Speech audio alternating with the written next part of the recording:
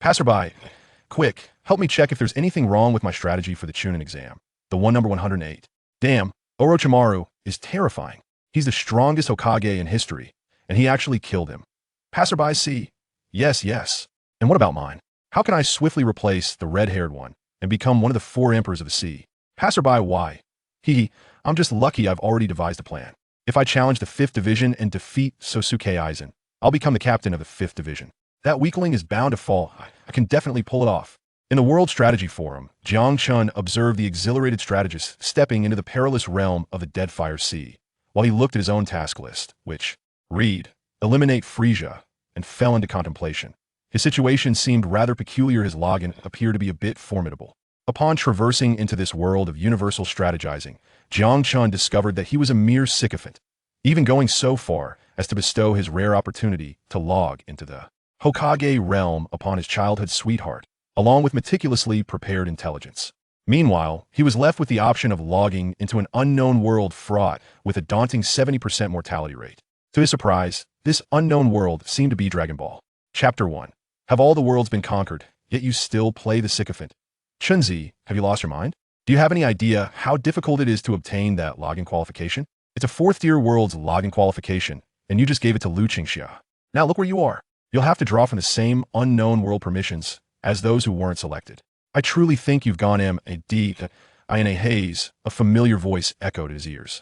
Why? You look younger. A peculiar voice rang out. Jiang Chen's expression turned puzzled. Before him stood his best friend from high school, Yu Yang, his closest confidant. But the balding head had vanished, replaced by a youthful visage, still adorned with the remnants of adolescent acne. What are you saying? Chunzi, did you hear my words? Hurry to the Academic Affairs office and explain that the gift was coerced. Go now while there's still a chance, or if you randomly log in, you'll be in serious trouble. Yu Yang spoke with a hint of exasperation, his expression tinged with anxiety. What login? Hearing the familiar yet somewhat juvenile tone, Jiang Chen felt even more bewildered. Instinctively, he glanced around, and upon doing so, his pupils constricted sharply. For he was not in his cramped room, but rather in a spacious classroom. The familiar podium. Familiar yet strange voices echoed around him. Boom! In an instant, memories erupted in his mind. The next moment, a torrent of memories surged into Jiang Chen's consciousness, leaving him momentarily stunned. Of course, while he was lost in thought, Yu Yang remained oblivious, continuing to speak urgently. Chunzi, I'm not joking with you. You know that the annual random login has a death probability exceeding 70%. If you go up, it's nearly a death sentence. In contrast, by entering the level 4 world of ninja, you not only possess a remarkable 90% survival rate, but you are also the fortunate one in our class, endowed with 2nd-tier intelligence from the school, which will undoubtedly facilitate your swift ascendance into the ranks of level 1. Extraordinary beings. Hurry, or it'll be too late. Chunzi. Amidst the cacophony of voices, Yang suddenly realized that Jiang Chen appeared to be somewhat lost in thought, prompting him to shake Jiang Chen vigorously in frustration. The abrupt jolt brought Jiang Chen back to reality, yet his expression remained dazed as he glanced at Yang, then at himself, momentarily at a loss for how to respond. A torrent of memories surged into his mind that he had been reborn in. It would be more accurate to say he had transcended. He had traversed into a world identical to his previous life. The only difference was that this world was not governed by materialism, as in his past existence, but rather was one endowed with extraordinary powers. 300 years ago, the world underwent a cataclysmic transformation. The dimensional gates swung wide open. Humanity acquired the ability to connect with the dimensional gates. Thus, they were granted the opportunity to step into various dimensional realms. This opportunity to enter the dimensional worlds was referred to as world login. Once one entered high school at the age of 16, they would receive such an opportunity. What astonished Jiang Chen even more was that most of these dimensional worlds were reminiscent of the anime, films, and novels he had known in his previous life. For instance, the dimensional world that Xiao Xian City's 8th high school had access to was seemingly the one known as Ninja. Even with merely a few pieces of information, Jiang Chen could ascertain that this was undoubtedly the world of Naruto. This is no jest. Quickly, his mouth fell slightly agape, his expression one of shock, while Ye Yang's voice continued to resonate beside him. He felt himself being tugged along. Casting a glance at his friend and confidant, he opened his mouth with a sense of resignation. A sudden realization struck, and Ye Yang's expression shifted as he could not help but exclaim. Exactly! Jiang Chen nodded in exasperation. This moment, the corners of his mouth twitched involuntarily. Goodness, although this world mirrored his previous one in nearly every aspect, people, events, everything was similar. World itself was different, and so was he. In this world, he had a childhood friend named Lu Qingxia, for whom his predecessor had sacrificed everything. In fact, his prior stroke of luck had bestowed upon him the login rights to this known world of ninja, all of which he had dedicated to Lu Qingxia. That was a level 4 world, an opportunity exceedingly rare even in the vast expanse of Jiangnan Prefecture or the capital of the Great Xia dynasty. Moreover, his predecessor not only granted this opportunity, but had also devoted an entire year to gathering extensive intelligence about the ninja realm for Lu Qingxia. It is essential to understand that the access to known worlds is, in fact, limited in quantity. Point 1 can only obtain the corresponding number of access permissions for an unknown world after conquering a portion of it. In contrast to the uncharted realms, the known worlds offer a wealth of information and opportunities, thereby ensuring a higher survival rate. In unknown worlds, everything remains a mystery. No one can ascertain the nature of the world they are about to enter or the scenarios they will confront. The reason the mortality rate does not exceed 90% is merely due to the fact that many worlds are exceedingly mundane. Although death in these worlds does not equate to true demise, should one perish, they forfeit their chance to enter these realms again, unless someone is willing to grant them a new opportunity. The Great Xia, in principle, only offers one chance to students who have reached the age of 16. Any additional opportunities depend on one's own capabilities. Thus, under normal circumstances, provided the conditions allow, individuals are inclined to opt for access to known world. To maintain fairness, the Great Xia employs a lottery system, overseen entirely by an intelligent system to eliminate any possibility of cheating. The outcome rests solely on luck. Furthermore, once granted, the transfer of this privilege can only be executed by the individual themselves, impervious to any external coercion or transaction. Such illicit trades would be detected by the intelligent system of Great Xia, and the Federation would impose severe penalties for such occurrences. Hence, the system is relatively equitable. However, it is undeniable that the previous incarnation genuinely relinquished their rights. They not only transferred their own qualifications, but also directly bound themselves to the unknown world access. This left no room for regret. Even at this moment, Jiang Chen cannot suppress the turmoil within. The Hokage is truly a coveted title, particularly had he not transferred it. With his 2 decades of foresight as a devoted fan of the Hokage Forum, he would undoubtedly have gained admission to a prestigious institution. Chapter 2. The downfall of a sycophant. At this moment, Jiang Chen truly wished to slap himself. Was he really so foolish? This was an extraordinary world, and yet he found himself entangled in such absurdity. It was beyond comprehension. Indeed, a sycophant was destined for misfortune. Yu.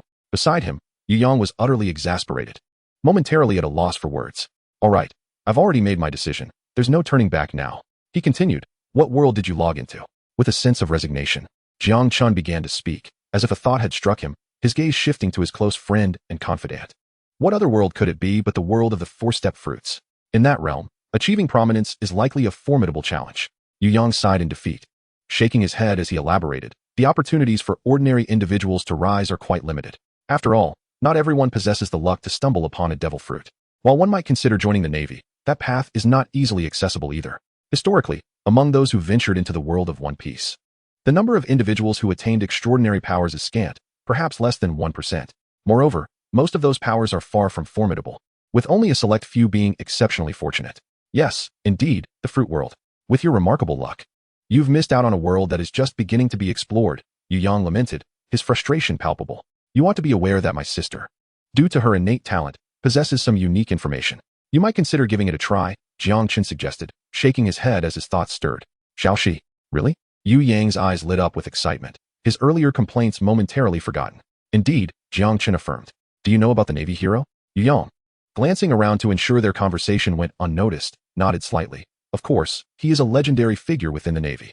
As they delved deeper into the lore surrounding the world of One Piece, it became apparent that some foundational knowledge was common, despite its imperfections. Key figures such as the 3 admirals, Fleet Admiral, the 7 warlords, and the 4 emperors were well known, as were notorious pirates.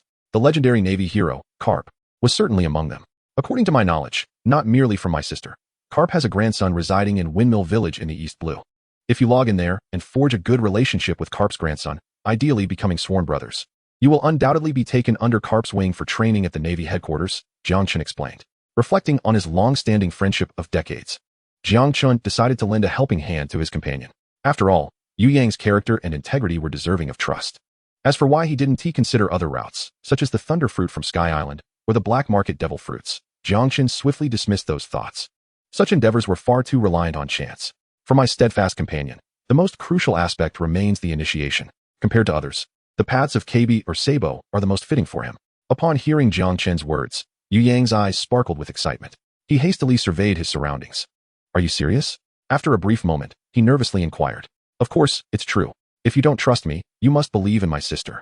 Jiang Chen replied with a hint of irritation. Yes. Chenxi is now a special admit at Daxiao Academy. I almost forgot. Yu Yang exclaimed, slapping his forehead, his expression brimming with enthusiasm. As the two conversed, a graceful figure entered the room. All right, everyone, please settle down. A gentle voice resonated, seemingly imbued with a subtle authority, causing all conversations to cease. The dialogue between Jiang Chen and Yu Yang came to an abrupt halt as they turned their gazes toward the podium, where stood a young woman in her 20s. With her flowing purple hair, exquisite features, and stunning physique, Luo Qingzhu, an outstanding student of Daxia Academy, appeared enigmatic for reasons unknown as she commenced her teaching at this ordinary school. Everyone, I trust you are prepared. In 1 hour, the moment of entry will arrive. I have reiterated the important points countless times, yet I must emphasize once more, survival is paramount. You must endure. Only by surviving can you attain anything. Even if you gain nothing at the outset, simply surviving is vital. Each year, universities not only seek special admissions for students, but also engage with society at large. If you can acquire superior abilities in the dimensional world, you too may be specially admitted. Her melodious voice echoed through the room. Below, each student exhibited varying degrees of tension, excitement, or seriousness. None dared to be negligent. Compared to the past, this world is far more brutal, and the students are acutely aware of the rarity of opportunities. The extraordinary and the ordinary inhabit entirely different realms. The extraordinary can ensure their families live in comfort, enjoying a life beyond the reach of the ordinary, who find themselves relegated to the lowest strata of society. The choice is nearly self-evident. Observing the students before her, Luo Qingzhu couldn't help but sigh internally. She understood that very few among this ordinary class possessed the qualifications to enter an esteemed academy. As for the higher institutions, none would emerge from this group. There might have been one potential candidate, but unfortunately, that possibility has vanished. With this thought, her enchanting gaze drifted toward the corner where Jiang Chen sat. Every individual possesses their own choices, and whether right or wrong, one must bear the consequences of their actions. Particularly, this student has no retreat, having already bound himself to the unknown world. Even if she wished to intervene, there was little she could do. At this moment, Jiang Chen remained oblivious to Luo Qingzhu's inner reflections. He felt an odd sensation, as if the teacher's gaze was directed at him. Yet amidst his bewilderment, beside him, Yang couldn't help but poke him. Jiang Chen instinctively turned his head. Hey, did Teacher Luo just look at me? Yang whispered, his face betraying a hint of excitement. Do you know the 3 great illusions of life? Jiang Chen's lips twitched, and he responded with a smile. What? Chapter 3, the strongest throughout the ages? Chenzi, you haven't told me yet. What are the 3 great illusions of life? No. I definitely just saw Teacher Luo looking at me. As soon as Teacher Luo's figure departed, Yang eagerly began speaking to Jiang Chen again. All right. Teacher Luo was indeed looking at you. Jiang Chen retorted, a hint of exasperation lacing his tone. However, just as he finished speaking, his phone began to ring. Instinctively picking up the device, he noticed it was a call from his sister, Jiang Shi. My sister is calling, Jiang Chen exclaimed, then stepped aside to answer the call. Hello, Xiaoxi, what is the matter? As the call connected, a melodic voice came through. This time in the world, it's said to hold great value. If you can seize it, you'll surely be admitted to a prestigious institution. Simultaneously, a notification pinged on his phone. Glancing at the screen, he saw a document had been sent to him. Jiang Chen's mouth fell open as he realized, just like in his previous life, his sister was worrying excessively for him. Even under these circumstances, she had urgently procured more detailed information for him. Yet, at this moment, it seemed Jiang Shi was unaware that he would no longer require it. Speechless, Jiang Chen noted that Jiang Shi appeared to be quite busy. All right, brother, that's all for now. I have other matters to attend to. I wish you all the best. After confirming the file had been sent, she hastily concluded the conversation and hung up. The call ended, and Jiang Chen shook his head. His right hand instinctively clicked on the document. The file opened, revealing lines of text before his eyes. Brother, first and foremost, the intelligence is flawed. It's best not to select the strongest ninja village, Yunin. You may opt for Iwa or Konoha. Although the reports suggest Konoha has fallen, with the young 4th Hokage deceased and only the elderly 3rd Hokage remaining, future events are likely to unfold in Konoha. You might consider the Hyuga clan. According to the first volume of Strategic Information, the Hyuga will become the premier ninja family in Konoha. Absolutely avoid the Uchiha clan, based on the current storyline. They will be annihilated in 7 years. Furthermore, according to the information from the Daxia Academy, within the task space of this world, the final traces of the main storyline have already begun to emerge, potentially leading to a swift conclusion. The name to beware of is Orochimaru, a notorious rogue ninja from Konoha, who in the future will kill the third Hokage, known as the strongest of all time. It is advisable to keep your distance from him. Throughout the ages, the strongest. As for the Hyuga, the situation is even more precarious. While it cannot be denied that subsequent films patched up the Hyuga clan's narrative, it remains merely a patch. The overall potential of the Hyuga clan is still far too limited. The concept of separating from the main family is utterly disastrous. For an ordinary person, selecting the Hyuga clan without foresight is tantamount to sealing their fate. Shaking his head, Jiang Chen promptly dismissed the document. So, has Xiaoxi provided new intelligence? Yang inquired, leaning closer with excitement as Jiang Chen ended his call. Some information regarding the ninja world, but unfortunately, it is of no use to me at present, Jiang Chen replied, shaking his head lightly. Yang felt a sense of helplessness at Jiang Chen's words. Let's go. I must prepare as the login is about to commence. Observing Yang's exasperation, Jiang Chen shifted the topic. All right, let us proceed. Yang nodded, and the two swiftly exited the classroom. The login location was situated at the center of the school's realm. Half an hour remained before the commencement of the login, and many students had already made their way to the central area. As Jiang Chen and Yang walked, they encountered several fellow students along the way. Just as they approached the classroom door, a striking figure appeared before them. Upon seeing the newcomer, Yang's expression instantly turned cold. What do you want? He asked icily. Jiang Chen, didn't you mention that Jiang Shi would provide you with another piece of information today? The figure spoke, exuding an air of vulnerability. Yang couldn't help but scoff, tugging at Jiang Chen's arm.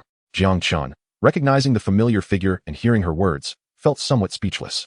Goodness, this is shamelessness taken to a whole new level. How dare she approach now? Jiang Chen was at a loss for words. Chenzi, Yang exclaimed anxiously, instinctively calling out. Let us go. Jiang Chen chuckled lightly, swiftly sidestepping her. He was not like his predecessor, who had to grovel. He had no such obligation. Since he didn't need to, there was no reason to acknowledge her. As for the intelligence provided by his sister, it was indeed of no use to him at the moment. But why would he share it with someone so opportunistic? Wasn't he mentally unwell? All right then. Seeing Jiang Chen's actions, Yang's eyes lit up, and he quickly followed suit. However, this scene caused Lu Qingxia to momentarily freeze in surprise. Her beautiful eyes widened, her expression one of disbelief. She had never anticipated such a turn of events. Jiang Chen, she blurted out, her voice tinged with urgency. The information from Jiang Shi was exceedingly important to her. She had to obtain it. Yet, her words only caused the figure ahead to pause slightly before continuing on, seemingly oblivious to her presence. This moment captured the attention of numerous students around them, leading to whispers and pointed fingers. Lu Qingxia's face flushed with embarrassment, and she stomped her foot in frustration before hastily entering the building. At that moment, the entire central realm was already bustling with gathered individuals. In this realm, everything has diverged entirely from the past. Typically, the entrance examination will lead to a division, where only those endowed with talent can qualify to attend high school. Although Shao Xian City's 8th high school is not a prestigious institution, the first-year cohort consists of approximately 300 to 400 students, most of whom have now converged at the nexus of this dimension, awaiting the commencement of their journey. At this moment, each student is enveloped in a sense of trepidation, as this determination bears significant implications for their futures. Chapter 4. The arrival in the world indeed. Chun, it seems you have finally discerned her true nature. I told you. That woman is not suited for you, Yang remarked, unable to restrain himself from giving Jiang Chen a thumbs up. Jiang Chen smiled faintly, choosing silence as his gaze roamed the surroundings. This vast platform was adorned with peculiar inscriptions, casting an aura of sanctity that rendered the entire space almost otherworldly. What are you still doing here? Just as Jiang Chen surveyed the area, Yu Yang's irritated voice cut through the air once more. Jiang Chen instinctively turned to see Lu Qingxia approaching him again. Jiang Chen, I'm sorry. I can, join you for a movie next time. You know, this is very important to me. Please, Lu Qingxia implored, her demeanor shifting to one of feigned vulnerability. Yu Yang couldn't help but scoff, preparing to retort. Lu Qingxia, if I recall correctly, you still haven't fulfilled the promise you made last time. And what about the time before that? When you said you'd accompany me for a late-night snack? And the time before that? Before Yu Yang could continue, Jiang Chen's amused voice interjected, I'm sorry. Jiang Chen, this time I assure you. Please, this is very important to me. Lu Qingxia's expression shifted repeatedly, yet she gritted her teeth and maintained her pitiful faade. Jiang Chen had long since grown weary of this act. Unfortunately, he was no longer the person he once was. Even though the information he possessed was not of great significance, as previously stated, why should he share it? Lu Qingxia, do you take me for a fool? There's no way I'm giving you that information. You should keep your distance. Aren't you afraid of misunderstandings? What are you trying to achieve by getting so close? Jiang Chen scoffed derisively. Upon hearing Jiang Chen's words, Lu Qingxia's face reflected a spectrum of emotions. From green to pale, Jiang Chen paid her no heed and turned away, striding towards another direction. Watching him depart, Lu Qingxia's complexion darkened further. Yet, observing Jiang Chen's retreating silhouette, she stomped her foot in frustration and resolutely followed him. Jiang Chen, I was wrong. Can't you forgive me just this once? Why have you become so petty? Lu Qingxia pleaded earnestly. Petty? Me? Where did you get that nameplate? And what about that latest model phone you have? Jiang Chen retorted with a laugh, then caught sight of a familiar figure and called out, Lin Shiyun. As he spoke, a graceful silhouette turned towards him. Curiosity etched across her features. Jiang Chen, what seems to be the matter? A student inquired. I possess a piece of intelligence from the Great Xia Academy regarding the world of ninjas.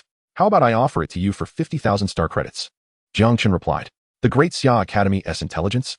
The girl paused momentarily, her eyes sparkling with intrigue as she hurriedly approached him. Is this information prepared by your sister? Her excitement was palpable. Indeed, and what of it? Jiang Chen nodded affirmatively. Absolutely. I can transfer the amount to you right now. She exclaimed eagerly. Ding. A notification sound announced the successful transaction to Jiang Chen's bank card. I'll add you. Great. The transfer is complete, she confirmed. Thank you so much. I truly appreciate it. After this, I shall treat you to a meal. Lu Qingxia's eyes widened in astonishment as she observed the unfolding scene. You see, I can casually hand over such intelligence to someone for 50,000 star credits, and even gain goodwill along with a complimentary lunch. What do you think you can obtain in comparison? A disdainful countenance devoid of even a simple thank you? Do you presume I am foolish? Jiang Chen scoffed. Observing Lu Qingxia's expression, hearing Jiang Chen's words, Lin Shiyun glanced at Lu Qingxia, appearing contemplative, though she soon merely smiled. You. At that moment, Lu Qingxia finally grasped the situation, her face paling in disbelief. Instinctively, she felt the urge to retaliate, yet she found herself at a loss for words. Ultimately, she could only depart, her expression filled with embarrassment. Ha! This is too amusing. Just as it should be. Yang chuckled, his demeanor radiating satisfaction as he watched Lu Qingxia leave in a huff. All right, time to prepare. It should commence shortly, Jiang Chen advised, shaking his head at the earlier incident without dwelling on it. Remember what I told you earlier, that was your only opportunity. Should you miss it, getting a foothold will be exceedingly challenging. I understand, Yu Yang nodded in acknowledgement. After advising Yu Yang, Jiang Chen contemplated for a moment before sending Lin Shiyun a message. Thank you. As a token of gratitude, I'm sending you an additional piece of information. After selecting the Hyuga clan, you might consider visiting the women's bathhouse. There may be unexpected surprises awaiting you there. Once he sent the message, Jiang Chen chose not to dwell further on it. Lin Shiyun had assisted him significantly, and even in this new world, he was willing to extend her a helping hand. The Hyuga clan was indeed the optimal choice for ordinary individuals. As for the caged birds, they posed little threat to the main world. The impact would primarily be felt during the transition to another world. Yet it was manageable, surviving until the conclusion would resolve matters. Of course, that was the extent of what he could divulge. Sharing too much would entail excessive risk. This information was sufficient. Meanwhile, Lin Shiyun had been engrossed in studying the intelligence Jiang Chen had provided when she unexpectedly received a message. Upon reading it, she found herself momentarily stunned. Instinctively, she glanced back at the intelligence Jiang Chen had sent, then at the new message, her cheeks flushing crimson, albeit fleetingly. After a moment of contemplation, Lin Shiyun hastily composed a message and sent it forth. She found herself momentarily speechless, contemplating her precise course of action. Yet, at that very instant, a hum reverberated through the air as ripples began to expand. In the next moment, inscriptions illuminated across the platform. All students, prepare yourselves. The login is about to commence. Please refrain from leaving the designated login area. This is a repeat announcement. All students, prepare yourselves. The login is about to commence. Please refrain from leaving the designated login area. The principal's voice echoed through the broadcast, causing Lin Shiyun's intended steps to come to an abrupt halt. It has begun, exclaimed someone, a note of excitement evident in their voice. In an instant, countless faces flushed with anticipation, including those of Yu Yang and Jiang Chen. Buzz. Another ripple surged forth, and in an instant, all inscriptions glowed brilliantly. Simultaneously, Jiang Chen's vision blurred, and it felt as though his consciousness was rapidly elevating. Time became an indistinct concept, and eventually, Jiang Chen felt a sudden weightiness in his awareness. Chapter 5. What in the world, Dragon Ball? As his consciousness slightly waned, Jiang Chen found himself enveloped by a vast, white expanse, devoid of any discernible entities. At that moment of intertwining awareness, a series of mechanical, emotionless voices resonated within his mind. Detecting Dimension Explorer. Data binding in progress. Binding successful. World positioning underway.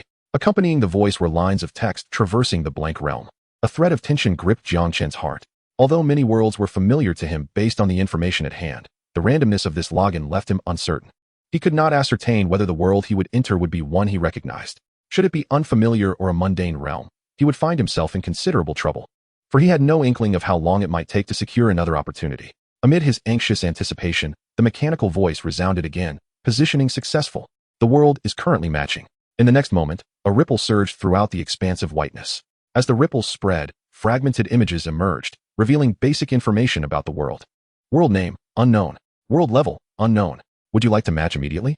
Ding. You may choose pinpoint identity matching or opt for random matching. The mechanical voice sounded once more.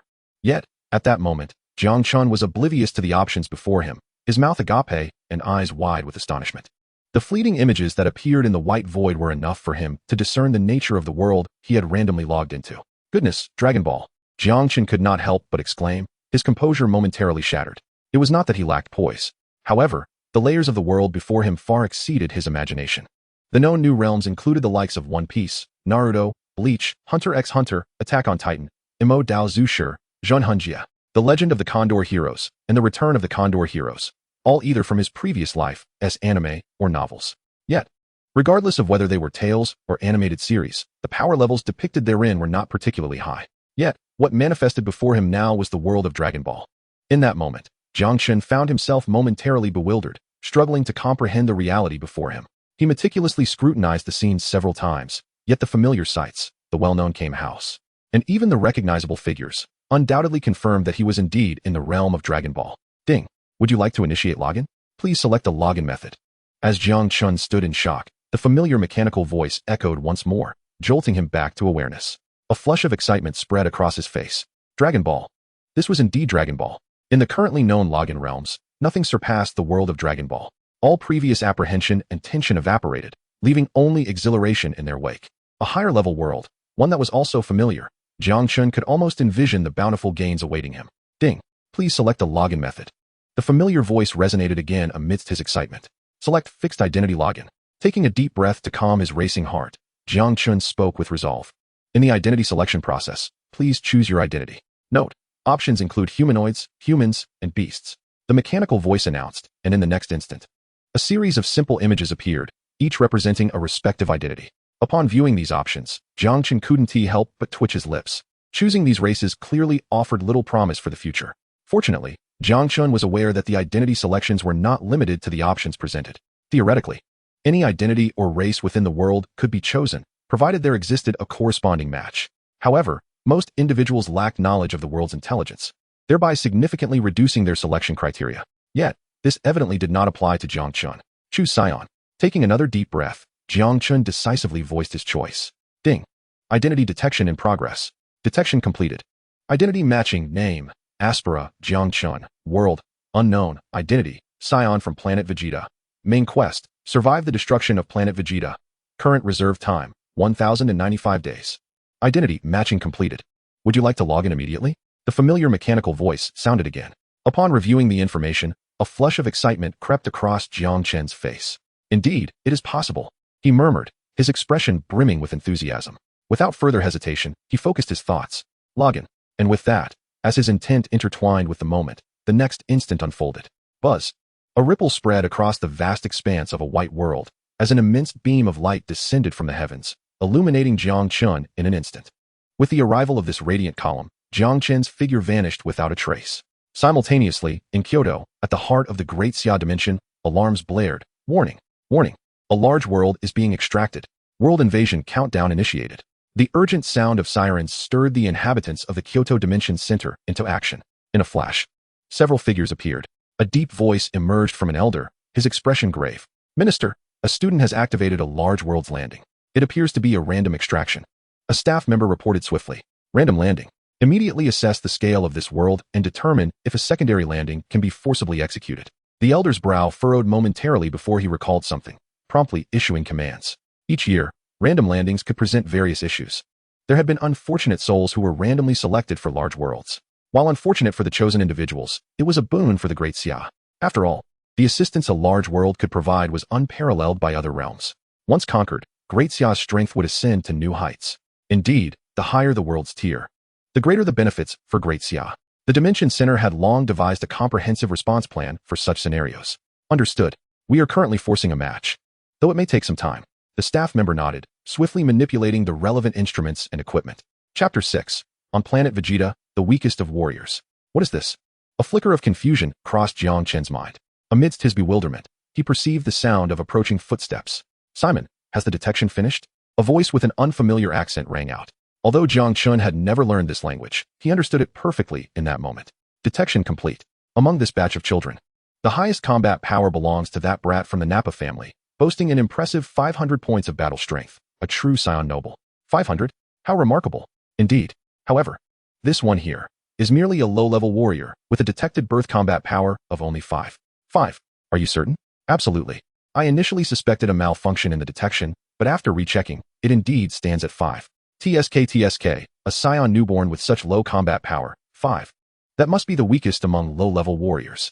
Haha, it does seem so. Alright, let us not dwell on this. A new batch of Saiyans is about to arrive. And it seems Lord Rick's eldest son is among them. I wonder what his combat power will be. Yes, let us hurry over. The voices faded into the distance, and Jiang Chen's consciousness gradually returned to clarity. A combat power of 5? Could it be me? Jiang Chen's expression turned peculiar, though it was merely a fleeting oddity. He was unconcerned with the specifics of his combat prowess. At that moment, he hastily began to assess his own condition. Upon inspection, he realized he seemed to be enveloped within a colossal nutrient chamber. Behind him, he vaguely sensed the presence of a fuzzy appendage, instinctively twisting around. He caught sight of his long tail. Success, he murmured softly, his expression betraying a mix of excitement and exhilaration. A Saiyan, this was indeed a Saiyan.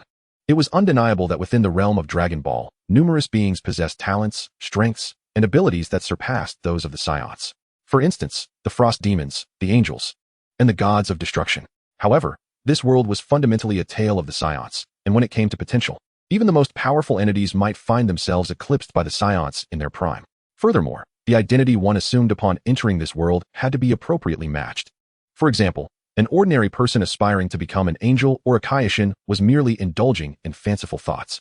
The dimensions of one's essence and the identity one sought to assume must align on the same level. Previously, his strength was likely only marginally superior to that of an ordinary person, and thus, his Saiyan combat power was a mere 5 points.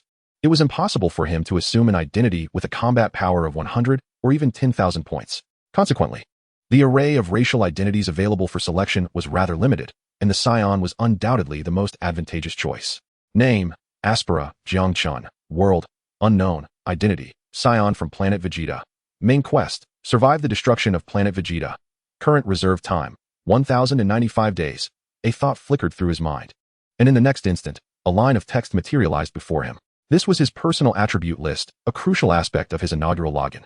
Typically, with the commencement of a login, the dimensional realm would proactively issue a main quest. Only by completing this main quest could one depart with rewards. These quests were predominantly life or death scenarios, and failure was synonymous with demise. This was evident from his own task. The main quest was to survive the obliteration of planet Vegeta. Success was self-evident, while failure would mean perishing alongside the planet itself. His thoughts raced, a torrent of ideas cascading through his mind as Jiang Chen contemplated his next steps. On the surface, this main quest appeared manageable, yet in reality, it was exceedingly challenging. According to the original narrative, barring the Vegeta squad and the early exiles to Earth, Son Goku and the estranged Broly, every Saiyan on planet Vegeta perished. Even Son Goku and Raditz were spared due to Bardock's wish on the Dragon Balls of planet Cereal. The primary reason for this catastrophic outcome was not merely Frieza's intent to eradicate the Saiyans, but rather the command from Beerus, the god of destruction, to annihilate them. It was nothing short of miraculous that the Saiyans had not been entirely wiped out under such a decree. Adding himself to the mix would prove to be no trivial task. For others, it was almost a dead end. After all, even if someone managed to land on Dragon Ball and become a Saiyan, they would remain oblivious to Frieza's impending destruction of planet Vegeta, and thus have no means of escape. However, for Jiang Chen, numerous strategies presented themselves. Firstly, he could opt to embark on an expedition to other planets, akin to Kakarot. By altering the coordinates and severing communications, he could navigate the vastness of the universe without drawing too much attention, thereby evading Frieza's scrutiny as merely a small fry. Secondly, he could infiltrate Vegeta's team. If he successfully replaced Nappa, his chances of survival would significantly increase. Thirdly, he might attempt to establish contact with the god of destruction, Beerus. If successful, this could potentially resolve his troubles in one fell swoop. Lastly, he could join Bardock's squad and travel to planet Hillier to acquire the 2 Dragon Balls, which would provide a perfect solution. In that moment, a flurry of thoughts raced through his mind. However, his infantile form was evidently ill-equipped to sustain such a whirlwind of ideas. Soon, Jiang Chen began to feel drowsy. Moments later, he succumbed to slumber. Life within the nutrient pod proved to be far more pleasant than he had anticipated. It was not overly tedious, as he spent the majority of his time in deep sleep. After nearly a year in the nutrient pod, counting from birth, he was finally released. If measured from the time of landing, it had only been 3 months. Yet, emerging from the pod diverged from expectations, with a battle power of merely 5. He was not dispatched to conquer lower-tier planets, but remained behind for fundamental training. It appeared he had assumed the role of a logistics officer. And the reason for this was Bardock's intervention. Indeed, Bardock himself. The rationale lay in the fact that this body's father had once been a comrade of Bardock, who, despite having perished, still extended some degree of care towards him. Jiang Chen could not help but feel a surge of excitement. He had never imagined that his identity as a newcomer would be intertwined with Bardock. This was a figure of immense significance within the Dragon Ball universe. Chapter 7. A mere weakling on planet Vegeta? Bardock, a presence absent from the main narrative of Dragon Ball, loomed large in the legends that permeate the series. He was not only the father of the savior Kakarot, but also hailed as a pioneer of history, a defier of fate, the legendary Super Saiyan, the origin of legends, and a relentless warrior. Jiang Chen was uncertain whether this pertained to the main storyline or the older version of Dragon Ball, but it was evident that Bardock was exceptional in either context. The former marked the inception of a series of subsequent tales, while the latter heralded the beginning of legends. Jiang Chen was astounded that this identity could directly connect him to such a monumental figure. With this connection, many of his previously seemingly impractical ideas appeared to gain a feasible framework. After all, Bardock is not merely the beginning of everything. His strength is formidable. More importantly, Bardock is distinct from other Saiyans. Unlike the cold, brutal, and inhumane nature of his kin, Bardock is one of the rare Saiyans endowed with profound emotions. This is true not only for his comrades, but also for his wife and children. This truth was evident to Jiang Chen upon his first encounter with Bardock. Ah, Aspera. Ha ha ha, look how much you've grown. Are you eating well? In a modest room, Bardock effortlessly lifted Jiang Chen into his arms, his voice brimming with warmth. Bardock, Aspera has been quite obedient. He has even started cooking for me these past few days. You wouldn't believe it. Aspera has a remarkable talent for cooking. He prepares meals that are even tastier than mine. Jaina remarked with a smile, observing her husband embrace Aspera. Is that so? Aspera is truly impressive. Bardock praised heartily. Aunt Jaina, I still have a long way to go, Jiang Chen replied, feeling a bit embarrassed. He had to admit that he lacked any culinary talent. As a contingency plan, or perhaps one of the best strategies, he aimed to draw closer to Beerus and Whis. If he could achieve that, he would not only complete the main quest, but also soar to great heights. Thus, after emerging from the nutrient pod and gaining independence, Jiang Chen began experimenting with cooking. After all, if he wished to approach Beerus and Whis, culinary delights were the most effective means. Unfortunately, whether it was due to the lack of a gastronomic foundation on planet Vegeta or his own lack of cooking prowess, after a year of attempts, the results could only be described in one way. At least it was edible. With such culinary creations, not only did he doubt their suitability for offering to Beerus and Whis, but he also feared that he would incur Beerus's wrath. Though, given the nature of dimensional travel, even Beerus's destructive tendencies should not severely harm his essence. Such an outcome would still signify the end of his journey. This was not the result Jiang Chen desired. Ha ha, our Aspero is shy now. Observing Jiang Chen's expression, Bardock and Jaina misinterpreted the situation, exchanging knowing smiles. Faced with their misunderstanding, Jiang Chen remained silent and, driven by curiosity, ventured to inquire. He was eager to ascertain the timeline. Currently, planet Vegeta lacked clear temporal records. All he knew was that Nappa was born the same year as he was, though he was uncertain if it was the same Nappa. Beyond that, he had no other information. Furthermore, Raditz had been assigned by the king to accompany Vegeta. Bardock gently patted Jiang Chen's head and offered an explanation. Raditz, my elder brother? Jiang Chen's heart raced. Although he still lacked clarity regarding the timeline, Raditz's inclusion in Vegeta's team suggested that the destruction of planet Vegeta was likely imminent. Perhaps within a year, or maybe 2 or 3. The sole comfort lies in the fact that Kakarot has yet to be born. This signifies that time remains. Indeed, that boy is quite worrisome. If only Aspera were half as obedient. Jaina could not help but express her thoughts. By the way, this is for you, Aspera. You are already 3 years old, yet you are proving to be a competent warrior. In a few days, I will likely not be on planet Vegeta for your birthday. So consider this an early gift, Bardock said with a smile, tossing a standard Frieza battle suit towards Aspera. Thank you, Jiang Chen exclaimed as he caught it, quickly expressing his gratitude. Bardock chuckled and shook his head. The Aspera before him was different from most Saiyans, endearing him and Jaina immensely. In less than a year, they had grown accustomed to treating Aspera as their own child. Let us go eat. I am eager to savor the delicacies Aspera prepares. Jiang Chen's mind was a whirlwind of thoughts, yet Bardock and Jaina remained unperturbed. Bardock smilingly suggested. The three then entered the dining room. Saiyans truly are voracious eaters. Even Jiang Chen, as a child, consumed a quantity equivalent to 20 servings of an earthling's meal, while Bardock's appetite was even more formidable, easily devouring the equivalent of 300 servings. Such a massive intake of food elucidates why Saiyans do not indulge in culinary delights. After the meal, Jiang Chen contemplated for a moment before seeking out Bardock to articulate his request. Bardock appeared somewhat taken aback. Yes, Uncle Bardock, I wonder if it can be accomplished? Jiang Chen spoke with a hint of anxiety. With no choice but to explore alternative pathways, he understood that enhancing his strength was imperative, regardless of the route taken. For a Saiyan, the simplest and most direct method of increasing power is through near-death experiences followed by revival. This approach is nearly flawless up to a certain point. Unfortunately, without Senzu beans, Shinran, or Namekians, Jiang Chen dared not pursue this method. Near death could easily lead to actual death. Aside from this, there was only one other option, gravity. As for how to obtain it, that was straightforward. The Saiyans currently served Frieza and could simply commission a device from the cosmic merchants. While he could not do it himself, Bardock certainly could. Chapter 8, A Year's Time. Having landed nearly a year ago, Jiang Chen's initial power level was 5, categorizing him as a low-class warrior. Thanks to Bardock, he was retained as logistics personnel for training, but as a low-class warrior, his potential was nearly negligible. A year passed, and his battle power had barely increased from 5 to 10. At this rate, it remained uncertain whether he would reach a power level of 100 by adulthood. If things went poorly, he would become the Saiyan with the lowest recorded battle power in history, an undeniable disgrace for his race, assuming planet Vegeta still existed by that time. Certainly, the primary reason for such a low performance lies in the fact that throughout the year, he opted not to engage in cultivation, nor did he utilize his innate foresight. After all, from his perspective, rather than squander time on futile endeavors, it was far more prudent to await the arrival of Beerus and Whis. As long as he could accompany those two formidable figures, not only would he successfully navigate the initial main quest, but he could also soar to great heights, a far more advantageous outcome than aimlessly training on his own. However, after a year of attempts, Jiang Chen had to concede. He was simply not cut out for it. With no hope left regarding Beerus and Whis, he was left with no choice but to re-evaluate his options. At this juncture, the significance of gravity became paramount. Was there a way to manipulate gravity? Very well. I shall inquire shortly. It should pose no significant issue.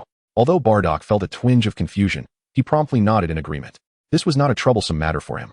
Despite being a low-ranking warrior, Bardock had already attained a combat power of 7,000, surpassing many elite fighters, which had naturally elevated his status considerably. Thank you, Uncle Bardock, Jiang Chen expressed, releasing a sigh of relief upon hearing Bardock's words. Ha ha, what are you thanking me for? I'll take care of Raditz' matter first. Then I'll assist you, Bardock chuckled, affectionately ruffling Jiang Chen's hair. Jiang Chen reciprocated the smile. Soon after, Bardock departed towards the palace. Thanks. Jiang Chen's eyes brightened, and he quickly nodded in gratitude once more. He anticipated a follow-up. Enough with the thanks, you little rascal, must you be so polite? Bardock remarked, adopting a mock-serious tone tinged with irritation. Understood, Uncle Bardock. Jiang Chen nodded with a grin. That's more like it. Aspera, I shall be leaving tomorrow. Remember to take good care of yourself, Bardock said, nodding in satisfaction before once again tousling Jiang Chen's hair. The following day, Bardock departed silently. Observing several spaceships ascend in the distance, Jiang Chen exhaled a deep breath. The next step was to enhance his strength. He murmured softly, then reined in his thoughts. Having relinquished the optimal choice, it was time to embark on the next course of action. With the gravity ring at his disposal, and armed with knowledge from his previous life, he believed that before the explosion of Vegeta, he could elevate his power to a new tier. As for how far he could ascend, that remained to be seen. Raising his right hand, the gravity hand ring materialized before him. He gently touched it, and in the next moment, a virtual screen appeared before his eyes. A mechanical voice resonated 2 times. Jiang Chen's mind stirred, and he softly uttered, gravity parameters set. The gravity was being loaded. A mechanical hum filled the air, and in the next instant, a ripple spread out. Bang! Jiang Chen, who had been standing firm, stumbled and nearly fell. Although it was merely double the gravity, with his combat power at just 10, he found himself struggling to withstand it. Even the small face blushed instantly. Quickly, he deactivated the gravity bracelet. As the weightlessness enveloped him, Jiang Chen felt the oppressive force dissipate in an instant, the explosive sensation in his body fading away. He exhaled a deep breath, and then proceeded to reactivate the gravity bracelet. A mechanical voice echoed. 5 times. Jiang Chen spoke. In the next moment, his body sank once more. A wave of pressure spread throughout him. However, compared to the previous experience of double gravity, the 5 times was still bearable. In less than a week, under the 5 times gravity, Jiang Chen had managed to adapt to a barely functional existence. A month later, he had resolved most basic challenges, save for a few subtle difficulties. Although he had acclimatized to the 5 times gravity, Jiang Chen refrained from recklessly engaging the double gravity setting. Despite the formidable nature of Saiyan physiology, he was still merely 3 years old, unlike Trunks and Goten, who were descendants of Super Saiyans. Jiang Chen was acutely aware of his own limitations. As time flowed silently by, a year swiftly passed. During this year, under the 1.5 times gravity, he not only commenced living but also began some fundamental training. This training encompassed methods from the Saiyans of this world, as well as techniques Jiang Chen had learned in his past life. After a year of relentless training, his strength had undergone a remarkable transformation. On a vast plain, Jiang Chen halted, breathless. With a thought, he activated the detector in his left eye. Beep. The values fluctuated rapidly. Moments later, a figure that brought him a surge of excitement appeared before his eyes. 65. 65 points? He murmured, unable to suppress a smile. Such combat power was trivial for a Saiyan. However, considering he had been born with a mere 5 points of combat power and was now only 4 years old, it was quite rare for a low-class warrior at this age to surpass 50 points. Yet, in just 1 year, his combat power had reached 65 points. This was without further intensifying his gravity training. Otherwise, it was entirely plausible that he could have achieved 100 points. Generally, those born with combat power below 30 points were classified as low-class warriors. Between 30 and 100 points, they were considered intermediate warriors, while anything above 100 points categorized them as high-class warriors. A low-class warrior typically capped their combat power at around 200 to 300 points, rarely exceeding 400 or 500. Attaining 65 points at the age of 4 placed him among the stronger intermediate warriors, as many did not possess such power at that age. The increase in strength before the age of 18 was indeed quite limited. Chapter 9, A Leap in Power. The first phase approaches conclusion. In the western plains of planet Vegeta, a small figure sat with eyes closed. A faint whirlwind began to swirl around, gradually intensifying, lifting the diminutive figure into the air. Only when suspended in midair did the small figure slowly open its eyes. Truly, this is the mark of a Saiyan. Feeling the overwhelming energy coursing through him, Jiang Chen couldn't help but exclaim in awe. This was all made possible under the guidance of the martial arts master, Son Gohan. Despite possessing memories from his past life, those recollections were ultimately fragmented, and Jiang Chen had initially prepared himself for a year or even longer of arduous exploration. Yet, the outcome surpassed his expectations, proceeding with remarkable ease. On his first attempt, he sensed the presence of energy, and even the technique of flight was effortlessly mastered by following the instructions of Son Gohan from the anime of his previous life. The sheer magnitude of energy inherent in a Saiyan was simply unparalleled, and even as a mere child, or a low-tier warrior, his energy far exceeded that of an ordinary earthling. Particularly after a year of rigorous training, his energy had grown substantially without him even realizing it. Such progress felt entirely natural. Moreover, to Jiang Chen's delight, as he began to master his energy, it seemed that his combat power had also experienced a significant boost. Beep, beep, beep. With a gentle touch of his finger, the combat power detector situated above his left eye flickered, displaying a rapid succession of numbers. In an instant, the value stabilized at a new figure, 85, marking an increase of 20 points. Jiang Chen murmured, unable to suppress a surge of excitement within him. This was merely the result of some simple practice. The thought of what his combat power could reach if he were to inherit the martial arts legacy of Master Roshi or the Earth's Guardian was unfathomable. 100, or perhaps even several hundred. Such possibilities were almost beyond imagination. However, Jiang Chen quickly tempered his enthusiasm. Presently situated on planet Vegeta, the prospect of obtaining the martial arts legacy of Master Roshi or the Earth's Guardian was virtually impossible. All he could do was rely on his fragmented memories from his previous life to enhance his training. Shaking his head to dispel his thoughts, Jiang Chen gradually descended from the sky.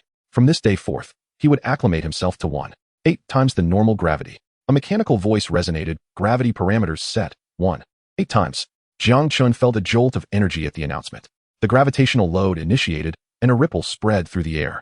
Jiang Chen felt a weight descend upon him, yet this time, it was not as overwhelming as before, after enduring long periods of training under 1.5 times gravity. An additional 0.3 times did not impose the same formidable pressure as it initially had. At this moment, he merely sensed a notable heaviness in his body. After a brief trial, he found he could maintain his stance with relative ease. Taking a deep breath, Jiang Chen resumed his training as time flowed by. The passage of time on planet Vegeta is monotonous and dreary. Jiang Chen, apart from the mandatory logistics training every 7 days, immerses himself entirely in rigorous training. Drawing from the myriad of training methods gleaned from his past life's memories of various anime and films, he diligently experiments with each technique. Although the results are not extraordinarily remarkable, his strength is steadily and methodically enhancing. Before he realizes it, over half a year has elapsed. Throughout this period, planet Vegeta remains tranquil. However, A hint of anxiety creeps into Jiang Chen's heart as he notices Aunt Jean Ni's abdomen increasingly swell. If all goes as anticipated, Kakarot is likely to be born soon. The arrival of Kakarot heralds the countdown to planet Vegeta's impending destruction. Jiang Chen is uncertain whether this Dragon Ball world aligns with the official timeline or the original one. Regardless, it is evident that time is not on his side, and even he cannot shake off a sense of unease. Although he has made numerous preparations, the gravity of the situation weighs heavily on his future aspirations. A single misstep could lead to dire consequences. Yet, at this moment, the most pressing matter for him is that his first login period is nearing its end. He has only 3 years for his inaugural visit, and now less than a month remains. In the early morning, as the first rays of sunlight cascade down, Jiang Chen arrives at Jean Nei's home. He assists her with tasks within his capabilities. Jean Nei is now nearly 9 months pregnant, and barring any unforeseen circumstances, she is due to give birth within the next 2 months. Even though Jean Nei does not require assistance, Jiang Chen remains steadfast in his support. Aunt Jean Nei, I'm here. Jiang Chen exclaims, swiftly getting to work. Aspera, you are truly considerate, unlike that little rascal at home. I hope Kakarot will be just like you, Jean Nei responds, her face radiating happiness. Has Uncle Bardock chosen a name for Kakarot yet? Jiang Chen inquires, glancing at Jean Nei's pronounced belly. Indeed, just the other day, Bardock contacted me and named him Kakarot. What do you think of the name Aspera? Jean Nei replies with a smile. It's a lovely name. Kakarot will undoubtedly become a formidable warrior, Jiang Chen asserts earnestly, nodding his head. Indeed, he is the future savior of the universe. Jean Nei laughs heartily, clearly delighted by Aspera's words. A month, you say? Jiang Chen murmurs, unable to contain his excitement. As a conqueror of realms, he and his companions possess certain privileges. Although these privileges are temporary and the powers they wield do not wholly belong to them, merely a fleeting bestowal of strength, should he fail to accomplish his main quest, these privileges will be revoked without hesitation. Nevertheless, even so, the prospect is exhilarating. At this particular moment, after enduring more than half a year of rigorous training and cultivation, his prowess had ascended to a new echelon. While it might seem insignificant in the world of Dragon Ball, the implications were entirely different in the realm of reality. Chapter 10, The Prelude to an Era. Beep, beep, beep. The values on the left eye scanner fluctuated rapidly, momentarily stabilizing. 123. A combat power of 123? He murmured softly, a smile inevitably gracing Jiang Chen's face. Over the span of 6 months, his combat power had surged from the low 80s to nearly 120. At this moment, when considering combat power alone, he could rival some of the lower-tier elite Saiyan infants. After all, he was merely 5 years old. Yet, Jiang Chen had elevated his combat prowess from a mere 5 to 132. Such a revelation, should it escape into the public domain, would undoubtedly astonish countless Saiyans on planet Vegeta.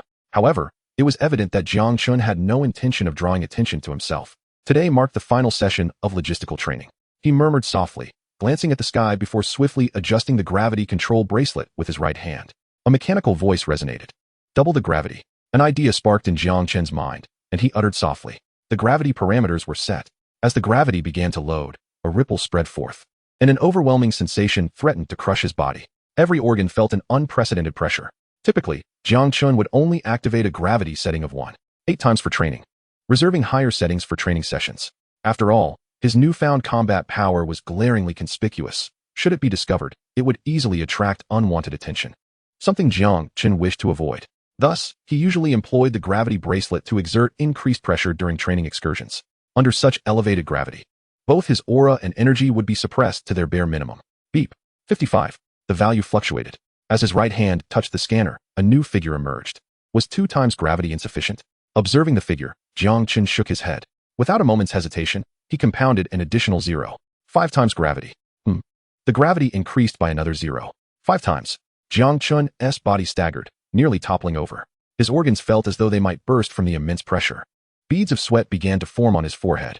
His body suddenly felt even heavier. With great difficulty, he raised his hand to activate the scanner once more. Beep, beep, beep. 25. The value fluctuated again, revealing a new combat power. Under 5 times the gravity, his combat power had once more been diminished. At this juncture, Jiang Chen let out a slight sigh of relief. Although it was unlikely that anyone would specifically check the scanners of the logistics personnel during training, one could never be too sure. This time, the destination is none other than the logistics center on planet Vegeta, where the number of skilled individuals is significantly greater. Consequently, the potential for unexpected occurrences amplifies. The most prudent course of action is to prevent such events from manifesting. With heavy steps, the figure trudges towards the logistics training center on planet Vegeta. It is undeniable that the Saiyans possess a physique and adaptability that can only be described as formidable. As he gradually progresses, Jiang Chen finds himself barely able to acclimate. Although some challenges persist, outwardly, he appears to manage quite well. Even the deep footprints he left behind seem to fade away. This is not due to the absence of gravity, but rather because Jiang Chen has begun to emulate the technique of walking on water as seen in Naruto, utilizing his energy to support his body. This approach not only minimizes visibility, but also hones his proficiency in energy manipulation. Over the past 6 months, Jiang Chen has engaged in countless practices, and even with the increased gravity, he remains unperturbed. As the morning sun ascends to its zenith, Jiang Chen arrives at the logistics center on planet Vegeta. At this moment, planet Vegeta has truly been transformed into a bastion of war. Aside from the royal palace, every aspect is oriented towards preparing for battle. The logistics center is no exception, bustling with numerous extraterrestrial beings and Saiyans. Their primary objective is to serve the Saiyans who venture to conquer foreign planets, and soon, Jiang Chen is destined to become a part of this collective. The entire service center is constructed from the most resilient metals found in the universe, making it a formidable fortress against even planet-class artillery. As Jiang Chen steps into the service center, he finally exhales in relief, dispersing the energy beneath him as his feet meet the metallic surface. At that moment, his complexion pales slightly, a consequence of the significant energy expenditure. Astapara, you have finally arrived. If you had delayed any longer, you would have missed this opportunity. Upon entering, a cosmic being quickly notices Jiang Chen, his eyes gleaming with excitement as he rushes over. What is it, Phil? Jiang Chen asks, astonished, his gaze shifting to the extraterrestrial before him. He recognizes this individual, a Phil Ryan, who is also one of the personnel cultivated at the logistics center on planet Vegeta. Phil, brimming with enthusiasm, begins to speak, particularly animated when mentioning Bardock. His eyes filled with unwavering admiration. Bardock? Kanasa Star. Jiang Chen's brow involuntarily twitches. His reaction is not solely due to the mention of Bardock, but rather the reference to Kanasa Star. In the Dragon Ball universe, 2 versions of events exist. The old version, where Bardock, during the invasion of Kanasa Star, was cursed by the Kanasans and granted the ability to foresee the future. And the new version, where Bardock enters planet Cereal and receives a wish from the 2-star Dragon Ball. Jiang Chen had previously speculated whether this referred to the old or new version, but it seems clarity has emerged at this moment. Hey, exciting, isn't it? Hurry, follow me. Lord Bardock will arrive on planet Vegeta in an hour, and we shall all have the opportunity to meet him. Phil observed the astonished Jiang Chen, who at that moment seemed to share his excitement. He couldn't help but take Jiang Chen's hand, laughing as he spoke. Chapter 11. The dawn of an era in the vastness of space. Several spacecraft descended like shooting stars from the sky. Inside one of these vessels, Bardock was plagued with anxiety over the fate of his squad members, Toma, Saliba, and Pabugen, who would soon fall victim to the merciless Dodoria of Frieza's army. Impossible. This must be an illusion, Bardock murmured, shaking his head vigorously. Although he harbored doubts about Frieza, he found no reason for the tyrant to target them. His team was not weak within the ranks of Frieza's forces. Eliminating them would yield no benefit. We'll take on a new mission in 6 months. Indeed, Captain. Ha ha ha, Captain. I hear your youngest son is about to be born. It seems we shall welcome yet another elite warrior into our midst. What nonsense are you spouting, Toma? I believe even the captain's son could become an elite warrior. Yes, I concur. Amidst the laughter of his comrades, Bardock felt his initial worries begin to dissipate, and a smile crept onto his face. He was genuinely eager to meet his youngest son.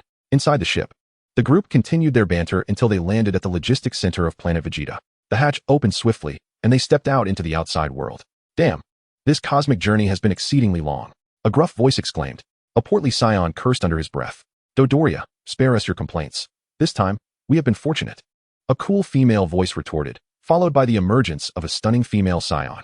Bardock and another tall Saiyan soon followed suit. Lord Bardock. Lord Bardock. As they exited, a throng of aliens respectfully addressed them. Even the passing Saiyans showed deference. Though Bardock was merely a low-ranking warrior, his battle power had previously reached 7,000. Having conquered a high-level planet, it was likely his strength had increased further. Look, there is Lord Bardock. Let me see how strong Lord Bardock has become. Phil exclaimed excitedly, grasping Jiang Chen's arm while retrieving a battle power detector. Beep, beep, beep. The device registered a swift reading. The number soon stabilized. Wow, 9,000. Phil gasped, staring at the figure before him, while Jiang Chen's brow furrowed in surprise. He quickly activated his own detector, revealing the same astonishing number. Not good. It appears Lord Bardock is approaching us. Aspera, quickly turn off the detector. In the midst of Jiang Chen's astonishment, Phil's expression shifted, urgency evident in his voice. His demeanor became somewhat flustered. However, amidst his disarray, Bardock and his companions approached. Aspera, Bardock greeted with a smile. Uncle Bardock, Uncle Toma, Aunt Celiba, Uncle Pabuzin. The familiar words elicited a smile from Jiang Chen. Little Aspera, it has been quite a while. Little Aspera, you should call me sister, not aunt, Jiang Chen remarked. Upon hearing Jiang Chen's words, the female Saiyan next to Bardock and the portly Saiyan beside her couldn't help but smile. Pabuzin, however, let out a disdainful snort, expressing his discontent. Pabuzin, don't be like that. Aspera is still young and not a combatant, Celiba retorted, a hint of annoyance in her tone. Humph. Pabuzin couldn't suppress another scoff. Jiang Chen chuckled lightly, not overly concerned.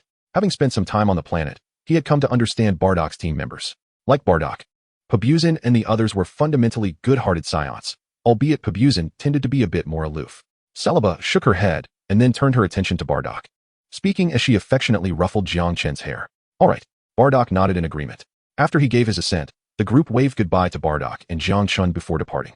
Even Pabuzin managed to scoff while reminding Jiang Chen to train diligently. As Bardock watched his teammates leave, he turned to Jiang Chen with a smile. Jiang Chen returned the smile. Training? Bardock inquired of a nearby alien. Lord Bardock, it's quite simple. It's merely a logistics personnel briefing and assessment. You may leave for now, and I will send the materials over for Aspera to complete, the alien said hurriedly, his heart racing. Ha ha ha, that works perfectly. Bardock responded with a laugh, and in the next moment, he scooped Jiang Chen up into his arms. Yet, as he did so, Bardock momentarily froze, a flicker of surprise crossing his features. However, it was just a brief pause before he resumed his usual demeanor and exited the logistics center, leaving behind a stunned Phil and an alien hastily wiping his brow. Aspera, hee. Phil murmured, his eyes wide with disbelief, taking some time to recover. But once he did, excitement and exhilaration replaced his astonishment. He never anticipated the close relationship between the Saiyan he knew and Lord Bardock. The thought left his face flushed. At that moment, neither Jiang Chen nor Bardock grasped the significance of Phil's reaction. Bardock flew with Jiang Chen cradled in his arms, heading home. The logistics center was not far from Bardock's residence, and given Bardock's speed, even without exerting full force, they arrived home within a matter of minutes. Bardock. Upon seeing Bardock, a look of excitement instantly appeared on Jiang's face. Chapter 12. Bardock's astonishment. Bardock, do eat more, and I'll fetch you some more right away. Aunt Jiang's voice echoed in the room, creating an atmosphere filled with warmth as the three engaged in cheerful conversation. A smile, one that had long been absent, spread across Jiang's face. After the meal, Jiang Chen initially intended to take his leave, not wanting to intrude upon the rare reunion between Jiang and Bardock. However, just as he was about to bid farewell, Bardock called out to him. In the courtyard, seeing Bardock beckoning him, Jiang Chen couldn't help but feel puzzled. Uncle Bardock, is there something you need? He instinctively spoke. Aspera, you have activated the gravity device, correct? Could you temporarily disable it? Bardock pondered for a moment, then curiously inquired. His right hand subconsciously pressed the detector. After a brief contemplation, he nodded in agreement, swiftly manipulating the gravity device to shut it off. Beep, beep, beep. The moment the gravity device was deactivated, the detector in front of Bardock began to fluctuate rapidly. His eyes shifted from anticipation to sheer astonishment, particularly when the final value stabilized before him, causing his pupils to widen in disbelief. At that moment, the fluctuating numbers settled at a figure he had never anticipated, 108 points. The energy expenditure had been considerable, leading to a decline in combat power. Even though Bardock had suspected something extraordinary when he first noticed Jiang Chen's unusual weight, he now understood the significant enhancement gravity provided to Saiyans. With Aspera having the gravity device activated for an extended period, he was sure it would lead to a substantial increase in combat power. Yet, he never imagined that someone who was among the lowest tier of warriors could ascend to a level comparable to that of a standard superior warrior. 100 points, an astonishing combat power. If reassessed at this moment, Jiang Chen would surely rank as at least a mid-tier warrior, if not a superior warrior. However, circumstances do not entertain hypotheticals. The hierarchy of Saiyans is generally established at birth, and even with increased strength, their ranks remain unchanged. Otherwise, Bardock would have long been recognized as a superior warrior or even an elite. Uncle Bardock. Observing the myriad of emotions playing across Bardock's face, Jiang Chen instinctively spoke, his expression a mix of concern as he pondered how to articulate his thoughts. After all, while this matter wasn't of monumental significance, explaining it seemed rather complicated. Let us reactivate the gravity device, Bardock said softly, taking a deep breath. Oh, Jiang Chen exclaimed, quickly nodding in response. In the next moment, a ripple spread forth, and the gravity device illuminated once more, suppressing Jiang Chen's combat power yet again. However, this time, since they had departed from the logistics center, Jiang Chen merely activated a gravity level of 8 times. Restore the previous gravity settings. Though your physical condition is somewhat arduous, you should be able to manage. However, just as he activated the gravity, Bardock's voice resounded once more. Indeed, A spark ignited within Jiang Chen's heart, and without a moment's hesitation, he reactivated the gravity at 2.5 times. Thud! The ground emitted a faint sound as the increased gravity bore down once again. Yet, remember, your combat power must not exceed 50. This matter should remain undisclosed to others. Aspala, do you understand? Understood. Uncle Bardock. A flicker of uncertainty crossed Jiang Chen's mind. Yet he swiftly acquiesced. Although their time together was brief, he was well aware that Bardock would not endanger him. Bardock nodded and offered no further explanation. Instead, he pondered briefly before speaking. Very well, thank you, Uncle Bardock. Jiang Chen's eyes sparkled with enthusiasm, and he nodded in agreement. Although he possessed numerous fragmented memories from his previous life, their utility in his training had diminished over time. They were no longer sufficient for his current needs. Bardock's guidance would undoubtedly set him back on the right path. Bardock's combat power was now nearing 10,000. Even without advanced training methods on planet Vegeta, it would adequately fulfill his short-term training requirements. As for his earlier doubts, he chose not to inquire further. If Bardock wished to divulge, he would have done so already. If not, Jiang Chen had no intentions of prying deeper. With excitement, he departed. Once Jiang Chen vanished, Jiang appeared beside Bardock. That little one possesses a staggering combat power of 100? Wasn't his initial assessment only 5 points at birth? Jiang spoke softly, her expression still in shock. It should be more than that. It may be even higher. Bardock shook his head and replied quietly, though he did not fully grasp the nuances of key training. He understood enough to know that Jiang Chen had expended considerable energy. It was evident that 108 points were not Jiang Chen's limit. Jiang's astonishment grew as she listened to Bardock, her beautiful eyes widening in disbelief. Jiang Chen is barely over 5 years old and already boasts over 100 in combat power. By adulthood, he could easily exceed 1,000. Among the Saiyans, that would not be considered weak. Despite Jiang's shock, Bardock remained silent. For reasons unknown, images began to resurface in his mind, stirring his emotions once again. Aspala, he whispered inwardly, gradually suppressing his thoughts. Night fell gradually, giving way to the dawn's gentle light. Early in the morning, Jiang Chen arrived at Bardock's home, where Bardock was indeed present. Let us begin. From this day forth, I shall train you to become a formidable warrior. It will be arduous, Aspala. I hope you can endure. On an expansive stretch of grass, Bardock gazed intently at Jiang Chen, his words imbued with an unprecedented gravity. I understand. Jiang Chen exhaled deeply and nodded. Chapter 13. A surge in power. The birth of Kakarot. No. Your attack stance is incorrect. Right foot. Yes, here. You should strike with your left elbow. As long as your combat power is not significantly higher than mine, it cannot withstand my assault. On the plains, two figures collided incessantly. Bardock's instructions were simple yet brutal, devoid of intricate techniques. Each move was forged in the crucible of life and death battles. Unlike the systematic training of Master Roshi, there existed only one method, skills honed through countless fights for survival. However, for Jiang Chen, this was already sufficient. Excluding the influence of the gravity training device, in less than a month of training, while his combat power may not have shown a dramatic increase, his overall strength had soared. Jiang Chen could almost visibly perceive the enhancement of his abilities. Bardock, too, was taken aback. Jiang Chen's talent surpassed his expectations. This was not merely a matter of increased combat power, but rather a testament to his innate capacity for learning, which transcended the realm of battle prowess. Even with a high combat power, one could still possess low learning aptitude, as exemplified by the giant of the Nappa family and many other Saiyans. Yet, Jiang Chen exhibited a remarkable aptitude for learning. Often, after a bout with him, he would make significant progress through his own exploration and with Bardock's guidance. His advancement became even more rapid, leaving even Bardock himself astonished. Bang! Another clash ensued. In midair, the two figures came to a halt. All right, we shall conclude today's training here. We may need to pause for a few days, as Kakarot is about to be born, Bardock announced. Understood, Uncle Bardock, Jiang Chen replied, a flicker of excitement igniting within him as he nodded in agreement. After all, the birth of Kakarot was far more significant than training. After a year of intensive training, Jiang Chen, despite not being a typical muscle-bound Saiyan, felt somewhat overwhelmed. Let's go? Coincidentally, the new gravity training device I asked Toma to procure from Frieza's headquarters should have arrived, Bardock said with a smile. That was quick. Jiang Chen's eyes sparkled with surprise. He had not anticipated that the new gravity device would be ready in such a short time. Fortune favored us. The Frieza force has conveniently established a branch on planet Salka, not far from planet Vegeta, Bardock explained with a grin. Planet Salka? Jiang Chen's brow furrowed slightly, his initial excitement dimming. If all went as expected, Frieza had already begun monitoring planet Vegeta. Otherwise, establishing a branch on planet Salka would be unnecessary. However, he found himself puzzled. By all accounts, Beerus had yet to arrive, and the Saiyans should still be Frieza's most loyal dogs, rendering such precautions unwarranted. Suddenly, he seemed to recall something and instinctively glanced at Bardock. Could it be that this truly was the old timeline? Whispers of contemplation stirred within, creating ripples in the stillness. What is the matter?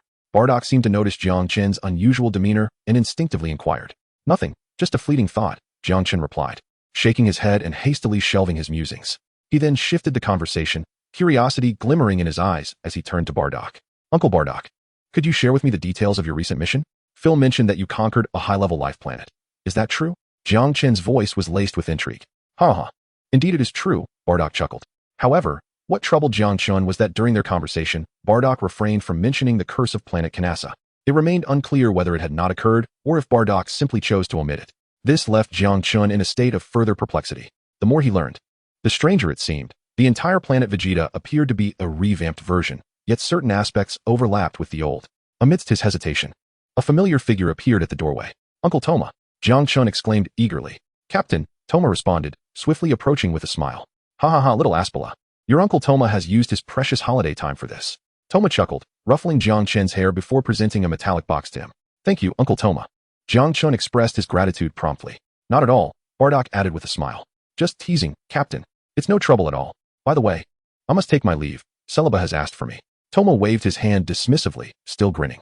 Bardock nodded slightly, and Toma quickly ascended into the sky. Let us try it out. We will be heading over shortly, Bardock said, turning to Jiang Chen with a grin. All right. Jiang Chen nodded slightly, then removed the gravity bracelet he was wearing. He equipped the new gravity bracelet. Buzz, would you like to activate the gravity bracelet?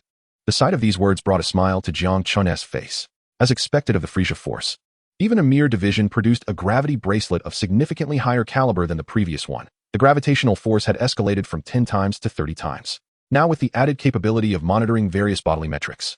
Yet, after the initial excitement, Jiang Chen's expression shifted slightly. He removed the gravity bracelet once more. What's wrong? Is there an issue with Aspala?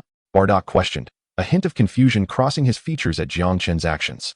Uncle Bardock, could you assist me in checking this for any surveillance or monitoring devices? Jiang Chen pondered for a moment before speaking up. Surveillance? Monitoring? Bardock was taken aback for a moment, then quickly grasped the implication, furrowing his brow briefly before nodding. All right, I will have it checked in the coming days. He accepted the bracelet, clearly having considered the concern as well. Jiang Chen then reattached his previous gravity bracelet, activating a gravity setting of 2.5 times. At this moment, after a month of rigorous training, his gravity bracelet set at 2.5 times Earth's gravity had elevated his combat power to over 30 points. However, this was inconsequential. A combat power of 30 points was still among the lowest tier among Saiyans, merely a position that did not fall to the very bottom. Few would take notice of it. Bardock promptly took Jiang Chen to the logistics center on planet Vegeta. Kakarot was soon to be born, and Jiang had been relocated to the logistics center a week prior. Chapter 14, A Surge in Power. Kakarot is born in the following days. Jiang Chen found himself with rare moments of leisure. Apart from maintaining his gravity training, he set everything else aside. It was not until 5 days later that he hurried back to the maternity center at the logistics center on planet Vegeta. At this moment, rows of incubators emblazoned with the Saiyan emblem lined the space. Inside the incubators lay numerous Saiyan infants. Jiang Chen quickly spotted Bardock and Jiang. Uncle Bardock, Aunt Jiang. Jiang Chen rushed over. Little Aspera, you've come. Jiang appeared remarkably vibrant, showcasing the astonishing resilience of Saiyan physiology, recovering swiftly even after childbirth. Jiang Chen nodded vigorously, his gaze involuntarily drawn to the incubator before them. Within lay a tiny infant, a round face and a rosy body. Is this Kakarot? Jiang Chen inquired. Curiosity piqued as he regarded the future protagonist of Dragon Ball. Indeed, this is Kakarot. He is as tranquil as you. Aspera? Jiang replied with excitement. Jiang Chen smiled and nodded. However, in the midst of their conversation, a sudden commotion arose in the nursery. Bardock seized a nearby alien, his brow furrowed. Lord Bardock? The alien, caught off guard, displayed a flash of irritation, but quickly recognized Bardock and spoke with respect. Bardock pressed further. What is happening? Lord Bardock. Reports from the district indicate that a Saiyan infant's combat power is exceedingly high, causing an incubator to explode, the alien explained hastily. Combat power too high, leading to an explosion of an incubator? Bardock's eyes widened in astonishment. It was well known that Saiyan incubators were crafted from special materials. Even a combat power reaching 2,000 or 3,000 should not be capable of breaching them. Yet here was an infant causing an explosion. Yes, indeed. The alien nodded fervently. Bardock released him, and the alien hurriedly made his exit, visibly relieved. Come, let us investigate. Bardock mused momentarily before addressing the two. I shall remain here. You both go ahead. Jiang smiled and shook her head. Very well. Aspera, let us take a look. Bardock nodded and beckoned Jiang Chen. All right. A flicker of thought crossed Jiang Chen's mind as he cast a fleeting glance at Kakarot beside him, his brows knitting slightly in contemplation, imbued with a hint of perplexity. Yet, despite his uncertainty, he trailed after Bardock. However, before they could reach the designated area, a contingent of Saiyans had already sealed it off. Bardock's expression tightened as he recognized that these were none other than the royal palace's elite guards. Lord Bardock. Upon Bardock's approach, the royal guards felt a rush of anxiety and promptly bowed in deference. In the realm of planet Vegeta, where strength reigned supreme, Bardock's formidable battle power, nearing 10,000, commanded their respect. Bardock, furrowing his brow, spoke. What transpired? Lord Bardock, the incubation chamber was attacked by the Zephyrians.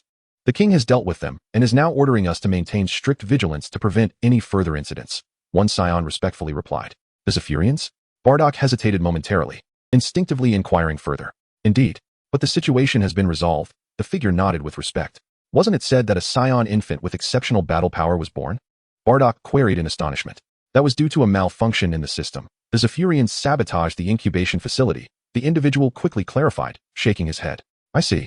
Since the matter has been addressed, let it be. Come, Aspera, Jiang Chen remarked, choosing to remain silent as he followed Bardock's lead. Unexpectedly, the Zephyrians had resurfaced, managing to infiltrate the incubation chamber.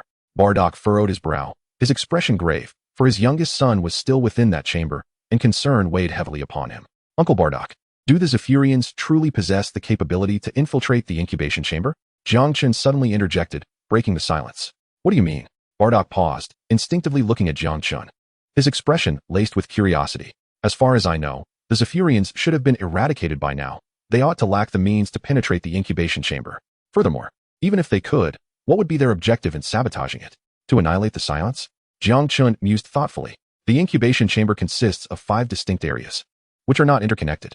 Unless they could obliterate all of them, their efforts would be futile. Moreover, I have not observed any signs of battle. After a moment of silence, Jiang Chen continued, I do not believe a single word of what that Saiyan said. The Zephyrians are an intellectually advanced race, possessing a high level of civilization. In the original Dragon Ball narrative, they played a minimal role. While their involvement cannot be entirely dismissed, it is improbable that they would cause trouble at this juncture. In fact, it is virtually inconceivable. Are you suggesting that it is not the Zephyrians? Bardock pondered, momentarily taken aback, his voice tinged with doubt. Quite possible. Did not the alien mention that there was an infant with extraordinary battle power? Jiang Chen nodded slowly, articulating his thoughts. At that moment, a figure came to mind, one not present in the original Dragon Ball saga, yet now integrated into the narrative. The legendary Super Saiyan, Broly. This character has been portrayed in both the new and old adaptations. Regardless of the version, it undoubtedly aligns with what the cosmic being has just articulated. More importantly, if it is indeed Broly, then it becomes coherent. King Vegeta would never tolerate the existence of a being that could threaten him. Even Bardock has begun to regard King Vegeta with caution, having placed Raditz beside Prince Vegeta as a form of leverage. One can only imagine the apprehension he would feel towards a Broly, whose battle power is formidable from birth. In the name of the Zephyrians, the most prudent course of action would be to discreetly eliminate Broly. The only conundrum lies in the fact that if this world adheres to the old narrative, Broly should be situated near Son Goku. Yet, the reality is that he is entirely removed from Goku's vicinity.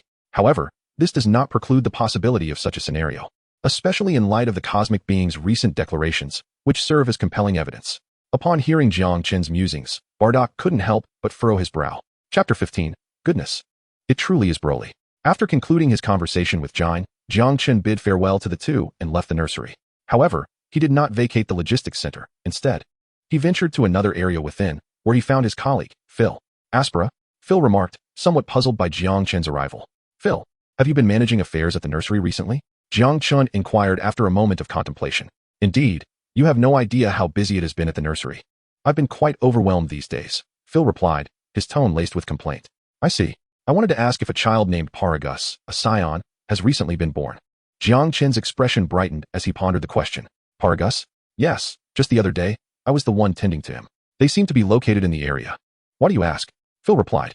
By the way, there appears to have been a significant explosion today in the vicinity, allegedly caused by the Zephyrians. Those damn Zephyrians are going to add a considerable amount of work to my plate. Phil nodded, continuing with his complaints. But Jiang Chen was no longer attentive to his words. Indeed, he murmured softly. Thank you. I shall treat you to a meal another day. Jiang Chen expressed his gratitude before swiftly exiting the logistics center. All right. Off you go. Phil waved him off, his expression a mix of envy. Yet he dared not voice it. Jiang Chen hastily departed the logistics center. Once he stepped outside its doors, he exhaled a deep sigh of relief. Is it truly Broly? He whispered, unable to quell the tumult of emotions within. Within the entire Dragon Ball narrative, there exist only two true legends among the Saiyans. One is Son Goku, also known as Kakarot, who ascended from a mere lowly warrior with a power level of 2 to become the mightiest warrior in the universe. The other, without a doubt, is Broly. In the annals of Saiyan legend, every millennium births a super warrior of unparalleled strength, characterized by a bloodthirsty, violent temperament and possessing terrifying combat prowess. Broly epitomizes this legendary Super Saiyan. In the earlier version, Broly's power was immensely formidable. In the movie, he single-handedly dominated Goku, Vegeta, Future Trunks, Piccolo, and Gohan, showcasing an overwhelming superiority. Even when he reappeared later, Gohan was easily overpowered. In the new rendition, Broly's strength is even more terrifying upon his initial appearance. He was not even a Super Saiyan, yet he gradually evolved to the point of being able to suppress Goku and Vegeta's Super Saiyan God forms. Even their Super Saiyan Blue forms, ultimately only succumbing to the might of the strongest warrior, Gogeta. Jiang Chen had not contemplated this extensively before, as he had not received any news regarding this aspect. When Kakarot was born, he had not witnessed Broly's presence. However, he was taken aback by Broly's eventual appearance, which diverged completely from his memories. Had Broly been alongside Kakarot, he could have confirmed that this indeed was the original Dragon Ball. Yet, Broly existed in an entirely different context. Simultaneously, Bardock had experienced the Kanassa star, leaving him somewhat bewildered. At present, the only certainty is whether planet Vegeta will encounter Beerus in the coming years. Only the arrival of that entity could provide absolute clarity. However, another dilemma arises. Even if Beerus were to arrive, given King Vegeta's nature, such a disgraceful matter would undoubtedly remain concealed. Sighing, Jiang Chen resolved to focus on his training. He vigorously shook his head, ultimately exhaling in resignation. Given his current identity and status, ascertaining certain matters proved exceedingly challenging. Moreover, for him, such confirmations seemed devoid of significance. After all, he must first overcome the initial main storyline task before contemplating further.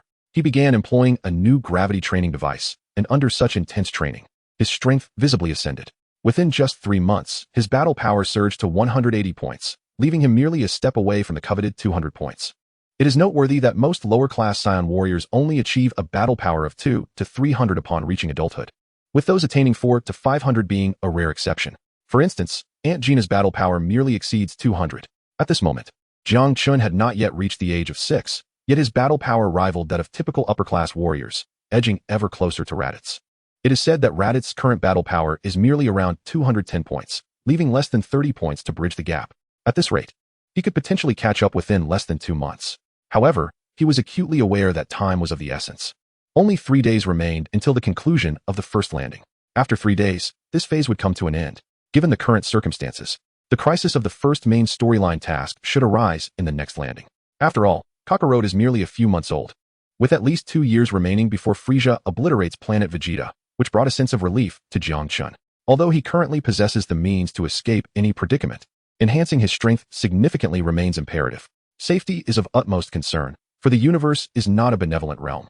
A combat power exceeding a mere 100 points cannot guarantee one's safety.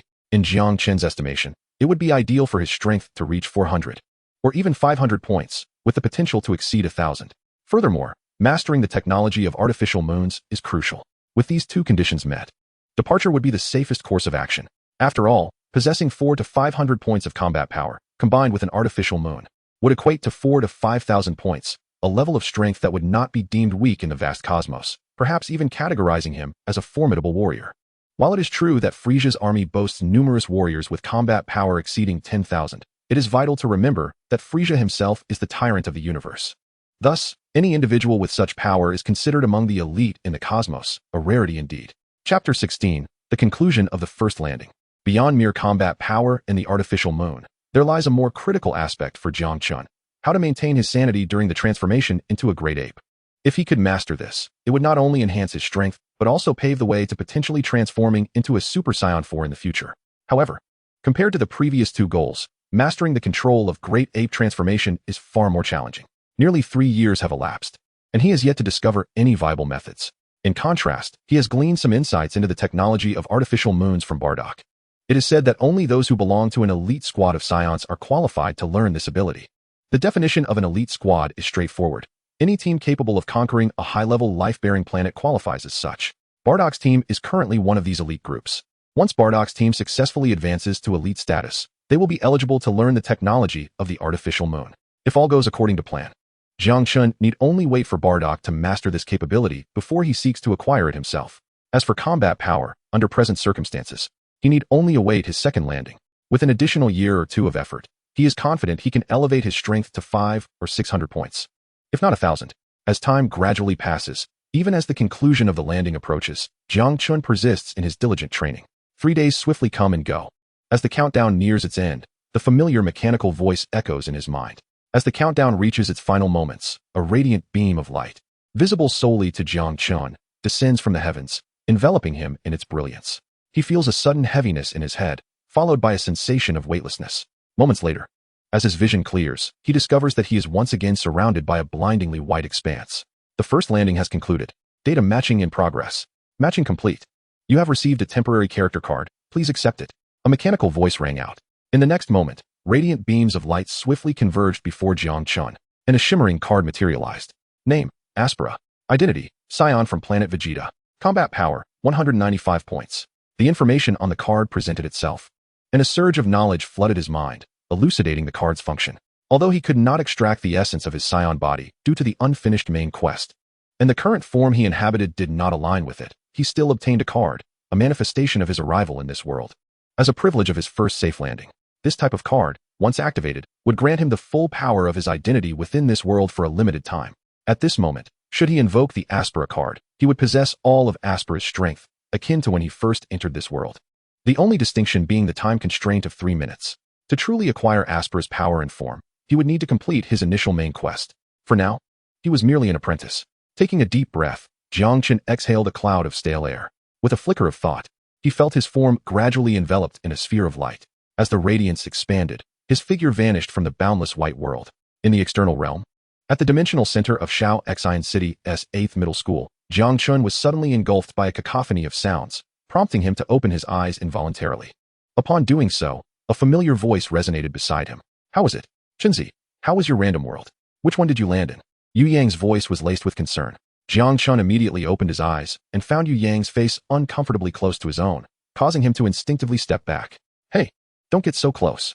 Otherwise, others might think we're a couple. Jiang Chen retorted, a hint of irritation in his tone. Get lost. Just tell me. Which random world did you end up in? Did you complete the main quest?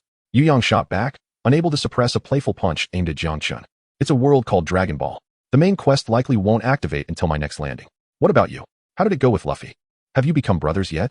Jiang Chen asked, shaking his head, then curiously glancing at his friend and confidant, recalling that he had entered the world of One Piece. Huh, do you even need to ask? Of course, it was a piece of cake.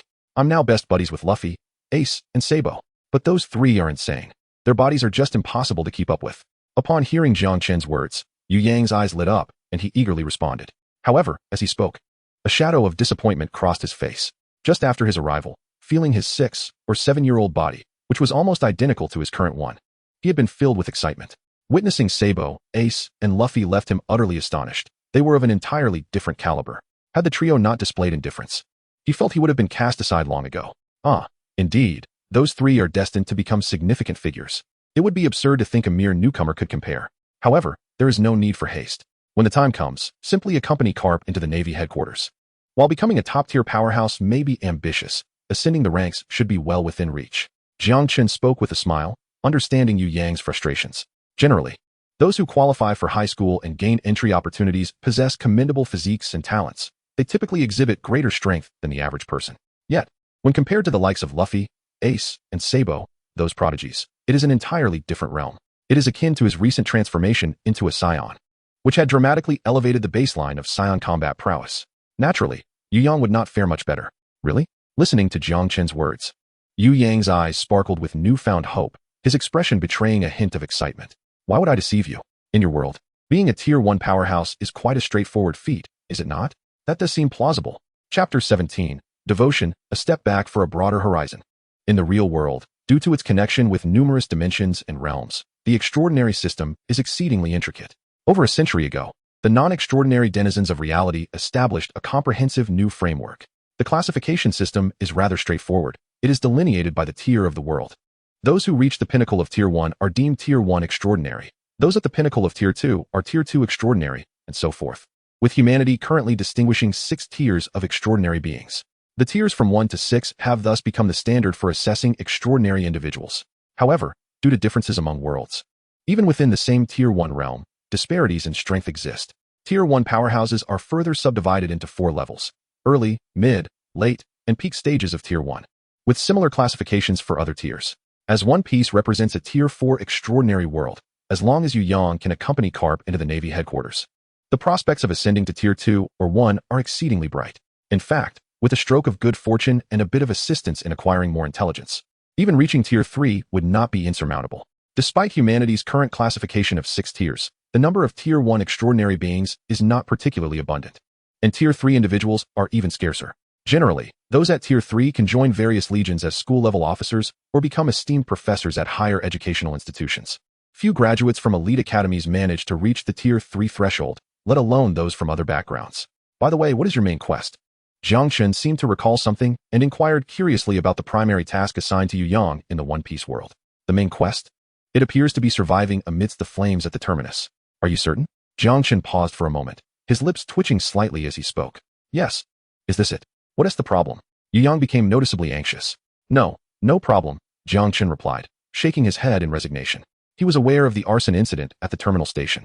In the world of One Piece, the Sapphire Pirates colluded with the royal family to commit the act. However, he was more concerned about whether the difficulty of this main quest was excessively low.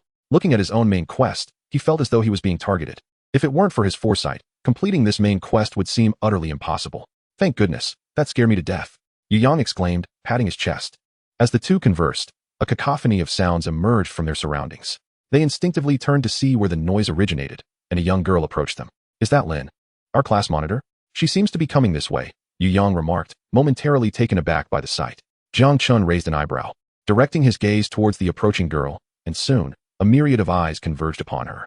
Thank you, Lin Shiyun said softly as she drew near. Her emotions rather complicated at that moment. Although she had only been in this world for 3 years, she understood the immense gains she had achieved during that time.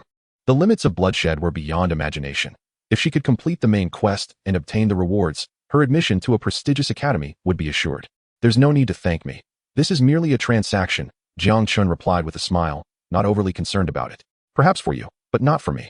He added, how about this, Jiang Chen? Do you have time tomorrow? I'd like to invite you to dinner, Lin Shiyun suggested. Her cheeks slightly flushed as she spoke softly. Hearing her words, Yu Yang's eyes widened in surprise, while Jiang Chen was momentarily taken aback as well.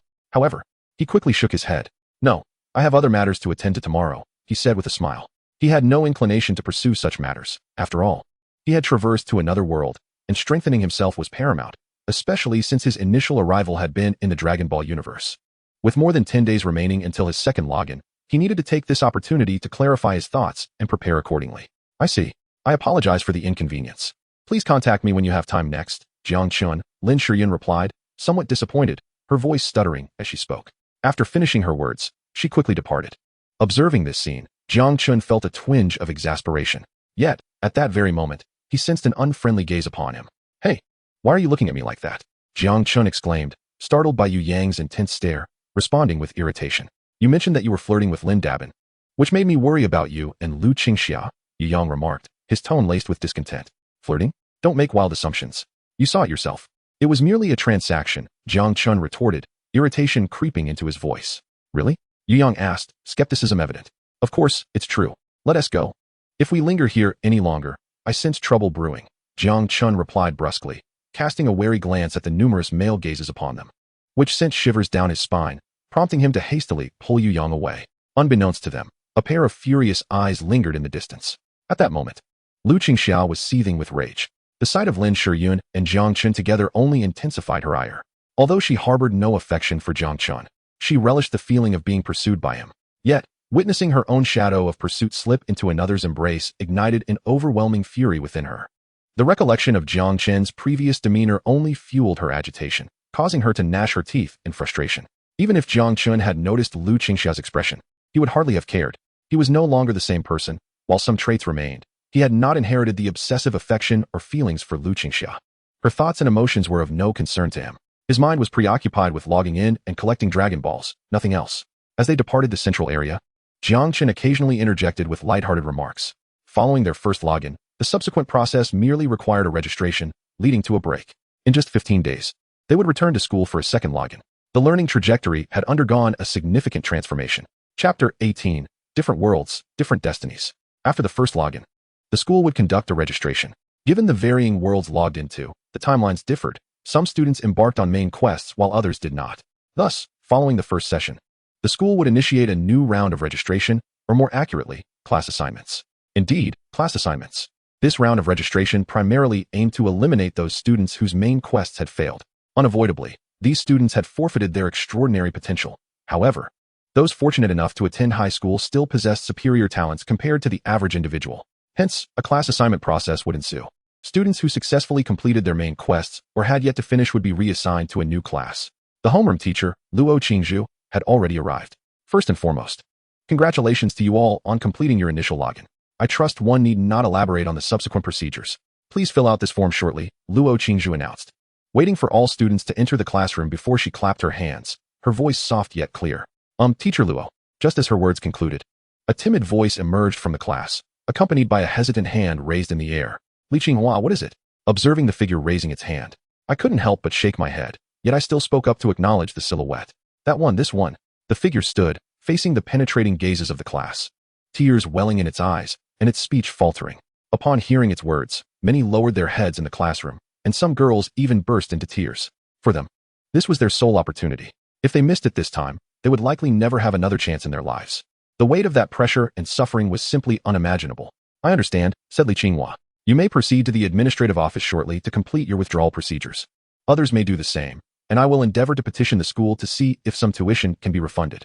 Luo Qingzhu observed the reactions of her classmates and the crescendo of weeping, and she sighed softly, offering no words of comfort, but speaking gently nonetheless. There was little else she could do. Her words only seemed to amplify the cries among the class. And even some students who had yet to complete their main quests felt a pang of sorrow within. Shaking her head, Luo Qingzhu then called upon a student to distribute the forms. The forms were quite straightforward: name, gender, world, main quest, and a brief overview of the world, merely 5 items in total. Clearly, this was a census conducted by the Daxia Federation, aimed at understanding both the students and the worlds they hailed from. Jiang Chen pondered for a moment before beginning to fill out the form. The first 4 items were completed swiftly, but he hesitated slightly on the 5th. However, inspiration soon struck. Within a few minutes, Jiang Chen had finished the form. Hey, Chenzi, should I include what you mentioned as well? Just as Jiang Chen completed his writing, Yu Yang leaned in, looking conflicted.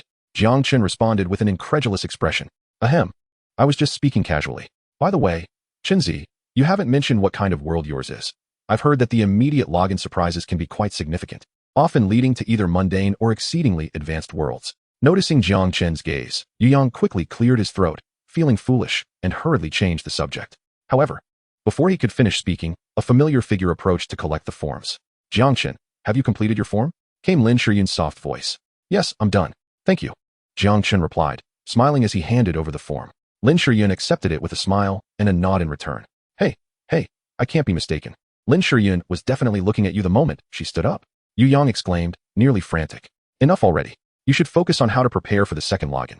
Entering the naval headquarters is easy, but leaving is far from simple, Jiang Chen retorted, exasperated. Come on, don't change the subject. Just admit it. You two definitely have something going on.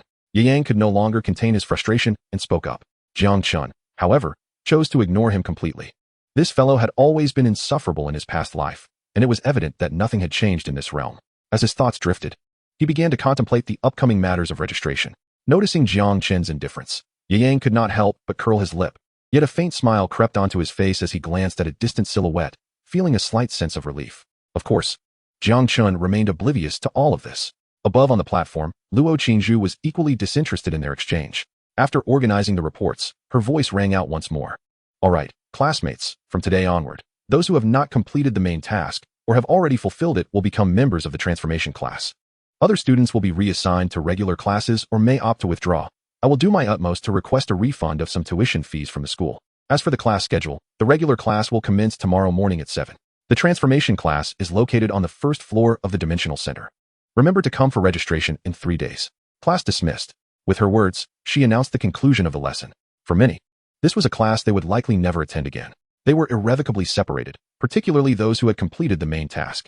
Even if their gains were modest, it was sufficient to gain admission to a prestigious academy, marking them as beings of a different world from ordinary people. Let us go. In the midst of Jiang Chen's emotional contagion, his body was abruptly pulled by Yang, who hurriedly led him out of the classroom. Jiang Chen felt somewhat helpless. Yet the influence of the emotions began to wane. Shaking his head, he followed Yang out. However, just as they stepped outside the classroom, a familiar voice resonated from behind them. Upon hearing this voice, Yang's expression darkened slightly, while Jiang Chen's brow furrowed in response. Chapter 19, The Next Registration Plan. Go. Do not pay her any mind. Yang snapped, pulling Jiang Chen forward with urgency. Jiang Chen chuckled, then paused his steps, only to resume moving again. Jiang Chen. Stop right there. The voice behind them shifted from complex to irate, unable to suppress a sharp call. This outburst drew the attention of several onlookers. Jiang Chen found himself halting once more, his expression growing somewhat grim. Seeing Jiang Chen stop, Lu Qingxia hastily approached. Jiang Chen, have you developed feelings for Lin Shiyan? Lu Qingxia's voice was laced with irritation, her teeth clenched, and her eyes blazing with anger. Lu Qingxia, please be mindful of your words, Jiang Chen replied. Furrowing his brow and taking a deep breath, his tone icy. Jiang Chen, tell me, do you like Lin Shiyan? Despite Jiang Chen's response, Lu Qingxia persisted relentlessly. This time, even more eyes turned towards them, many filled with a glimmer of malice as they regarded Jiang Chen. Lu Qingxia, I have said it once, please watch your language. I am not well acquainted with you, nor do I find it necessary to report anything, Jiang Chen said coldly, turning away and striding into the distance once more. Jiang Chen, stop right there. Jiang Chen, Lu Qingxia exclaimed, her voice laced with anger. However, Jiang Chen paid her no mind, completely disregarding her. This scene elicited whispers and pointed fingers from onlookers, and the sound of hushed conversations reached Lu Qingxia's ears. Her face flushed with a mix of green and purple, revealing her embarrassment and fury.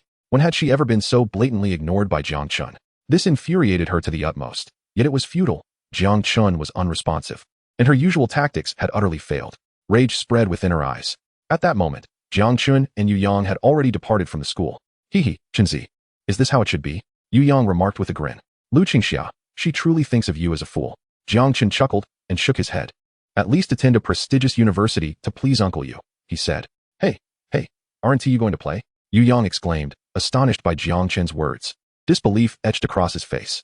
Jiang Chen smiled and shook his head. In his previous life, he had two great passions, pursuing Lu Qingxia and playing League of Legends. But that was in the past. This world was so wondrous, and he had no desire to indulge in such trivialities anymore. You've changed, Yu Yang said, a look of disappointment on his face. Let us go.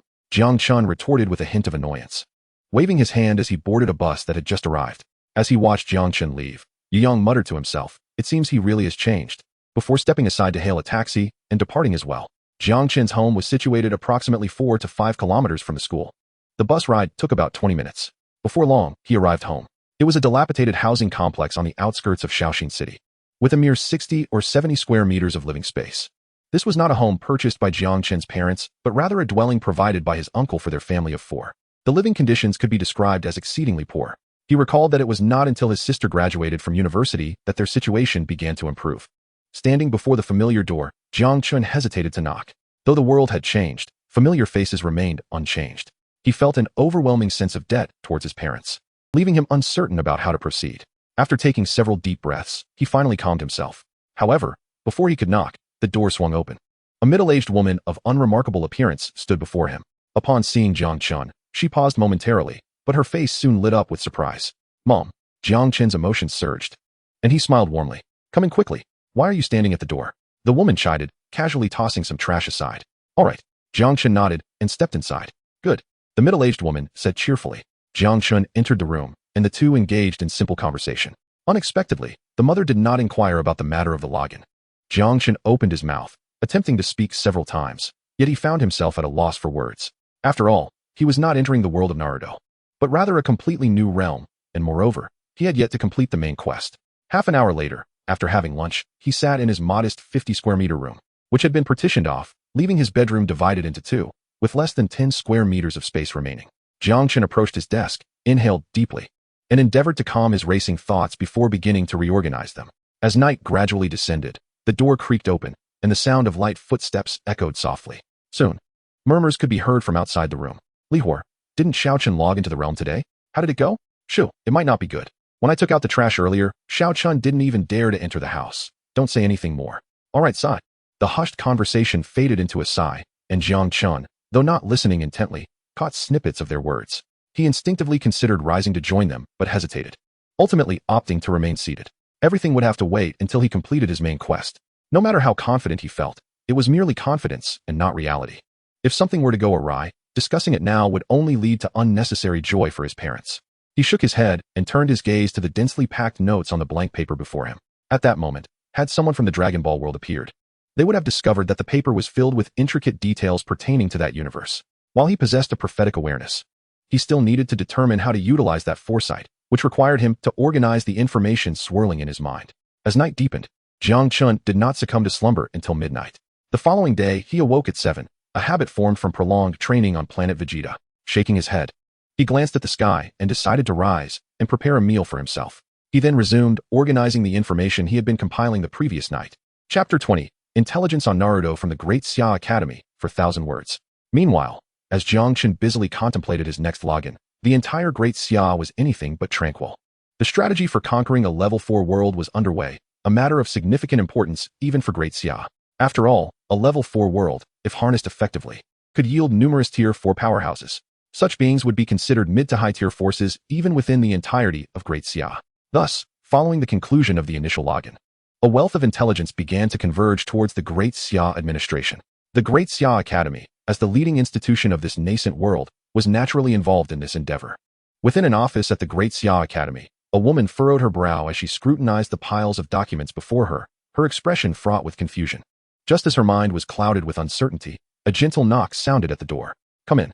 The woman spoke, and in the next moment, a girl of around 14 or 15 pushed open the door, carrying a thick stack of documents. "Teacher, the materials have been delivered. Should I place them here?" Jiangxi asked softly. "Just put them there." The woman nodded without lifting her head. Jiangxi set the documents aside and prepared to leave. "Xiaoxi, don't go just yet. Come here for a moment." However, before she could step out of the office, the woman called her back. "Yes, teacher." Jiangxi quickly nodded and approached.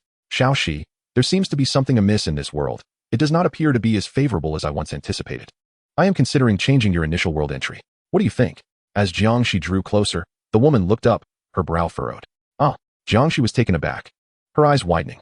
"The initial world is crucial. I previously selected this realm known as the Ninja World based on our research, which suggested it was a 4th-tier pinnacle world, an optimal outcome for you. However, upon preliminary exploration, it seems my predictions were flawed. This world appears to be merely an ordinary 4th-tier realm, possibly even the lowest tier within that classification." The woman sighed softly, expressing her helplessness. This was a situation she had not anticipated. The initial investigation had indicated a high potential, yet the results were unexpectedly disappointing. A top-tier 4th-tier world would undoubtedly be the best choice for her newly acquired student, providing a solid foundation for extraordinary potential. Yet, an ordinary 4th-tier world, especially one deemed lowly among its peers, was far from an ideal selection. She did not wish to squander her student's remarkable talent. "Teacher, perhaps we shouldn't change it after all." Jiangxi hesitated, feeling conflicted, but after a moment's pause, she mustered the courage to voice her thoughts. "Xiaoxi, this is no trivial matter. The initial world profoundly influences how far you can go in the future. We cannot afford to be careless." The woman frowned, her tone serious as she responded to Jiangxi's words. "I understand. Teacher, I believe this world is quite suitable for me. Furthermore, you mentioned that the preliminary investigation classified it as a 4th-tier pinnacle world. Although our exploration has revealed otherwise, this may not necessarily reflect the world's true nature. It could simply be that our understanding of it is still limited." Jiangxi spoke earnestly. "Really?" The woman's attention sharpened at Jiangxi's assertion. "Teacher, I truly feel this world aligns well with my abilities." Seeing the woman's focused expression, Jiangxi couldn't help but speak up again, determination evident in her voice. "Xiaoxi, are you certain?" The woman took a deep breath, her gaze returning to her student. "Teacher, I am certain." Jiangxi nodded, reaffirming her conviction. "Very well. I hope you do not come to regret your decision. Take a look. These are the preliminary statistics and information, which should assist you in your initial entry." The woman gazed at the resolute Jiangxi, letting out a soft sigh before nodding in silence. Each individual possesses their own choices, and with Jiangxi's unwavering determination, she felt unable to voice any objections. Instead, she called out, "Yes, teacher." Jiangxi nodded and stepped forward. As she picked up the documents from the desk, the woman's voice resonated beside her. "According to the information currently available, this world is vast, nearly as expansive as reality itself. The extraordinary system in this realm is represented by ninjas, who wield control over the 5 natural elements: wind, fire, lightning, water, and earth, as well as the duality of yin and yang. Within this world, the existing structure consists of nations and ninja villages. with the 5 great nations and their corresponding villages serving as the primary powers. The land of fire's Konoha village, the land of lightning's Kumogakure, the land of wind's Sunagakure, the land of water's Kirigakure, and the land of earth's Iwagakure. Presently, the most formidable ninja village is Kumogakure, which has been steadily bolstering its military strength since the ascendance of the Fourth Raikage. Following closely is Konoha village, once the foremost village in the ninja world, yet now in decline. During the last Ninja World War, Konoha faced a devastating assault from the other 4 great villages, suffering immense losses. Furthermore, half a year ago, the 4th Hokage, the designated successor, perished amidst turmoil, leaving only the elderly 3rd Hokage to reassume leadership over Konoha, which now grapples with a significant depletion of talent. Iwagakure follows, while Sunagakure and Kirigakure find themselves at the bottom of the hierarchy. The woman's voice was gentle as she gradually relayed this intelligence to Jiang Chen. Teacher, didn't you previously mention that, according to the latest intelligence, Konoha is the strongest? Is that not so? Jiang Chen interjected, her heart tightening as she listened to her teacher's words and examined the information in her hands. Ha ha ha. Do not rush, my dear Xiaoxi. I have yet to finish. This is merely surface-level information. In truth, Konoha is indeed the strongest. According to the higher echelons of the Daxiao Academy's intelligence, Konoha's strength is not as superficial as it appears. Although the 3rd Hokage is aged, he is reputed to be the most powerful Hokage in history. It is said that in the future of this world, the elderly 3rd Hokage has even achieved feats of single-handedly facing 3 Kage-level opponents. The woman smiled as she gently elucidated. The most powerful Hokage in history? Jiang Shen's eyes sparkled with intrigue upon hearing her teacher's words. Indeed, the most powerful. And Konoha boasts the greatest number of formidable clans, each possessing unique and extraordinary abilities, making it the optimal choice for initial entry. Just as I mentioned before, the Hyuga clan possesses a special ability known as the Byakugan, which is immensely powerful. Take a look at this. The woman chuckled softly, retrieving another piece of information from the drawer and handing it over. Jiang Chen eagerly accepted it, her gaze irresistibly drawn to the text upon it. As her focus intensified on the words, she was completely captivated. Moments later, she joyfully set down the document and turned to her teacher. Have you finished reading? What do you think? The Byakugan is indeed formidable, isn't it? The woman inquired with a smile. Yes, it is incredibly powerful, Jiang Chen nodded vigorously. Even the simplest of textual descriptions allowed her to perceive the profound strength of the Byakugan. In that moment, her earlier apprehension and anxiety dissipated entirely. More importantly, the Byakugan's capabilities would prove invaluable even in her future ventures across different realms. This was precisely why she had refrained from dissuading you completely. The woman nodded and then spoke earnestly. I understand, teacher. Jiang Chen replied with a serious nod, her expression betraying a hint of excitement and fervor. Go ahead and make your preparations. Since you are unwilling to alter your course, let us commence with your second entry. The woman waved her hand and continued, Understood. Jiang Chen responded respectfully before swiftly exiting the office. As she awaited Jiang Shen's departure, the woman furrowed her brow once more. Such an intense energy could hardly emanate from a mere Tier 4 novice world. Could there be an issue with the detection? She murmured softly, feeling a twinge of uncertainty. However, she quickly shook her head, temporarily casting aside those thoughts. Comparatively, her own matters required her immediate attention. The first entry had concluded, and as one of the vice deans of the Daxiao Academy, she had numerous responsibilities to attend to. Meanwhile, as a special student of the Daxiao Academy, she resided in a designated living space. I wonder how my brother is doing. Jiang Chen mused softly as she retrieved her phone and dialed a number. In the early morning, within his room, Jiang Chen was organizing his documents when suddenly, his phone rang from the side. Upon seeing the caller's identity, a smile spread across his face. Without hesitation, he answered the call. Hello, Xiaoxi, what is the matter? Jiang Chen's voice resonated. Brother, I've obtained some intelligence on my end, and I'm sending it to you. Make sure to receive it. Her serious tone echoed from the other end of the line. Ding. Before he could fully process her words, a notification chimed from his phone. Brother, I've already sent it. You've chosen the Hyuga clan this time, right? You have no idea. My teacher just informed me that the Hyuga clan in Konoha possesses an extraordinarily powerful ability. If you can successfully complete the first main quest, you will undoubtedly gain admission to a prestigious academy. As the notification chimed, his sister's voice continued to resonate in his ears. Listening to her words, a warm current flowed through Jiang Chen's heart. In his previous life, his sister had worried endlessly for him, and it seemed that this life would follow a similar pattern. He knew, even without reviewing the materials, that his sister had expended considerable effort on his behalf. Thank you. Xiaoxi. Jiang Chen opened his mouth to express his gratitude, initially intending to dismiss her assistance, but ultimately whispered his appreciation. What did you say? I didn't catch that. Jiang Chen inquired, momentarily taken aback, her voice tinged with curiosity. Nothing. Just wanted to express my gratitude, Jiang Chen replied with a smile. Brother, do you have any plans today? Jiang Shen's voice took on an unusual tone. What's wrong with you, you big-headed ghost? Well, I'm still preparing for the second login. And I appreciate your help this time. Jiang Chen spoke with a hint of annoyance. That's more like it. All right, I won't disturb you any further. Make sure to review it carefully.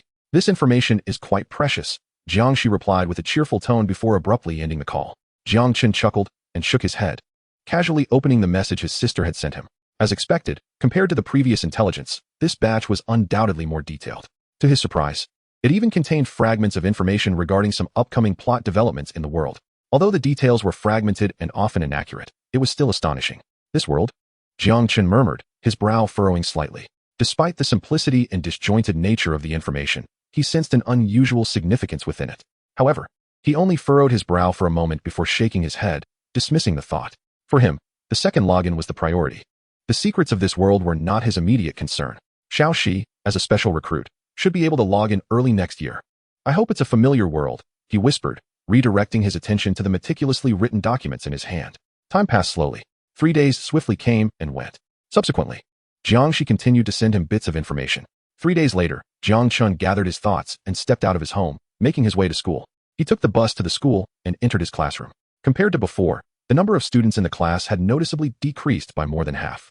After the first login, Xian City's 8th high school divided the first-year students into 2 categories, ordinary classes and extraordinary classes. There were 3 extraordinary classes in total, and combined, their numbers did not surpass those of the previous single class. Jiang Chen's class had merely 25 students, a number that could dwindle even further with the onset of the second login and the main quest, potentially eliminating over half. Based on past experiences, typically only 1 class would remain by the time they reached the second year. This situation would not be any better for the ordinary classes either. Without the opportunity for extraordinary advancement, the continuation of studies became increasingly disproportionate to the financial burdens many families faced, leading most to drop out. Chenzi, over here. As he entered the classroom, Yu Yang called out from the corner. Jiang Chen smiled and made his way over. How have you been? You haven't just been playing around these past few days, have you? Jiang Chen inquired with curiosity, casting a dubious glance at Yu Yang, who sat beside him. Of course not. I've been diligently preparing. How could I just play? Yu Yang nearly leaped from his seat at Jiang Chen's words. Really?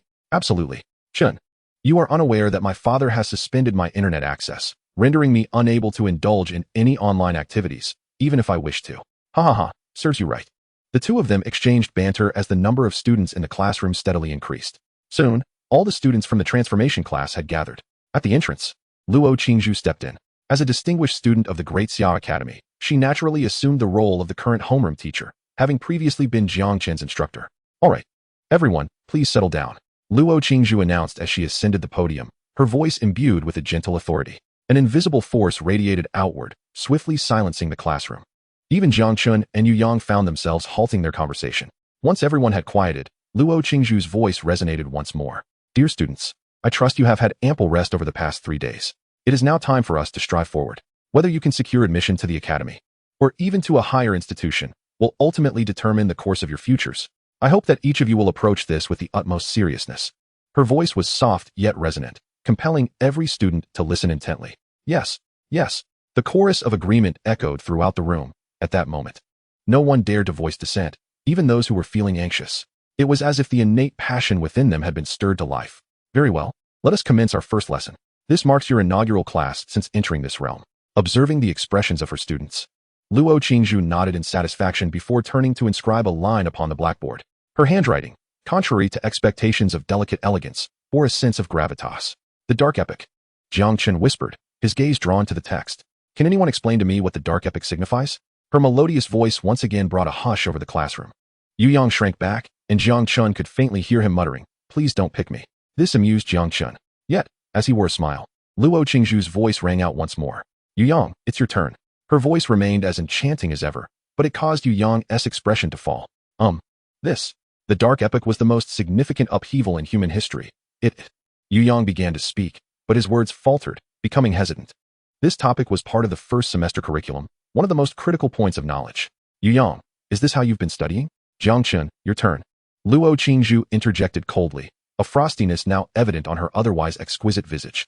Startled, Jiang Chen quickly rose to his feet. The Dark Epic refers to a monumental upheaval that began 300 years ago and lasted until 100 years ago. Due to dimensional fluctuations, the world underwent a significant transformation. The dimensional gate was flung wide open, granting humanity the ability to connect with it. Thus, The opportunity to step into various dimensional realms has been bestowed upon humanity. However, alongside this chance for mankind to access myriad worlds, a multitude of terrifying entities from these dimensions have also descended upon our realm, plunging the world into a chaotic state that endured for 2 centuries, a period known as the Dark Epoch. Indeed, as classmate Jiang Chen aptly stated, this is the Dark Epoch, heralding the dawn of our current era. Jiang Chen, please take your seat, and Yu Yang, kindly stand at the back, instructed Luo Qingzhu coldly. Yu Yang, with a lowered head, complied and moved to the rear of the classroom. Jiang Chen smiled faintly before settling down. At that moment, Luo Qingzhu, having spoken, proceeded to inscribe 4 entirely new characters upon the blackboard. World Conquest? Jiang Chen's brow furrowed at the sight of these unfamiliar words. Classmates, does anyone among you know the purpose of accessing these worlds? Luo Qingzhu's voice resonated. As she spoke, the students exchanged glances, uncertain. After a brief silence, a soft voice emerged. Luo teacher, the purpose of world access should be to acquire extraordinary powers to resist the invasions from the dimensional realms, right? It was a petite girl seated in the front row. As she spoke, many gazes turned toward her. Indeed, you are correct, but not entirely so. The initial intent of world access was indeed to obtain extraordinary powers to fend off the incursions from the dimensional realms.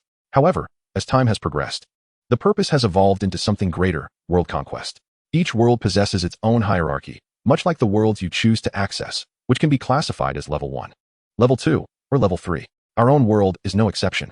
These intertwined dimensional realms are exceptionally unique. Theoretically, if we can achieve a certain degree of conquest, these worlds will transform into nourishment, merging with our own world and elevating its tier. Thus, the current state of world access is not solely about extraordinary powers, but significantly revolves around world conquest. Luo Qingzhu nodded, articulating her thoughts with deliberation. Listening to Luo Qingzhu's exposition, the students below were visibly astonished, Jiang Chen included. He had never anticipated that world access encompassed such an aspect. The notion of dimensions serving as fuel to integrate into the primary world was, even in mere contemplation, astonishing. Teacher, can dimensional worlds truly merge with ours? At this moment, a student could not restrain their curiosity and inquired. Others shared expressions of disbelief. Certainly. Our world has already integrated more than a dozen realms.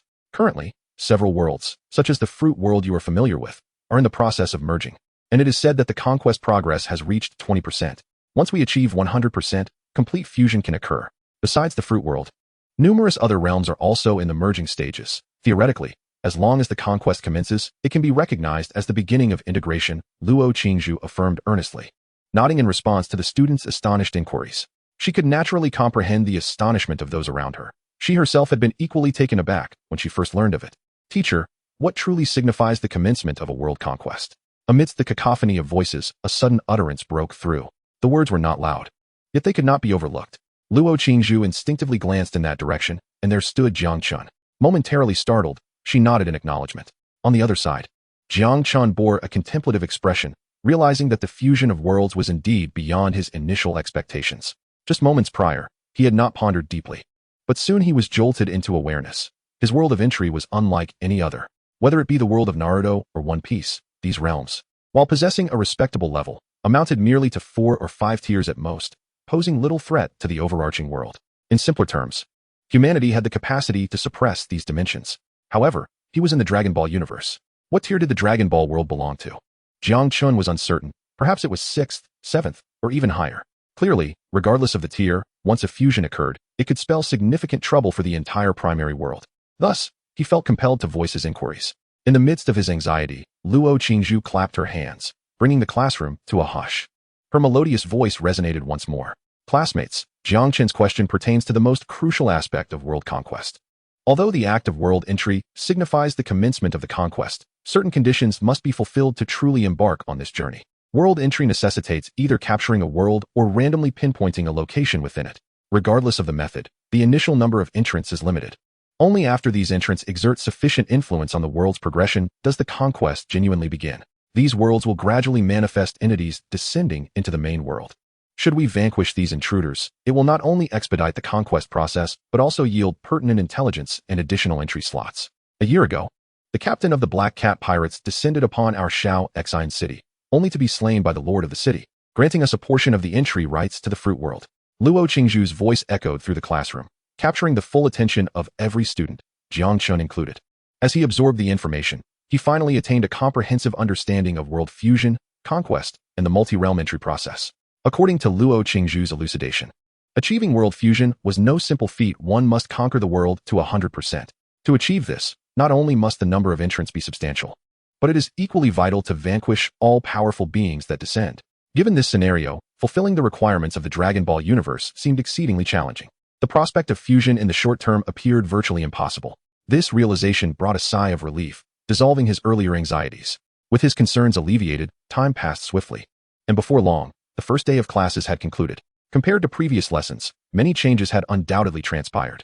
Firstly, regarding the multiverse login, there is an abundance of knowledge imparted about the realms. Furthermore, the curriculum now incorporates training in personal combat skills and various aspects of physical conditioning, which occupies nearly half of the course. This is quite understandable, as one's strength ultimately governs success in these realms. The greater one's innate power, the more formidable the abilities gained upon login.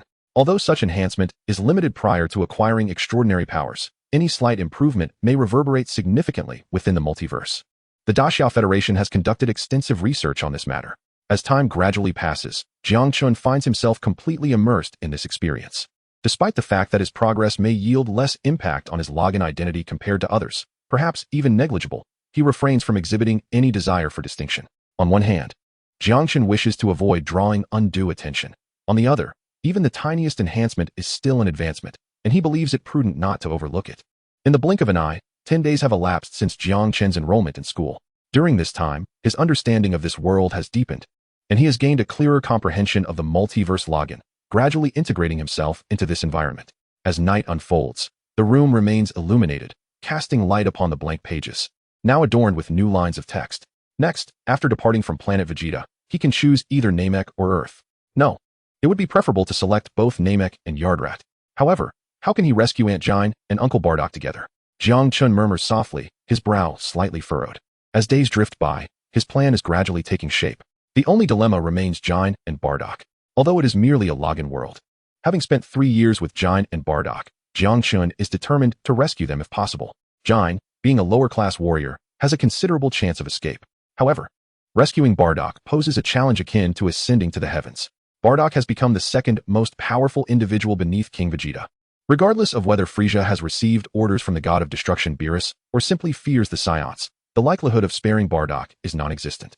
To rescue Bardock, Jiang Chen must possess strength that surpasses Frieza's. Otherwise, it seems there is no feasible solution. This is not a simple matter of locating a spaceship and flying into outer space. As the second strongest Saiyan, Bardock's every action is monitored by Frieza's forces, complicating Jiang Chen's plans significantly. If Bardock were not a consideration, he could ensure that after his second login, he would truly soar to great heights. Unlike the first login, once he leaves planet Vegeta, he would be free as a fish in the sea, soaring like a bird in the sky. When the time comes, he will be able to truly unleash the potential of that Saiyan body. Unlike before when, over 3 years, his combat power had scarcely increased by 200 points. Taking a deep breath, Jiang Chen shook his head, his gaze drifting momentarily to the sky. After organizing his thoughts, he proceeded with his nightly routine of washing up and preparing for sleep. However, just as he began to drift into slumber, an imperceptible wave swept across the entirety of Xian City. With a sudden rush, ethereal tides surged forth, causing ripples to emanate in every direction. Vague, phantom images intertwined in the air. Chapter 22. The Arrival of the World. The first phase strategy from the Ninja Village. The invisible waves cascaded over Xian City, and if one were to gaze upon the entire planet, they would discover that such waves were not confined to just this city. Similar disturbances were occurring in the Great Xia capital, Jiangnan Prefecture, and Dongbei Prefecture, manifesting in numerous locations across the land. Within these ripples, the surreal images continued to weave together. In the Great Xia capital, within the Ministry of Education, the moment the waves surged, a cacophony of alarms erupted within this most significant institution of the Great Xia Federation. Alarms blared. A level 1 arrival is imminent. Target points are being confirmed.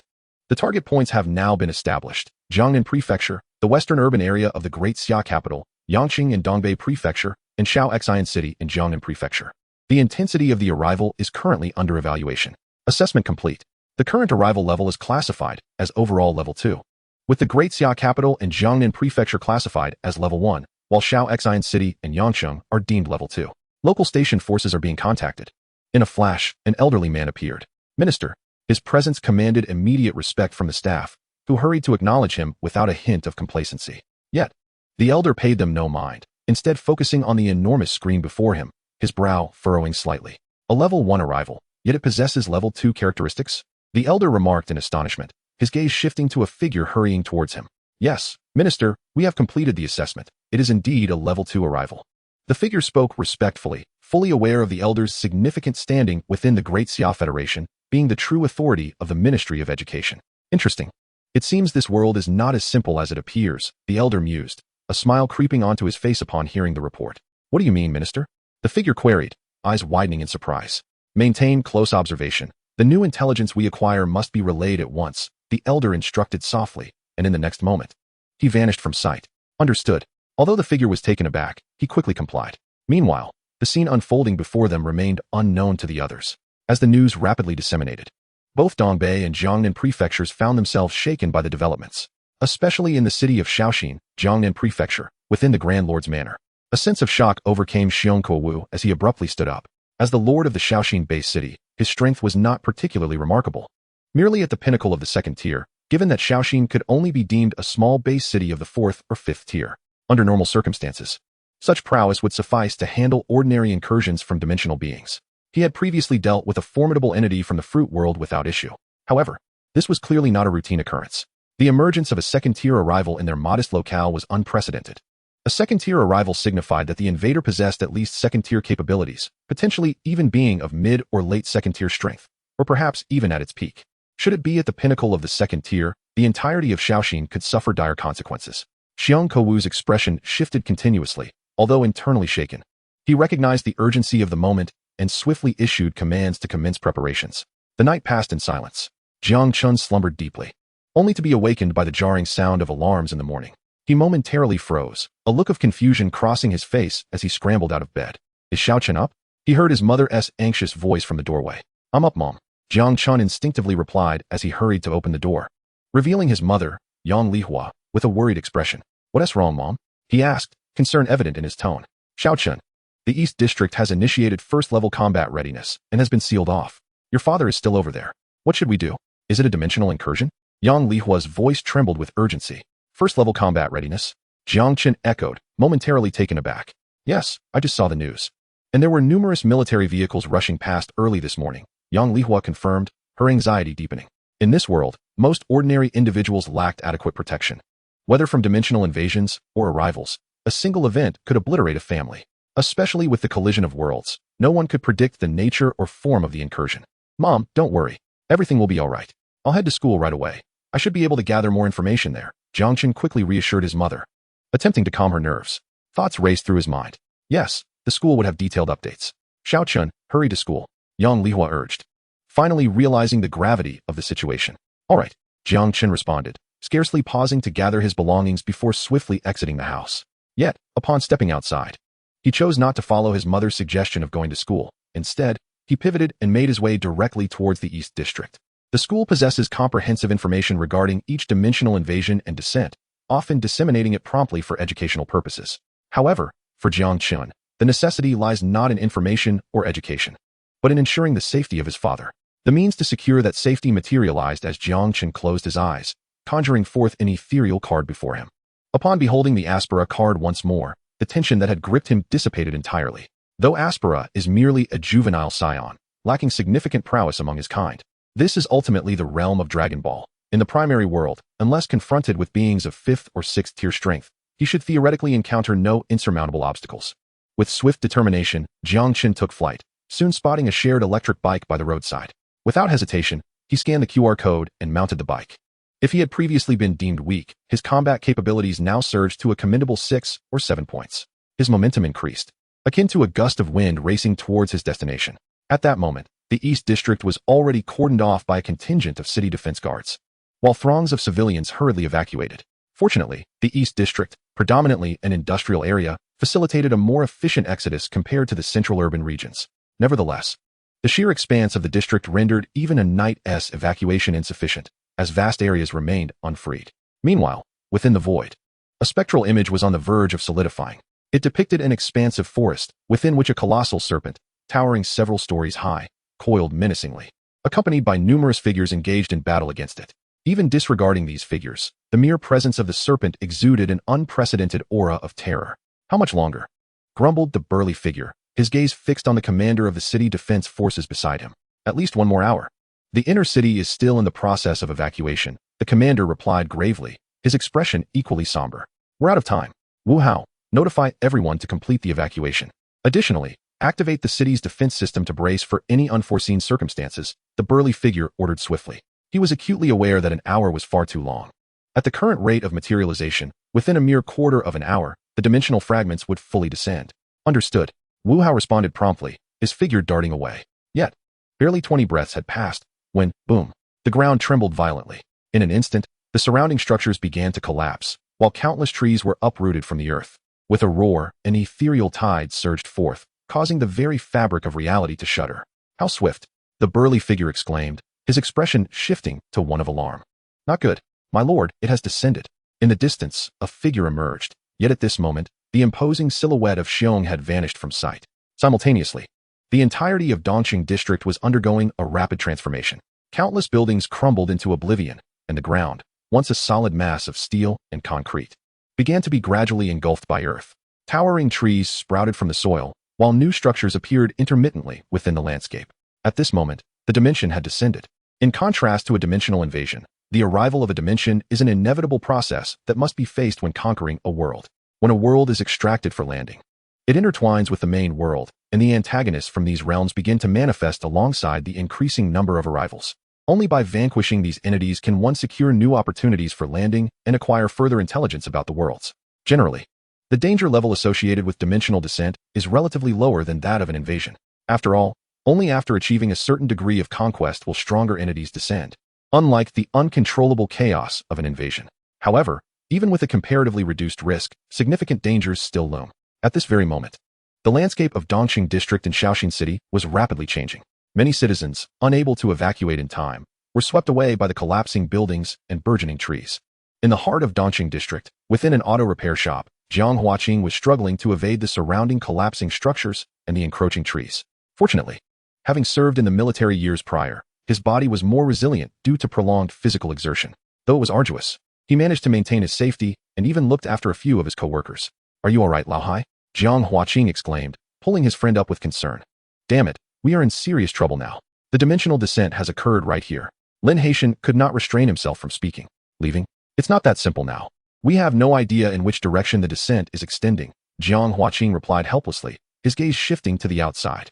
The once bustling streets, showcasing an intricate web of steel and concrete, had vanished without a trace, replaced by an impenetrable thicket of massive trees. Each towering shrub likely reached heights of over 100 meters, having grown over centuries, if not millennia. In such a drastically altered terrain, with the dimension descending and the direction of its spread unknown, attempting to escape felt like a fool's errand. What do we do now?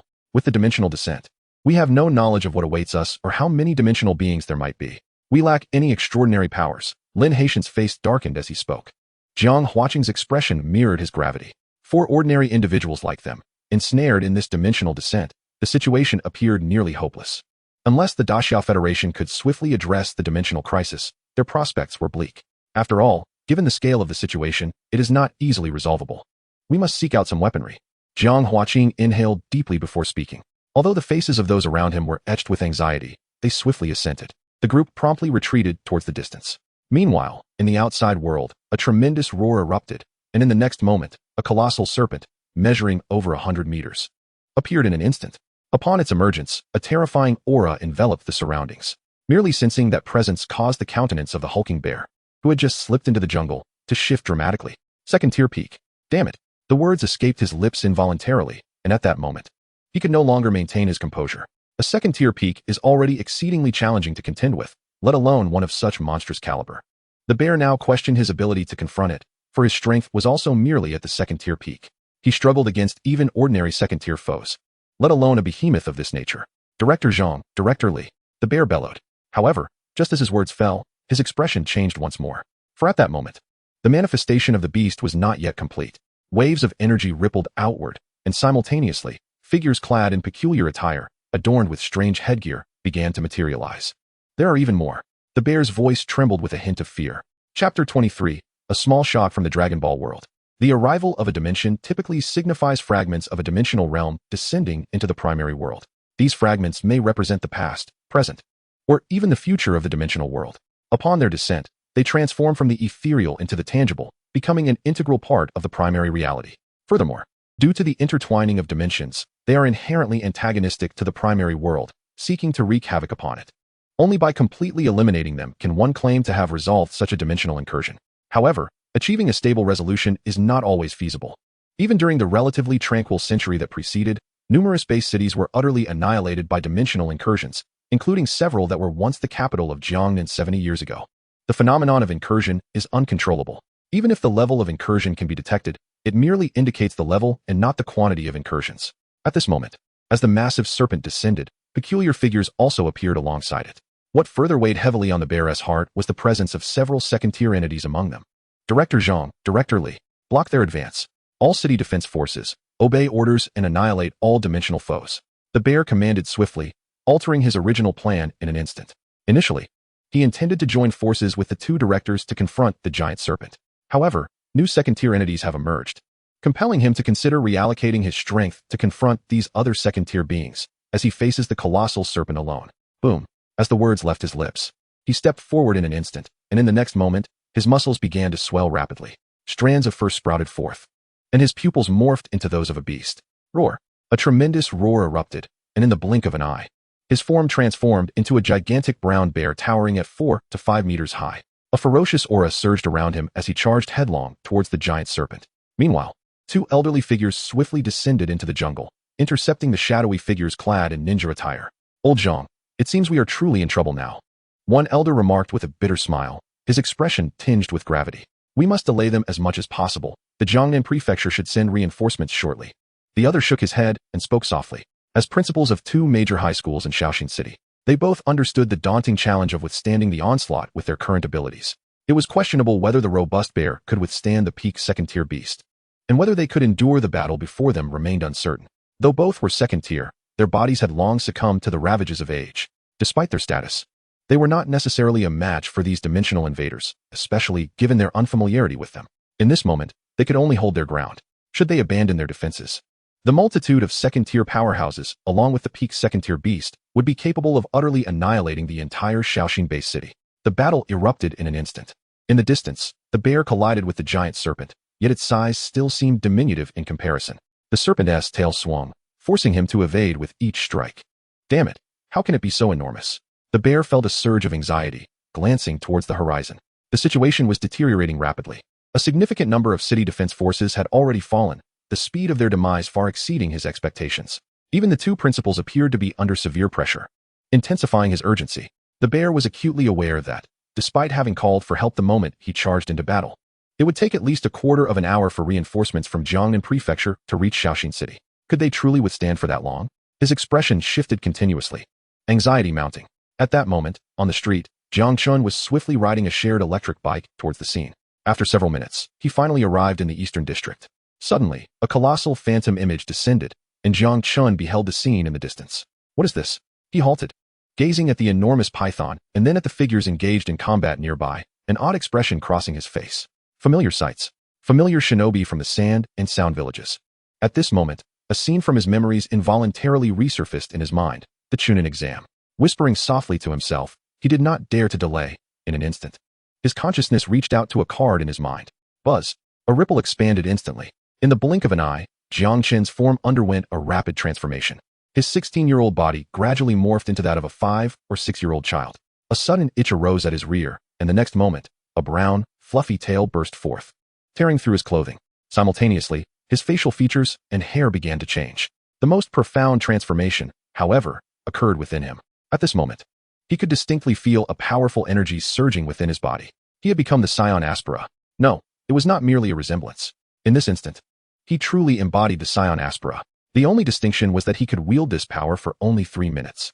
Sensing the overwhelming energy coursing through him, Jiang Chen couldn't help but clench his fist. A thought crossed his mind, and his figure began to float gradually into the air. Suspended in midair, he perceived the entire situation with newfound clarity. In the distance, a towering bear was engaged in battle with a massive serpent. Not far away, a group of city defense troops clashed with the sand and sound ninjas. Clearly, their dominance was not easily achieved. The bear appeared to be severely overpowered by the serpent, and the city defense forces were rapidly suffering losses. Ninjas, skilled in assassination, unleashed an unrelenting barrage of jutsu, catching the city defenders off guard. Boom. The energy erupted, and Jiang Chen no longer hesitated. Enveloped in this aura, he charged directly toward the serpent. His speed was astonishing, with nearly 200 points of combat prowess. He traversed thousands of meters in an instant, plunging into the jungle. Boom! The ground shook. Trees fell rapidly as the bear, transformed from the mighty figure, struggled to evade. His expression grew increasingly dire. At this moment, one of his already beastly hands twisted grotesquely. What troubled him further was his inability to contend with the serpent. Even with all his strength, he found himself unable to withstand the creature. His expression shifted continuously. Suddenly, the bear's demeanor changed. His gaze shot toward the sky not far away. Upon seeing it, he froze in astonishment. There, in the sky, a child's figure appeared before his eyes. Indeed, it was a child, barely 5 or 6 years old, perhaps even younger. Yet, this child floated in the air, emanating an aura that sent shivers down his spine. A feeling of dread taking hold. Terrifying. Inconceivably terrifying. To the naked eye, it was merely a child, but to the instincts of a beast, it was an immensely fearsome predator, far exceeding even the formidable serpent before him. As he momentarily hesitated, the colossal serpent seized the opportunity and struck down with its tail towards the formidable bear-like figure. The air erupted with a thunderous roar and the wind howled ominously. Alarmed, the bear-like creature's expression shifted dramatically, instinctively attempting to evade the impending blow. Yet, it was too late. A massive shadow descended from above, causing his pupils to dilate in sheer terror. A heavy thud resounded, yet the excruciating pain he anticipated never came. As he instinctively opened his eyes, he was met with the calm gaze of a young child. In a moment of disbelief, he realized that the child, who had just been airborne, had somehow appeared before him, effortlessly lifting the enormous serpent's tail with a single hand. This unimaginable scene left the bear-like figure utterly astonished, his eyes wide with shock. "Leave this to me, uncle. You must deal with the intruders. Otherwise, the city will face dire consequences," the child declared, his voice tinged with urgency, disregarding the elder's astonishment. Jiang Chen had summoned the cards for a purpose, to resolve the crisis at hand. Thus, as soon as the bear-like figure turned to him, his words came out with an edge of impatience. Okay, I'll go right away." The bear-like figure, startled by the youthful voice, quickly nodded in agreement. Casting a deep glance at Jiang Chen, he wasted no time and swiftly departed. Although he remained oblivious to Jiang Chen's true identity, it was evident that the child had come to his aid, and that was sufficient. As Jiang Chen asserted, the immediate priority was to address the current dilemma with utmost urgency. The bear-like figure vanished from sight, plunging into another battlefield. With his presence, the conflict soon began to stabilize. The power of the Sand and Sound Ninja was formidable, particularly the Sand Ninja, as one of the 5 great ninja villages. Their strength could not be underestimated, even if they were the weakest faction. The foes currently invading Konoha were merely a fraction of their might. Yet they still posed a significant threat. Among them were 2 elite J-nin, not quite on par with the likes of Maki, but seasoned nonetheless, complemented by numerous skilled CH-nin and several special J-nin. Such strength made it exceedingly challenging for the city's defense forces and the 2 academies' heads to cope. In a matter of moments, the losses had been staggering. With high-level forces entangled, the ordinary elite CH-nin, and Jinin could manage the situation. Boom. Crash. The bear-like figure delivered a powerful punch, absorbing the force of a wind blade, striking directly at the head of one J-nin. The J-nin's eyes widened in terror, and the next instant, his head exploded. A surge of information flooded into the bear-like figure's mind, but he had no time to process it. With a swift turn of his body, he delivered a kick to another J-nin who had just unleashed a jutsu. Wind release, vacuum wave. The J-nin's expression shifted as he hastily completed the hand seals. With a swift motion, several blades of wind were unleashed, hurtling towards the formidable bear-like figure, intent on forcibly altering his actions. However, with a sharp sound, the wind blade sliced through flesh, causing blood to spray forth. The bear-like warrior did not flinch or evade. Instead, he delivered a powerful kick straight into the chest of a sand ninja. The impact sent the ninja flying, his body collapsing inward upon itself, until he finally crashed to the ground over 20 or 30 meters away, lifeless. It was evident that the blow had irrevocably extinguished his life.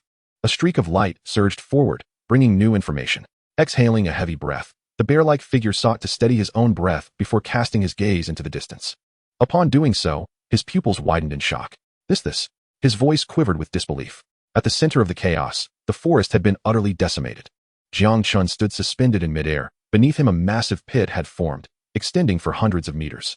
The colossal serpent, summoned by Orochimaru, lay motionless in the depths of the pit. This serpent, undeniably powerful, had proven to be a challenge even for elite ninjas during the CH-nin exams, ultimately requiring Jiraiya's summoning of a toad, combined with his own techniques, to subdue it.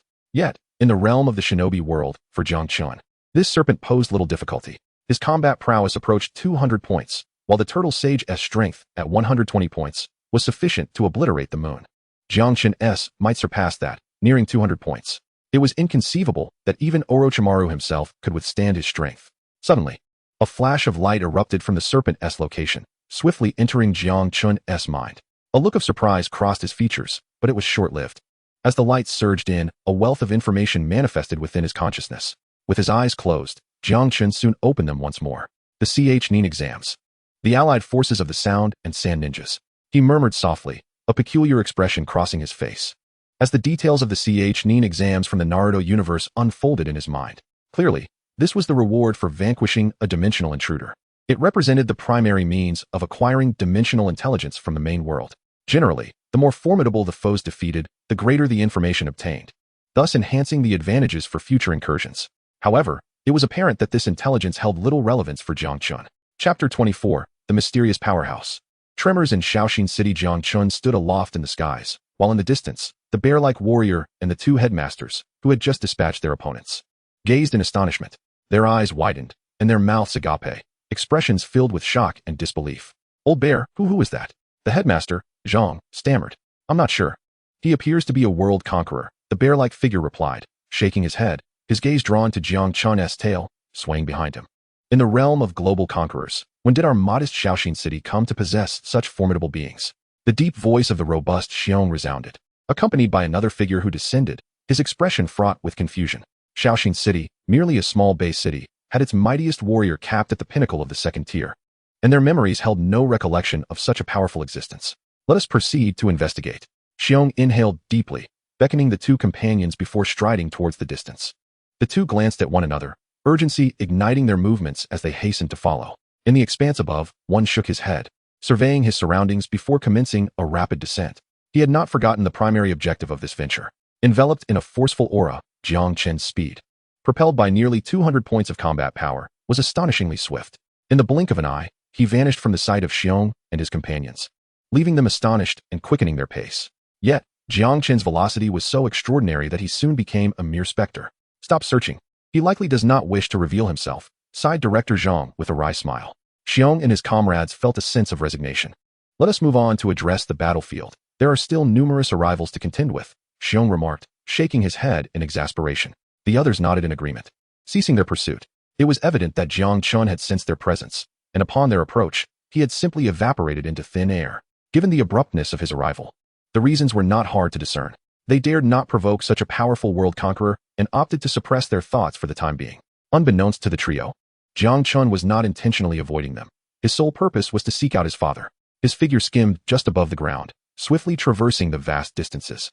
Amidst a certain thicket, his eyes narrowed as he vanished in an instant. In the vicinity of the factory, what had once been a group of over 20 workers had dwindled to merely 2. Yet, just a quarter of an hour prior, an intruder had appeared unexpectedly. Hua Qing. It seems we are destined to meet our end here, Lin Haitian remarked, grasping an iron rod and offering a bitter smile to his companion, Jiang Hua Qing. The latter's gaze was fixed ahead, beads of perspiration forming on his brow. Truly feeble, a mocking voice emanated from a figure clad in ninja attire, adorned with the forehead protector of a sound ninja. Despite being merely a genin, he found it exceedingly simple to eliminate ordinary individuals.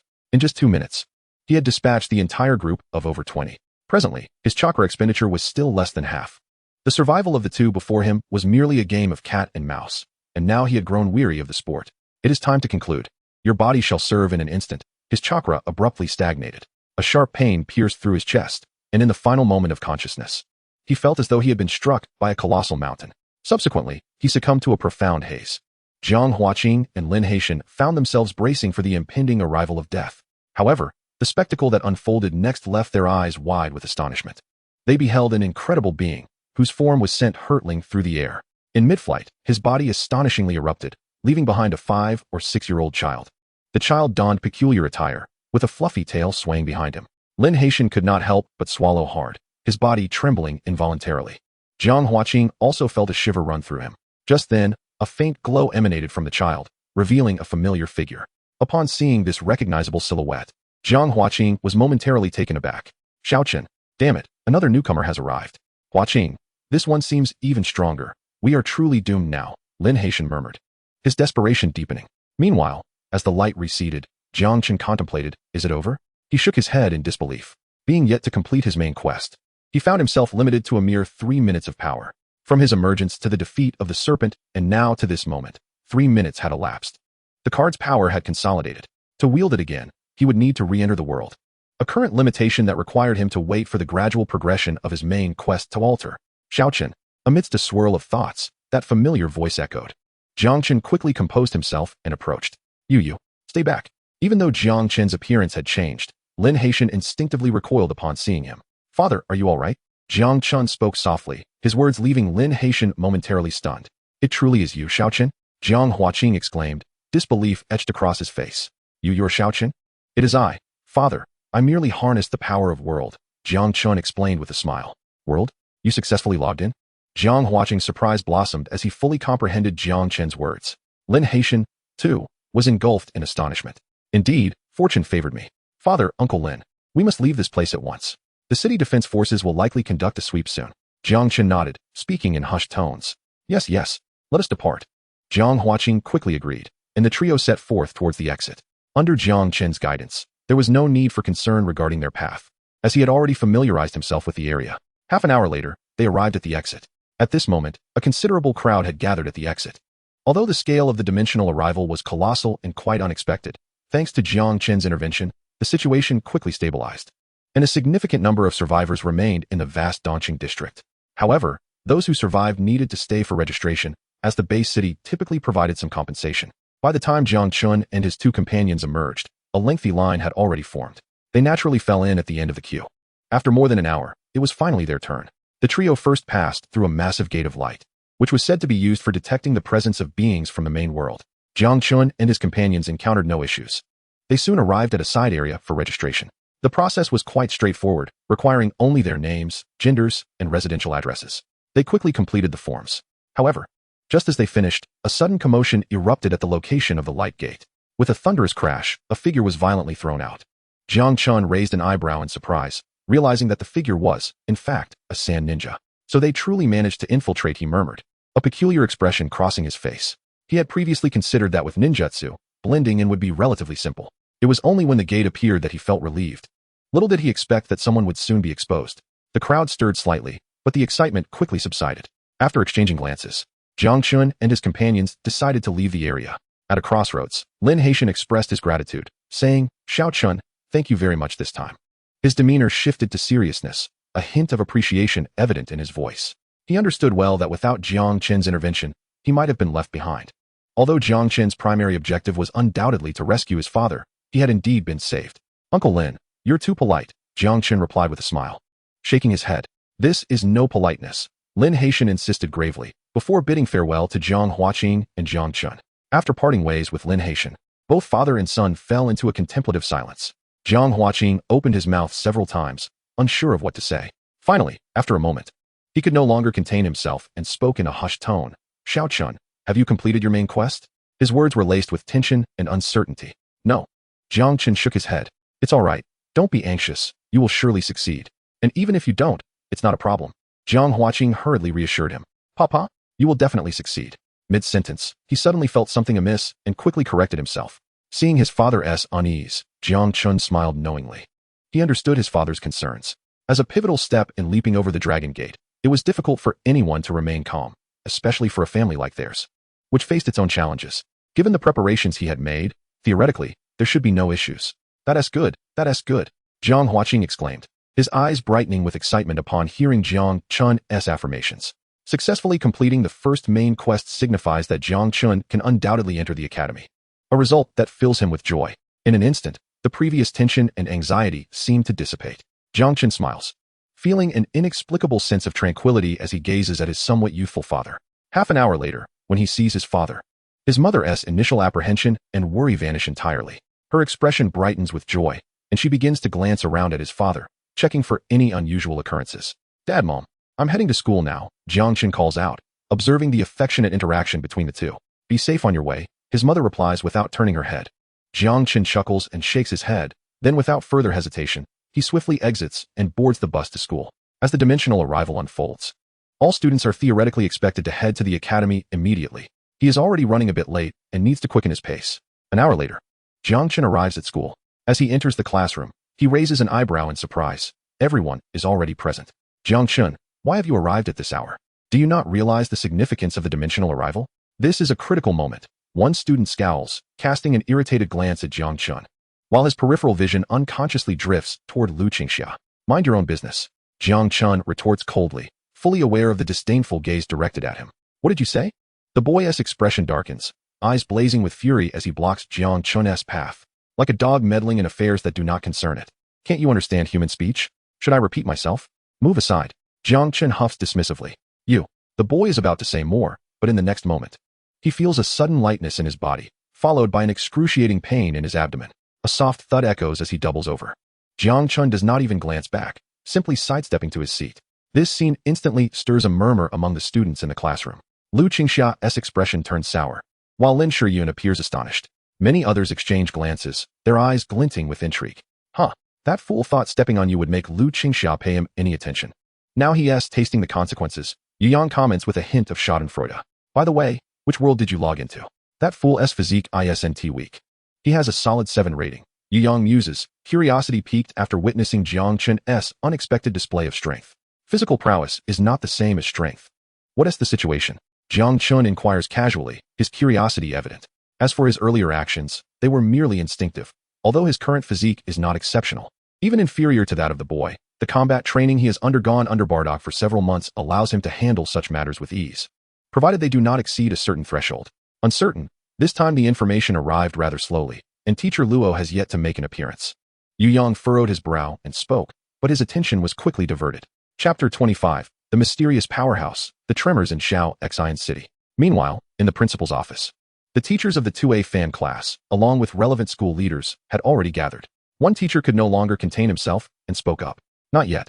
This time, our Xiao City is likely facing considerable trouble. Hearing these words, a school administrator couldn't help but let out a bitter smile.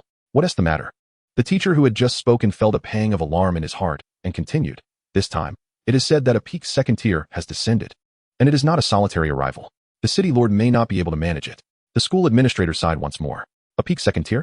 Not solitary? Listening to the administrator's words, the figures present felt their brows twitch involuntarily, and some even gasped aloud. The room grew somewhat chaotic. A few school administrators exchanged glances, but did not intervene.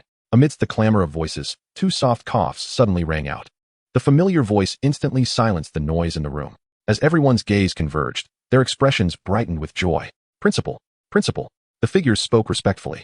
Meanwhile, a figure that had appeared at the doorway, unbeknownst to them, stepped inside. The matter has concluded, and all is as usual. Director Zhang surveyed the crowd and spoke calmly. Principal, you said it has already ended? Upon hearing Director Zhang's words, the crowd was momentarily stunned, some expressing their astonishment. Indeed, it has been resolved. Director Zhang nodded, a smile gracing his features. The teachers and school leaders exchanged glances, momentarily at a loss. Yet, Director Zhang offered no further explanation, merely gestured with his hand. Although filled with confusion, the crowd quickly dispersed, leaving only one figure behind. Principal, wasn't the arrival a peak second tier? Has the city lord already made a breakthrough? The figure inquired, a hint of disbelief in their voice. No, an unexpected development occurred. You will understand soon. You may leave for now. Director Zhang shook his head and waved his hand once more. An unexpected development? The figure, still perplexed, retreated. Soon. The room was left with only Director Zhang. A peak second tier? No, it should be at least a third tier, perhaps even stronger. When has Xiao City ever encountered such a formidable world conqueror? Director Zhang murmured, his expression filled with bewilderment. Of course, at this moment, he was not alone in his confusion. Many others shared his sentiments, including the robust leader of Xiao Base City and the principal of Xiao First High School. The Xiao Base City, albeit merely a small bastion, was undoubtedly well aware of the formidable individuals it harbored. Yet, at this moment, a figure that appeared abruptly was entirely unfamiliar to them, capturing their undivided attention. However, it was evident that reaching a conclusion was nearly impossible. After all, following the utilization of cards, Jiang Chen's aura, appearance, and various other manifestations had undergone a complete transformation. Although Lin Haitian noticed this, he was oblivious to the scenes of Jiang Chen's prior battles and, naturally, would refrain from elaborating. Within the city lord's mansion, a furrowed brow marked Yonko Wu's expression as he cast his gaze upon the city defense army commander, Wu Hao. Is there no information available? He inquired. Indeed, we are unable to retrieve any data. The surrounding surveillance was obliterated upon the dimensional incursion, making it impossible to ascertain the circumstances. Wu Hao responded with a wry smile. His voice tinged with resignation. I see, Yonko Wu remarked, furrowing his brow before shaking his head. Then let us move on. By the way, has the casualty count been completed? His inquiry shifted to another matter, as he recognized the futility of seeking further information. Meanwhile, the two deans were similarly occupied. In the classroom, Jiang Chen remained unaware that his presence had stirred considerable ripples within the Shao Exine base city. Engaged in a light-hearted conversation with Yu Yang, his thoughts were immersed in the impending world login. Should there be any unforeseen events, the second login was on the horizon, and Jiang Chen harbored a modicum of anticipation for it. Hey, Shenzi, what do you think this new world will be? Could it possibly be another fruit world? If it is, I would have even more intelligence for the next login, he mused with excitement. Anticipate what? Let us not forget that the fruit world is a tier 4 realm. Should a tier 4 powerhouse emerge, we would all be in dire straits, came the retort. Surely not, Jiang Chen responded, feigning disbelief. As their banter continued, time swiftly passed until the sun ascended to its zenith, heralding the tardy arrival of Luo Qingzhu. With her entrance, the entire classroom fell into a hushed silence, all eyes fixated upon her. Esteemed classmates, the dimensional incursion has now concluded. The City Lord's mansion has addressed the situation, and relevant footage has been uploaded for your review, Luo Qingzhu announced, taking a deep breath to steady her tumultuous emotions. Her right hand deftly manipulated the terminal equipment on the podium. In an instant, a radiant light illuminated the space, unveiling a phantasmagorical scene. Captivated, the students' gazes were drawn towards the unfolding spectacle. This latest incursion introduced a new Tier 4 ninja village world, with a total of 108 entities emerging, including peak second-tier beasts and 2 second-tier dimensional figures, alongside a majority of first-tier beings, Luo Qingzhu elucidated, her voice calm, yet authoritative. As he spoke, a series of crimson dots materialized within the ethereal scene. In the distance loomed a colossal serpent. Hiss, how immense! This is the world of the ninja village. Voices erupted. Many gasped in astonishment upon glimpsing the enormous snake. What on earth? Exclaimed Yang beside Jiang Chen, unable to suppress his expletives. The scale was indeed staggering. Even as mere trainees, they sensed the extraordinary nature of the situation. We're in deep trouble. Some murmured softly, their expressions grave, as if to validate their fears. The forces of the base city swiftly succumbed to the pressure of dimensional arrival, with losses mounting incessantly. The invaders appeared to wield an array of formidable powers, catching the entire city defense army off guard. Even the two directors were instantaneously overwhelmed. Within the classroom, many began to breathe heavily. In this world, everyone understood what the dimensional arrival signified, and were acutely aware of the dire consequences should the base city fail to withstand the onslaught. Several clenched their fists tightly. Jiang Chen could distinctly hear the sound of labored breathing. Then, a figure emerged within the scene. In the next moment, every student in the classroom widened their eyes in disbelief. What is that? Goodness! What on earth? They exclaimed in unison. It's resolved. Such terrifying power. Voices echoed. And even Yang beside Jiang Chen let out a loud exclamation. At that moment, it was not only him. Nearly everyone in the classroom shared the same reaction. What were they witnessing? The massive serpent, which had been overpowering the city lord of Shao Exine, was effortlessly subdued by the figure that had descended. With a mere strike, an enormous pit formed in the ground, and the serpent lay there like a lump of clay. Gulp! Someone instinctively swallowed hard, opening their mouth, but at a loss for words. Teacher, who is that person? Amidst the shock, someone finally broke the silence. I don't know. They must be a world conqueror, Luo Qingzhu sighed, shaking her head. When she first witnessed the video, her astonishment surpassed that of the students before her. As a top student of the Great Xiao Academy, Luo Qingzhu was acutely aware that such power was far beyond the second tier, likely reaching the pinnacle of the third tier, or even higher. Just a fleeting glance had sent shivers coursing through her very soul. What astounded her further was that the force wielded by that individual was beyond her comprehension, even as a distinguished student of the Great Xiao Academy. A world conqueror. So immensely powerful. If we complete the main quest, can we become that strong? Dream on. How is that even possible? Within the classroom, students animatedly engaged in fervent discussions. Many cast their gazes toward the small figure depicted on the screen, their eyes shimmering with excitement, except for Jiang Chen. Upon witnessing the scene, his brow furrowed slightly in surprise. He had not anticipated that the base city had recorded such footage. However, this fleeting reaction passed quickly as he chose not to dwell on it. In stark contrast, the other students were utterly exhilarated, particularly Yu Yang, whose eyes sparkled with enthusiasm, his words spilling forth in an unceasing torrent of excitement. Moments later, Luo Qingzhu's voice resonated, gradually silencing the clamor within the classroom. All right, everyone, please settle down. We are now going to discuss the recent dimensional arrival. Her cool voice swept through the room like an invisible wave, ushering in an atmosphere of quietude. Once the chatter subsided, Luo Qingzhu began to elucidate the details of this latest incursion. The arrival pertained to a realm known as the Ninja Village world. With scan information currently available, it was confirmed that the entities involved hailed from one of the 5 great shinobi villages, specifically Sunagakure, as well as the Otogakure. These beings wielded extraordinary powers known as ninjutsu, a fundamental form of supernatural ability within the Ninja Village world. This included the manipulation of the 5 elemental natures: wind, fire, lightning, water, and earth, alongside the yin-yang duality. In this world, aspiring ninjas harnessed a mystical energy referred to as chakra, which, when combined with specific hand seals, allowed for the execution of ninjutsu. The known ranks within this hierarchy were Genin, Chunin, Jonin, Special Jonin, and Kage. As Luo Qingzhu continued her detailed exposition regarding the particulars of this incursion, the students listened intently, particularly Lin Shiyun and Lu Qingxia, whose expressions grew more focused. Listening to Luo Qingzhu's discourse, Jiang Chen found himself deep in thought. The mere act of this incursion had evidently elevated the main world's understanding of the Naruto universe by several magnitudes. It was clear that the information was a direct result of the dimensional arrival. He recalled the intelligence he had gleaned from defeating Orochimaru. It was reasonable to surmise that others who vanquished the arriving entities had similarly acquired pertinent knowledge. Although this information was fragmented, the ongoing data harvested from the world's landings would likely enhance the overall comprehension of the Naruto universe within the main world. Nonetheless, Jiang Chen felt little concern regarding this development.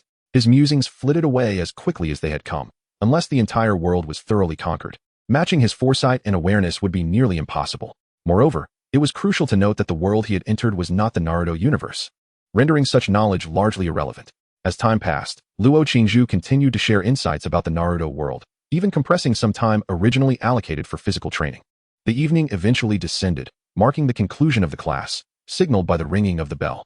Students surged forth from the classroom in a rush, while Jiang Chen remained composed, unhurried, leisurely tidying up his belongings. He had just finished when a figure approached. "What brings you here?" Yu Yang inquired, frowning. Jiang Chen looked up and, to his surprise, beheld Lu Qingxia, his brow slightly arching. "Jiang Chen, I appreciate your assistance in accessing the village world, but don't presume that I owe you anything. I shall repay you with an opportunity to log in," Lu Qingxia asserted, taking a deep breath and forcing a serious tone.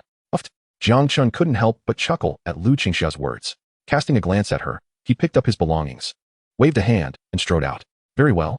Yu Yang scoffed at Lu Qingxia before hastily following Jiang Chen. "You." Lu Qingxia's face flushed crimson. Jiang Chen remained silent.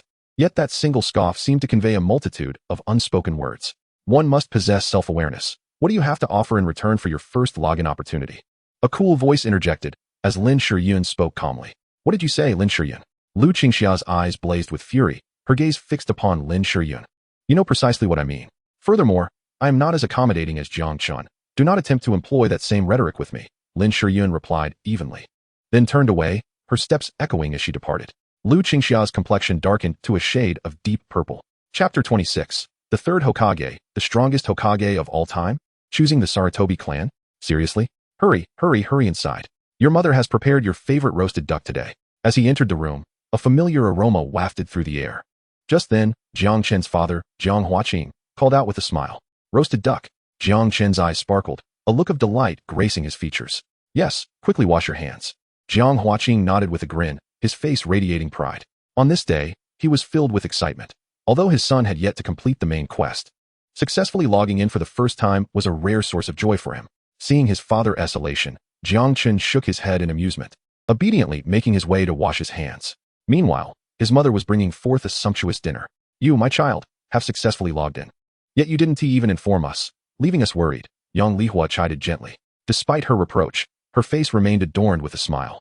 At the dinner table, Jiang Huaqing beamed with joy. The trio of family members basked in this rare moment of ease.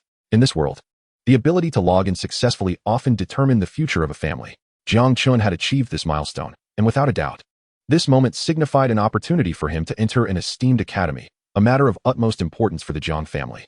"By the way, Xiao Chen, it is said that Xiao Shi will be logging in soon. Has she sent you a message?" As they conversed, Jiang Huaqing seemed to recall something, looking at Jiang Chen with a hint of inquiry. "Xiao Shi is logging in, but isn't she only 14? Jiang Chen raised an eyebrow, a hint of surprise crossing his features. Indeed, this seemed to be a decision from the Daxia Academy, indicating that there was a world particularly suitable for initial entry, and Xiao Shi's mentor had assisted her in applying. "It was only when I called Xiao Shi today that I learned, Xiao Chen. You have no idea how delighted Xiao Shi was upon hearing that you two had successfully entered." Jiang Huaqing chuckled. "As a parent, There is no greater joy than seeing both children thrive. He had previously harbored concerns for his eldest son. The critical juncture of entry, especially the initial attempt, was daunting. With a reported elimination rate exceeding 50%, he could not guarantee his eldest son's success. However, now that he had passed the first entry, the likelihood of success had significantly increased. While not a certainty, there was certainly a substantial hope. Is that so? I shall make a call shortly, Jiang Chen nodded, his expression still tinged with surprise. Meanwhile, in a casual conversation among the 3 members of the Shao Xian base city, Daxiao Academy was on Jiang Shi's mind. Her brow slightly furrowed. It seemed there was no mention of entities with tails. Jiang Shi murmured to herself, a trace of confusion visible in her demeanor. When her father had called earlier, she had felt a surge of joy upon learning that her brother had successfully completed his initial entry. Although the main task remained unfinished, it was nonetheless a promising start. Thus, she had spent the day searching for relevant information, hoping to assist her brother in his next entry. However, after sifting through a plethora of materials, especially the latest intelligence, Jiang Shi found no indication of the tail-bearing entities her father had described. Just as she was mulling over this mystery, her phone rang. Picking it up, she discovered it was a call from her mentor. A touch puzzled, she quickly answered. Hello, teacher. Jiang Shi spoke respectfully. Shao Shi, new intelligence has been sent from Shao Xian City, along with several videos for you to review. You will soon be entering, and this should prove quite beneficial for you. A gentle voice came through the line. Shortly thereafter, several notification sounds chimed from her phone. I understand. Thank you, teacher. Jiang Shi replied hastily. Prepare well. This will greatly aid you in your upcoming endeavors. Came the encouraging voice before the call ended. Jiang Shi felt a spark of inspiration and turned her attention to the documents that had been sent. Opening the files, she began to examine their contents. This latest information was more detailed than previous reports, evidently derived from the recent dimensional arrival.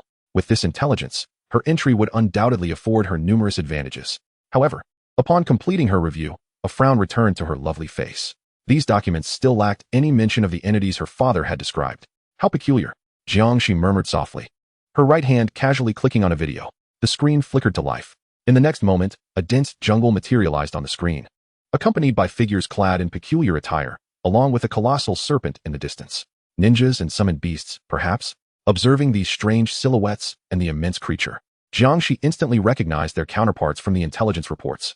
However, just as she murmured to herself, her pupils widened in shock. A tail? What is that? With her mouth slightly agape, Jiang Shi's gaze fixated on a figure hovering in midair. It was not the act of flying that captured her attention, but rather the uncanny resemblance of the small figure to the brother her father had described to her. The same tail, the same bizarre hair and attire. Suddenly, Jiang Shi snapped back to reality and swiftly rewound the footage. The scene reappeared. The diminutive figure stood suspended in the air, and with a single strike, the ground was left with a massive crater. The colossal beast was instantly dispatched. Gulp. Jiang Shi couldn't help but swallow hard, momentarily rendered dazed. Meanwhile, Jiang Chen was blissfully unaware of all this. After finishing dinner and taking a brief respite, he prepared to call his sister. To his surprise, it was Jiang Shi who called first, sending a video along with her message. Brother, is this you? Speak up. Also, when did the ninja world become home to such formidable beings? This must be at least a third-tier entity. Moreover, how did you manage to acquire such a powerful character upon your initial login? Incredible, truly incredible. Jiang Shi's words were filled with excitement and enthusiasm. Spilling forth in an eager torrent, Jiang Chen promptly held the phone away from his ear, trying to endure her fervent chatter. When Jiang Shi finally paused for breath, he responded with a hint of exasperation. Oh, you've seen the video I sent, right? Dad mentioned it was a 5 or 6-year-old child with a tail. Could it be the one in the video? Upon hearing her brother's words, Jiang Shi managed to regain some composure, though she couldn't suppress her curiosity. Video? Jiang Chen raised an eyebrow and instinctively opened the clip. Indeed, it showcased the earlier battle with the serpent. Have you finished watching it? Is it? Without waiting for a few seconds, Jiang Shi's clear voice rang out, filled with urgency. Yes. What's the matter? Jiang Chen replied, nodding with mild irritation. This is a significant issue. On initial login, I have never encountered such strength before. Isn't it determined by one's own essence? How did you achieve this? Brother, please teach me. I'm about to log in too. And it's the same world as yours. You wouldn't want to see your poor sister struggling, would you? Jiang Shi exclaimed excitedly, her face slightly flushed on the other end of the line. Wait, you're logging into the ninja world? Jiang Chen inquired, his brow raising in astonishment upon hearing her pitiful tone. Yes, the ninja world. My dear brother, please guide me. Jiang Shi nodded, quickly adopting a charming demeanor once more. When will you embark on your journey, and how do you intend to choose? Has the timing of your entry into this world been established? Within the confines of the room, Jiang Chen furrowed his brow slightly, a look of gravity crossing his features as he spoke. In just a few days, it will be your second entry. As for your choice, the teacher has advised me to continue with the Sarutobi clan, reputed to be the strongest lineage of Hokage, surpassing even the Hyuga clan. Moreover, it seems the year is the 48th of Konoha, is it not? What is it? Jiang inquired, a hint of surprise in her voice. I previously eliminated Orochimaru and obtained some crucial intelligence. You must pay close attention to what I am about to say. Upon hearing her words, Jiang Chen's lips twitched. This intelligence seemed even less reliable than the last. The Sarutobi clan, should that truly be your choice, it would be disastrous. Brother, what do you think? Jiang Shi's eyes sparkled, her demeanor growing serious. In the year 48 of Konoha, you have two choices, the Hyuga clan or the Uchiha clan. Do not opt for the Sarutobi clan, Jiang Chen advised slowly. Brother, isn't the Uchiha clan on the brink of extinction? It appears there is only one survivor left. Additionally, why should I avoid the Sarutobi clan? The third Hokage, Sarutobi Hiruzen, is regarded as the strongest of all Hokages. Upon hearing her brother's words, Jiang Shi could not help but interject. Allow me to explain, Jiang Chen replied curtly. Meanwhile, Jiang Shi stuck out her tongue but refrained from further comment. I urge you to choose the Hyuga clan, and there are reasons behind my suggestion. They possess a higher potential. The Uchiha clan wields the Sharingan, which, albeit difficult to awaken, can ascend to the Mangekyou Sharingan, leading to potential mastery at the pinnacle of the fourth tier. The Hyuga clan, possessing one of the three great ocular techniques, the Byakugan, also has the opportunity to evolve into the more advanced Rinnegan. Achieving the Rinnegan would undoubtedly elevate one to the fourth tier, with mastery of the fourth tier being a distinct possibility. As for your concern regarding the Uchiha clan's impending doom, there are ways to navigate that. Should you choose the Uchiha clan, you have several options. Strive to align yourself with the legendary three ninjas. If you can become their apprentice, the challenges will be manageable. Display your will of fire. I will send you further details shortly. Nonetheless, I still recommend opting for the Hyuga clan for greater safety. After your initial entry, endeavor to apprentice under Orochimaru. You could bring some modern biological knowledge to him, which he is likely to accept. Remember, if Orochimaru proves unfeasible, seek out Jiraiya and Tsunade. Otherwise, at a certain point, you may find yourself ensnared like a caged bird, which would be detrimental to your future. Jiang Shi paused, while Jiang Chen continued his exposition. He was undoubtedly more concerned for his sister than anyone else. Since she wished to enter the world of Naruto, he felt compelled to pave a smooth path for her. Knowing the intricacies of the Naruto universe made this task remarkably straightforward for him. Have you taken all this to heart? He inquired once more. I have remembered, she replied. That and this. On the other end of the line, Jiang Shi was momentarily stunned. However, under Jiang Chen's words, she quickly regained her composure, yet after nodding, she found herself in a bit of a quandary. Brother, the Hyuga clan isn't as formidable as the Uchiha clan, right? Jiang Shi's voice was somewhat timid and tinged with embarrassment. Stop overthinking it. I didn't log into the Shinobi Village world. An incident occurred, and I opted for random login. Jiang Chen replied, somewhat exasperated upon hearing Jiang Shi's words. Random login? Brother, you didn't log into that woman's world, did you? Jiang Shi's voice rose in indignation at Jiang Chen's response. Something did happen, but you needn't worry about it. Can't you see I'm perfectly fine now? Remember what I just said? Listening to his sister's agitated demeanor on the other end, Jiang Chen couldn't help but sigh, hastily changing the subject. Brother, you can't do this. Lu Qingxia doesn't even like you. Clearly, his sister was not swayed by this at all, as her words continued to ring out. Jiang Chen felt a sense of helplessness. Ultimately, he had to assure her repeatedly before calming down his fiery-tempered sister. When the call ended, over an hour had already passed. The sky had completely darkened. Jiang Chen tidied up and soon succumbed to slumber. Meanwhile, Jiang Shi began her preparations. This time, she possessed a rare opportunity. Her brother had slain a peak-tier second-level arrival, which undoubtedly meant he held the most comprehensive and detailed intelligence, especially the content she had never even heard of before. Now that she had acquired it, it represented her undeniable advantage. As the night gradually wore on, a new day quietly approached. In the following days, in the classroom, Luo Qingzhu continued to elaborate on matters related to dimensional arrivals and the state of the Shinobi Village world. At Daxiao Academy, Jiang Shi was still organizing her login plans. 3 days passed in the blink of an eye. During this time, Jiang Shi was fully prepared, and Jiang Chen was nearly ready as well. A new login was about to commence. That evening, Jiang Shi dialed Jiang Chen's number once more. Brother, I've made my decision. As soon as the call connected, her voice came through. You've decided? Have you chosen the Hyuga clan or the Uchiha clan? Jiang Chen inquired, nodding with curiosity. The Hyuga clan, are you certain? Jiang Chen responded with a hint of surprise upon hearing his sister's words. He had initially thought she would choose the Uchiha clan, as compared to the Hyuga clan. The Uchiha clan offered a smoother trajectory in both early prospects and development, with no inferior ceiling. In contrast, while the Hyuga clan had a high ceiling, reaching it was not so simple, and their initial strength was not particularly remarkable, even if the Byakugan is developed to its utmost potential. When it comes to the Hyuga clan, Reaching merely the pinnacle of the second tier is the utmost limit, and the possibility of ascending to the third tier remains in doubt. In stark contrast, the Sharingan, upon activation, can attain the zenith of the third tier, with the fourth tier merely a step away. Given the impulsive nature of his younger sister, Jiang Chen could not shake the feeling that she would gravitate towards the Uchiha clan. Absolutely not. I have no desire to align myself with that group of lunatics. The Hyuga clan is certainly preferable, and besides, did you not mention, brother, that as long as one can acquire the bloodline abilities of the Otsutsuki clan from the moon, it is possible to evolve into the Rinnegan? If all else fails, one could fuse a substantial number of Byakugan, which would suffice. With all the extensive materials I have prepared for Orochimaru, it would be a disservice to my efforts not to cultivate at least tens of thousands of Byakugan. On the other end of the line, Jiang Shi's cheerful voice chimed in. As long as you are certain. By the way, did you remember what I told you about other matters? Listening to his sister's words, Jiang Chen felt no need to dwell on it. For the average person, the Uchiha clan might indeed seem superior to the Hyuga clan, but for Jiang Chen, both were rather comparable. His sister's choice of the Hyuga clan appeared to be a more stable option, and his recommendation aligned with hers. I remember. All right, then I'll hang up. The teacher is calling for me to gather. Wishing you success in your endeavor. Jiang Shi nodded with a smile. Wishing you success as well, Xiao Shi. Subsequently, the siblings ended their call. It begins. Jiang Chen gazed out at the rising sun, exhaling a long breath of stale air, and a smile returned to his face. Without further hesitation, he swiftly packed his belongings and bid farewell to his parents. Xiao Chen, do not be anxious. You will surely succeed. Amidst the concerned, worried, and anxious gazes of his parents, Jiang Chen waved and set off for school. Xiao Xian City, 8th Middle School. Class of Transformation.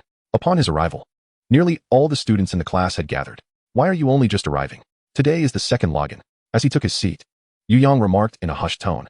Isn't there's still an hour and a half until the login? Jiang Chen replied, somewhat astonished. Aren't you nervous? This login requires most of us to complete the main storyline tasks. Yu Yang queried with surprise, his gaze assessing Jiang Chen. Nervous about what? Jiang Chen replied, perplexed. I can't believe you. Let us not dwell on that. You were right. Whether I can pass the main storyline task this time hinges on you. So don't let me down. Yu Yang said, somewhat exasperated, but then quickly leaned closer, speaking softly. And nah, rest assured, I wouldn't possibly let you down. However, remember to be diligent when entering the Navy headquarters. Otherwise, you might be eliminated, and you cannot blame anyone else then. Jiang Chen retorted with slight annoyance. Genuinely concerned about this fellow. With Luffy's connections, KB managed to infiltrate the Navy headquarters, so Yu Yang should have no issues.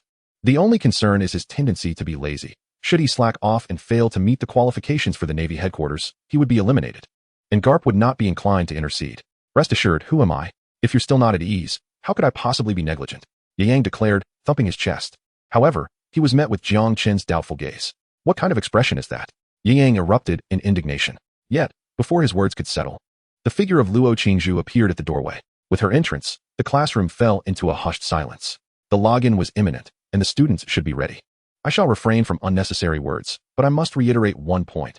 During dimensional login, the most crucial element is survival. As long as it does not pertain to the main quest, under any circumstances, prioritize remaining alive. Only by surviving can you seize the chance to obtain extraordinary abilities, including those who have already completed the main quest. Should you perish in the login world, it signifies the loss of your ability to enter that realm. Although you may still access other worlds, the powers across different realms are largely incompatible, making rapid growth increasingly challenging.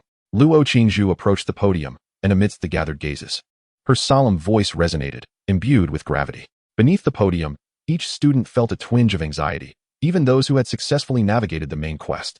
The initial login was of paramount importance to everyone, not merely as a means to acquire extraordinary powers, but also as a determinant of how far one could advance. As Luo Qingzhu articulated, the duration of your stay in the initial world directly influences the extent of your extraordinary abilities development. This pertains to the future of each individual. Well, I have conveyed all I needed to. You may now proceed to the Dimensional Center for assembly. I wish you all good fortune. With her closing words, Luo Qingzhu departed. As their instructor left the classroom, the students promptly rose to their feet. Let us hurry over, Yang exclaimed, pulling Jiang Chen along. What is the rush? Jiang Chen retorted with irritation, yet she was still dragged toward the Dimensional Center. Upon their arrival, the Dimensional Center was already bustling with a considerable number of individuals. However, it was evident that the crowd was nearly half of what it had been during the first login. Just as the two arrived, a robust figure barred their path once more. Jiang Chen. Li Linfu glared at him, his eyes ablaze with fury. Good dogs don't block the way. Don't you know that? Jiang Chen shot a glance at the figure he had previously bested, responding with exasperation. You're asking for trouble. Li Linfu's countenance darkened. His instinctive reaction was to throw a punch. Yet, Jiang Chen was quicker. With a swift motion, he pulled back his right hand and delivered a knee strike with his left foot. In an instant, Li Linfu's body bent like a shrimp, his eyes bulging. Jiang Chen paid no heed to the commotion and turned to leave. However, at that moment, a chilling voice interjected. Jiang Chen, how could you resort to violence? Lu Qingxia frowned as she spoke. Lu Qingxia, do not instigate trouble. It was clearly Li Linfu who sought conflict just moments ago, Yang remarked with discontent. Even so, resorting to violence is unacceptable. Lu Ru furrowed her brow as she spoke. Oh, do you have an objection? Jiang Chen replied. His impatience evident as a glint of coldness flickered in his gaze. You. Faced with Jiang Chen's piercing stare, Lu Qingxia instinctively recoiled, her words caught in her throat. That opportunity for landing should never have been granted to her. Lu Qingxia is nothing but a petty individual, Yang interjected. Enough, let us await the landing in peace. It is about to commence. Jiang Chen shook his head, indifferent to their squabbles, which he regarded as trivialities. In his previous life, these matters might have posed challenges. But in this realm, they held little significance. More importantly, his thoughts were consumed by the impending landing in the Dragon Ball world. Beside him, Yang opened his mouth, yet chose to remain silent. Time passed slowly, and among those present was Lin Shiyun. As the moments slipped away, the time for landing approached swiftly. Buzz. As always. A ripple spread forth. In the next instant, inscriptions began to illuminate upon the platform. All students, prepare yourselves. The landing is imminent. Please do not leave the platform. This announcement reverberated as the principal's voice echoed. It has begun. Jiang Chen murmured softly. In that moment, buzz. A ripple expanded further, and all inscriptions shone brightly, simultaneously. Jiang Chen's vision blurred, and in an instant, his consciousness surged. Time lost its meaning, and after an indeterminate duration, Jiang Chen's awareness abruptly sank. His senses returned. And at that moment, a gentle breeze caressed his nostrils, accompanied by a warm sensation enveloping him. In a room, Jiang Chen sat up abruptly. Where am I? He instinctively glanced around, a familiar feeling washing over him. However, before he could collect his thoughts, a familiar voice resonated from outside the room. Aspera.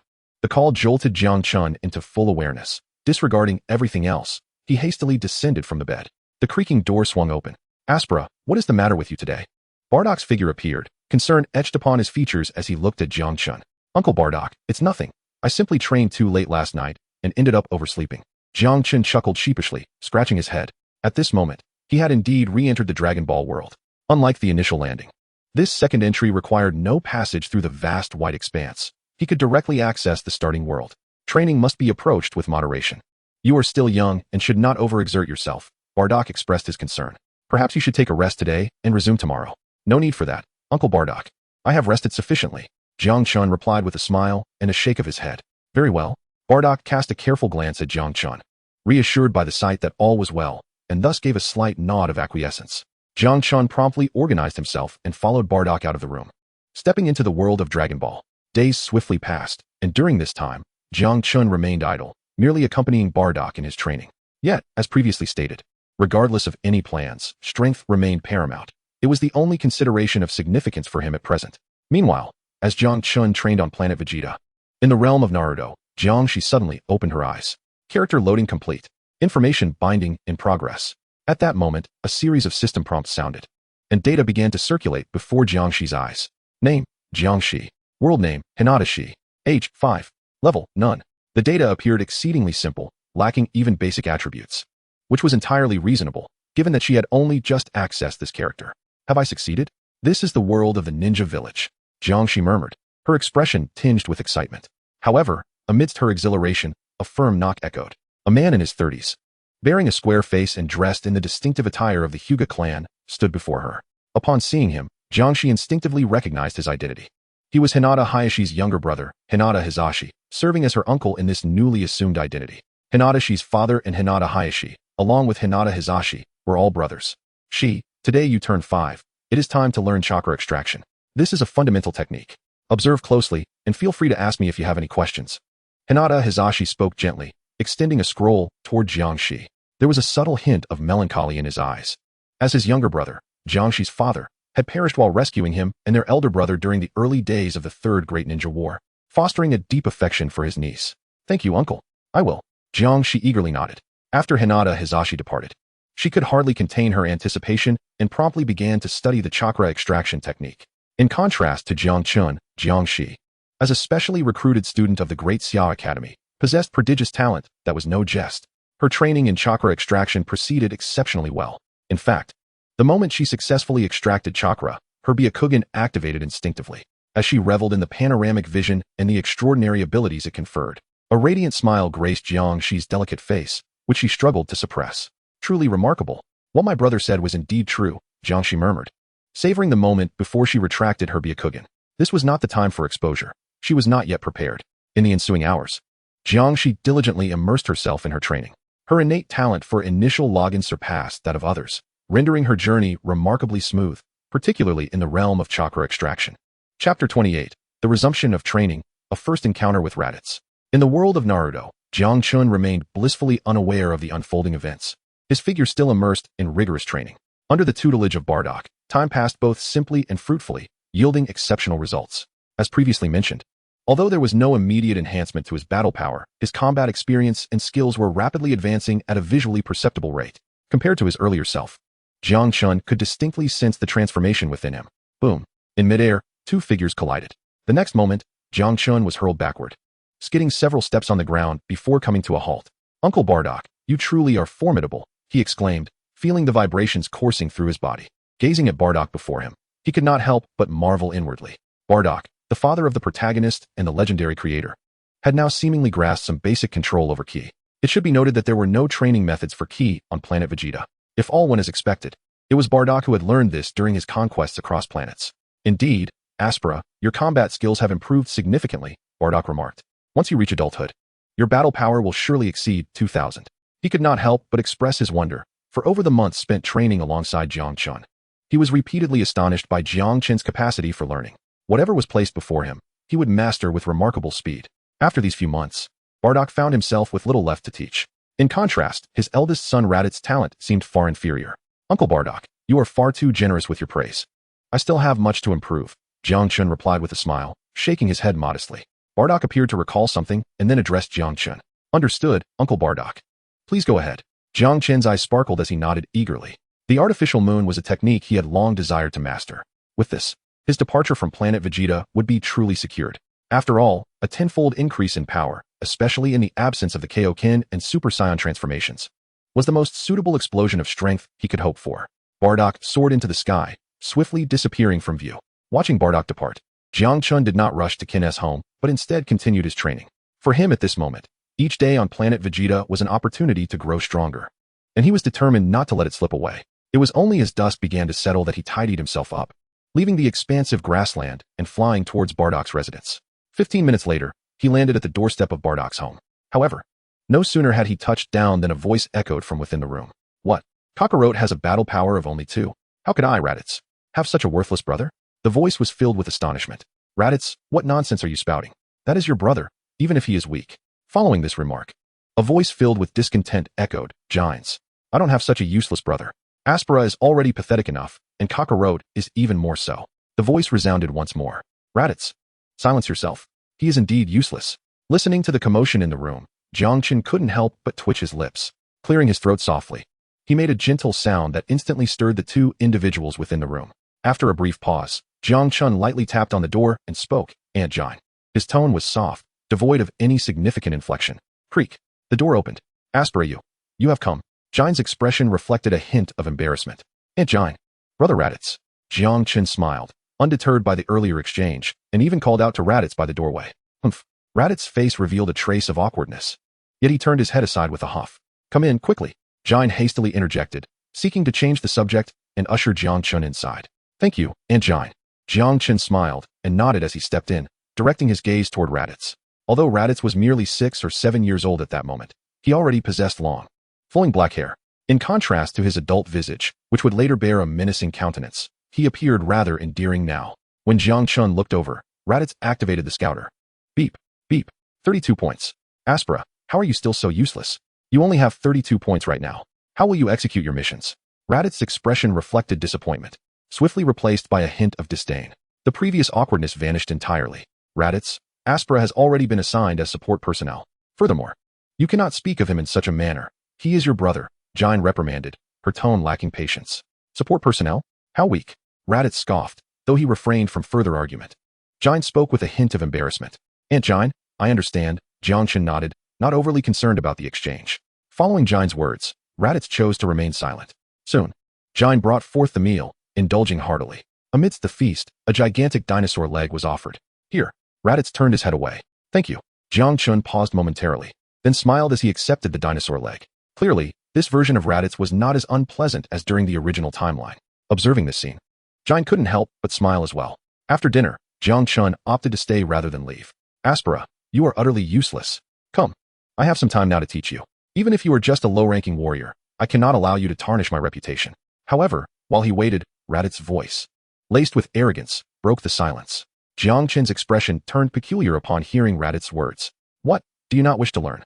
Raditz gazed at Jiang Chen's peculiar expression, furrowing his brow. Yet, just as he spoke, a figure descended from the heavens. Uncle Bardock. Jiang Chen's eyes sparkled with excitement as he hurried to greet him. Father. Raditz felt a twinge of discomfort. Chapter 29 Raditz. Impossible. You are merely a lowly warrior. In the open space, the stars adorned the night sky, while on the grass, Bardock was earnestly instructing Jiang Chen and Raditz.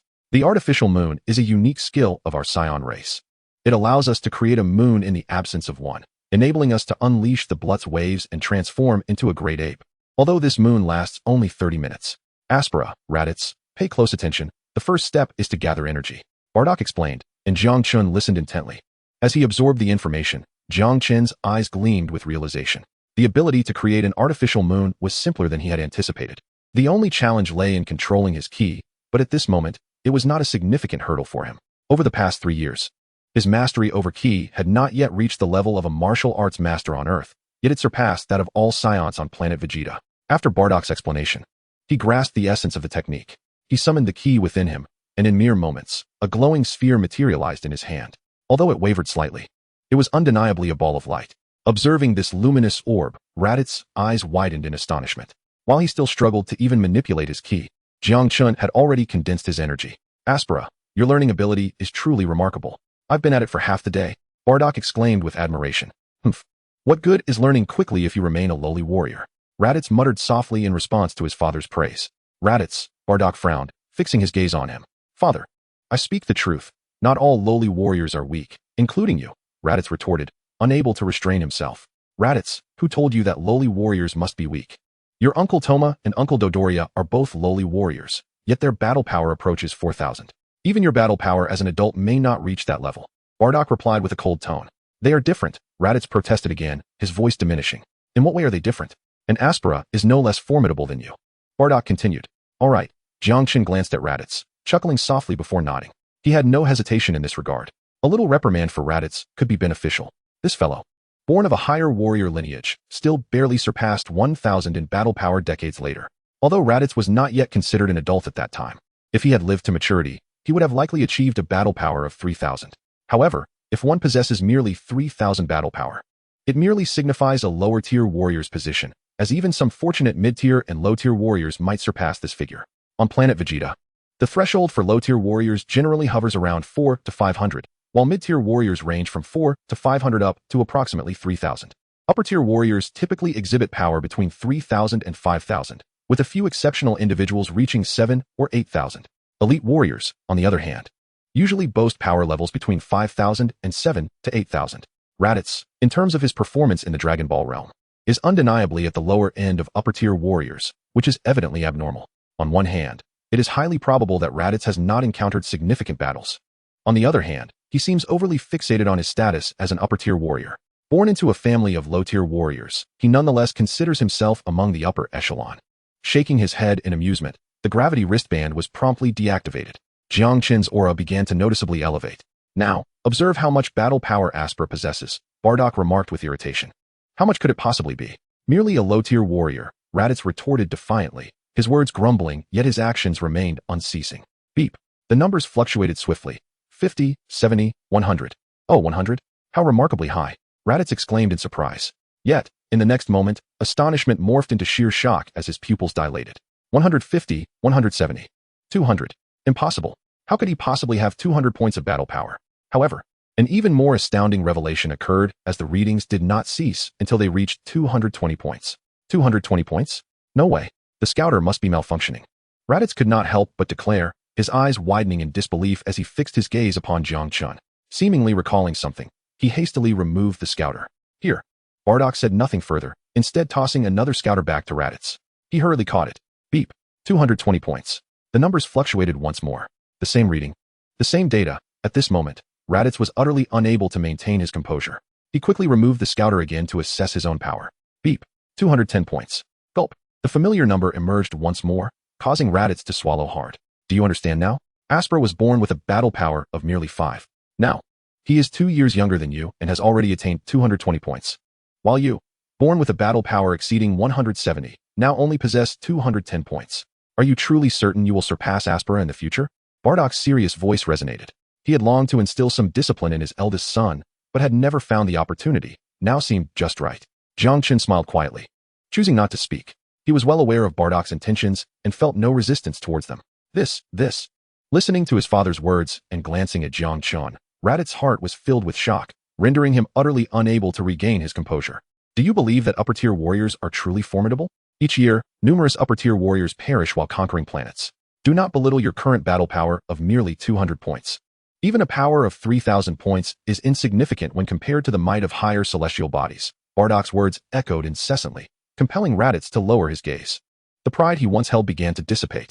His father, Bardock, was indeed exceptional, yet Raditz had always dismissed that notion, disregarding the capabilities of his father's comrades. However, witnessing the formidable prowess of Aspera, who was even younger than him, stirred a profound upheaval within Raditz. In that moment, he finally experienced a tumultuous shift in his perspective. I understand now, father. I was wrong.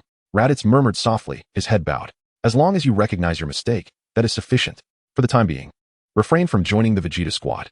I shall request a year's leave for you from King Vegeta. Focus on your training with Aspera, and remember to heed his guidance. Bardock replied, a hint of disdain evident in his tone. Yes. Raditz opened his mouth, then nodded in acquiescence. Chapter 30. Training Raditz. Raditz is a complex individual. As the offspring of a lower-class warrior, he paradoxically possesses the designation of a higher-class warrior, a fact he has always taken pride in.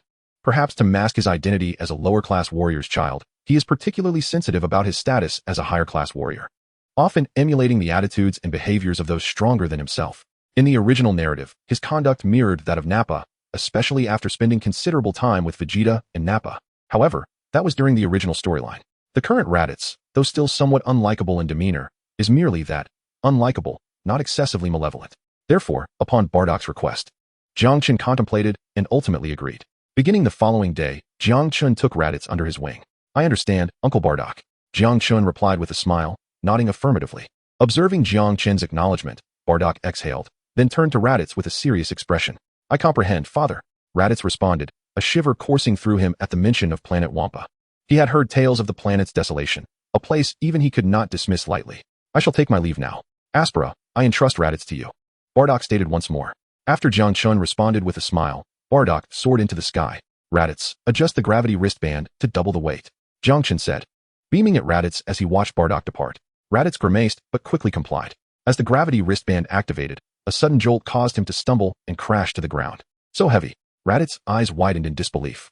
At that moment, he felt as if every cell in his body was on the verge of explosion, his veins threatening to burst under the immense pressure. Struggling, Raditz managed to rise, yet his body trembled uncontrollably. Even taking a single step proved to be an arduous task. Are you also at double the weight? Raditz struggled to find his voice, casting an incredulous gaze towards Jiang Chen. No. Jiang Chen shook his head. Upon witnessing Jiang Chen's denial, Raditz couldn't help but breathe a sigh of relief, but his relief was swiftly replaced by irritation. Before he could fully express his anger, Jiang Chen's voice resonated once more. I recently just ascended to 3 times the gravity. The casual manner in which he spoke belied the weight of his words, causing Raditz's pupils to constrict sharply, a flicker of shock igniting within his eyes. He could scarcely withstand double gravity. The thought of triple was beyond his comprehension. You, Raditz instinctively uttered, at a loss for words in that moment. Brother Raditz, for this month, you should first acclimate to double gravity. You may attempt to control your body under such conditions, just as I do. Jiang Chen paid no heed to Raditz's astonishment, having pledged to assist Bardock in training Raditz. He was resolute in his commitment. In the open field, Jiang Chen resumed his training while simultaneously instructing Raditz. He also began to further master the technique of creating an artificial moon. His aptitude for learning was indeed commendable. By the 3rd month since Bardock's departure, he had completely grasped the technique of the artificial moon. Although the duration he could maintain, it was still relatively short, his longest attempt lasting just under 15 minutes. This limitation stemmed from his current energy levels. which would undoubtedly expand with the passage of time. Apart from the artificial moon, Jiang Chen's strength was also markedly increasing, especially after turning 6. His power was visibly on the rise. When Bardock had just left, his combat power was a mere 220 points. However, after the first month, it surged to 235 points, an increase of a notable 15 points. Within the second month, it reached 260 points, climbing an impressive 25 points, and by the third month, his combat power officially surpassed 300 points, attaining 310 points. At this rate, Jiang Chen estimated that within a year, his combat power could breach the 500-point mark, perhaps even sooner. Moreover, Raditz was not lagging behind. Due to his age, his growth was also quite rapid. Originally possessing a combat power of 210 points, he broke through to 220 points in the first month, reached 250 points in the second month, and by the third month, his combat power had already soared to 270 points. This surge was still modest, considering Raditz's relatively short training period. Otherwise, his growth would have been even more pronounced. Of course, in comparison to his overall strength enhancement, Raditz's progress in mastering the artificial moon was considerably slower. After 3 months, his advancement was even less than Jiang Chen's initial progress. It was evident that Raditz's aptitude for learning was not particularly exceptional. This was apparent in his control over energy. While Jiang Chen's grasp was disorganized, merely a collection of sporadic insights, Raditz still had not even made it past the threshold of understanding after 3 months. Nevertheless, these matters were not of grave concern. The mastery of energy is paramount. If Raditz can survive, the future holds countless opportunities. At present, enhancing one's strength remains the utmost priority. As the two engaged in their training, time quietly slipped away, and in the blink of an eye, a year had passed. Jiang Chen had already spent 7 years living on planet Vegeta, while Raditz had reached the age of 11. This year undoubtedly marked a period of remarkable progress for both of them, even without increasing the gravity further. Jiang Chen's power had surged from a mere 220 to an impressive 675. Raditz also exhibited significant improvement, raising his strength from 210 to 413. Although his advancement was slightly less pronounced than Jiang Chen's, such combat prowess at this age was already on par with some elite warriors and had surpassed the capabilities of the majority of higher-tier fighters. After all, a Saiyans power typically begins to flourish at 18, peaking around 50. For most elite warriors, reaching a combat strength of 500 before the age of 16 is often a formidable challenge. Chapter 31, Raditz and Nappa. Boom. On the plains, 2 figures clashed mid-air, a powerful force radiating outward. In the next moment, both combatants staggered backward, with Jiang Chen descending from the heights while Raditz struggled to maintain his balance. Aspera, is the mastery of energy truly that crucial? Why is it that even with triple gravity, I still cannot catch up to you? Raditz lamented, his expression tinged with frustration. After a year of rigorous training, his earlier arrogance had dissipated entirely. Initially, he had been astonished. Aspera, a lower-class warrior, was said to possess a power level of only 5, a veritable disgrace among Saiyans. Had it not been for his brother, Aspera would have been the lowest of Saiyans without exception. Yet, astonishingly, Aspera's power exceeded his by 10 points. After acquiring Aspera's training methods, Raditz was filled with confidence, believing that with his superior warrior talent, he would soon surpass Jiang Chen. However, he soon discovered that he was still unable to do so. Over the course of the year, his pride had been thoroughly dismantled. It is indeed vital, Raditz. The most crucial aspect is to maintain a calm mindset. You are still far too impatient, Jiang Chen replied with a smile. The cultivation of energy is not to be taken lightly. While much of Kakarote's meteoric rise on Earth can be attributed to a fortunate bump on the head, along with the guidance of Gohan, Master Roshi, Kirin, the Guardian, and King Kai, it is undeniable that energy cultivation plays an exceedingly pivotal role. I understand, Raditz muttered, rolling his eyes, yet he nodded in agreement. After a year of training, he had begun to trust Jiang Chen. Not to mention, his current combat strength of 400 points was something he had never dared to dream of before. At his current pace, he firmly believes that within a decade, his combat power could potentially exceed 3,000, and he would still be a minor at that time. Upon reaching adulthood, his battle prowess might even soar to 6 or 7,000, or perhaps even 8,000. Such figures would mark him as an elite warrior. Contemplating these thoughts, he felt an exhilarating surge within him, completely dispelling any remnants of disdain he held towards Jiang Chen. There were moments when he instinctively obeyed Jiang Chen's words, regardless of the latter's junior status. As if struck by a thought, Jiang Chen turned to Raditz, inquiring with a look.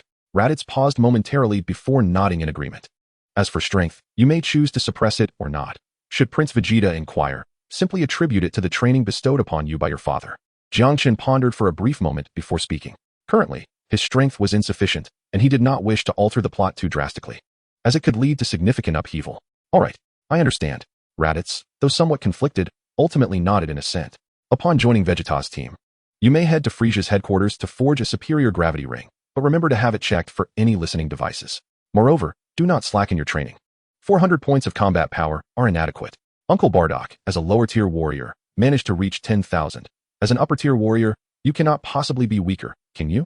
Observing Raditz's agreement, Jiang Chen continued.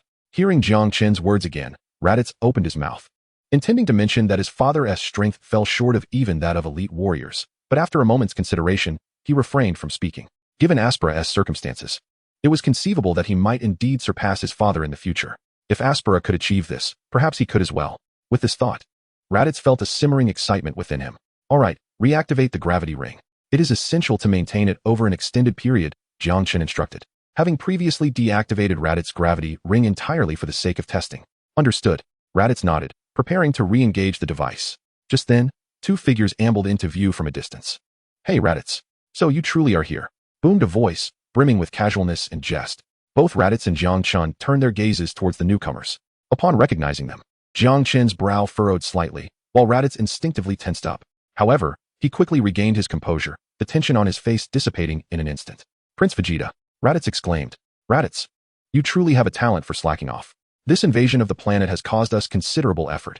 Now tell me how you intend to compensate, Nappa's voice, laced with menace, echoed as his eyes glared threateningly at Raditz. As a scion of the Saiyan nobility, Nappa found great amusement in tormenting Raditz, and his interest was piqued at that moment. What do you mean, Nappa? Raditz, unable to suppress his irritation, initially took a step back before his anger flared. What do I mean? I demand the contribution points from the next 3 missions, Nappa declared. Consider this a compensation for me. What do you think? Raditz, I believe you have no objections. Impossible. Raditz's expression changed, and he could not help but snort coldly. What a joke, with 3 mission contributions. Even if he received the least, he would never relinquish it. No, this is not for you to decide. Nappa sneered, and in the next moment, his figure vanished in an instant.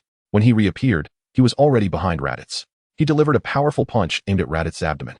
At that moment, Nappa's face twisted with malice, envisioning Raditz being knocked down by his strike. However, the next instant, Nappa's expression froze in disbelief. Thud.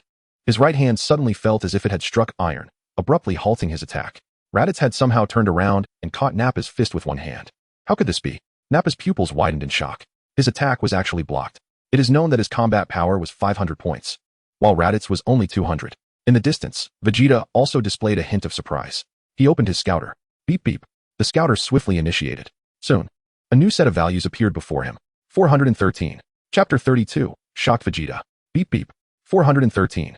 The numbers fluctuated, and Vegeta's pupils involuntarily contracted, astonishment crossing his face for the first time. As if realizing something, Vegeta hurriedly adjusted the scouter, his gaze shifting towards Nappa. Beep beep. 503. The familiar number emerged. Vegeta then looked back at Raditz. Beep beep. 413. The numbers fluctuated once more, still reflecting the same value. Indeed, it is 400. Is it Bardock? Vegeta murmured softly, feeling a stir within.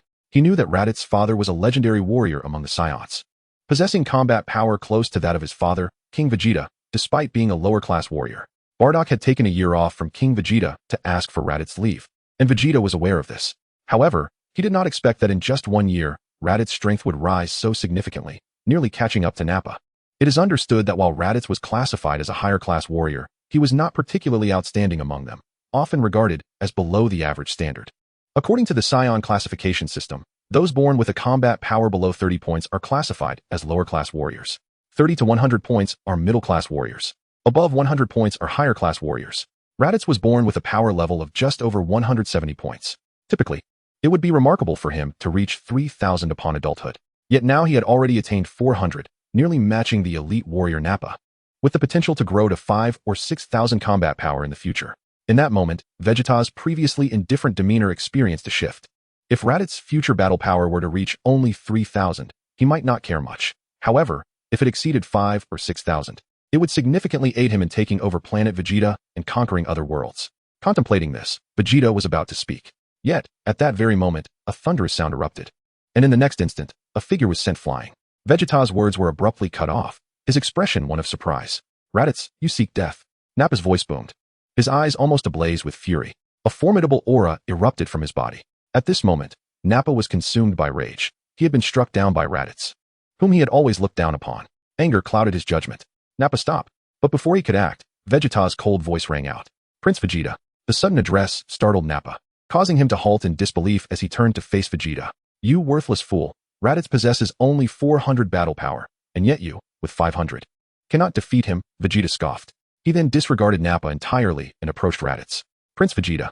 Seeing Vegeta advance, Raditz's earlier pride and excitement transformed into apprehension, and he instinctively spoke.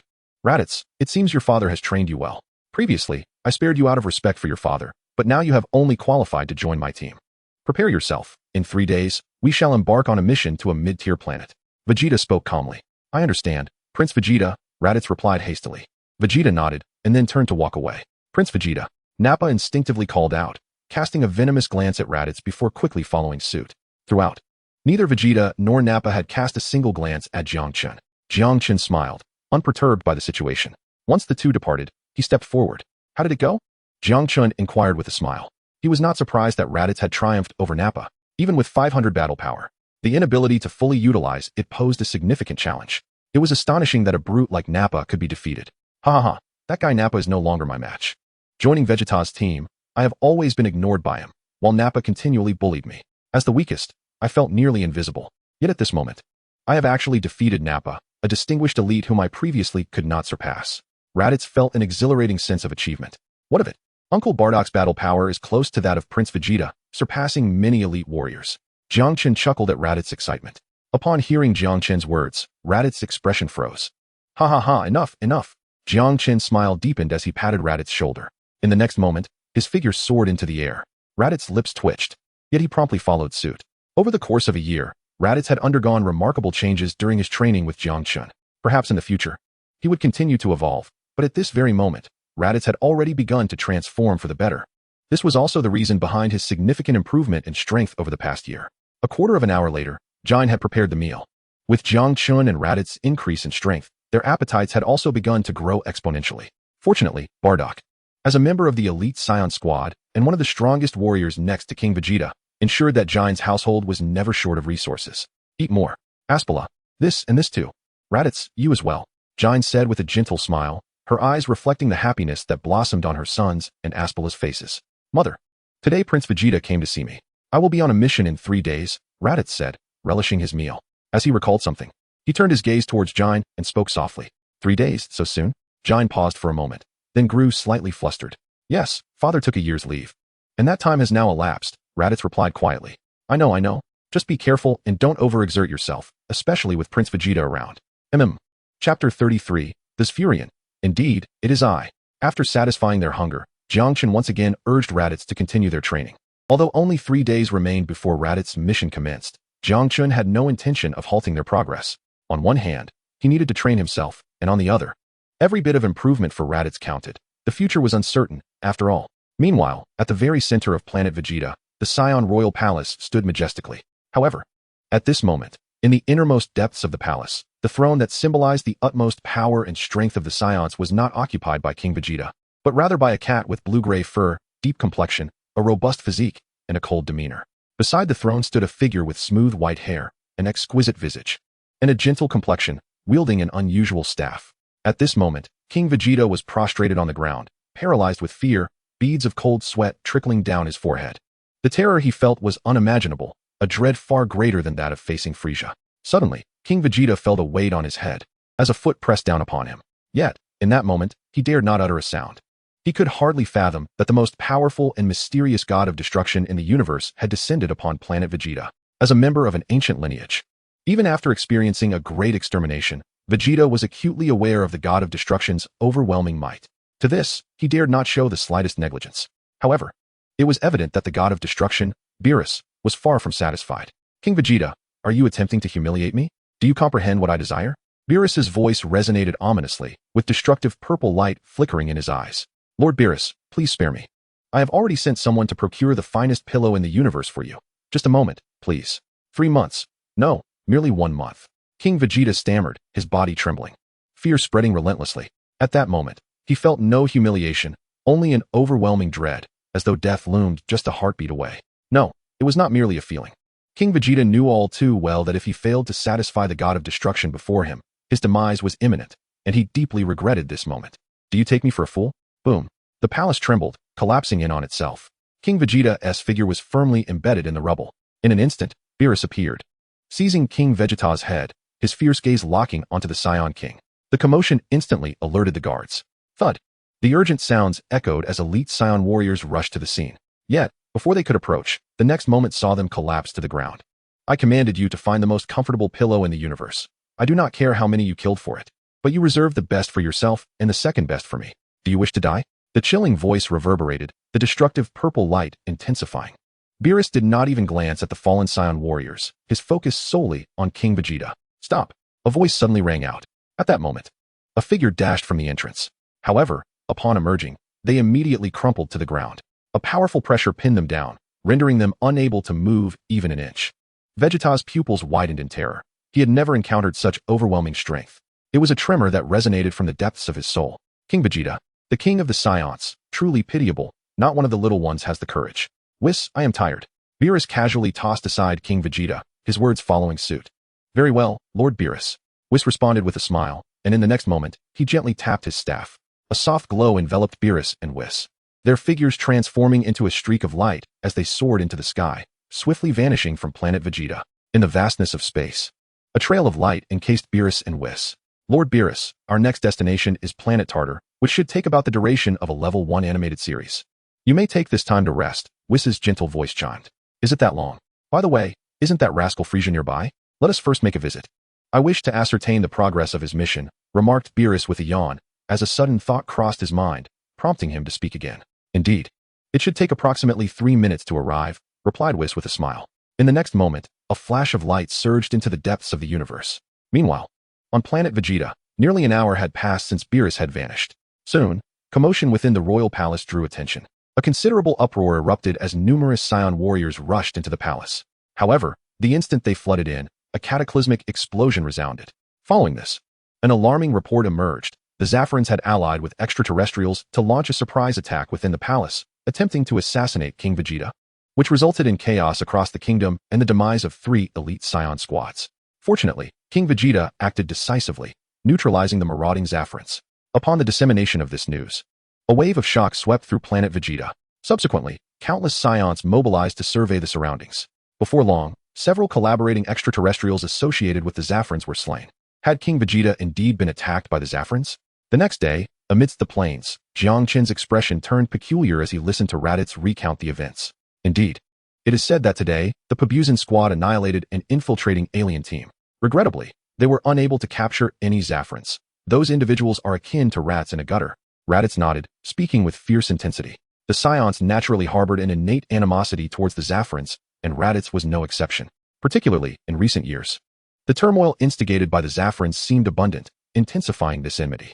As for the fact that planet Vegeta was originally Zafara, the Saiyans remained indifferent. Zafarans, the royal palace. Jiang Chen paid no heed to Raditz's words, instead furrowing his brow. Unbidden, memories of his initial landing flooded his mind, reminiscent of the Zafarans and their explanations. The scenes were almost identical. A fusion of the old and the new versions could be discerned.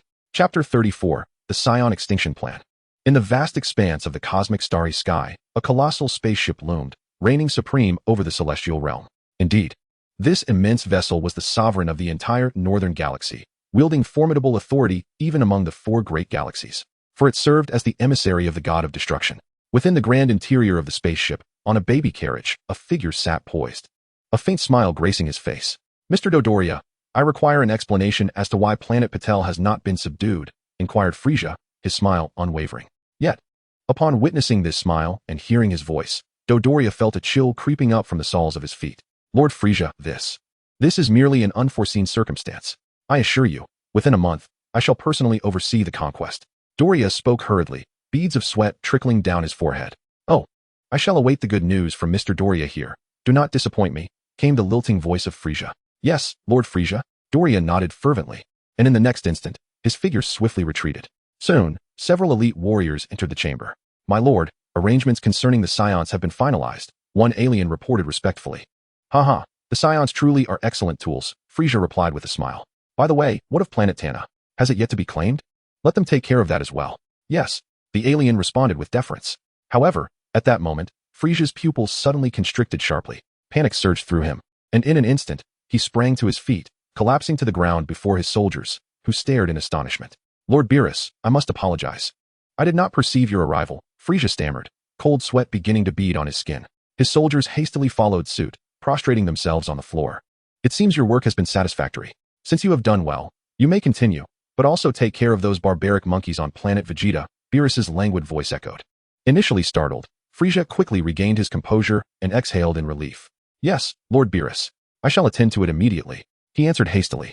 Yet, as soon as his words fell, silence enveloped the room. After a long moment, he cautiously raised his head, only to discover that Beerus had vanished. This revelation allowed Frieza to breathe a sigh of relief. Rising swiftly to his feet, his gaze fell upon the soldiers. And my lord, we, an alien, sensing danger, instinctively began to speak, but it was already too late. Bang, bang, bang.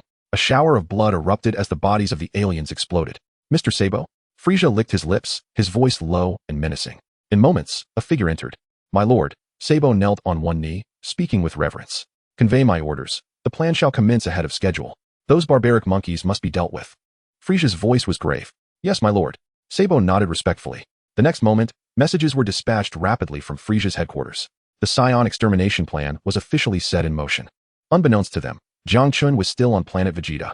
Around him, Raditz continued to mumble incessantly, while Jiang Chen furrowed his brow in confusion. At that moment, he sensed something amiss. The turmoil in the palace seemed akin to the earlier chaos in the incubation chamber. The claim of an invasion by the Zafir people, as stated by King Vegeta, was something he did not believe for a moment.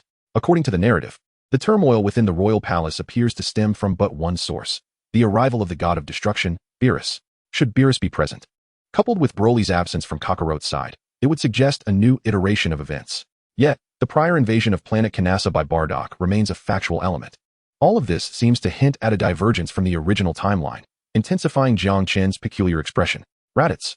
A thought crossed Jiang Chen's mind, prompting his gaze to shift toward Raditz. What is it, Aspera? Raditz, who had been muttering to himself, instinctively inquired upon hearing Jiang Chen's voice. And nothing. Continue your training. These matters are beyond our current concerns. Jiang Chen opened his mouth, initially intending to suggest that Raditz consult Vegeta, but ultimately reconsidered. As previously mentioned, whether it be the original or the new version, it holds little significance for him at present. He merely needs to adhere to the predetermined path of his training. If all goes as expected, he should still have a year remaining. By then, Kakarot will have reached the age of 2, and it will be time for him to depart. Oh, okay. Raditz nodded vigorously in response to Jiang Chen's words. Time passed slowly, and soon 2 days had elapsed. This day marked Raditz's impending departure. Inside the room, Jiang was meticulously preparing supplies for her eldest son. Mother, these are unnecessary. The supply center will provide for me. Raditz spoke softly, feeling a twinge of discomfort. The supply center's provisions are not as good as what I've prepared for you, Jiang replied, her voice laced with discontent, causing Raditz to promptly close his mouth. Over an hour later, Raditz emerged with a bundle of items. Aspera. Upon stepping outside, he spotted Jiang Chen. Be cautious. And Raditz. Do not forget your training. The gravity ring must be maintained in outer space to ensure the same gravitational conditions. Jiang Chen gently urged Raditz. I understand. Raditz responded after a brief pause, nodding slightly. Jiang Chen waved his hand, and Raditz soared into the sky. Aspera, do you think Raditz will be safe? Jiang's voice trembled with concern. Rest assured, Aunt Jiang, Brother Raditz is accompanying Prince Vegeta, and he will be fine, Jiang Chen reassured her softly. This was not merely empty comfort, for regardless of whether it was the original or the new tale, Raditz had survived until the onset of the main storyline. And barring significant alterations, this occurrence should not yield any unexpected outcomes. Let us hope so, Jiang murmured, her expression still tinged with worry. Jiang Chen could only offer further solace. Chapter 35, The Commencement of Action. In truth, the likelihood of events unfolding as they had in the past was not particularly high. After all, Vegeta, Raditz, and Nappa had successfully evaded the destruction of planet Vegeta. Time flowed silently onward. The cultivation of an individual is both tedious and straightforward. In the blink of an eye, 3 months have elapsed. During this time, Jiang Chen has been utterly immersed in his practice. It is uncertain whether the prolonged training has borne fruit or if the cellular growth within him has accelerated remarkably. Nevertheless, in just 3 months, his combat power has surged from over 600 to nearly 800 points, drawing him ever closer to the goal of 1,000. However, at this moment, Jiang Chen keenly sensed a shift in the atmosphere that was becoming increasingly unsettling. Firstly, the Saiyans at the logistics center had begun to noticeably enhance their abilities. Secondly, there was an inexplicable tension in the atmosphere of planet Vegeta. Suddenly, a powerful energy blast erupted in the distance, its tremendous force radiating outward, causing Jiang Chen to gasp for breath. Beep. 853 points. Was this merely a gain of 63 points? He whispered to himself, shaking his head. In his memory, the Kamehameha wave was capable of elevating combat power by several tiers, not to mention the special beam cannon. In contrast, the enhancement from his energy blast seemed almost negligible. Yet, this was entirely normal. Under ordinary circumstances, most beings in the universe could only exert as much combat power as they possessed, often failing to harness their full potential. Earth and Namek, after all, were mere exceptions, particularly Earth. As a planet with relatively low combat power, it had maximized its capabilities to achieve such results. A feat that was exceedingly difficult to replicate elsewhere. It was time to take action.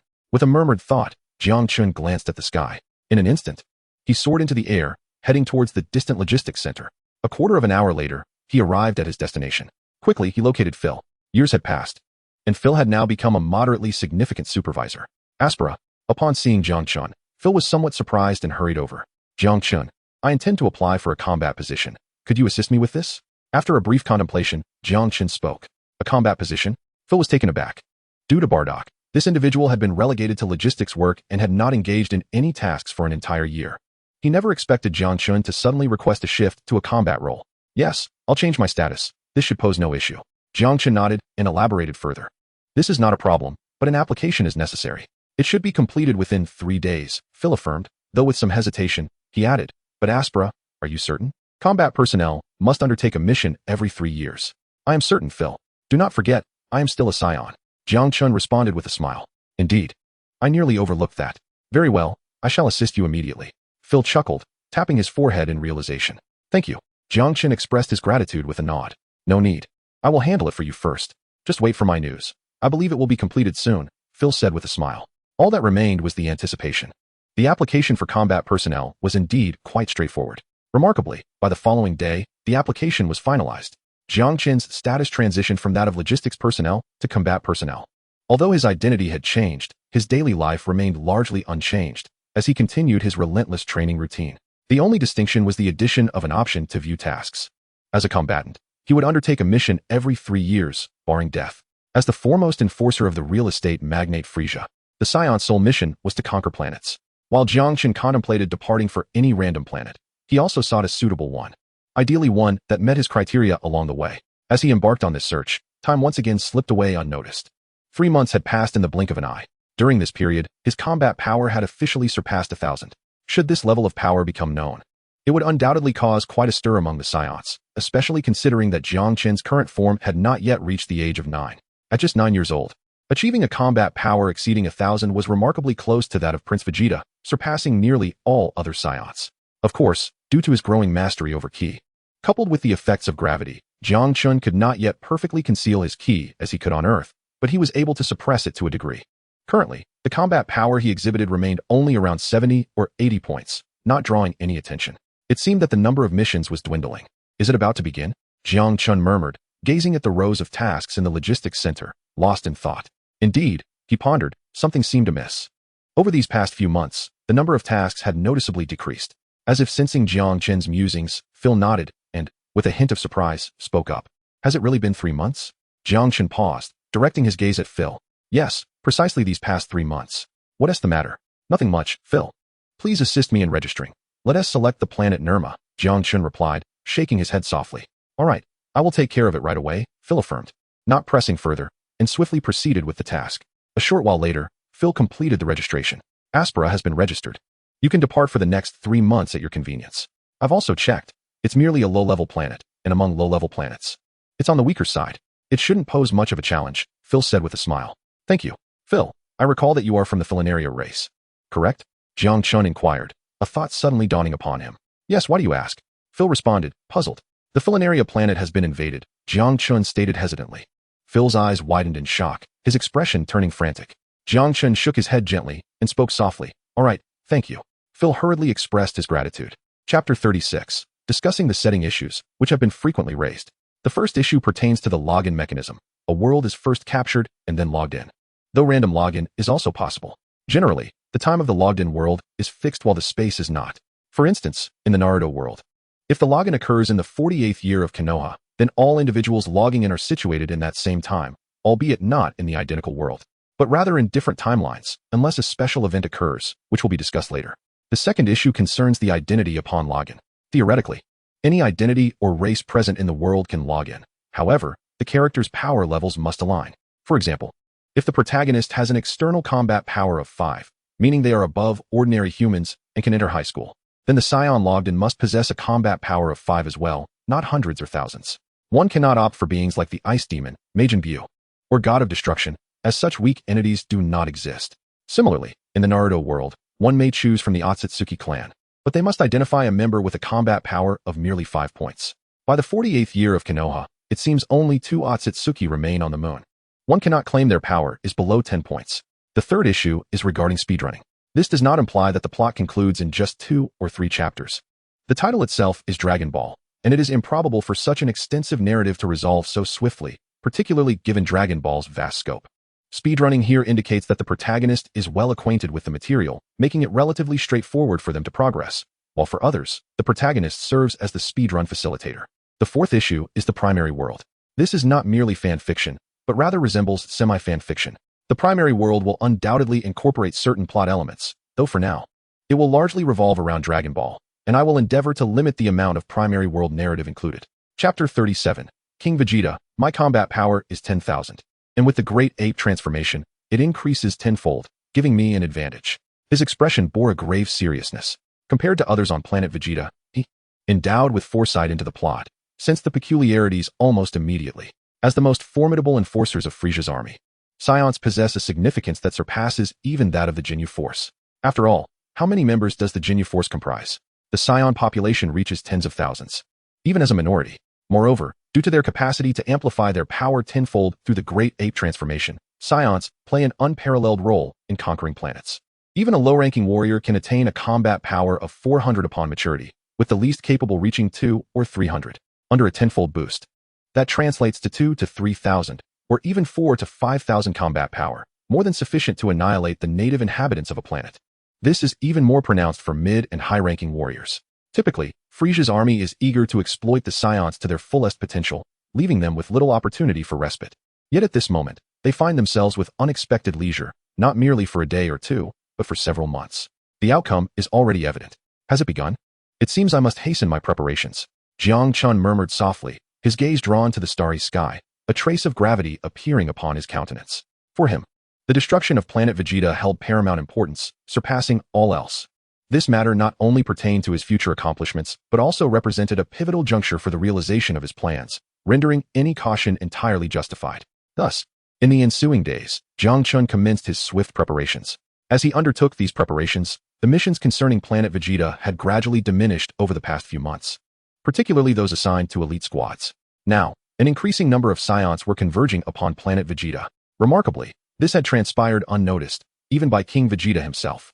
In fact, the gathering of Saiyans, especially elite warriors, had ignited a spark of excitement within King Vegeta. He had long desired to rebel against Frieza and ascend as the new emperor of the universe, but had never found the opportunity.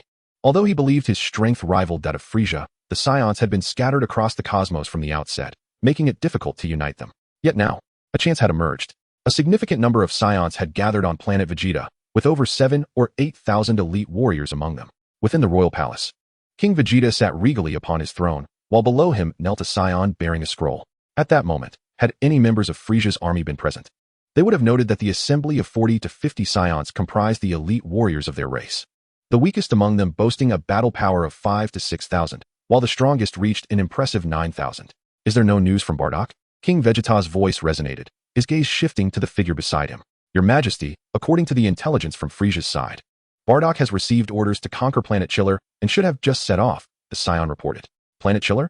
It cannot be far from Planet Vegeta, can it? King Vegeta inquired. Half a year? That is ample time. He continued, a cold smile gracing his lips. Frieza is truly foolish to allow all the elite Saiyans from Planet Vegeta to gather together. His expression was one of exhilaration. If he could vanquish Frieza, he would become the new ruler of the universe, a day he had long anticipated. Your Majesty, Frieza may not grant us such a lengthy reprieve. The Saiyan below furrowed his brow and spoke. He will not grant us that time. We will create an opportunity. Inform Frieza that we have discovered a super-large advanced planet and require the assembly of greater forces. For the next 6 months, we shall temporarily forego some ordinary high-level planetary missions, King Vegeta declared, his tone resolute. Understood, the Saiyan replied respectfully. Swiftly, the Saiyans on planet Vegeta began to mobilize, and a message soon reached Frieza's headquarters. Oh, How delightful it is to encounter such a charming monkey, now even contemplating working for me. Given this, let us acquiesce to their desires. Frieza responded to the Saiyans' request with a smile. Indeed, my king, the alien beings replied with utmost respect. With Frieza's consent, King Vegeta could hardly contain his exhilaration. He had not anticipated that everything would unfold so smoothly. Frieza had agreed to allow him to gather a multitude of elite Saiyans. In the ensuing moments, King Vegeta reveled in the daydream of becoming the sovereign of the universe. Meanwhile, on planet Namek, half of the sky had succumbed to darkness, and a radiant beam surged towards the heavens. O summoner of the dragon, I can grant you one wish, any wish you desire, a resounding voice echoed. Beneath the great dragon, an ancient Namekian's voice emerged. This is quite simple, yet it must adhere to my will, the dragon proclaimed. Very well. The Namekian nodded nervously. In another realm, two figures clashed mid-air, their formidable energies radiating throughout the vicinity. Bardock bore numerous wounds, his strength waning. Despite his battle power having recently surpassed 10,000, it remained insufficient. Chapter 38. Bardock's Wish, Departing Planet Vegeta. Saiyans are indeed tenacious. However, this ends here. A piercing cry erupted as Bardock's tail was forcibly severed. A powerful fist then struck his abdomen. Boom. Gagging, Bardock had no time to react before another figure landed a blow to his back, sending him crashing downwards. Painfully, Bardock struggled to rise, eager to ascend once more, when an unfamiliar voice suddenly resonated within his mind. Who are you? The unexpected voice startled Bardock. The strange voice echoed again. Truly remarkable. There exists a dragon capable of fulfilling any wish. Bardock murmured, still gasping for breath, but maintaining his fighting spirit as he gazed skyward at the looming figure. Of course, the dragon's voice faded, and in the next moment, the dark clouds in the distant sky dissipated. What are you mumbling about, wild monkey? You cannot transform into a great ape now. Jace unleashed his overwhelming energy, fully tapping into his potential. The battle intensified further. Compared to before, Bardock was undeniably in a more dire state, completely unable to lift his head. Surrender. You cannot win. Jace's fierce countenance bore a mad glint, his powerful aura pressing upon the surroundings. Boom. With the next collision, Bardock was sent hurtling away. The sheer force caused the mountains to tremble and collapse. Knowing victory was unattainable, yet continuing to fight, was it for revenge? Jace approached step by step, his gaze fixed upon Bardock. As Bardock struggled, he slowly rose to his feet, enveloped in a faint luminescence. It was evident that in the throes of life and death combat, the notion of anything other than victory was inconceivable. All I require is to triumph over you. With a smile, Bardock spoke, and in the next instant, his figure surged forward with astonishing speed. A sudden surge of power coursed through him. What? Boom. Jace's expression shifted dramatically, yet it was too late. He was sent hurtling backward. Impossible. How could you Saiyans possess such formidable strength beyond your transformation into great apes? Jace roared, charging forward once more. A colossal energy blast hurtled towards Bardock. There is nothing impossible. You simply remain unaware. Each time a Saiyan transcends their limits, they evolve. Bardock replied calmly, unleashing a similar energy blast in response. Boom. The two blasts collided midair. Amidst the explosion, Jace was flung backward, his consciousness slipping into oblivion, while Bardock staggered for a moment before collapsing to the ground. Truly an exhilarating battle. Just as Bardock fell, a light, mocking laughter echoed. A figure emerged. Cough. Who are you? A member of Frieza's forces? Bardock struggled to rise, his gaze fixed on the newcomer, anger etched on his face. His comrades had all been eliminated by Frieza's men during this mission. The mere thought of Frieza resurfaced in his mind. Business is often cloaked in deception. Do you not grasp Frieza's true machinations? The figure chuckled, a hint of derision in their tone. What do you mean? It means you are about to die. With another laugh, the figure produced an energy gun. Bang. Ah. The energy blast struck, sending Bardock plummeting towards the cliff's edge. Truly foolish. No wonder you are merely a pack of wild monkeys. The figure chuckled, yet just as they prepared to step forward for a finishing blow, a voice crackled in their earpiece. Boss, Frieza's men are approaching. Quite timely. The figure scoffed, swiftly scooping up Jace and firing another shot towards the cliff before making a hasty retreat. Meanwhile, Bardock, who had fallen over the cliff, was on the brink of unconsciousness. Fortunately, a gentle green light enveloped him. A Namekian, having arrived unbeknownst to him, was working diligently to heal him. Days later, a spaceship soared into the sky, departing from Planet Cellar. Frieza. Bardock's eyes blazed with fury as anger surged within him, particularly as he recalled the vivid images in his mind and the words spoken by that figure on Planet Cellar. A streak of light traversed the cosmos. At this moment, there remained 4 months until the destruction of Planet Vegeta. Meanwhile, on Planet Vegeta, Jiang Chen, after 2 months of preparation, was finally ready to embark on his journey. The reason for the prolonged duration was primarily due to his need for a gravity chamber and a sizable spacecraft. As a subordinate warrior, and one who had only recently applied for combat duty, he lacked the qualification for such privileges. Lord Aspala is ready. Your position is in Zone 3, Door 107.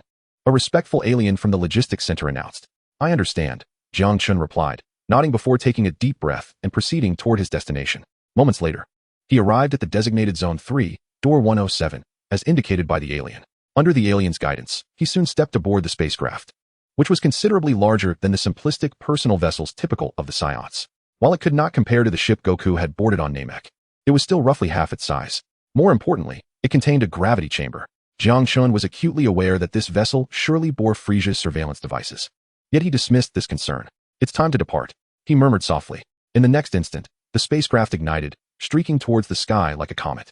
Chapter 39, Frieza's Scheme, the high planet Nerma? The spacecraft soared into the cosmos, and within merely 20 breaths, it had escaped planet Vegeta. Through the window, Jiang Chen could distinctly see the outline of the azure planet gradually appearing, only to begin shrinking in the distance. A complex emotion washed over him as he gazed at the planet he had inhabited for nearly 5 years. In the past, he had contemplated many possibilities, even pondering whether to save planet Vegeta. Ultimately, however, he relinquished that thought, whether in its original or revised version. It was evident that achieving such a feat was nearly impossible. The original scenario was straightforward. Frieza was resolutely intent on annihilating the Saiyans, and unless he could defeat Frieza, success was nearly unattainable. The revised version posed an even greater challenge. As per the commands of the god of destruction, Beerus, planet Vegeta was destined for destruction regardless. Not only was defeating Frieza beyond his capabilities, but even if he could somehow prevail, there would be no hope, for he could not match the prowess of Beerus after years of training. Moreover, his connection to planet Vegeta was tenuous at best. The Saiyans were hardly paragons of virtue, and he saw no reason to sacrifice himself for the sake of such a planet. After countless reflections, he ultimately resolved to leave alone, even choosing to temporarily abandon Kin and Bardock. Frieza had already initiated his plans, and the fewer individuals involved, the greater the opportunities for him. As a lower-tier warrior, he assumed he would go unnoticed. However, the presence of Bardock and Kin would change that entirely. As Bardock, a scion of considerable renown, second only to King Vegeta, had long been marked by Frieza, his fate was shrouded in uncertainty. Should he accompany Bardock, the outcome would remain a mystery. Moreover, the ambiguity surrounding whether he belonged to the original or the new timeline rendered any disruption of the narrative a perilous endeavor. As for Jiang Chen had initially contemplated taking her along, but ultimately chose to forego that plan. Being Bardock's wife, it was uncertain whether Frieza and King Vegeta had taken notice. Bringing Jiang along could jeopardize their escape entirely. Rather than risk such a venture, it would be wiser for him to depart quietly. If he could reach Namek or Earth, utilizing the Dragon Balls to resurrect or relocate everyone would become significantly more manageable. This was a primary reason for his departure without bidding farewell to Jiang, aiming to minimize complications. Next in his path was planet Tartar, and he estimated that in 6 months he would arrive. With a soft murmur, Jiang Chen gathered his thoughts and entered the gravity chamber. Meanwhile, at the moment Jiang Chen departed from planet Vegeta, Frieza had already arrived at a division of his army on planet Selka. Within the vast base, Frieza remained seated within his diminutive spacecraft.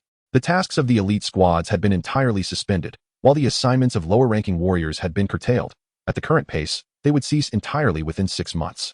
Ah, how obedient they are. I find myself somewhat reluctant to part with them, Frieza remarked, a sinister smile gracing his features. Another low-ranking Saiyan has departed from planet Vegeta, aiming for planet Nerma, a mid-level planet with the strongest combat power at 5,700, perilously close to that of a high-level planet. Ah, my poor wild monkeys. It seems yet another life is about to be extinguished, he continued, addressing Mr. Chio-E with a smile. Have someone take care of it. These wild monkeys serve my interests and cannot simply be eliminated without consequence. Yes, my lord, Mr. Chio-E replied with a respectful nod before swiftly exiting, his demeanor betraying no hint of negligence. Mr. Sabo? After Mr. Chio-Ye's departure, Frieza turned his gaze to another figure nearby. Your Majesty, I await your orders, Sabo knelt, his expression one of utmost reverence. It appears that the Sitaral organization has been somewhat disobedient of late. I have no desire for uncooperative partners. Frieza's eyes glimmered with cold intent. Yes, Lord Frieza, Sabo responded with a respectful tone. Ah, how long it has been since I last witnessed fireworks. Frieza's voice resonated with a smile. Within the base, the aliens bowed their heads in response.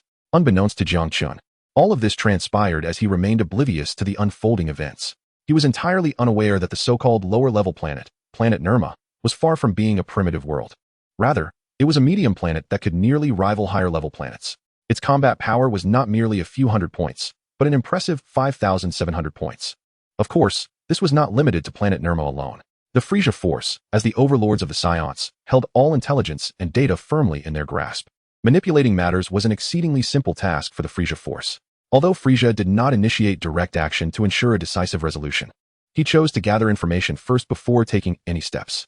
However, this did not imply that he would refrain from acting against the Saiyans executing missions. A slight adjustment of minor data could significantly alleviate Frieza's troubles, especially since he had no intention of keeping those low-tier Saiyans around. Beneath the vast cosmos, Jiang Chen's spaceship sped toward planet Nirma. Within the gravity chamber, Jiang Chen resumed his daily training. Time quietly slipped by in this manner, and before long, 5 months had elapsed. During this period, Jiang Chen immersed himself entirely in his cultivation. At this moment, his vessel was less than a month's journey from the transit station. Planet Tatar. Meanwhile, the atmosphere on planet Vegeta grew increasingly tense. Inside the royal palace, King Vegeta furrowed his brow, his expression darkening. Your Majesty, we have lost contact with Bardock. We are currently unable to establish a connection, a Saiyan spoke cautiously. Incompetent fools. King Vegeta could not suppress his ire. Chapter 40. Planet Tatar, Destination Namek. Your Majesty, what if something has happened to Bardock? Celebi and Toma seem to have perished, another Saiyan spoke with trepidation. All worthless. King Vegeta retorted. What of the Nappa squad? He glared at the Saiyan who had spoken. The Saiyan quickly replied with respect. 5 months, Your Majesty. King Vegeta snorted dismissively and then issued a command. Very well. The Saiyan responded with deference. As this Saiyan withdrew, King Vegeta's brow furrowed further. Bardock's predicament necessitated alterations to his plans. Although Nappa was one of his trusted subordinates, his power was merely a little over 8,000, not quite reaching 9,000. Leaving King Vegeta uncertain whether he could achieve the desired results. His gaze shifted toward the elite warriors below, their eyes glinting with cold determination. At this moment, no one could fathom King Vegeta's thoughts. Planet Vegeta remained as tranquil as ever, the only conflict arising between Saiyans themselves. Everyone seemed to be awaiting a specific moment, a time they desperately needed. Frieza was waiting, and so was King Vegeta. Meanwhile, in the depths of space, aboard a spaceship, Bardock was in a wretched state, blood oozing from the corner of his mouth, his anger intensifying. Frieza! His roar echoed through the air. In a distant expanse of the cosmos, Jiang Chen's spacecraft finally arrived at planet Tatar. Carefully selected.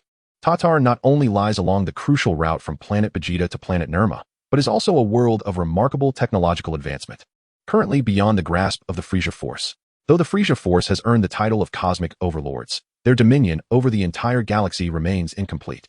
Particularly, at this juncture in the narrative, Frieza's control over the northern galaxy is quite limited, making planet Tatar a vacuum of power for him. This fact is of great significance to Jiang Chen.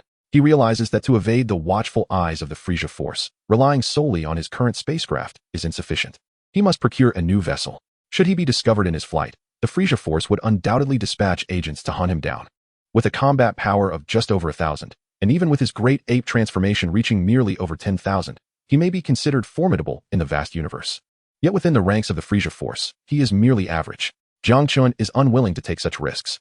Thus, a technologically advanced and inconspicuous planet becomes exceedingly vital.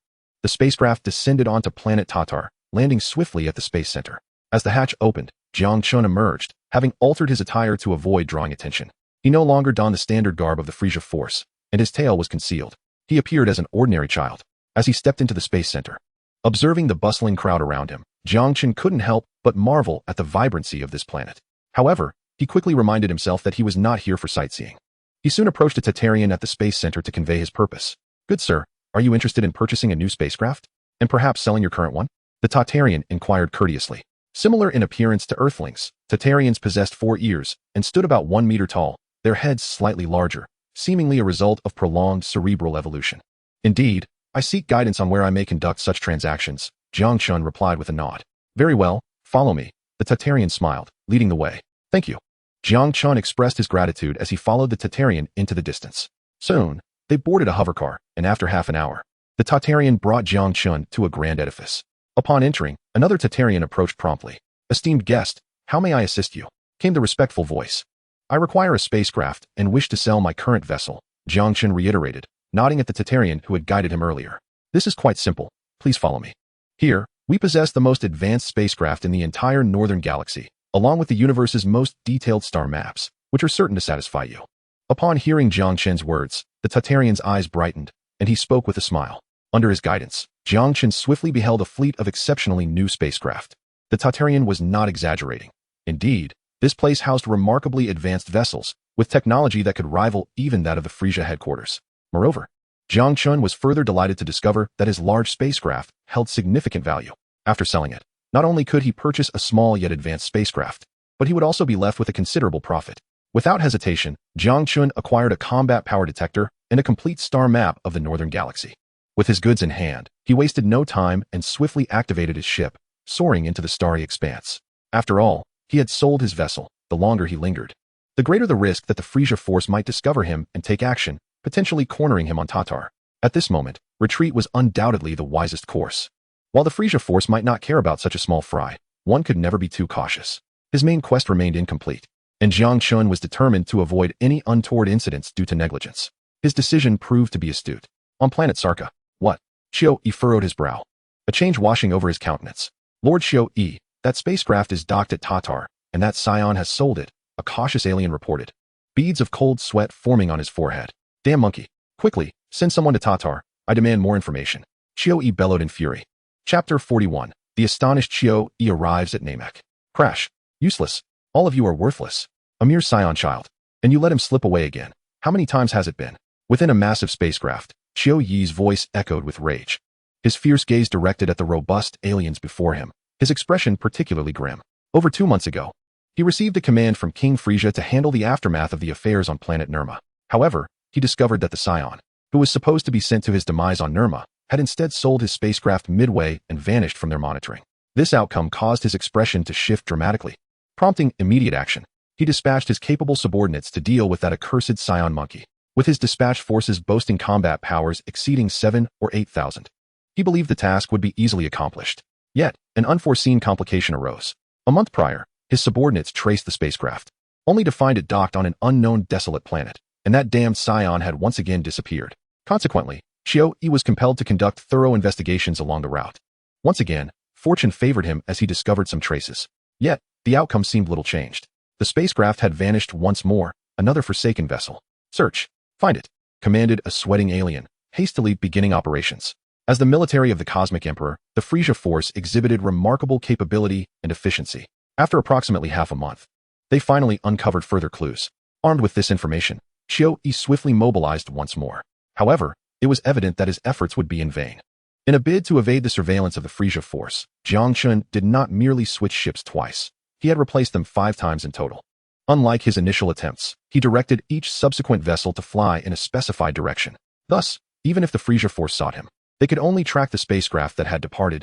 He had long since boarded another ship, heading towards a different route. By the time the Frieza force pinpointed his location, he had already changed vessels again. In a mere span of 2 months, he had replaced his spacecraft 5 times. As for the sources of these ships, part came from transactions involving provisions he had prepared on planet Vegeta, while the other was derived from his combat power exceeding 1,000 points. Though this was not an exceptionally high figure, it sufficed to ensure he was no weakling in the vast cosmos. Acquiring 1 or 2 ships was not an insurmountable challenge. As for morality, when faced with the choice between his life and ethical considerations, Jiang Chen decisively chose the former. It was this resoluteness that allowed him to vanish entirely from the Frieza force's monitoring. Frieza's meticulously planned fireworks display would not permit an easy escape. Throughout the original narrative, excluding the film version of Dorius and the special episodes featuring Vegeta's brother, Tarbal, the surviving Saiyans included only Vegeta, Nappa, Raditz, the protagonist Kakarot, Broly, and Broly's father, Paragus. The former need no elaboration, as Vegeta's team was intentionally spared by Frieza. Kakarot was blessed by the mantle of protagonist, and Broly along with Paragus had departed prior to Frieza's onslaught. Besides these exceptions, no other Saiyans survived. It is worth noting that even when Frieza initiated the destruction of planet Vegeta, Saiyan children had recently embarked on missions, yet none escaped the ensuing calamity. Theoretically, Jiang Chen would have faced a similar fate. However, thanks to his decisiveness and a series of preparations, survival became a possibility. In the silent expanse of the cosmos, with merely a month remaining, Jiang Chen gazed at the star map within the confines of his modest spacecraft and whispered softly to himself. Despite numerous changes, his trajectory had not deviated. He still advanced toward Namek. Now, only a month remained until he reached his destination, and anticipation swelled within him as he thought of Namek. Initially, his intention was to journey to Namek or Yardrat.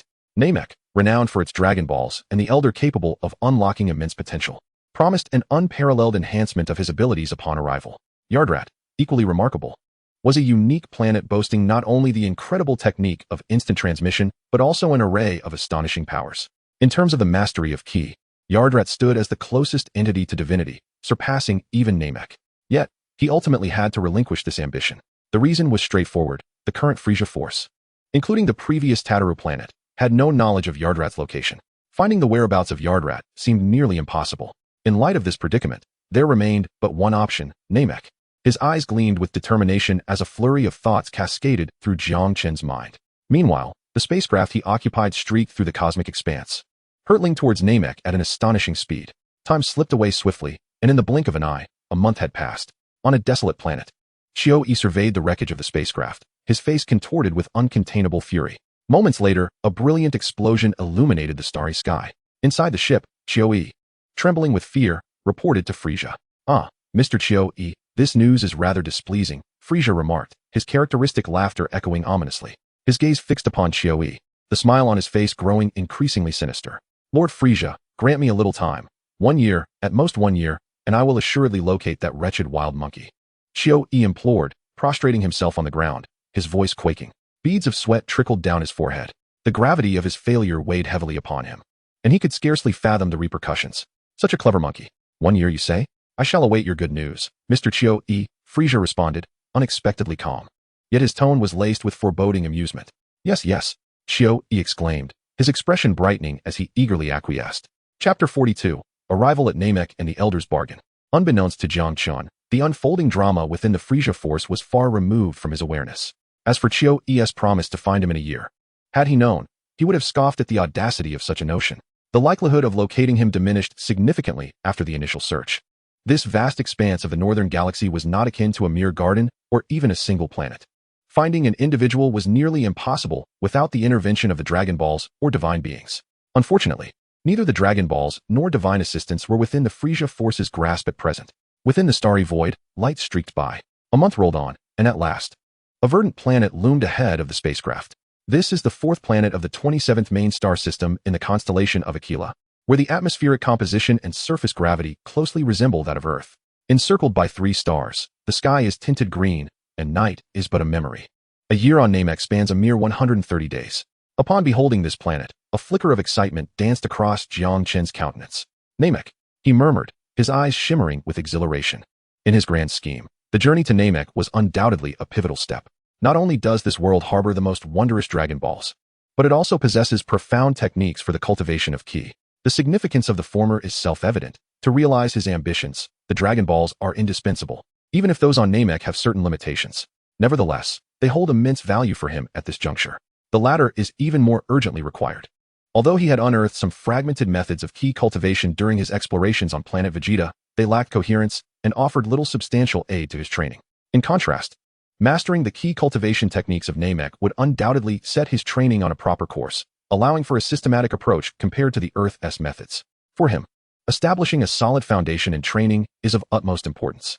To elevate his strength rapidly, he needs an orthodox system of cultivation. Relying solely on the innate characteristics of a Saiyan may not suffice for him to achieve the future greatness of Kakarot. He might only reach the level of Bardock, which is far from his aspirations. The silhouette of the planet loomed larger through the window as the spacecraft rapidly descended. An hour later, a tremendous roar echoed through a valley, and the ground buckled, collapsing by over 100 meters. With a loud thud, the hatch opened.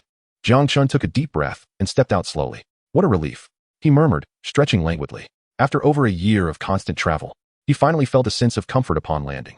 However, just as he completed his stretch, a figure materialized in the sky and swiftly approached him. Beep, beep. A new detector on his right eye flickered to life, revealing a numerical value. 18,000.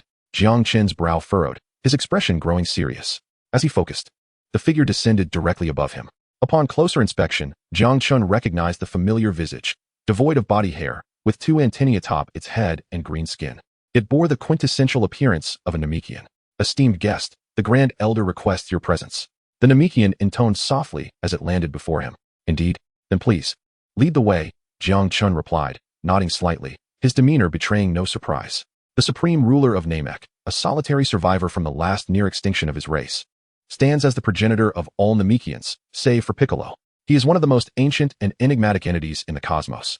While the Grand Elder of Namek may not possess formidable strength, his influence is beyond imagination.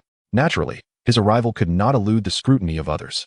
He had mentally prepared himself for this encounter, as meeting this esteemed figure was, perhaps, the primary purpose of his journey to Namek.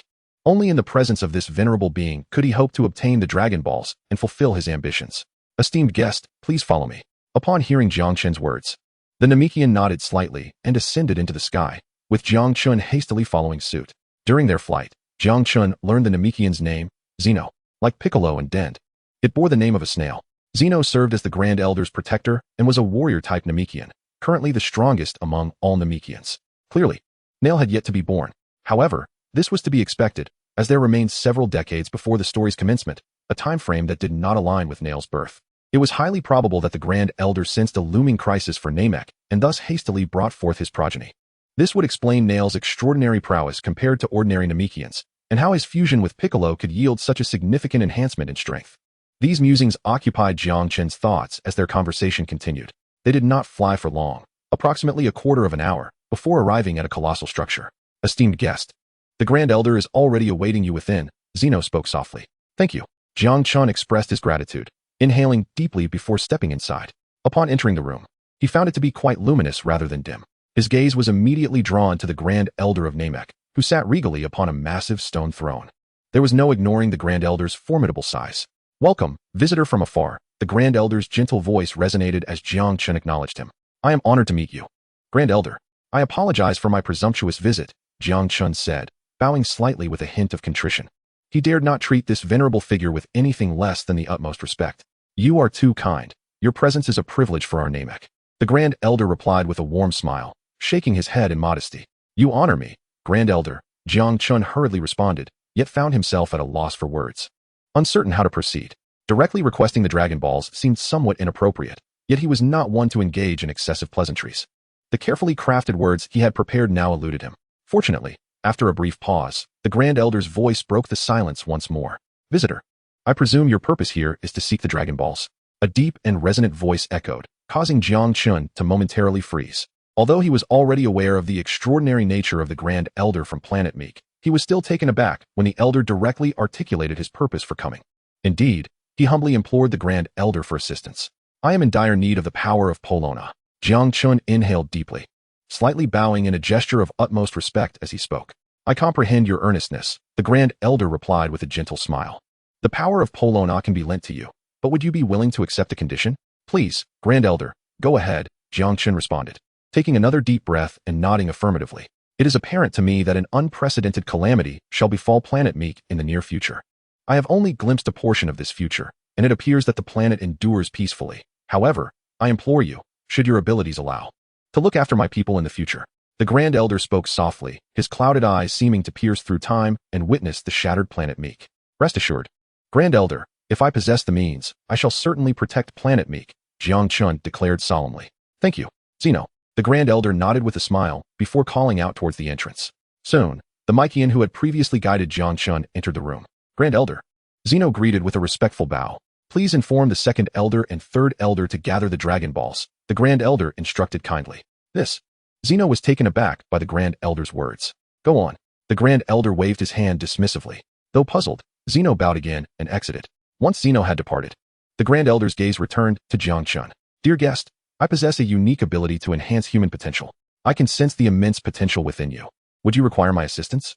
Thank you, Grand Elder, but I believe I do not need it just yet. My training has only just begun, and I have not even scratched the surface, Jiang Chen replied. If it is convenient for you, could someone guide me in my cultivation of qi? Hearing the Grand Elder's words stirred waves of anticipation within Jiang Chen, making it difficult for him to contain his excitement. In the original narrative, Krillin and Gohan had their potential unlocked by the Grand Elder, skyrocketing their battle power from a few thousand to over 10,000. While it did not reach a tenfold increase, it was still a significant 7 or 8 times. With his current battle power exceeding 1,000, should his potential be unlocked, a 7 or 8-fold enhancement could elevate him to 7 or 8,000, possibly nearing 10,000. Coupled with the transformation into a great ape, he could approach 100,000 points. Barring an encounter with Jinyu, he could virtually dominate. However, these thoughts flitted through his mind for but an instant before Jiang Chen suppressed them, ultimately opting to decline. Rather than squander a precious opportunity, he preferred to first complete systematic training and then pursue potential unlocking, ensuring maximum benefit. As for the Elder's 2 potential awakenings, he certainly lacked the face for it. Is that so? The elder nodded with a smile. Thank you, elder. Jiang Chen's expression brightened, and he hurriedly expressed his gratitude. He had not anticipated that everything would unfold so smoothly. He had not even utilized many of his arguments, yet both of his current objectives had been accomplished. Meanwhile, as Jiang Chen achieved his goals on Mechstar, a battered spaceship crashed down upon the logistics center of the distant planet Vegeta. With a resounding thud, the hatch flew open, and Bardock emerged, pale and disheveled. Bardock, are you all right? The sight of Bardock sent the entire logistics center into a frenzy, with numerous extraterrestrial beings rushing over to apprehensively regard him. However, Bardock paid them no heed, his figure darting out of the logistics center and swiftly making his way towards the nursery. Hurry, I need to move faster. There is still time. Bardock thought frantically as he hastened his pace. Within a few breaths, he arrived at the nursery. Bardock, what do you intend to do? Get out of my way. Bardock's irritable voice echoed as he shoved an extraterrestrial aside. He quickly made his way into the nursery, and soon enough, he found his son, Kakarot. Kakarot. His voice softened momentarily as he gazed at the Saiyan child within the nursery, though this gentleness was fleeting.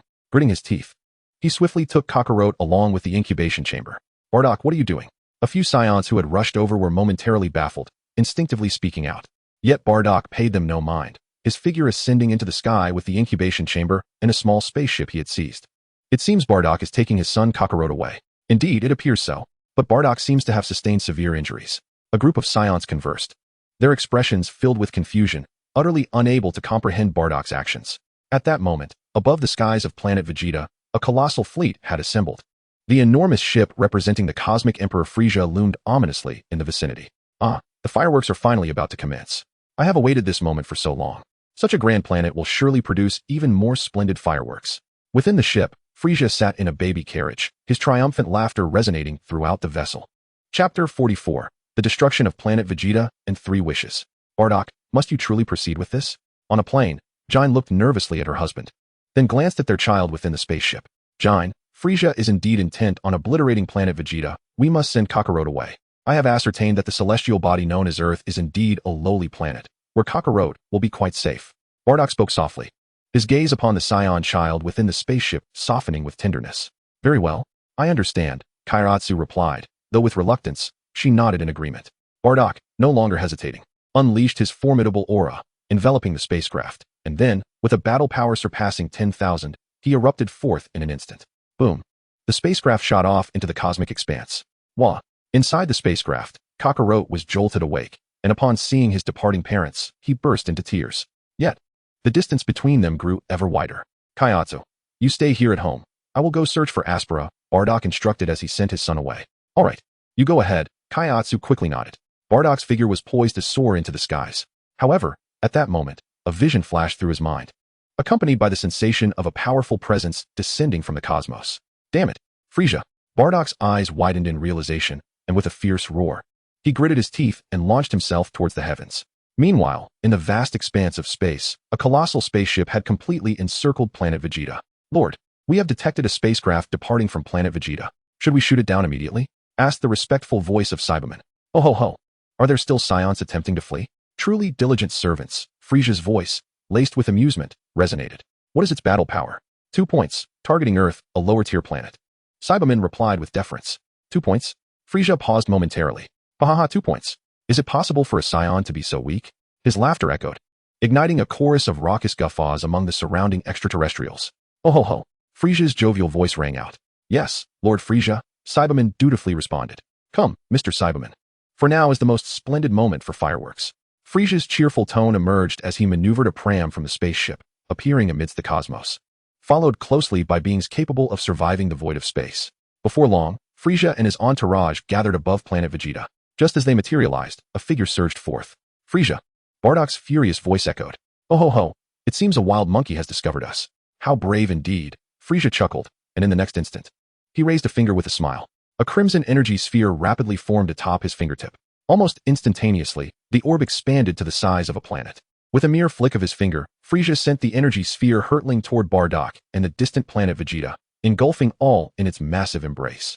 An overwhelming sense of oppression descended upon Bardock like an unstoppable force. Frieza, Bardock roared, a torrent of immense energy surging within him.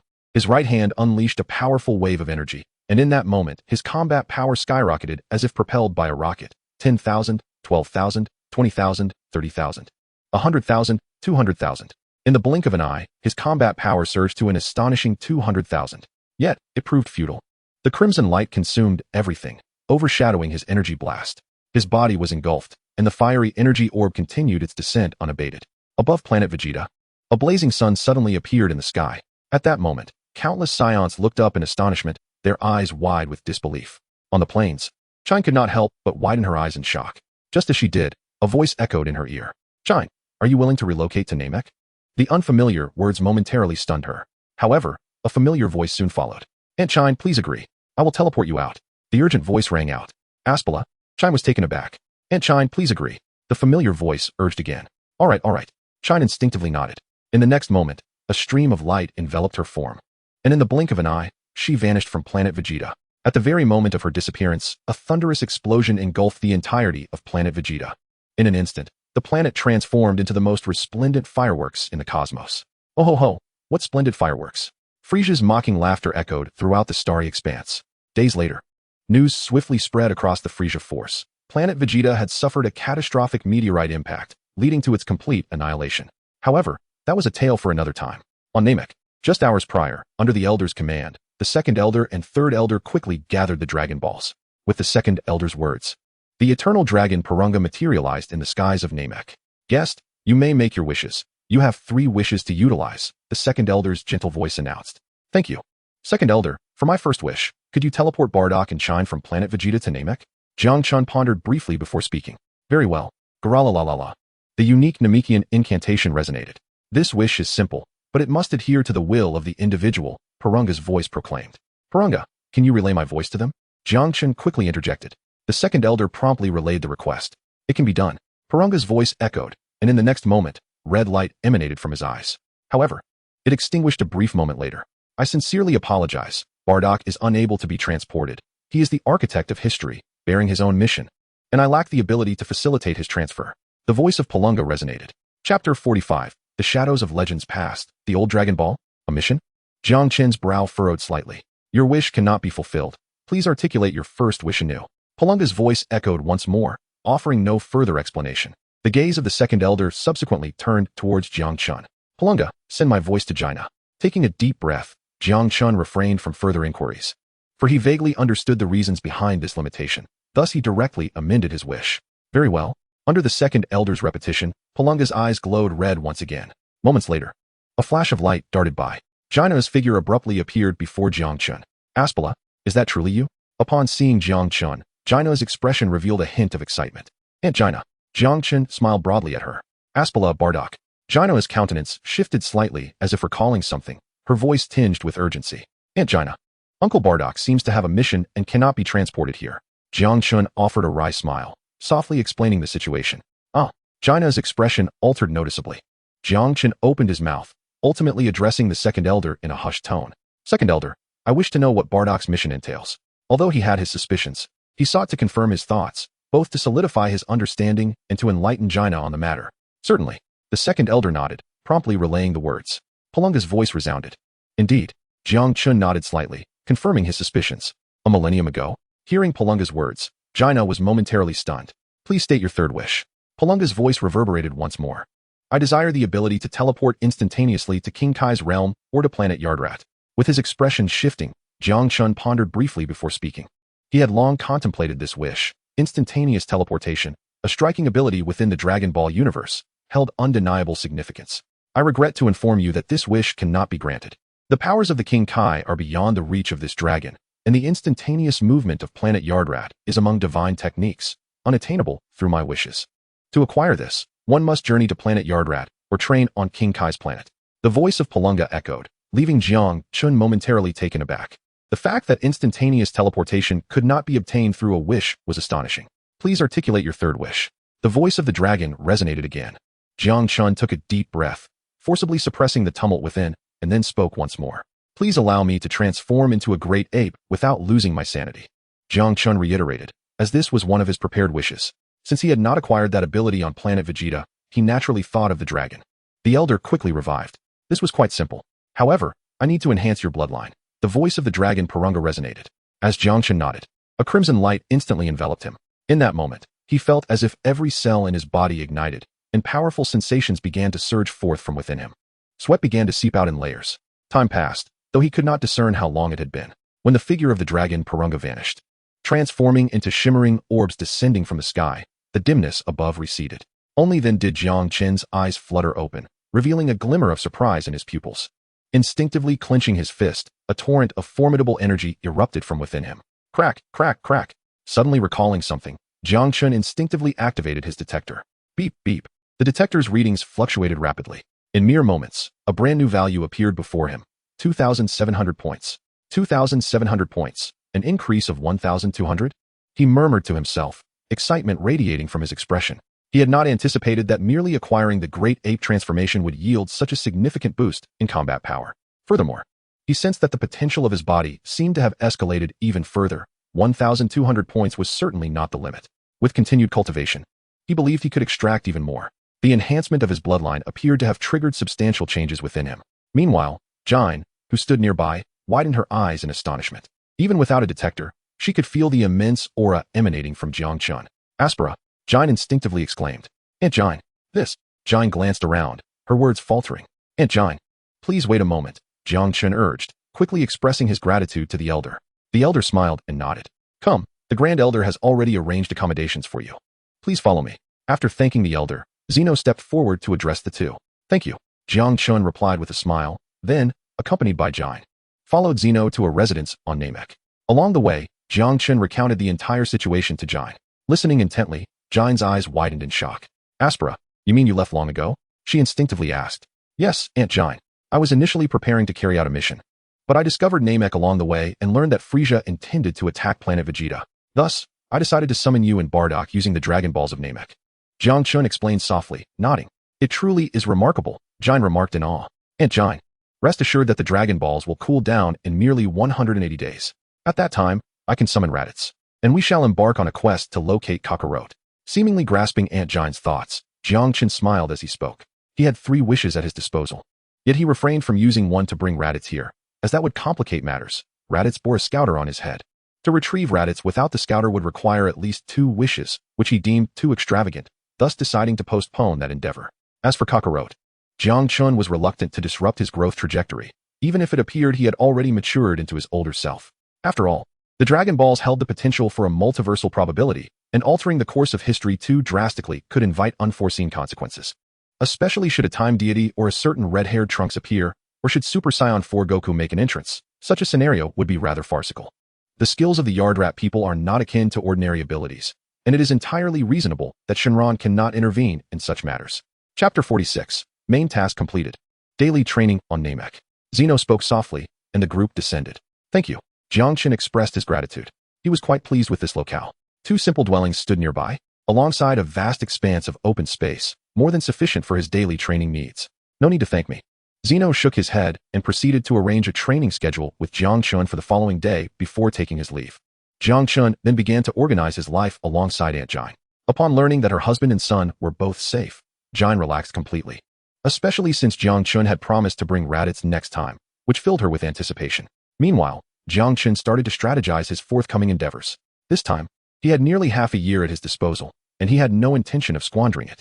As he was preparing for his next course of action, the familiar mechanical voice suddenly echoed in his ears on the following morning. Main task 1 has been completed. World matching in progress. Main task 2 has commenced. Would you like to open it immediately? The mechanical voice resonated, and in the next moment, lines of golden characters began to materialize before Jiang Chen's eyes. An image visible only to him. The surrounding time and space seemed to freeze. Open. Observing this scene, Jiang Chen felt a surge of excitement. He took a deep breath before speaking. World matching has recommenced. Matching complete. Main task 2. Eliminate Frieza. Task success. Gain an additional landing quota. Task failure. Lose 90% of your battle power. The golden characters flickered once more, accompanied by the mechanical voice. A new array of content emerged. However, upon seeing this information, Jiang Chen's brow furrowed involuntarily. Yet before he could react, the frozen time and space swiftly resumed, and the golden characters vanished. Goodness. In the open space, as Jiang Chen gazed at the dissipating golden characters, he finally processed the situation and couldn't help but exclaim in astonishment. What a surprise. The second main quest has abruptly escalated to a nightmarish difficulty. This challenge is considerably more formidable than the first main task. In the initial quest, one merely had to escape the destruction of planet Vegeta, which did not necessarily demand extraordinary power. However, The second main task requires the elimination of Frieza. Goodness. Frieza's combat power is an astounding one. 2 billion, while his own is a mere 2,000. It feels as though he is being asked to confront this insurmountable foe head-on. Even in his great ape form, his power would barely reach 20,000. A minuscule fraction compared to 2 billion. Jiang Chen finds himself at a loss for words. Perhaps the only silver lining is that this main quest does not impose a time constraint. This means he can attempt it at any moment. If he manages to delay until he can transform into a Super Saiyan, it may not be an insurmountable challenge after all. Yet, thoughts of Golden Frieza and Black Frieza from Dragon Ball Super send a shiver down his spine.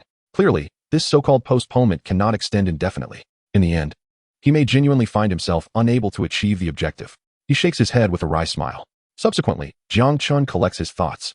It is evident that the second main task cannot be accomplished in a short span of time, even with the tantalizing rewards it offers. For now, he must suppress his ambitions and focus on his training, for he did not come to Namek merely for the Dragon Balls. The primary purpose is to cultivate his strength.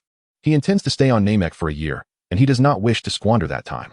As the morning sunlight cascades down, Zeno arrives promptly. Jiang Chen follows Zeno to a nearby clearing.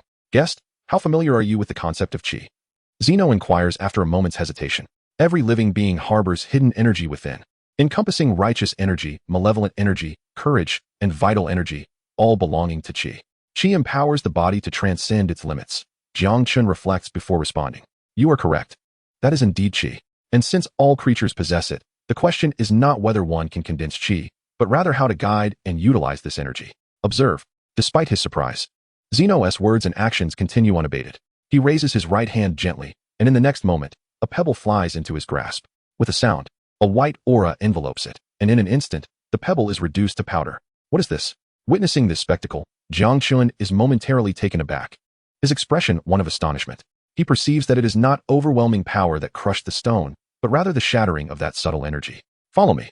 There may be a place more suited for you, Zeno remarks, noticing Jiang Chen's astonished gaze, and he takes flight. All right. Jiang Chen nods eagerly, promptly following suit.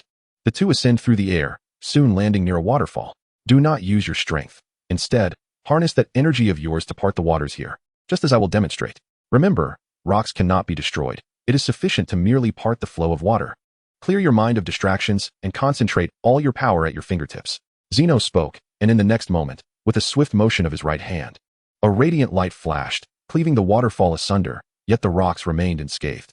I understand now, thank you. Jiang Chen nodded slightly, expressing his gratitude once more. No need for thanks. The elder has instructed me to assist you. Should you have any questions, feel free to visit the elder, Zeno replied, shaking his head before adding. After you acknowledge, I shall take my leave. With Jiang Chen's nod, Zeno's figure vanished. Watching him depart, Jiang Chen began his practice. However, it was but a brief moment before, boom, the rocks exploded, and the water was drawn back, drenching Jiang Chen completely. He shook his head in resignation, adjusted the waterfall, and resumed his training. Time flowed quietly by, and 6 months passed in an unnoticeable blink. The countdown to the end of his second login had begun. During this half-year, while Jiang Chen's combat prowess showed only a modest increase from over 2,000 to 3,000, his mastery and cultivation of Qi had steadily found its rhythm. Though not a genius like Vegeta, his talent far surpassed that of Nappa or Raditz. Meanwhile, in the world of Naruto, as the login continued, Jiangxi had already embarked on her journey. Chapter 47, Orochimaru, Orochimaru. In the world of Naruto, a year had elapsed. During this time, Jiangxi had been familiarizing herself with this unfamiliar realm. Thanks to her connection with the Hyuga clan, even as a branch member, she had acquired a wealth of information regarding this world, as well as an understanding of the ninja system, far more detailed than what she had gleaned at the Dasha Academy. Ninja, chakra, shadows, bloodline limits, the sage of 6 paths. Could it be that sages truly existed in this world? In her room, Jiangxi murmured to herself, a trace of confusion evident in her expression. Just as her thoughts wandered, a gentle knock echoed at the door. Xiaoxi, a familiar voice called from outside. Jiangxi quickly composed herself, rising to open the door. Uncle Richa. She greeted the visitor respectfully. Xiaoxi, in 3 days, the clan will hold a memorial. Hyuga Richa began softly, his words trailing off as he struggled to find the right expression. The annual memorial of the Hyuga clan signified that a new group of branch members would be ensnared in the metaphorical cage. This time, Jiangxi would not be an exception. I understand, Uncle Richa. Jiangxi smiled, seemingly oblivious to his hesitation. Please rest well in the coming days, Xiaoxi. Should you require anything, do not hesitate to seek me out. Hyuga Richa sighed, speaking gently. I understand, Uncle Richa. Jiangxi nodded with a smile. After Hinata Hizashi reiterated a few matters, he departed from Jiangxi's chamber. Watching him leave, the smile on Jiang Shi's face gradually transformed into a solemn expression. Is it about to begin? She whispered softly. Chakra surged within her. In the next moment, a series of hand seals were swiftly completed in her hands. With a resounding clash, as the final seal was executed, her right hand touched the ground. A plume of smoke billowed forth, and in an instant, numerous summoning techniques disseminated throughout the surroundings. Subsequently, Jiang Shi's figure transformed into a wisp of white mist, vanishing from sight. In the hidden leaf village, at the root base, a clandestine laboratory awaited. The summoning technique spread, and in an instant, white mist swirled, revealing Jiang Shi's form. You are quite punctual, Shi. A sinister voice echoed as Orochimaru, who had been manipulating the instruments within the lab, lifted his gaze. Orochimaru-sama, the family ritual is approaching swiftly. Have you devised a plan to assist me? Jiang Shi inquired. Her brow furrowed, her tone decidedly brusque. Impatient as ever, Shi. Just look at these marvelous results. Orochimaru responded with a grin, his demeanor unfazed. In this world, some believe in effort, others in lineage, yet only Orochimaru places his faith in science. As Orochimaru spoke, Jiang Shi advanced further. Soon, she noticed the conspicuous white eyes within the petri dish. Have you succeeded? Upon seeing the white eyes, Jiang Shi was momentarily taken aback, her eyes instantly alight with excitement. Shi, I must say, the data you provided is truly remarkable. I am quite curious about its origins. The Hyuga clan should not possess such knowledge, Orochimaru remarked, licking his lips with evident intrigue. Orochimaru-sama, if you continue to regard me in such a manner, the next time, the confinement of my soul will not be as simple as 3 days, Jiang Shi replied, her voice tinged with a semblance of mirth. She recalled the scene from their first meeting, her smile growing ever more pronounced. Orochimaru shivered at her words, his previously sinister grin faltering. Haha, Shi, that was merely a jest. The items are prepared for you, located in the second cabinet on the left, he stated. Jiang Shi nodded and approached the second cabinet. Upon glancing inside, her brow arched slightly. For within, there existed a replica that bore an uncanny resemblance to her own being. Shi, this will serve as your doppelganger. Sufficient to bear the burden of the caged bird, no one will detect it. Of course, if you seek a more permanent solution, I could pay a visit to the Hyuga clan. I trust they would be inclined to grant me this favor. Orochimaru's voice dripped with malice. Are you certain? The third Hokage may not be willing to acquiesce to your requests, Jiang Shi replied, exasperation evident in her tone. Teacher, he has grown old. He can no longer turn the wheels of Konoha. What can he do if he is unwilling? Orochimaru chuckled lightly. Orochimaru, it seems you are preparing to depart. Upon hearing Orochimaru's words, Jiang Shi chose not to linger on the previous conversation, instead falling into a brief silence before speaking abruptly. Oh, Shi, you are indeed astute. How did you discern that? Orochimaru replied with a hint of surprise. That is of little consequence. Orochimaru, I believe it is imperative for you to remain in Konoha. Jiang Shi shook her head and continued softly, her gaze fixed upon Orochimaru. Why is that, Shi? Orochimaru inquired with keen interest, intrigued by this member of the Hyuga clan. Despite being only 5 or 6 years old, she exhibited an unexpected maturity, possessing not only remarkable knowledge, but also unique abilities to counteract and manipulate souls. Were it not for Jiang Shi's assertion, he might have dismissed the notion, yet her words piqued his curiosity. Konoha possesses an abundance of resources, does it not? Moreover, I trust you have a keen interest in the Sharingan and Byakugan, particularly the former. In a few years, Orochimaru should be able to acquire a considerable number of Sharingan. Jiang Shi spoke slowly, her expression earnest. In a few years? Orochimaru raised an eyebrow, his expression one of surprise. Indeed. Though I wonder if Orochimaru is willing to wait for a few years, Jiang Shi remarked with a light chuckle. I must admit, Shi, you have certainly sparked my interest. However, my master has likely discovered certain things, and should he find out, I will have no choice, Orochimaru responded with a light laugh. Orochimaru, you flatter yourself. Is there not one more suited to inherit this? Surely it belongs to him, Jiang Shi teased lightly. Chapter 48. Byakugan upgrade. 3 days swiftly passed. The memorial for the Hyuga clan commenced. As the ceremony concluded, a new batch of branch family members was confined like caged birds, and Jiang Shi was no exception. Consequently, Hyuga Hayashi and Hyuga Hizashi came to visit Jiang Shi. To their astonishment, Jiang Shi displayed no unusual behavior, her emotions remarkably stable. However, at that moment, neither Hyuga Hayashi nor Hyuga Hizashi were aware that the Jiang Shi who remained within the Hyuga clan was no longer the same as before. She was merely a clone, devoid of independent consciousness, controlled by Jiang Shi. With the biological technology introduced by Jiang Shi, Orochimaru's advancements were undoubtedly monumental. The cloning technique, originally intended for implementation in Boruto's era, had already come to fruition. Naturally, aside from Orochimaru and Jiang Shi, no one else was privy to this knowledge. One cannot deny that Orochimaru truly embodies the prowess of the legendary 3 ninjas. While their strength may not be the pinnacle within the ninja world, indeed, even now, many surpass them. Their teaching capabilities remain unparalleled. The rapid growth of Naruto, Sasuke, and Sakura under their tutelage serves as a testament to this. Although Naruto and Sasuke represent exceptions, their potential would likely lead them to great heights, even under the guidance of a lesser instructor. However, Sakura's future remained uncertain. Under the tutelage of Tsunade, achieving the rank of Hokage at the tender age of 16 is a testament to extraordinary prowess.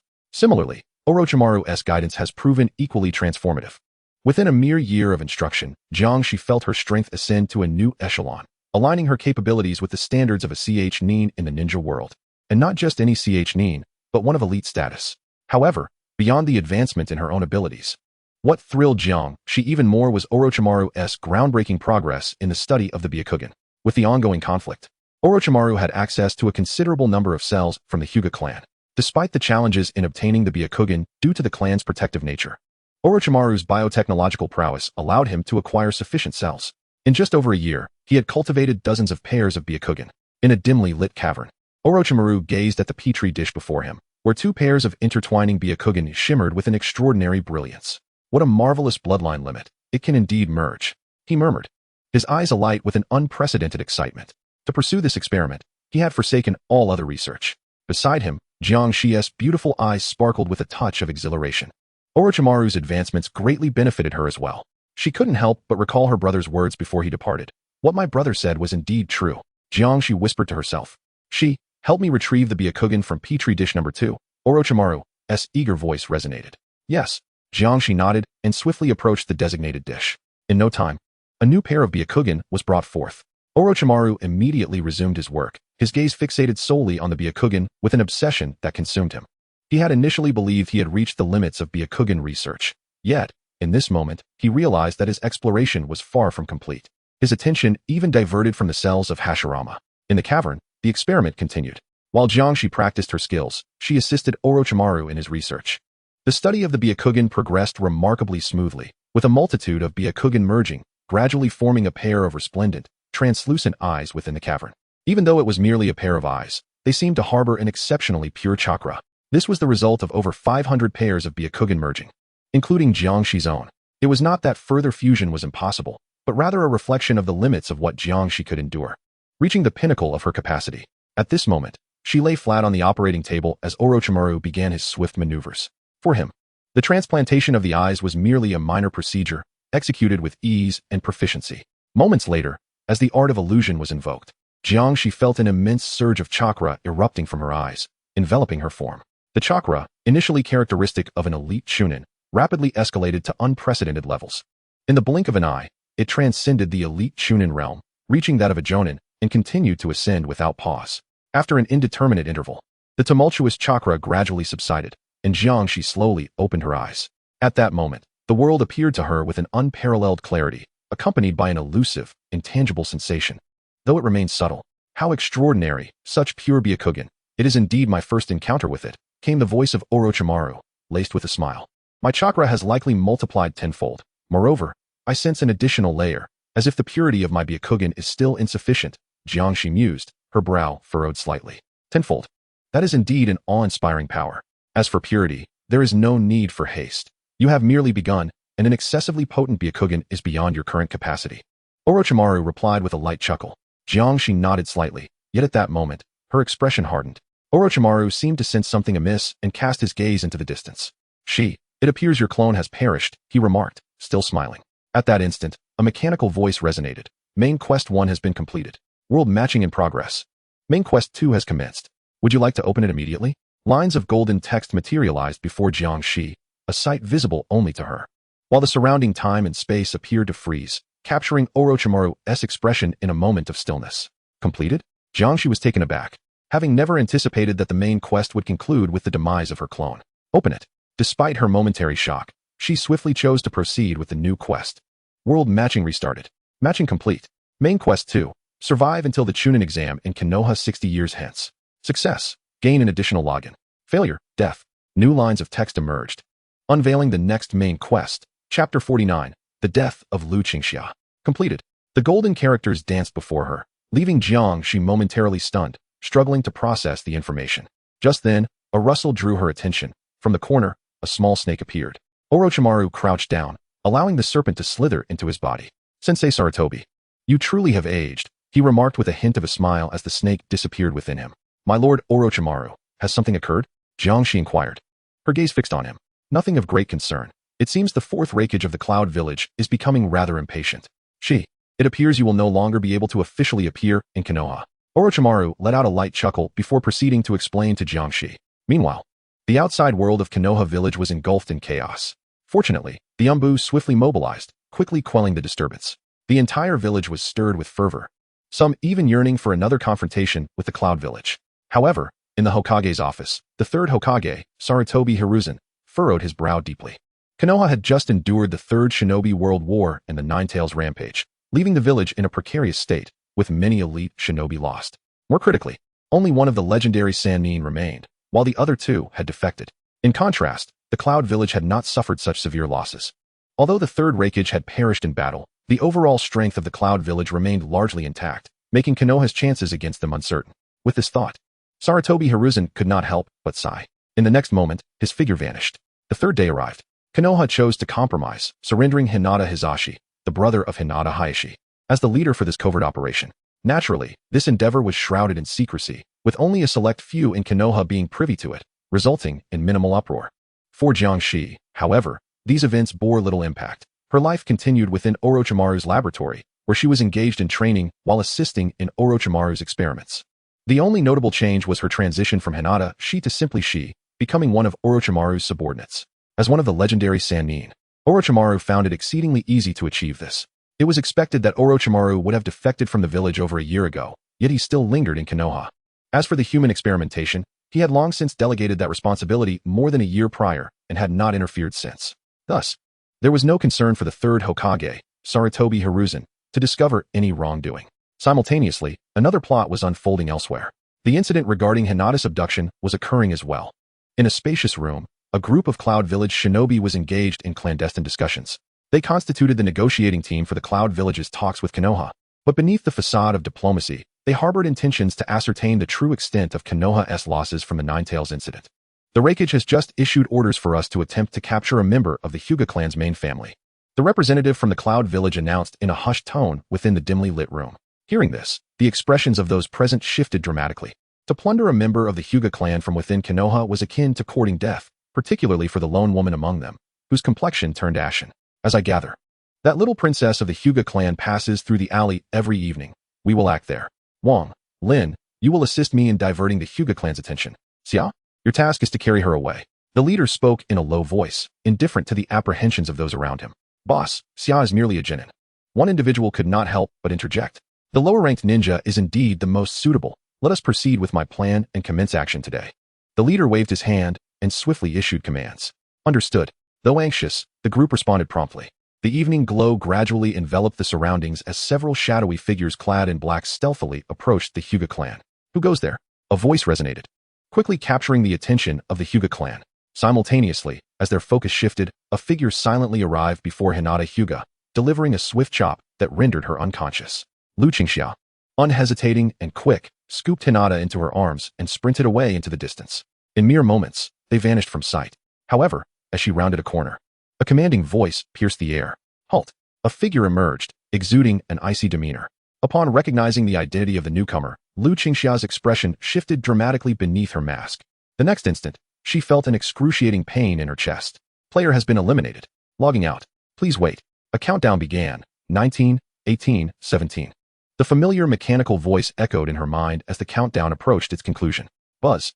A radiant light, visible only to Lu Qingxia, descended from the heavens, enveloping her form in an instant.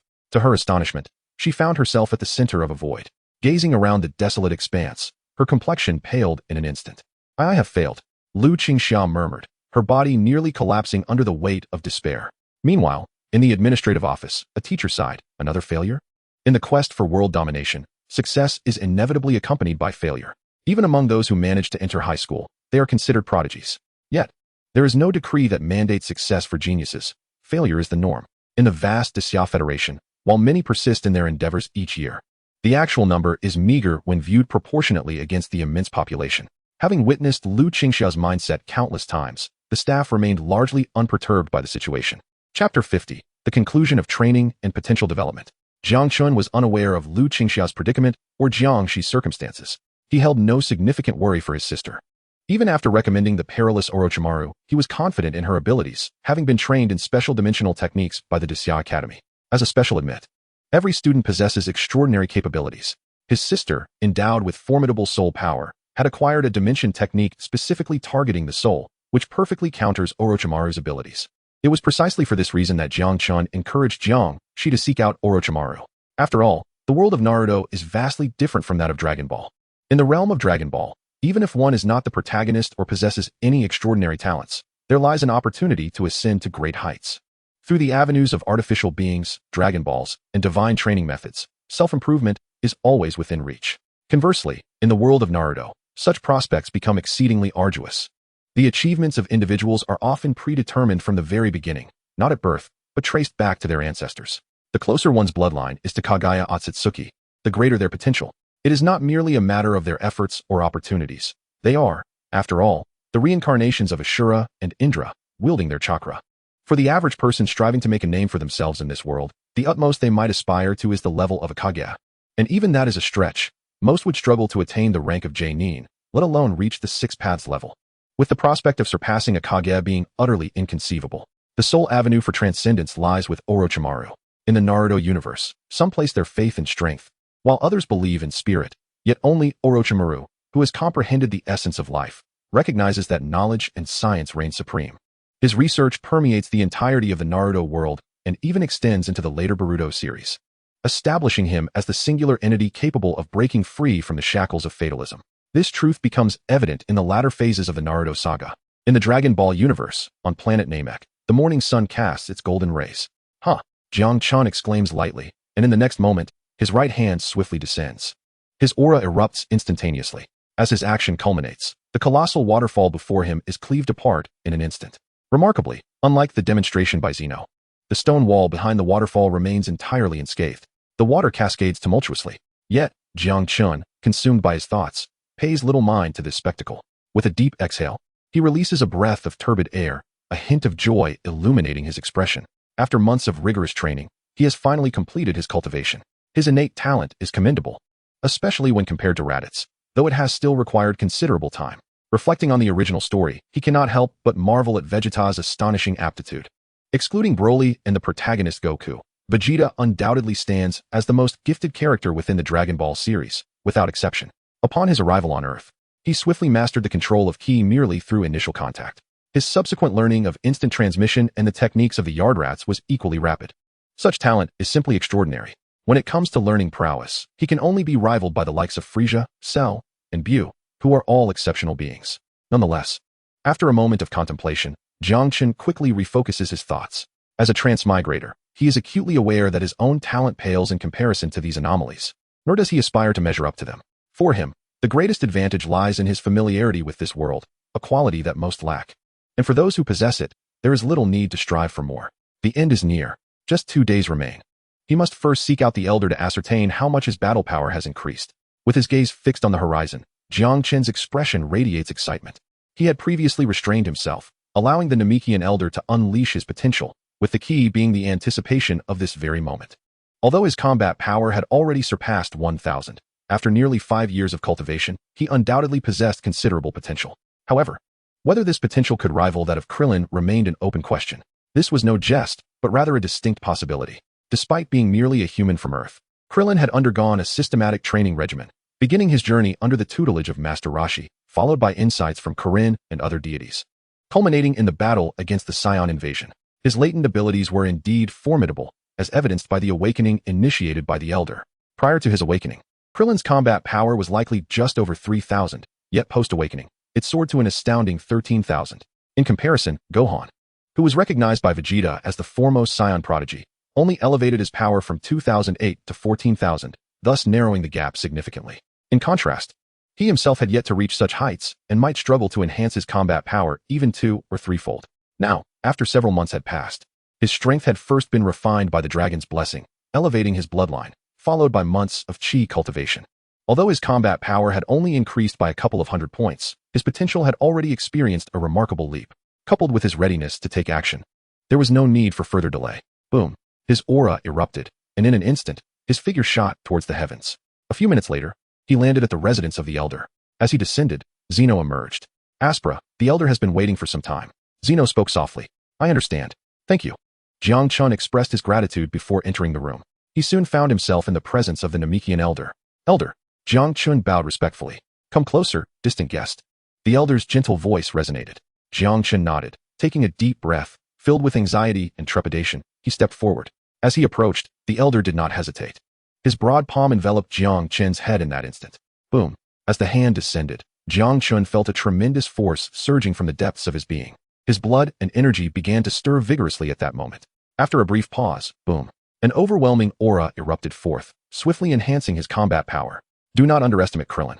As the strongest Earthling, his talent and potential are no trifles, especially in the early stages. His potential may very well rival that of an average Saiyan. Chapter 51, The Second Wish of Namek. Boom. An unceasing flow of energy began to erupt from within. At this moment, Jiang Chen felt an unprecedented strength spreading throughout him. The energy instinctively enveloped his entire being. All done. Guest, it is finished. The potential within you is exceedingly formidable.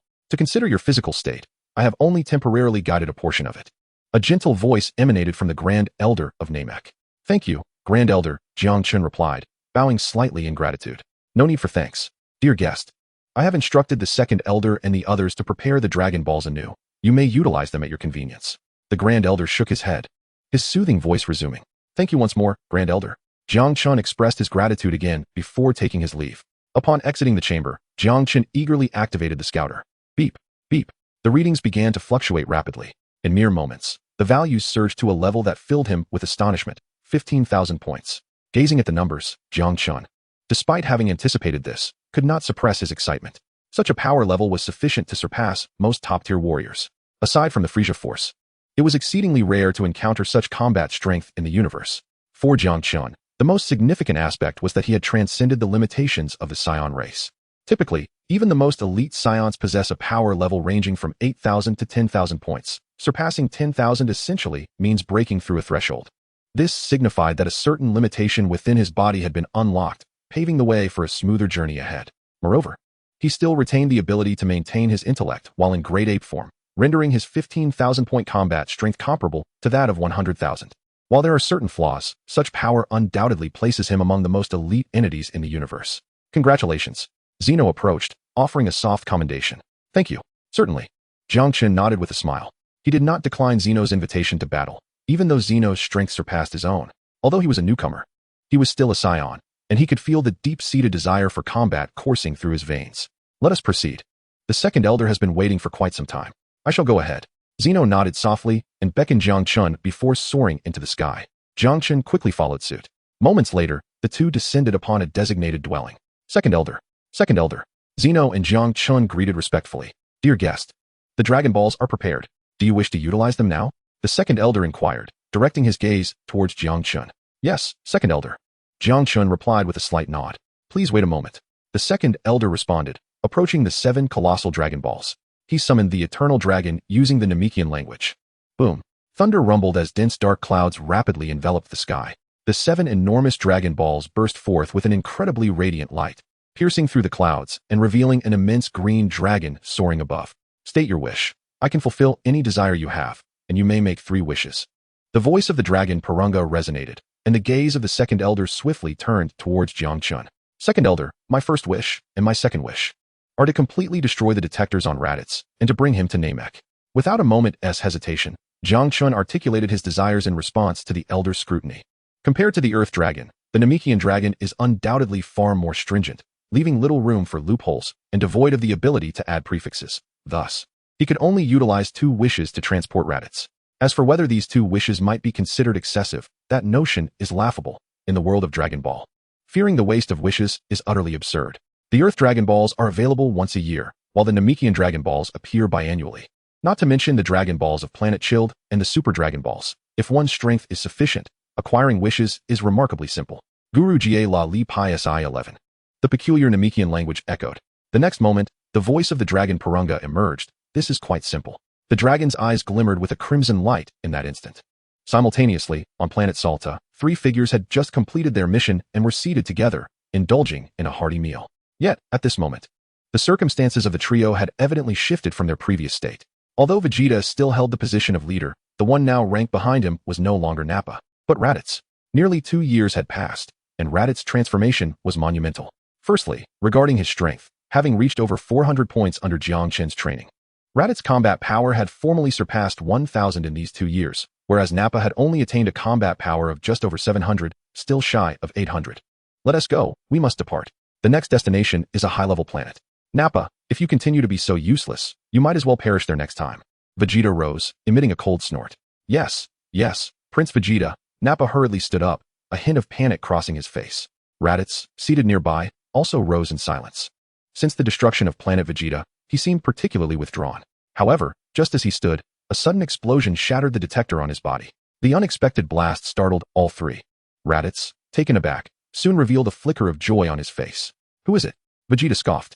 Before they could react, a beam of light suddenly enveloped Raditz. In the astonished gazes of Vegeta and Nappa, Raditz's figure instantaneously vanished from sight. Vegeta. Nappa instinctively rubbed his eyes and turned his gaze towards Vegeta. At that moment, Vegeta's expression shifted dramatically as he soared into the sky, scanning the surroundings. Yet, no matter how fervently he searched, he could not uncover a trace of Raditz. Chapter 52. Raditz in existential doubt. Your wish has been granted. Please articulate your third wish. Came the voice of the dragon Purunga. A beam of white light enveloped the surroundings, and in the next moment, Raditz's figure appeared directly before him. Aspala, is it truly you? As the white light dissipated, Raditz gazed around in bewilderment, quickly noticing Jiang Chen ahead of him. His eyes brightened with excitement as he exclaimed, "It is I, Raditz." Jiang Chen smiled and nodded. Indeed. You have survived. A hint of exhilaration flickered across Raditz's previously cold demeanor. Fortune has favored me. I managed to escape by a stroke of luck. Raditz, wait a moment. I will take you to meet Aunt Ginnia shortly, Jiang Chen said with a smile. Mother is also unharmed. Upon hearing Jiang Chen's words, Raditz felt an even greater surge of emotion. During the destruction of planet Vegeta, his heart was burdened with sorrow, though he had not outwardly expressed it. Now, not only was Jiang Chen safe, but his mother was unharmed as well. He instinctively opened his mouth to speak, but upon hearing Jiang Chen's words, he hesitated. His gaze shifting to the sky. Soon, he noticed the enormous Purunga hovering above. As his focus sharpened, Raditz's pupils involuntarily constricted. Elder, for my third wish, I seek the training method of instantaneous movement from the Yardrat people. Is it attainable? Jiang Chen mused briefly before responding. Very well. The elder nodded and quickly recited it in the Namekian language. I regret to inform you that this wish cannot be granted.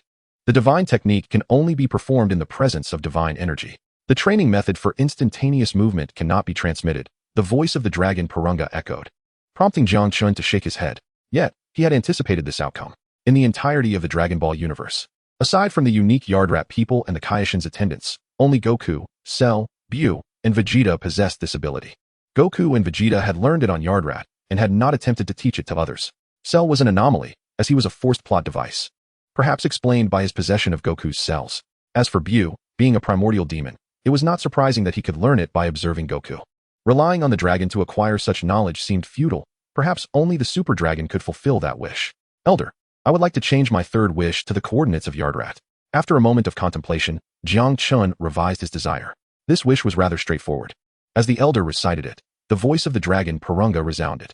In the next instant, a red light illuminated Jiang Chen, and the coordinates of Yardrat materialized in his mind. Your wish has been fulfilled, Purunga announced. With those words, the thick clouds dispersed, and the form of Purunga transformed back into 7 radiant lights that descended. Jiang Chen exhaled deeply, his eyes fluttering open as a smile graced his face. Having acquired the coordinates of planet Yardrat, he realized that he could journey there at any moment. It is essential to note that planet Yardrat offers not only instantaneous transportation, but also an array of extraordinary techniques, which, at this moment, could more aptly be described as divine abilities. The mere thought of such formidable powers filled Jiang Chen with excitement. Let us go. Aunt Jean and I must have prepared the meal by now. Taking a deep breath, Jiang Chen smiled at Raditz. Oh, all right. Raditz replied eagerly. Jiang Chen then bid farewell to the elders before soaring into the air alongside Raditz. As they ascended, their figures glided gracefully through the sky. Raditz's expression was one of turmoil, as he hesitated to voice his thoughts multiple times, which amused Jiang Chen greatly. Raditz, if you have any questions, feel free to ask. Jiang Chen encouraged with a smile. What was that earlier, Aspera? Can he truly grant any wish? Raditz inquired, unable to contain his curiosity. Not quite. That was Shenron. He can only fulfill wishes within certain limits, Jiang Chen replied, shaking his head with a chuckle. Is it really possible? Raditz' enthusiasm dimmed momentarily at Jiang Chen's response, yet his eyes brightened upon hearing the latter's clarification. However, it is highly unlikely you'll be able to use him. The Namekians would not assist you, Jiang Chen cautioned, observing Raditz's eager demeanor. The reason Jiang Chen could utilize Shenron was due to his lack of malevolent energy, a quality Raditz evidently lacked. The Namekians would certainly not permit it. Why not? Raditz asked, growing anxious. You possess an aura of evil, and the Namekians are a peaceful race. They would never consent to such a thing. Furthermore, do not entertain thoughts of the Namekians lightly. It is worth noting that many possessed battle powers exceeding 5,000. With the strongest reaching an astonishing 18,000, Jiang Chen remarked, exasperated. 18,000? You must be joking. How could the Namekians possibly be that strong? Raditz exclaimed, his eyes widening in disbelief. 18,000 is indeed the figure. Consider this. King Vegeta's power is just over 1,000, and even my father approaches that threshold. How could mere Namekians achieve such strength? There is nothing impossible, Jiang Chen replied, shaking his head. We have arrived. With that, he descended gracefully. Raditz hurriedly followed suit. Inside the house, a presence was sensed, prompting Jean Nei to open the door. She instinctively started to speak, but her expression transformed into one of delight upon recognizing the figure outside. Raditz! Jean Nei exclaimed, rushing forth to embrace him. Raditz instinctively attempted to break free, but soon relented. Mother! He whispered softly, a gentle warmth enveloping his demeanor. After all, he was still merely in his early teens. A far cry from the beginning of the story. Especially during his interactions with Jiang Chen, Raditz's temperament gradually became more tranquil. Even after living alongside Vegeta for another 2 years, there was little change. Jiang Chen smiled and refrained from interrupting the two, quietly retreating into his own room. As time flowed gently onward, Raditz's arrival made Jian's smile increasingly pronounced. For Raditz, stepping onto Namek was a continual state of astonishment. First, the Dragon Shenron. Then the combat power of Namek, and finally, his mother. But that was not the end. Jiang Chen's combat power astonishingly reached 15,000, leaving him utterly bewildered. Chapter 53. Raditz's existential dilemma. How much? Raditz stammered, his voice tinged with disbelief as he gazed at Jiang Chen. Just take a look. Jiang Chen casually tossed the scouter into Raditz's hands. Raditz hurriedly caught it and began to fumble with the device, nearly dropping it in his flurry. After a prolonged moment, he finally placed the scouter atop his head. Beep, beep. As he activated the scouter, the numbers began to surge wildly. 1,000, 2,000, 3,000, 5,000, 10,000, 15,000. Raditz's eyes widened in sheer astonishment, his voice quivering as he beheld the final, unwavering figure. Although Jiang Chen had previously informed him of his combat power reaching 15,000, Raditz was still profoundly shaken by the numbers before him. As previously mentioned, the mightiest warriors on planet Vegeta possessed merely a little over 10,000 power levels, and his father Bardock, the legendary Saiyan, barely approached 10,000. Yet Jiang Chen had now surpassed all Saiyans on planet Vegeta, reaching a staggering 15,000. Raditz had thought that after nearly 2 years of arduous training, elevating his strength from 400 to 1,000 was already remarkable. Even the elite Nappa could no longer stand against him, leaving him only slightly inferior to Prince Vegeta. But who was Prince Vegeta? He was the universally acknowledged genius of the Saiyan race, born with a combat power that eclipsed all others. Now, he had attained levels of strength that even some upper warriors could not hope to reach. Aspera, have you become a Super Saiyan? No. Could it be that you are the legendary Super Saiyan? Suddenly, Raditz seemed to have an epiphany, exclaiming in astonishment. How is that possible? Upon hearing Raditz's exclamation, Jiang Chen was momentarily taken aback before breaking into a chuckle. Isn't it? Raditz questioned, his expression a mix of confusion and disbelief as he regarded Jiang Chen. Don't overthink it. This is merely the result of my training, alongside the assistance from the Grand Elder of Namek.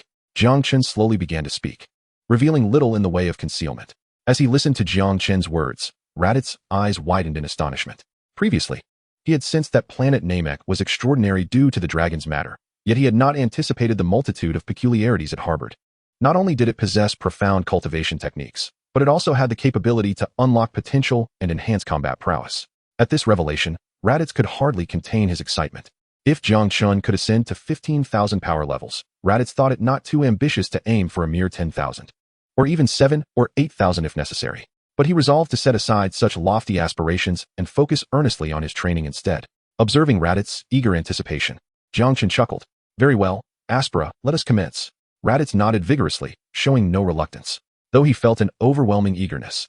He recalled Jiang Chen's earlier admonition that only through completing his training could he truly unlock his potential, and thus he remained steadfast. After Raditz's affirmative response, Jiang Chen began instructing him in the art of cultivation. Before long, a day had passed. As the countdown neared its conclusion, his login time was about to expire. Second login has ended. Please wait. The familiar mechanical voice echoed in his mind as the countdown reached its final moments. With a hum, a radiant light, visible only to Jiang Chen, descended from the heavens, enveloping him in its embrace. He felt a sudden heaviness in his head, followed by a sensation of weightlessness. Moments later, as his eyes blinked in confusion, he found himself once again in a world of blinding whiteness. First login has concluded. Data matching in progress. The mechanical voice announced. Matching complete. In the next instant, streams of light converged before Jiang Chen, revealing a shimmering card. Name, Aspera Identity, Saiyan Combat Power, 15000 ding. Task card has been updated. The system has detected that the strategist has completed the initial main quest, and world rewards are being distributed. The mechanical voice continued, accompanied by lines of text appearing before Jiang Chen, along with the familiar card. Reward distribution complete. Congratulations. You have earned the title of World Strategist. Rewards acquired. Character matching. Note: utilizing character matching will gradually integrate the essence of the card's character with your own. The mechanical voice resonated once more. At the moment the announcement concluded, a golden card burst forth with a soft radiance, gradually enveloping Jiang Chen within its glow. A warm sensation began to spread throughout him, and simultaneously, a surge of information flooded his mind, clarifying his current circumstances. With the completion of the main quest, he had officially become a world strategist. Unlike before, when he could merely be considered a novice with temporary abilities, he was now a legitimate entity in this realm. In addition, the world conquerors possessed the extraordinary ability to traverse into other realms. As long as one holds the requisite login privileges, entry into alternate worlds is attainable, along with the ability to carry forth one's entire strength. Unlike before, when one was merely an apprentice and could not log in unless the character from the initial world had perished, this newfound capability holds immense potential for the future. Particularly significant is the capacity to transport one's complete power, the implications of which are beyond imagination. At this moment, Jiang Chen's eyes sparkled with excitement. Chapter 54, Character Fusion. Aspera. Jiang Chen's body throbbed with exhilaration while the gentle radiance of the card continued to seep into him, subtly transforming his physique and aligning it with that of Aspera from the Dragon Ball world. Time became an indistinct concept as Jiang Chen eventually sensed the warm current within him begin to settle. Then, he felt a pressure at the back of his trousers. A sudden realization struck him, and in the next moment, the fabric tore, revealing a furry tail. Though his appearance remained largely unchanged, his form had grown noticeably more robust. The bulging muscles clearly conveyed the ferocious strength contained within. Indeed, at this moment, Jiang Chen could distinctly feel the immense power coursing through his cells. With a mere thought, he soared into the air. Raising his right hand slightly, an energy sphere materialized instantly. It was powerful, beyond belief. Although it did not match the level he had reached upon first logging in, it significantly surpassed his previous form in the primary world. It felt akin to the exhilarating moment he first activated the card. No, even stronger. Suddenly, a thought struck him, and he glanced at the list before him. Name, Jiang Chen Identity. First Tier World Conqueror Combat Power, 220 points. Based on the Login World's assessment method, the data list appeared, and Jiang Chen's eyes lit up. A combat power of 220 points was indeed superior to the strength he had after his initial login. After that first login, his combat power had only been in the low 190s, yet now it had risen to 220 points. More importantly, this was merely his current status. As he continued to absorb the power of Aspera, his strength would persistently escalate, potentially reaching its pinnacle by the time of his second login to Aspera. This process would not take long. Perhaps it would be accomplished before his third login commenced. Imagining Aspera's combat power of 15,000, Jiang Chen could not contain his excitement. Even though he was still unclear about the hierarchy of power in this world, it was evident from the realms of Naruto and One Piece that a combat power of 15,000, even if it did not exceed the 7th tier, surely lay within the realms of the 5th or 6th tiers. The 5th and 6th tiers, indeed, represented formidable strength, even within the vast expanse of the Great Xia Federation. Those of such caliber could already be deemed powerful. While they might not be able to walk through the world unchallenged, they certainly possessed a significant advantage. To put it bluntly, even if the main character of the Dragon Ball world had met his demise this time, he could remain unfazed in the primary world. It could be said that he had truly achieved a leap in his journey. How could this not stir feelings of exhilaration and excitement within him? After a lengthy pause, he exhaled deeply, releasing a breath of tension. With a mere flicker of thought, Jiang Chen found himself enveloped in a radiant glow. As the light expanded, his figure gradually vanished into the vast whiteness of the world. In the outside realm, at the dimensional center of Shao Xine City's 8th high school, Jiang Chen was suddenly engulfed by a cacophony of noises, causing his eyes to flutter open involuntarily. As his vision adjusted, the familiar yet potent sensation surged within him, intensifying the smile upon his face. At this moment, at the dimensional center, beams of light descended, and figures began to materialize. Most of the individuals seemed to exhale in relief, while others appeared despondent. The outcomes were all too clear. It was evident that if the first landing had been met with a stroke of luck, then the second landing had seen over 90% of participants embark on their main quests, with many even initiating the secondary main quest. Compared to the primary quest, the secondary one posed a greater challenge. Despite having some foundational skills, it was inevitable that a portion of participants would be eliminated. At that moment, many bowed their heads, gritting their teeth, fists clenched tightly. Others, filled with despair, exited the dimensional center, and some even broke down in tears. Jiang Chen shook his head, preparing to gather his thoughts and leave, as he was eager to experience his newfound strength. However, before he could depart, a familiar voice rang out beside him. "Chenzi, haha. I passed. I really passed." As the white light dissipated, Yu Yang appeared, eagerly searching for Jiang Chen, his voice brimming with excitement. "Congratulations." Jiang Chen replied with a smile. "Ha ha ha. Chenzi, you have no idea. I almost didn't make it, but thankfully, I was clever. Just as you said, I actually met Luffy's grandfather. He is indeed Vice Admiral Carp, and he is now taking us to the Navy headquarters." Upon hearing Jiang Chen's words, Yu Yang nodded, glancing around before whispering excitedly, "It seems you are quite fortunate. Now you must work hard. The world of fruits can lead one to the 4th tier." Jiang Chen felt a surge of determination and nodded in agreement. "Rest assured, I have even given up on League of Legends. Nothing can impede my path to greatness." Yu Yang pounded his chest, his voice resonant and powerful. "Only time will tell how long I can maintain this resolve." Jiang Chen conversed with Yu Yang, while others engaged in their own discussions. The despondent whispers of departure filled the air. Some sighed, others remained indifferent, and a few felt a pang of sorrow. Yet, no one paid any heed.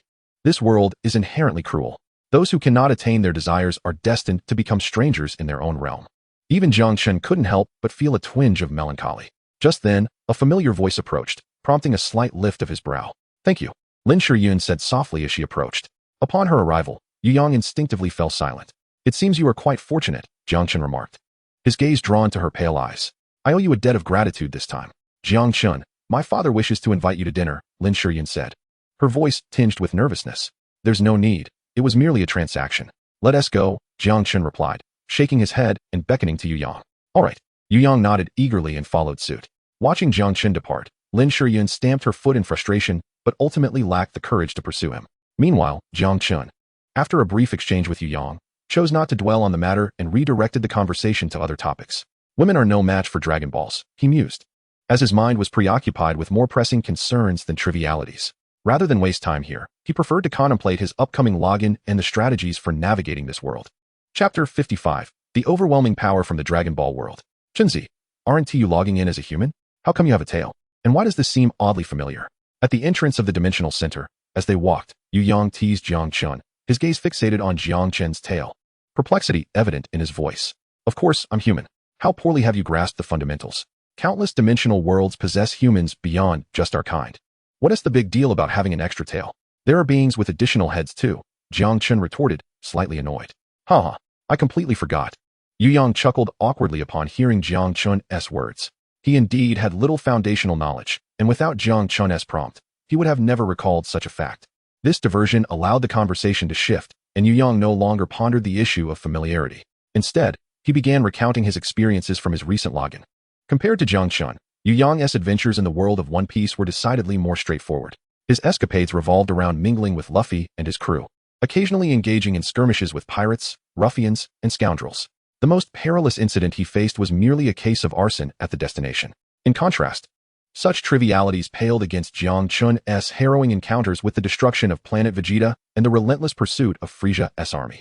Nevertheless, Jiang Chen refrained from dampening Yu Yang's enthusiasm.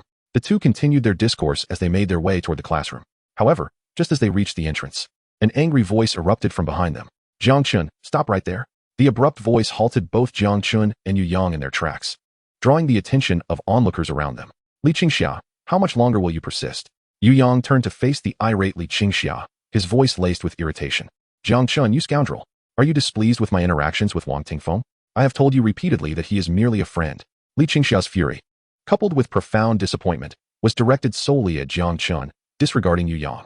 "Li Qingxia, I fail to comprehend your meaning. Firstly, your relationship with Wang Tingfeng is of no concern to me. Secondly, what is the issue? I believe I have committed no wrongdoing." Jiang Chen paused, furrowing his brow as he spoke. He was utterly taken aback by her audacity to approach him. What is it, Jiang Chen? Do you dare to act yet refuse to acknowledge that the information you provided was false? You have caused my main quest to fail. Do you understand what that signifies? Return my academy quota. The anger within Li Qingxia intensified at Jiang Chen's words, while a deep sense of injustice overwhelmed her. She had done nothing wrong. Why was she subjected to such treatment? The fact that she had not acquiesced to Jiang Chen's demands left her feeling utterly betrayed, and tears began to well in her eyes. Her distress elicited whispers among the crowd, and amidst the murmurs, a figure stepped forward. Jiang Chen, you are despicable. How could you frame classmate Li Qingxia? Do you even possess a conscience? The boy with yellow hair spoke with indignation. Xie, this is none of your business. Jiang Chen shot a cold glance at the boy who had intervened. Humph, it indeed does not concern me, yet I cannot tolerate your betrayal of a classmate. Is that a problem? With a sudden eruption of fierce energy, the yellow-haired boy's muscles bulged, exuding a primal aura. He charged directly at Jiang Chen. Fueled by the success of his main quest and his recent ascension to the first tier, he could already envision Jiang Chen begging for mercy. However, his moment of triumph was fleeting. In an instant, he felt as though his chest had been struck by a heavy truck. Boom. Under the collective gaze of the crowd, Xie Xuanhao's towering figure was sent flying, crashing a considerable distance away before finally coming to a halt after soaring over 100 meters. Gulp. Witnessing the scene, spectators could not help but swallow hard, their eyes wide with shock as they regarded Jiang Chen. At that moment, Jiang Chen paid them no mind, steadily advancing toward Li Qingxia. Thud, thud. As Jiang Chen approached, Li Qingxia instinctively recoiled. What are you doing? Her voice trembled with fear. Li Qingxia, I shall reiterate. Who are you, and what do you intend to do? This is of no concern to me, so please do not disturb my peace. As for the past, I have neither framed you nor found it necessary to do so. You should be well aware of the value of obtaining a qualification to enter the hidden village of Shinobi, if I so desired. It could be exchanged for hundreds of thousands of star coins. May I ask, do you truly think you are worthy of being framed? Jiang Chen's footsteps came to a halt, his voice resonating with a somber tone. Each word he uttered, devoid of any breath, sent tremors through Li Qingxia's very being. Deep within, she could not help but feel a burning shame. Jiang Chen showed her no mercy. You, Jiang Chen, you must provide me with an explanation. You have wronged me, she exclaimed. You claim that Yunin village is the strongest hidden village of Konoha 48 years hence. Yet my entry into Yunin resulted in my swift demise. Are you truly daring enough to assert that this bears no relation to you? Li Qingxia trembled. Yet her heart was filled with defiance, compelling her to speak with indignation. Huh, an explanation you say? Very well, allow me to provide one. Jiang Chen sneered. Boom. Li Qingxia's pupils widened as her figure was hurled away in an instant. The abrupt turn of events startled all present. Many widened their eyes in disbelief. And Yu Yang could not help but gasp. Jiang Chen took a step forward, approaching once more. Li Qingxia, now fallen some distance away, wore a look of sheer terror, retreating uncontrollably. What are you doing? This is a school, she cried out, her expression laced with fear. Though Jiang Chen had not employed any chakra in his strike, it felt as though her bones were on the verge of shattering. What shook her more profoundly was the realization that he had acted so directly against her. Shock, disbelief, and fear coursed through her. An explanation, is it? Li Qingxia, do not presume that everyone around you is a fool. From this day forth, it would be wise for you to vanish from my sight. Otherwise, I cannot guarantee that I will hold back next time. Jiang Chen spoke coldly before turning on his heel and striding towards the classroom, disregarding her entirely. As he departed, murmurs erupted around them. Many began to point fingers at Li Qingxia, their attitudes shifting drastically in an instant. Under the weight of their gazes, Li Qingxia felt her face flush with heat. Amidst these looks, another pair of eyes watched from a distance. Luo Qingzhu, who had merely come to reassign classes, had not anticipated witnessing such a scene. However, she chose not to dwell on it too deeply. Youth, often impulsive, yet as long as it remains controllable, there is little cause for concern. The crucial issue, however, lay in Jiang Chen's current state, the swaying tail behind him causing her pupils to constrict in an instant. Chapter 57, The Return of Jiang Shi. Within the classroom, compared to before, there were undoubtedly fewer students present at this moment. It was evident that during this second round of entry, many had been eliminated once more. As the initial 2 rounds of world conquest, they are marked by an exceptionally high elimination rate. Even before the first round has initiated the main quest, the second round inevitably commences with the main quest. Due to the will of the world, the majority of first main quests are essentially fatal missions. Failure to log in signifies death. There are no alternative outcomes. This holds true for Li Qingxia, as well as for the other participants. The only distinction lies in the varying probabilities of mortality associated with the main quests. As the 2 individuals approached, numerous gazes inevitably gravitated towards them, particularly that of Jiang Chen. Many had noticed the commotion outside the classroom moments ago. While some might have been unaware earlier, this time, a considerable number were in the know. Each person's glance toward Jiang Chen was laced with intrigue. They could hardly fathom that Jiang Chen would relinquish the opportunity to enter the fourth-tier world so freely. After all, it was a fourth-tier realm.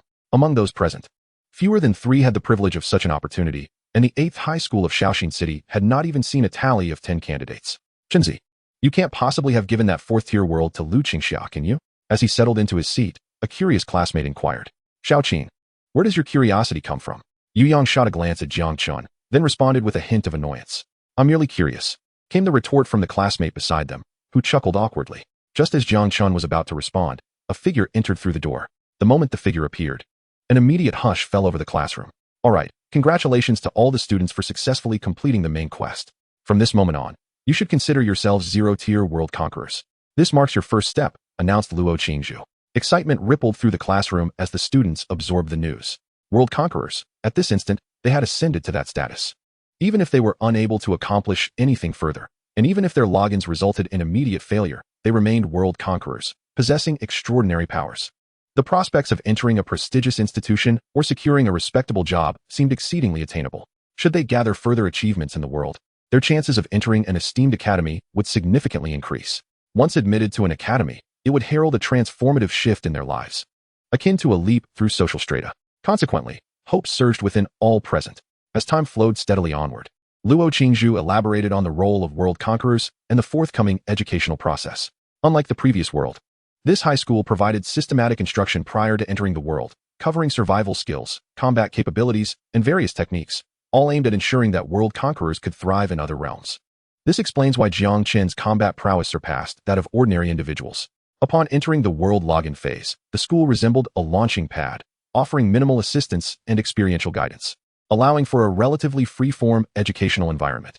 The classes soon concluded, and the school granted an immediate break, an extensive 7.5-day holiday. The courses will only resume in 7.5 days. As for the third login, one must wait a month.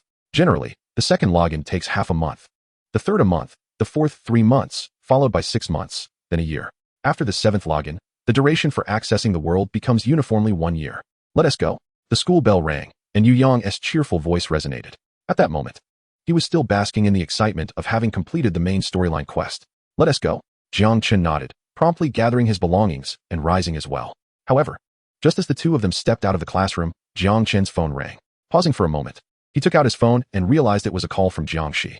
Without hesitation, he answered the call. Brother, have you finished your main quest? As soon as the call connected, he heard his sister's voice, filled with excitement and anxiety.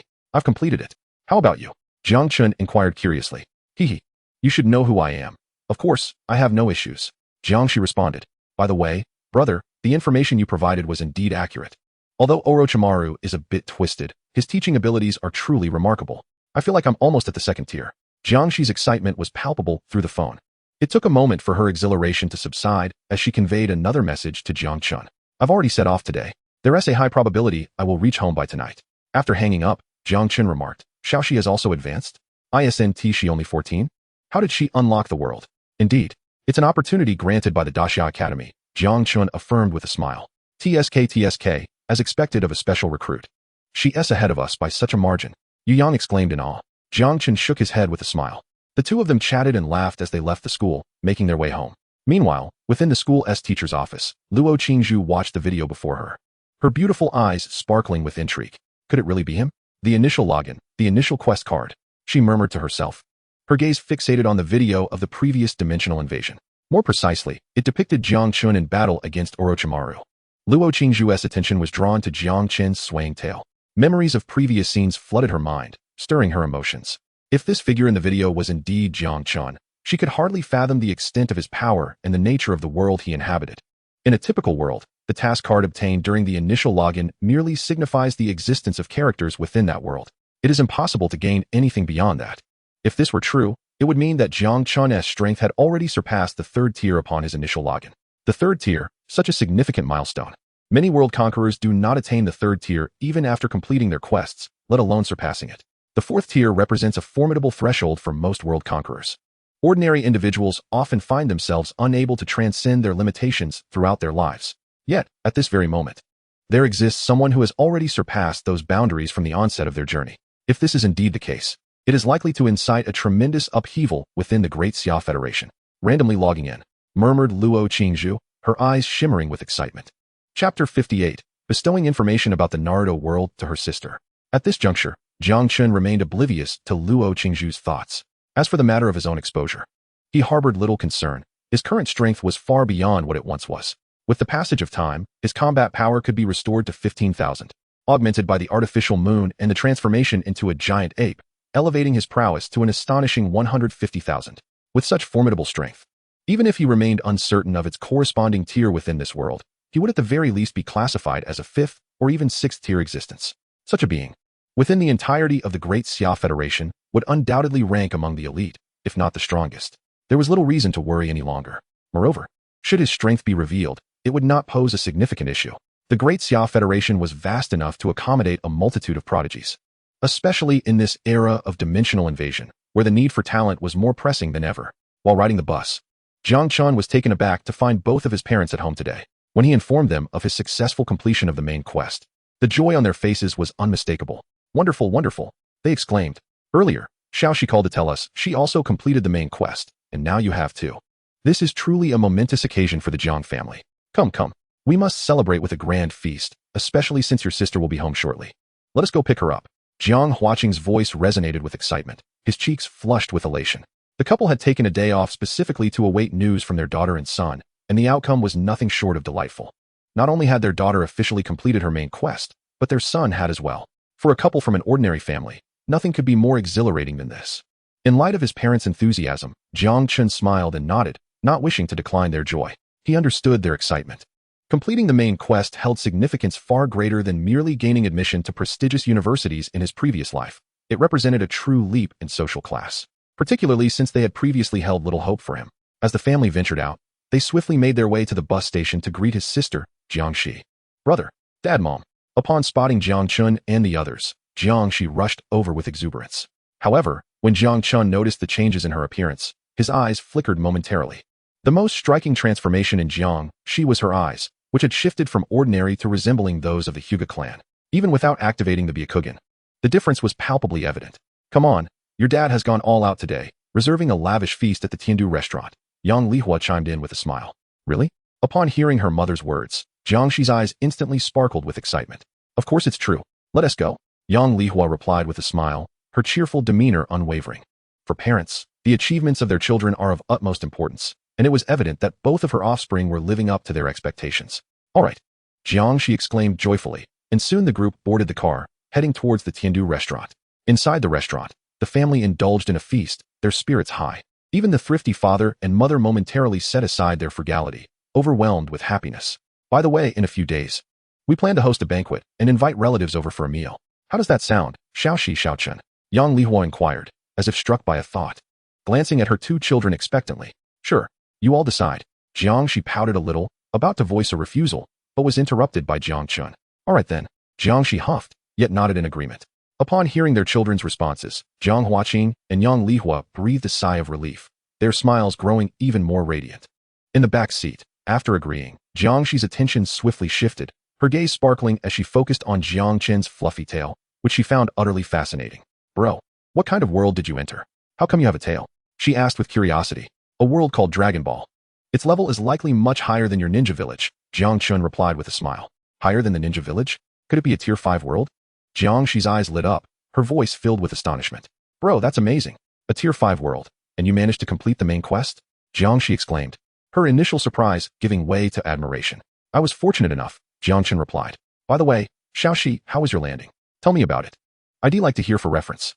Jiang Chen nodded, curiosity piqued about his sister's experience in her own world. Noticing the absence of any signs of a caged bird on her forehead heightened his intrigue. He had provided a solution, but whether it would work was uncertain. His lack of concern stemmed from the fact that the main world had ways to address such issues, if worse came to worst. The caged bird could be resolved in the main world. Bro, you have no idea. The ninja village world is truly magical. And then there's Orochimaru. He's just a pervert. And don't even get me started on the Hyuga family. Jiang Shi eagerly shared, her words flowing freely in response to Jiang Chen's inquiry. Jiang Chen listened intently, while their parents smiled warmly. By the time they returned home, Jiang Chen had gathered a fair understanding of his sister's experience. It seems you were quite lucky. Orochimaru actually helped you, but be careful. He's not someone easy to deal with, and now you have no way back to Konoha, Jiang Chen remarked, reflecting on the unexpected assistance Jiang Shi had received from Orochimaru. Moreover, the plot has undergone a transformation. The once defecting Orochimaru surprisingly chose to remain. Fear not, for I possess the dimensional technique known as the Soul Fire, taught to me by my master, Jiang Chen remarked with a smile. How about this? When you log in next time, you can appropriately send a few messages to Orochimaru. However, you must also strive to enhance your strength swiftly. You might consider requesting Orochimaru to grant you the Dragon Cave contract. Ideally, you should strive to enter the Dragon Cave to cultivate Sage Mode. It is an immensely powerful ability, and once mastered, you will be truly invincible. Jiang Chen pondered for a moment before continuing. While his sister possessed dimensional techniques, he believed it prudent to take additional precautions. Orochimaru was evidently a research fanatic. If he could provide more guidance, it would undoubtedly lessen his sister's attention significantly. Of course, all of this hinged upon strength. Otherwise, providing more direction could potentially have adverse effects. What exactly is Sage Art? Jiang Chen inquired, her curiosity piqued. You will understand in due time. Let me put it this way. It is arguably one of the most formidable powers within the ninja village world. Jiang Chen mused thoughtfully before responding. Chapter 59, The Arrival of a New Dimension. During the past few days, Jiang Chen had shared numerous tales from the world of Naruto with Jiang Shi. In return, Jiang Shi enlightened Jiang Chen about the intricacies of higher education. This world was markedly different from his previous life. In his former existence, education followed a sequential structure: elementary school, middle school, high school, and then university. Entering university was less about securing a better future and more akin to delaying employment while depleting society's surplus savings. In this realm, educational institutions genuinely possessed the power to forge futures. Transitioning from middle school to high school would involve selecting individuals with sufficiently strong talents to become candidates for world conquerors, while high school would impart essential survival skills and strategies for world conquest, culminating in preliminary world login. Upon successful completion, one would gain the qualification to enter an academy. Once admitted, an entirely new world would unfold. The most vital aspect would be the comprehensive training for world conquerors, followed closely by the qualification for login. Indeed, the login qualification was paramount. World conquerors could not possibly limit themselves to a single world. After binding to one, to progress further, they would need to secure login qualifications for other worlds. Failure necessitated a re-evaluation of their chosen world, with the login qualifications held firmly by the academy. The higher the academy's rank, the more formidable the worlds it could access. Should one fail to gain entry into a prestigious academy, it would not only signify the loss of nearly all opportunities to log into other worlds, but also imply that they had but one chance to make mistakes. If the bound character perished or the world reached its limits, their path forward would inevitably be obstructed. Jiang Chen was not overly concerned about such obstacles, as the Dragon Ball world was vast enough, and with his foresight, significant issues were virtually non-existent. Furthermore, he remained uncertain whether death within the Dragon Ball world truly indicated a failure to log in. In the realm of Dragon Ball, the chance of resurrection exists. As long as one is not obliterated by a god of destruction or erased by the Omni King, it is theoretically not a true death. However, at this moment, the specifics remain uncertain, and Jiang Chen cannot recklessly attempt anything. After all, if he were to fail, it would be a genuine failure, leaving no room for regret. It appears that a visit to a prestigious academy would be the most prudent course of action. He quietly mused, internally resolving his decision, not for any other reason, but solely for the opportunity to access other realms. This consideration is imperative. While the Dragon Ball universe is undeniably powerful, he certainly does not consider himself the strongest. Furthermore, its limitations are considerable. To transcend the shortcomings of Dragon Ball and ascend to greater heights, entering a higher institution is essential. Only thus can he acquire access to other worlds. Certainly, at that time, brother, you must apply to the Great Xia Academy. Do not venture to the Magic City Academy. Jiang Shi interjected, her eyes sparkling with enthusiasm upon hearing Jiang Chen's musings. The Magic City Academy? Jiang Chen raised an eyebrow, casting a peculiar glance at Jiang Shi. Indeed, the Magic City Academy is filled with lunatics. If you go there, you will undoubtedly face dire consequences. Jiang Shi replied hastily. The Jiangnan Academy and the Northwest Academy are less formidable, but your best option remains the Great Xia Academy. Jiang Shi nodded, her voice laced with indignation. Were you beaten by someone from the Magic City Academy? Jiang Chen inquired, noticing the frustration etched across his sister's face. It was you who was beaten, she retorted, indignant. How could I, the esteemed young lady, possibly be bested? You weren't beaten? Then why such resentment? Jiang Chen countered, perplexed. Humph. It's not like the Magic City Academy didn't trample over us during the last interschool examination. They thoroughly defeated our Great Xia Academy. Sister Lu had her arm broken. She is such a beautiful woman. How could they stoop so low? Jiang Shi expressed her discontent vehemently. You? Jiang Chen regarded his sister with a bemused expression, sensing something peculiar about her reaction. Brother, trust me, joining the Great Xia Academy is undoubtedly the right choice. I can arrange for a teacher to secure an additional world access for you. Then you will possess access to 2 realms. allowing you to soar to great heights and vanquish those Magic City miscreants. Jiang, she proclaimed fiercely, oblivious to Jiang Chen's scrutinizing gaze.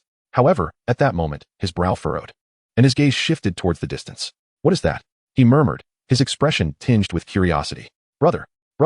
Jiang Shi, initially filled with excitement and envisioning her brother's invincibility, suddenly noticed his attention was diverted to the horizon. Her voice dripped with dissatisfaction. It seems a new dimension is descending. As soon as Jiang Shi's discontent echoed, Jiang Chen's voice broke through with urgency. A new dimension is descending?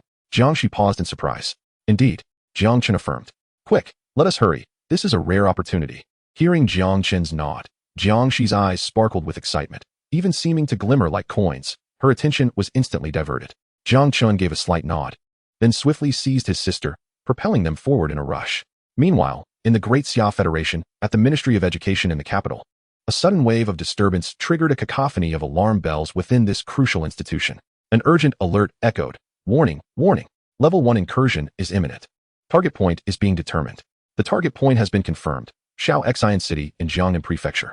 The intensity of the incursion is currently under evaluation. Evaluation complete. The overall incursion level is rated at both first and second tiers, indicating a dual incursion. Contact with the local garrison was initiated. Detecting. A dimensional incursion has occurred in Jiangnan Prefecture. The intensity of the incursion was still being assessed. At the Lord Mayor's mansion in Xiaoxian City, the news struck like a thunderbolt. What? Another level 2 incursion? Xiong Kuo sprang to his feet, astonishment etched on his face. Beside him, the captain of the guards, Wu Hao, respectfully reported, a preliminary level 2 and level 1.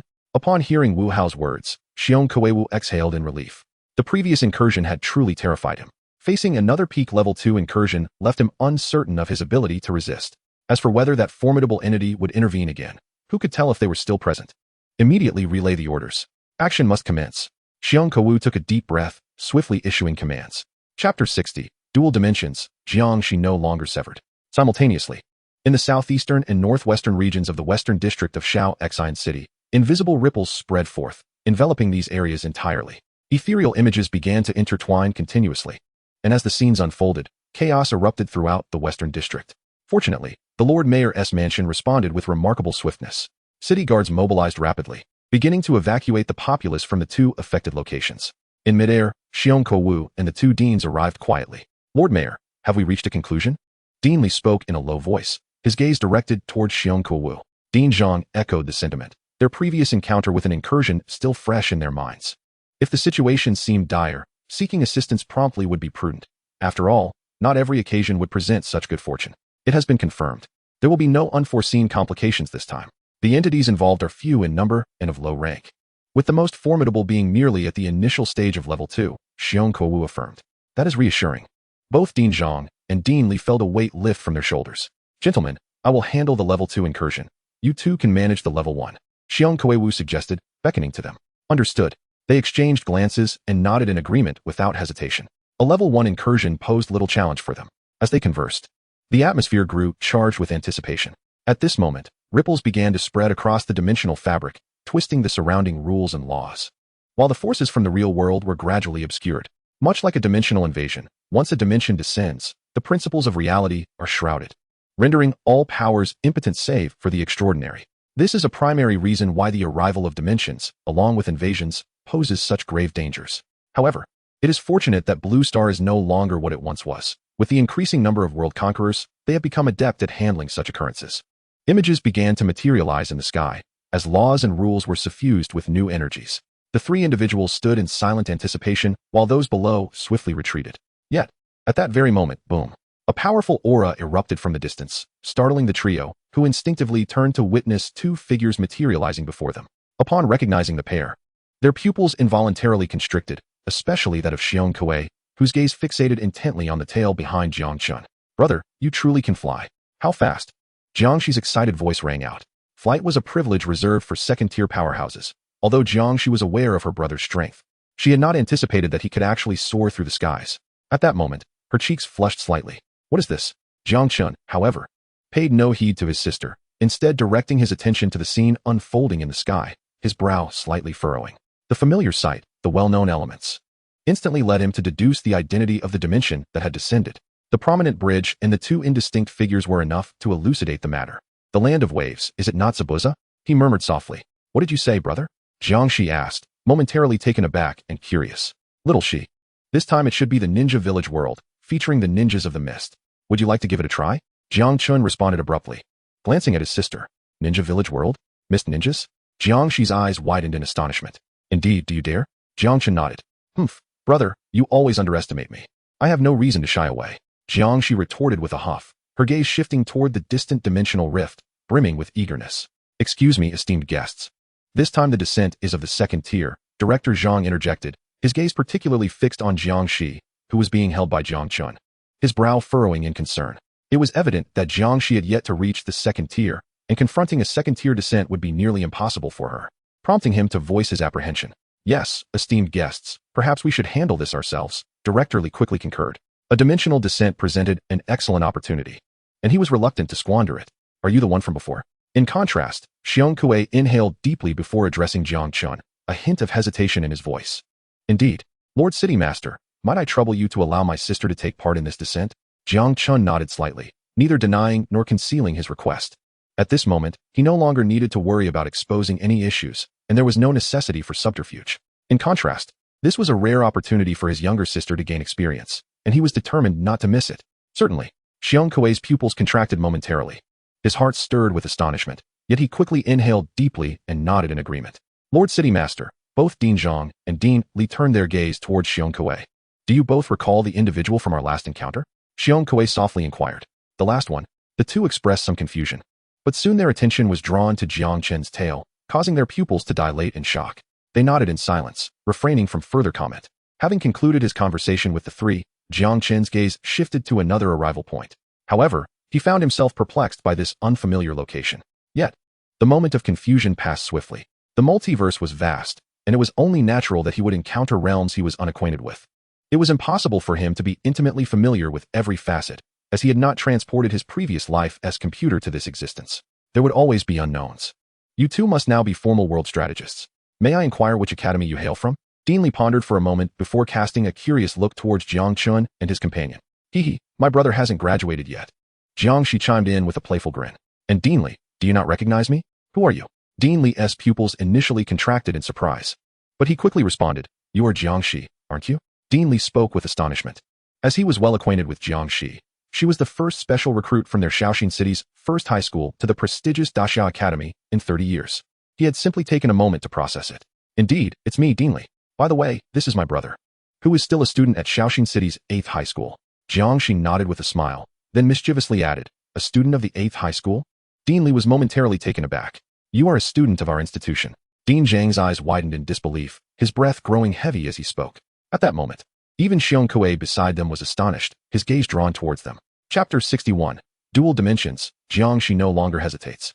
Both Dean Zhang and Dean Li were left in wide-eyed shock, unable to fathom that these two individuals were connected to their school, one being a top-tier genius specially recruited by the Daxia Academy, and the other a current student of the 8th high school. Dean Zhang, in particular, found his breath quickening. To think a student could reach the second tier, Dean Zhang could hardly imagine the vast potential that lay ahead for Jiang Chen. It was nearly a certainty that he would attain a place in a prestigious academy, and not just any ordinary institution. In the past, those who gained admission to esteemed institutions were undeniably prodigies, having made significant contributions in the realm of strategy. While some had even reached the second tier, they were exceptional beings, regarded as the pinnacle even within the Jiangnan prefecture. Yet, here in Shaoxin City's 8th high school, such a remarkable entity had emerged. The expression on Dean Zhang's face was tinged with a slight flush. He took a step forward, ready to speak. However, at that very moment, a resounding roar reverberated throughout the heavens and the earth, causing the very ground to tremble. It has begun, Jiang Chen whispered, his gaze instinctively drawn to the horizon. As his words fell, the expressions of the others tightened in response. Dean Zhang and Dean Li, momentarily disregarding everything else, hurriedly directed their attention towards the distant occurrence. The thunderous rumble intensified. Compared to before, the descent of the dimension this time was undoubtedly swifter. Within just under 2 hours from the onset, the dimension had already manifested. Before them, entire houses vanished in an instant, replaced by a dramatically transformed landscape of mountains, trees, and rivers, including a vast river that traversed the environment. Upon a great bridge, a figure materialized quietly. It was a silhouette of a girl, approximately 15 or 16 years old, adorned with an enigmatic mask. Her long, dark hair gradually came into view. Even without seeing her face, one could ascertain she was a young lady. "Brother, is that her?" Jiang exclaimed, her eyes brightening with excitement as she beheld the emerging figure. "Yes, but you must be cautious. There should be another one," Jiang Chen replied with a slight nod. "All right, I will go deal with him first," Jiang affirmed, and as Jiang Chen released her, her figure plunged downward. "Lord City Master, Dean Zhang, and Dean Li, you should address the situation over there. We can handle things here," Jiang Chen remarked, gesturing towards the distant dimension's arrival. Understood, the three exchanged glances and nodded in agreement. Ultimately, none of them voiced any objections, and soon they vanished swiftly. Jiang Chen cast one last glance into the distance. Realizing he could not ascertain which world was unfolding before him, he decided to abandon further investigation and fixated his attention below. The existence that had descended was one he could almost certainly identify. Zabuza Momochi's prowess was commendable, likely on par with that of an elite Nin. Yet there remained a considerable gap to Jie Nin. Given his sister's capabilities, she should be able to cope. However, caution was warranted regarding Zabuza. As he was an elite Jie Nin, having reached the second tier, Jiang Chen was mindful that his sister might not be a match for him. His focus sharpened as the battle erupted below. Zabuza Momochi wielded ice techniques, while Jiang engaged using basic ninjutsu and the Byakugan. Zabuza's strength was undeniably formidable. Even Naruto and Sasuke, who had just begun their journey, found themselves overwhelmed. Yet, it was evident that the situation would be entirely different when Jiang confronted Zabuza. Jiang's strength had been rigorously honed under Orochimaru's tutelage, further enhanced by her upgraded Byakugan. Haku of the Yuki clan found himself at a disadvantage almost immediately. Were it not for Jiang's relative lack of combat experience, the battle would have concluded swiftly. Observing this, Jiang Chen nodded in approval. Yet soon, his brow furrowed slightly as his gaze sharpened toward the distance. His body tensed to move, but after a moment's hesitation, he restrained himself. In the distance, Jiang's voice rang out, 8 trigrams, 64 palms, as chakra-infused arms struck a crystalline barrier. Within the ice, a graceful figure paled, unable to react in time before being sent flying, a trail of crimson splattering midair. Breathing heavily, Jiang planted her foot and lunged toward Haku. But in that instant, a dense mist enveloped the surroundings. A chilling voice laced with killing intent echoed through the fog. Throat, spine, lungs, liver, carotid artery, collarbone, kidneys, or heart. Which of these 8 vital points shall I strike? The voice came from all directions, an overwhelming pressure freezing Jiang in place, her face draining of color. Then, the Byakugan of the High Ga clan. I shall claim it.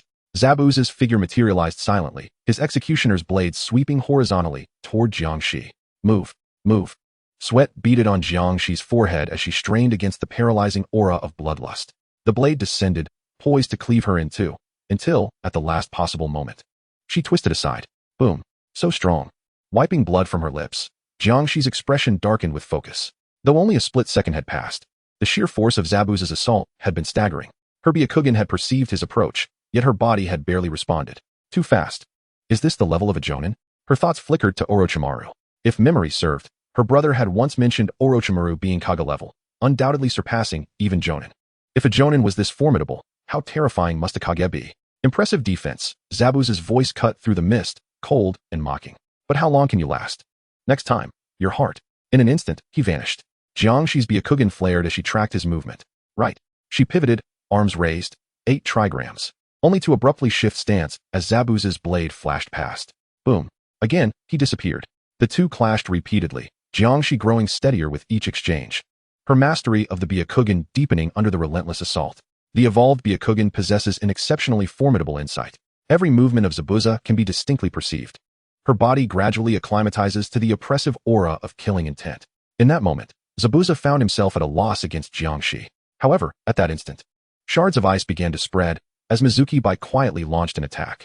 Alarm bells rang in Jiang's mind, who had been immersed in the elevation of his own strength, now suddenly sensing an imminent threat, his expression shifting with concern. Yet, it was too late.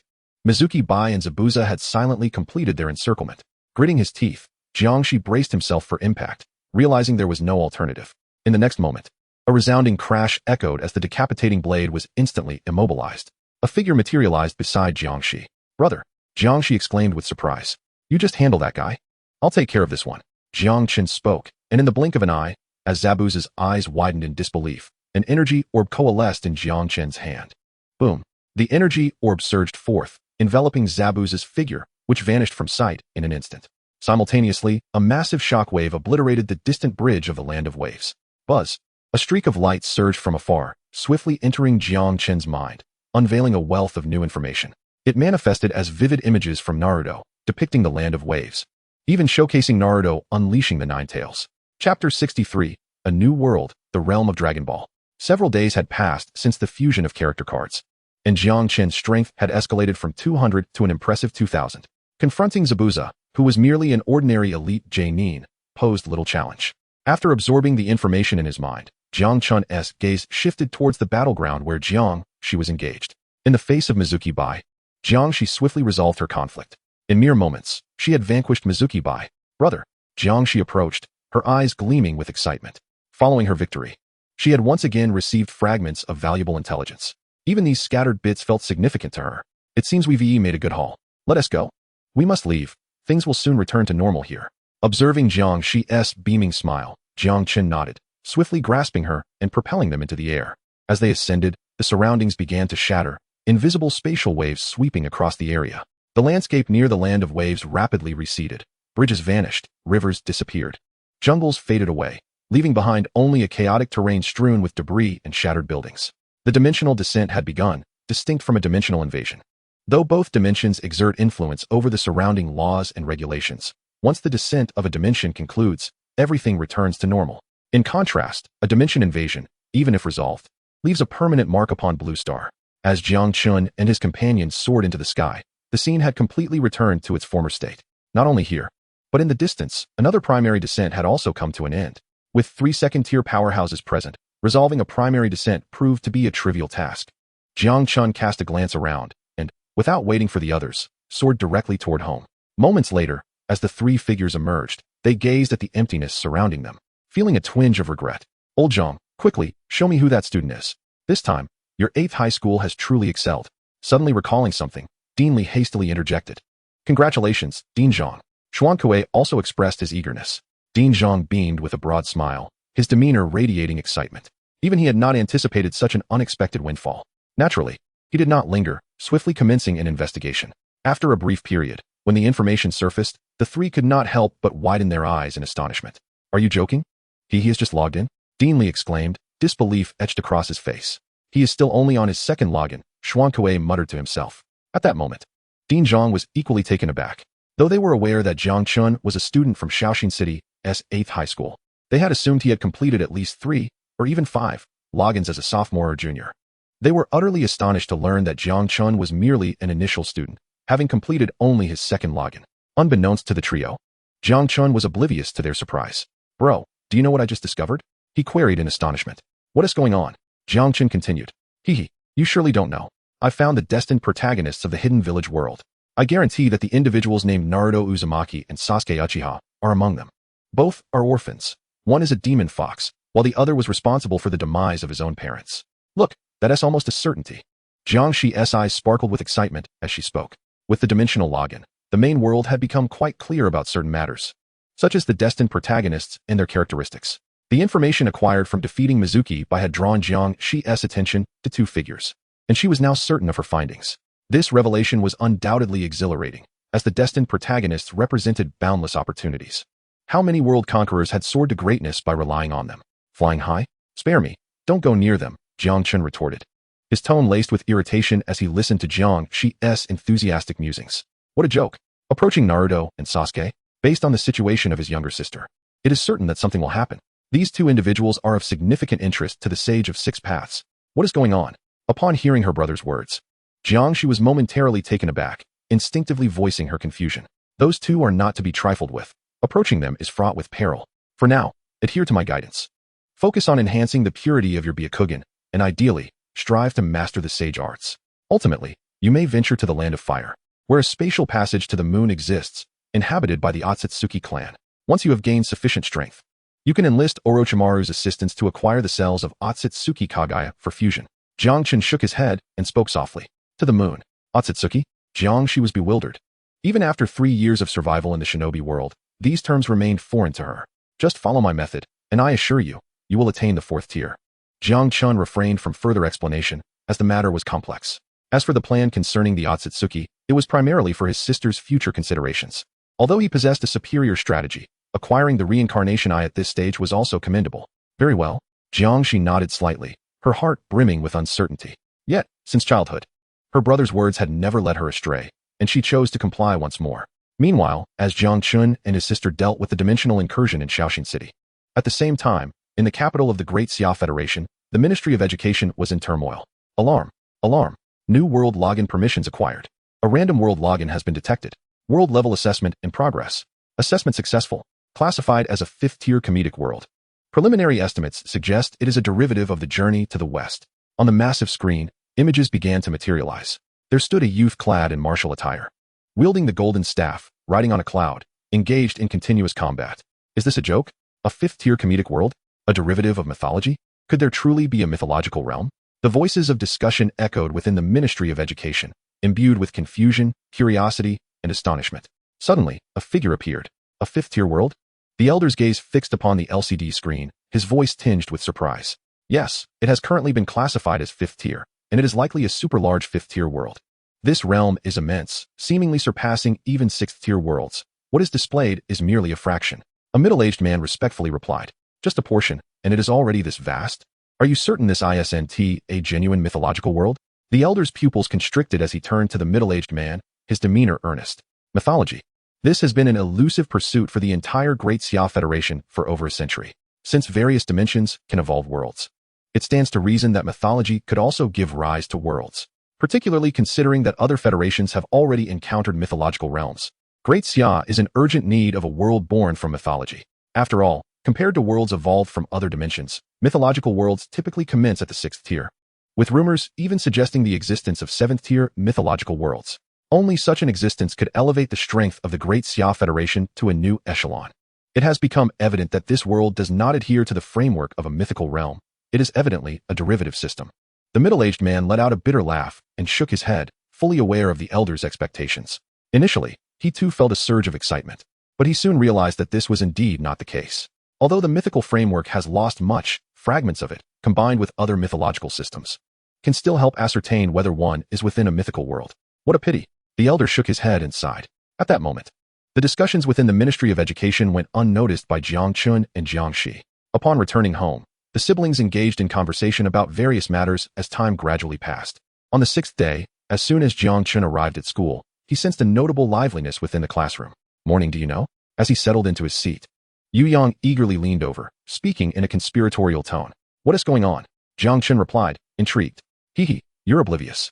Apparently, our school has produced a remarkable talent who has just ascended to the 2nd tier. Yu Yang exclaimed excitedly. You remember that dimensional incident in Xiqing district, right? It was that genius who resolved it. Our school is going to soar. Yes. I heard that the last incident was indeed handled by that individual. Another figure chimed in, equally enthusiastic. No wonder I found it strange to see such a young, extraordinary being in that video. They must have utilized a character card. Impressive. Character cards are that powerful. Listening to their conversation, Jiang Chun's expression turned peculiar. It was then that Luo Qingzhu stepped into the classroom, causing an instinctive hush to fall over the students. Jiang Chen, please step outside. Luo Qingzhu called out. Instantly, all eyes turned toward Jiang Chen. Understood, Teacher Luo. Jiang Chen replied, feeling a stir in his heart. He nodded and rose from his seat, making his way toward the door as a chorus of gazes followed him, accompanied by murmurs of confusion. Do you think Jiang Chen's tail looks somewhat familiar? A boy muttered, observing Jiang Chen's tail. Indeed, I feel like I've seen it somewhere before, another chimed in. Wait, that video. Yu Yang nodded, suddenly realizing, his eyes widening in surprise. Video? What video? The boy beside him questioned, still perplexed. However, at that moment, Yu Yang had already opened the video, and soon the boy's mouth fell agape in astonishment. Meanwhile, Jiang Chen was summoned to the principal's office, where he was met with an exceedingly warm reception from Dean Zhang. Jiang Chen, I cannot thank you enough for this, and for the previous occasion as well. Here is a small token of appreciation from the school and the Shaoxing base city. I hope you will continue to excel. Dean Zhang said with a beaming smile. Thank you, Principal. I will strive to do my best, Jiang Chen responded earnestly. Gazing at the 50,000 star credits that had just been credited to his account, Jiang Chen smiled. 50,000 star credits wield considerable purchasing power across the entire Blue Star, a sum that far surpasses the meager income of his parents, who toiled endlessly for less than 2,000 star credits a month. Though his own strength had notably increased, making the acquisition of star credits less daunting.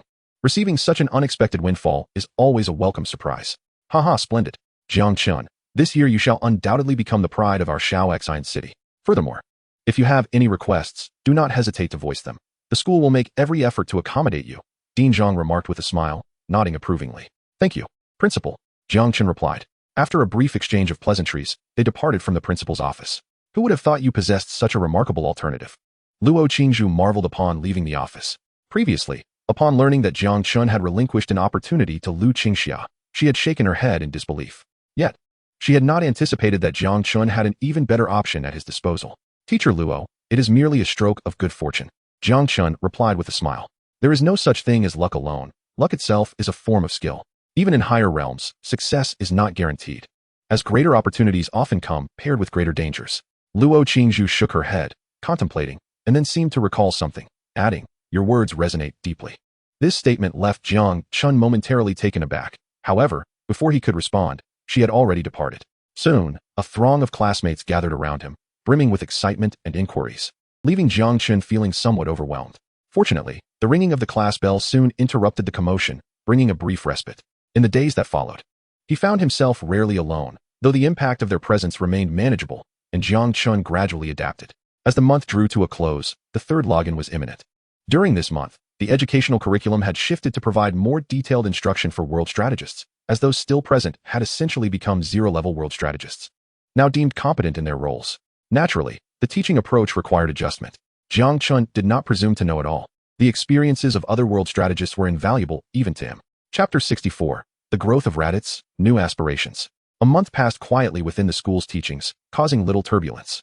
Although Jiang Chen's situation had stirred some excitement, it quickly subsided. For Jiang Chen, this month was not solely about acquiring knowledge of world strategy. More importantly, as time progressed, he had successfully honed his ability to match characters as a world strategist. He had fully assimilated the powers of Aspera from the Dragon Ball universe. His mastery extended beyond mere physicality to encompass energy and all aspects of his being. At this moment, his combat power had officially reached an astonishing 15,000 points. This was indeed a remarkable level of strength. Jiang Chen harbored a profound sensation that every gesture he made possessed the potential to obliterate everything around him. Fortunately, he found himself harmoniously attuned to this extraordinary power, allowing him to wield it with finesse. Had he lacked such mastery, he could scarcely fathom the chaos that might ensue from a mere careless movement. The prospect of the sky collapsing and the earth shattering would have been an absurd jest indeed. Thankfully, such calamities remained at bay, leaving only his parents, Jiang Huaqing and Yang Lihua, with an uneasy tension. As the integration of his character compatibility deepened, the 100,000 star coins originally earmarked for purchasing a home were now relegated to covering his food expenses. The world as conquerors might receive subsidies, yet these would not be dispensed until the following month. Given Jiang Chen's voracious appetite, their household could hardly sustain him. Nevertheless, despite the underlying anxiety, Jiang Huaqing and Yang Lihua were not disheartened. Rather, they remained in a state of exhilaration. As the month drew to a close, the subsidies were finally dispersed, heralding the commencement of a new login. All students, prepare yourselves. The login is about to begin. Please do not leave the login platform. Resonated the principal's voice over the broadcast. Amidst the familiar announcements, a radiant light enveloped Jiang Chen, accompanied by an overwhelming sensation of weightlessness as his consciousness surged upward. In that moment of disorientation, the clear air once again caressed his nostrils, and upon opening his eyes, he was greeted by the familiar surroundings of his home and cherished belongings. It was the third login. Whispering softly, Jiang Chen turned his gaze forward. In that instant, a multitude of golden characters began to flicker, coalescing into lines of shimmering text. Name, Aspera, Jiang Chen. World, unknown. Identity, Saiyan. Main quest 2, eliminate Frieza. Quest success, earn an additional login opportunity. Quest failure, lose 90% of combat power. Current reserve time, 3,650 days. As the golden text materialized and then shattered, Jiang Chen pondered the implications of this third login. Was the duration truly 10 years? Exhaling slowly, he reflected. In contrast to his first and second logins, it seemed that the completion of the main quest had significantly extended his time in this world from merely over 3 years to an impressive 10 years plus. This newfound duration undoubtedly afforded him greater opportunities to undertake various endeavors. His eyes sparkled with determination as a cascade of thoughts swirled within his mind. The month spent in the real world had not been in vain. He had already devised plans for the forthcoming opportunities, drawing upon his extensive familiarity with the Dragon Ball universe. In the span of 10 years, while he did not claim to have transformed into a Super Saiyan, Jiang Chen was undeniably confident that his power could reach the pinnacle of a Saiyan's base form, should fortune favor him. Achieving the status of a Super Saiyan would not prove overly challenging. His thoughts were meticulously organized, and after a brief moment, Jiang Chen stepped out of his room, heading towards the nearby plains. Upon his arrival, Raditz had already been waiting there. Let us begin. Do you see that waterfall? Follow me, Jiang Chen instructed, gesturing towards the waterfall in the distance, and swiftly propelled himself forward. Raditz hurriedly followed suit. Soon, the two descended at the base of the waterfall. Observe closely, Jiang Chen declared, raising a finger as a surge of energy erupted from within him. With a mere flick of his hand, the waterfall was cleaved apart. Control the energy within you to achieve this. Remember, do not destroy the entire waterfall. As he spoke, Jiang Chen diligently commenced his instruction to Raditz. However, it was evident that Raditz's innate talent was considerably inferior to his own. For 3 consecutive months, Raditz had inadvertently obliterated the waterfall hundreds of times, struggling to grasp the technique, and even growing somewhat impatient. Fortunately, with Jiang Chen present, Raditz's bouts of frustration were consistently quelled. Gradually, Raditz's demeanor began to stabilize. And this newfound tranquility brought about a significant change, the acceleration of his power growth.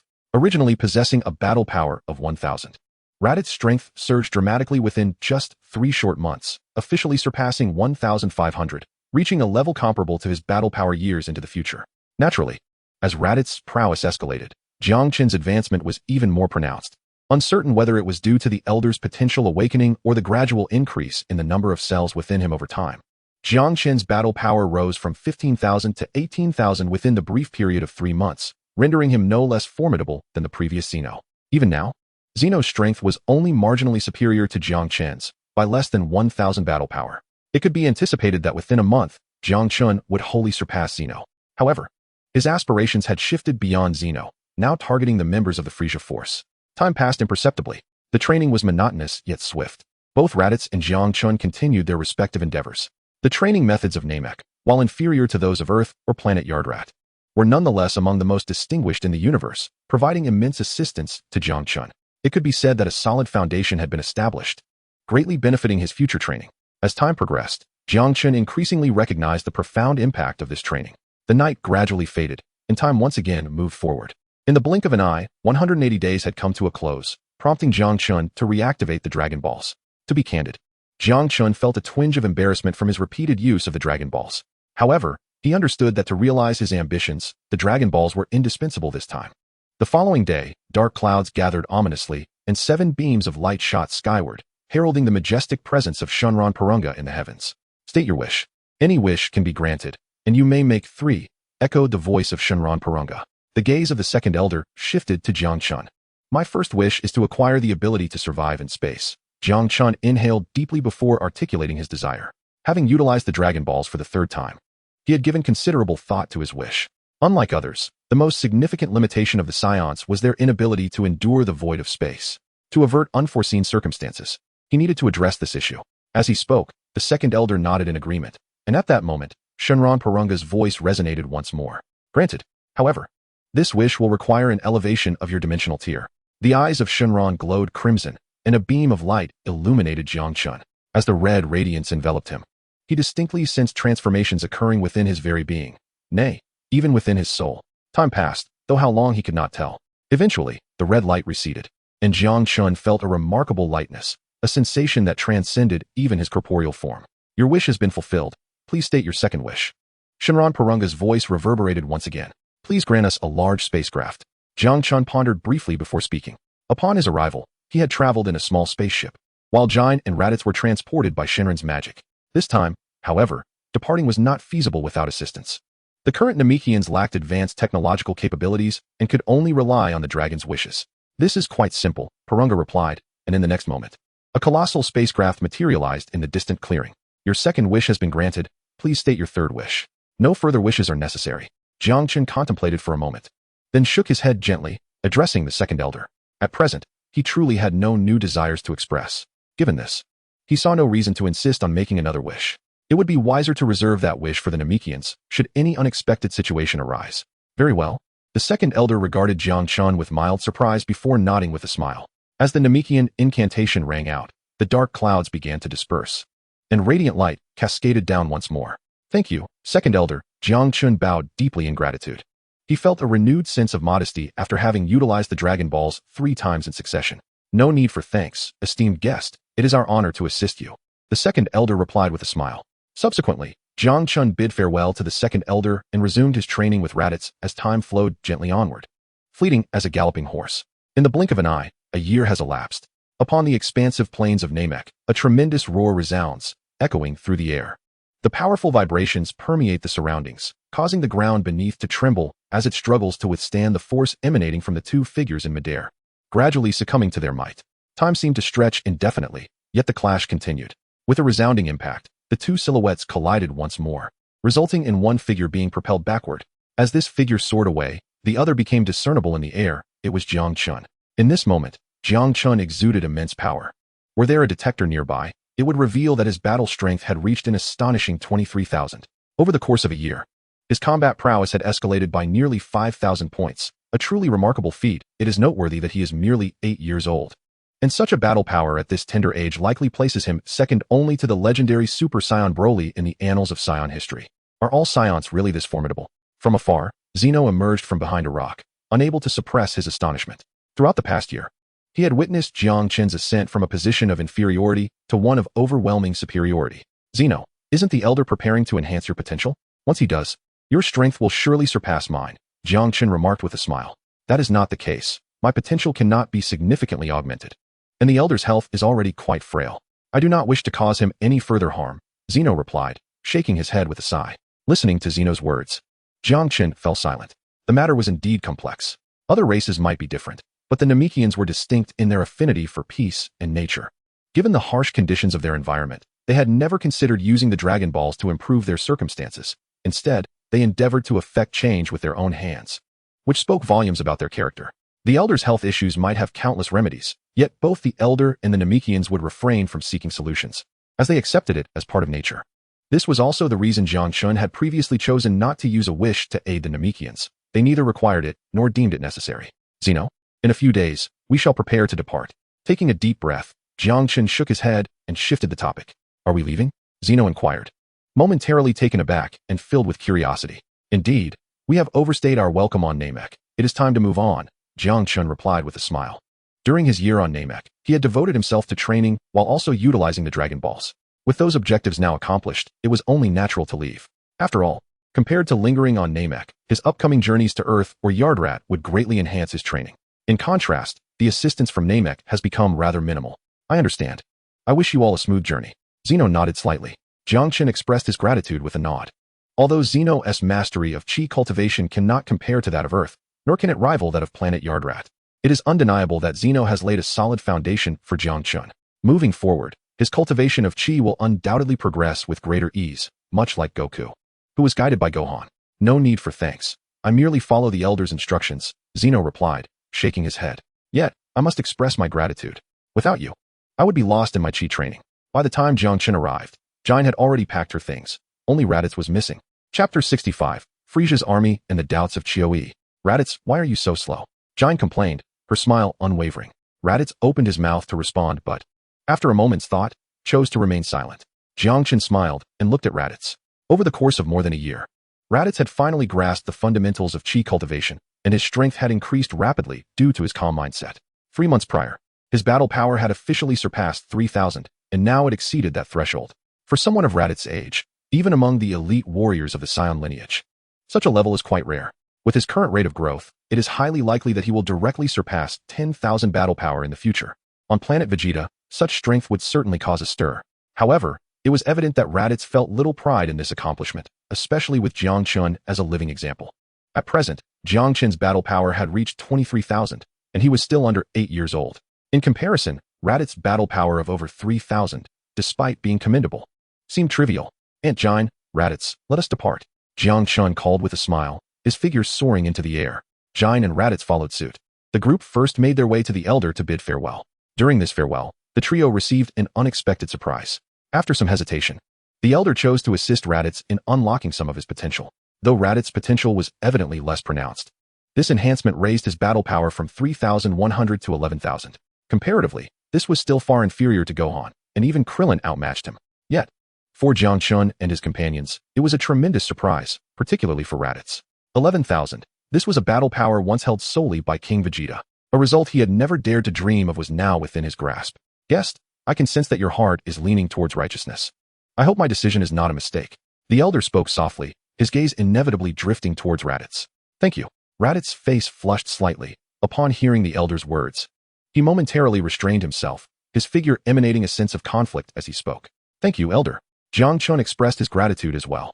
This indeed took him by surprise. Unlike him, Raditz was undeniably imbued with malevolence. Even if he was not as formidable as Vegeta or Nappa, he had still obliterated numerous planets. The Elder, in principle, should not have been able to unlock Raditz's potential, which is why it had not been mentioned. Nonetheless, he had not expected a gift upon departure. No need for thanks. Dear guests, may our paths cross again, the Elder said with a smile. Subsequently, Jiang Chen and the others took their leave. After the trio departed, a voice entered the room. Elder, how is your health? Zeno inquired with concern. Do not worry, Zeno, please come closer. The Elder encouraged with a smile. Zeno hesitated slightly. Rest assured, all will be well, and that Namekian planet still requires your guardianship. The Elder reassured him with a smile. After some hesitation, Zeno approached. Soon, Zeno's aura began to rise. Of course, at that moment, Jiang Chen remained oblivious to these developments. The trio departed from the Elder's vicinity, heading towards their spaceship. In midair, Raditz was still engulfed in excitement and exhilaration, his form brimming with eagerness.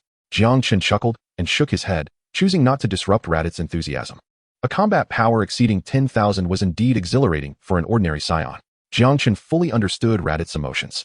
The trio soared into the sky, swiftly reaching their spacecraft. As the cosmic vessel granted by Shenron, it was undeniably immense, rivaling the size of Frieza's colossal spaceship. Operating it was not overly complicated.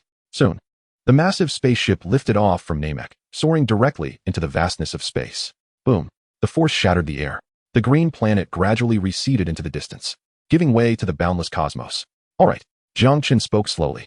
Compared to the original narrative, this large spaceship granted by Shenron was not the fastest available, and it could not be compared to the advanced vessels of the former Namek. Its speed of travel was noticeably slower. However, this was not a significant issue. Jiang Chen and the others were not in a hurry. Good. In response to Jiang Chen's words, Raditz nodded without hesitation, agreeing readily. Amidst the starry expanse, Jiang Chen and Raditz continued their training. Time flowed, second by second, and in the blink of an eye, more than a month had passed. Over the course of the past month, Raditz has not only solidified his strength, but has also experienced a notable enhancement of his abilities. It seems as though he has further unlocked his potential, achieving a combat power of 13,000 points, thereby officially catching up with the version of Krillin who had developed after the events on Namek. Similarly, Jiang Chen's prowess has also seen a significant rise, reaching a combat power of 25,000 points. Although the increase appears comparable to Raditz, it is primarily due to Raditz still being in a phase of potential release. And it is evident that such rapid growth cannot continue indefinitely. In contrast, Jiang Chen's ascent remains steady and consistent, reflecting a fundamentally different nature. Boom, boom. Within the training room, the two figures clashed repeatedly. After a brief moment, they separated. Raditz was somewhat breathless, the exhilaration he had felt over the past month having completely dissipated. While a combat power exceeding 10,000 is indeed formidable, it seems rather insignificant in comparison to Jiang Chen's. Boom. The two figures collided once more before parting. All right, we are about to reach Planet Sam. We shall conclude our training for today, Jiang Chen announced.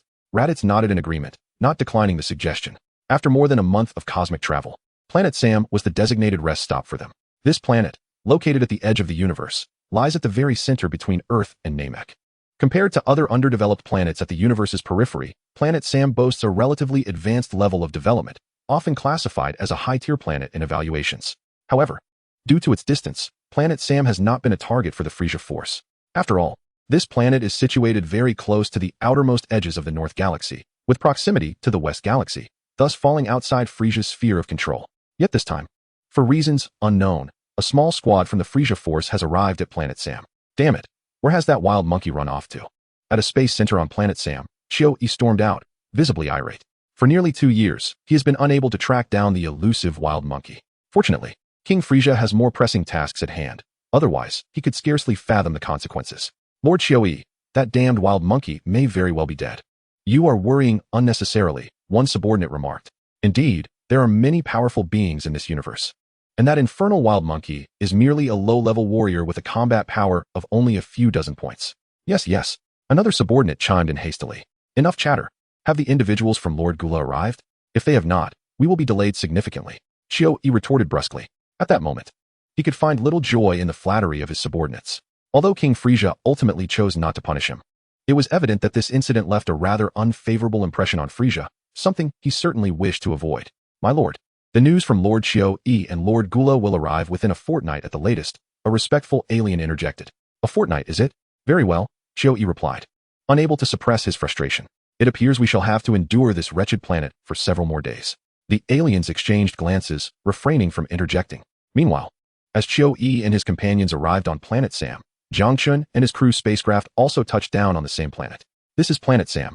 How bustling it is, Jean Ing-ai exclaimed, her eyes gleaming as she surveyed the throngs of people. Clearly, regardless of being Saiyans or not, women possessed an almost negligible resistance to the allure of vibrant locales. Jiang Chen found amusement in this. Nevertheless, he, along with Jean Nei and Raditz, began to leisurely explore Planet Sam. Jean Nei, unreserved, embarked on an extensive shopping spree. This one is for Kakarot. And this? What about this Aspera? Oh, and Raditz. This one too. Jean Nei exclaimed excitedly, her figure flitting about energetically. Fortunately, Jiang Chen still possessed a modest amount of universal currency. Otherwise, he would have struggled to keep up with Jean Nei's fervent shopping. On the streets, as Jean Nei enthusiastically filled her arms with goods, Jiang Chen and Raditz followed behind with bemused expressions. Moments later, Jiang Chen's brow furrowed as his gaze shifted towards the distance. What is it? Raditz inquired, noticing Jiang Chen's sudden focus. Following Jiang Chen's line of sight, Raditz quickly spotted a group in the distance, and his pupils constricted in alarm. It's Chiu-Yi, he exclaimed, his demeanor shifting dramatically. As a former member of the Vegeta squad, he was all too familiar with Chiu-Yi, particularly given the evident animosity between Chiu-Yi and Vegeta. As Raditz spoke, Chiu-Yi's group quickly took notice of Jiang Chen and his companions. Initially taken aback, Chiu-Yi soon spotted Raditz. Ha ha ha, it seems fortune is on our side. We've encountered that fool's lackey, he mocked, his voice brimming with excitement. Come, I could use Raditz to vent my frustrations, Chiu-Yi declared, striding purposefully towards Jiang Chen's trio. What is happening? Jean Nei, sensing the unusual tension, halted and asked in surprise. Aunt Jean Nei, we're in a bit of trouble. We must leave this place. Jiang Chen assessed their surroundings before speaking in a hushed tone. All right, Jean Nei replied, momentarily stunned but quickly nodding in agreement. The three then took to the skies. Boom.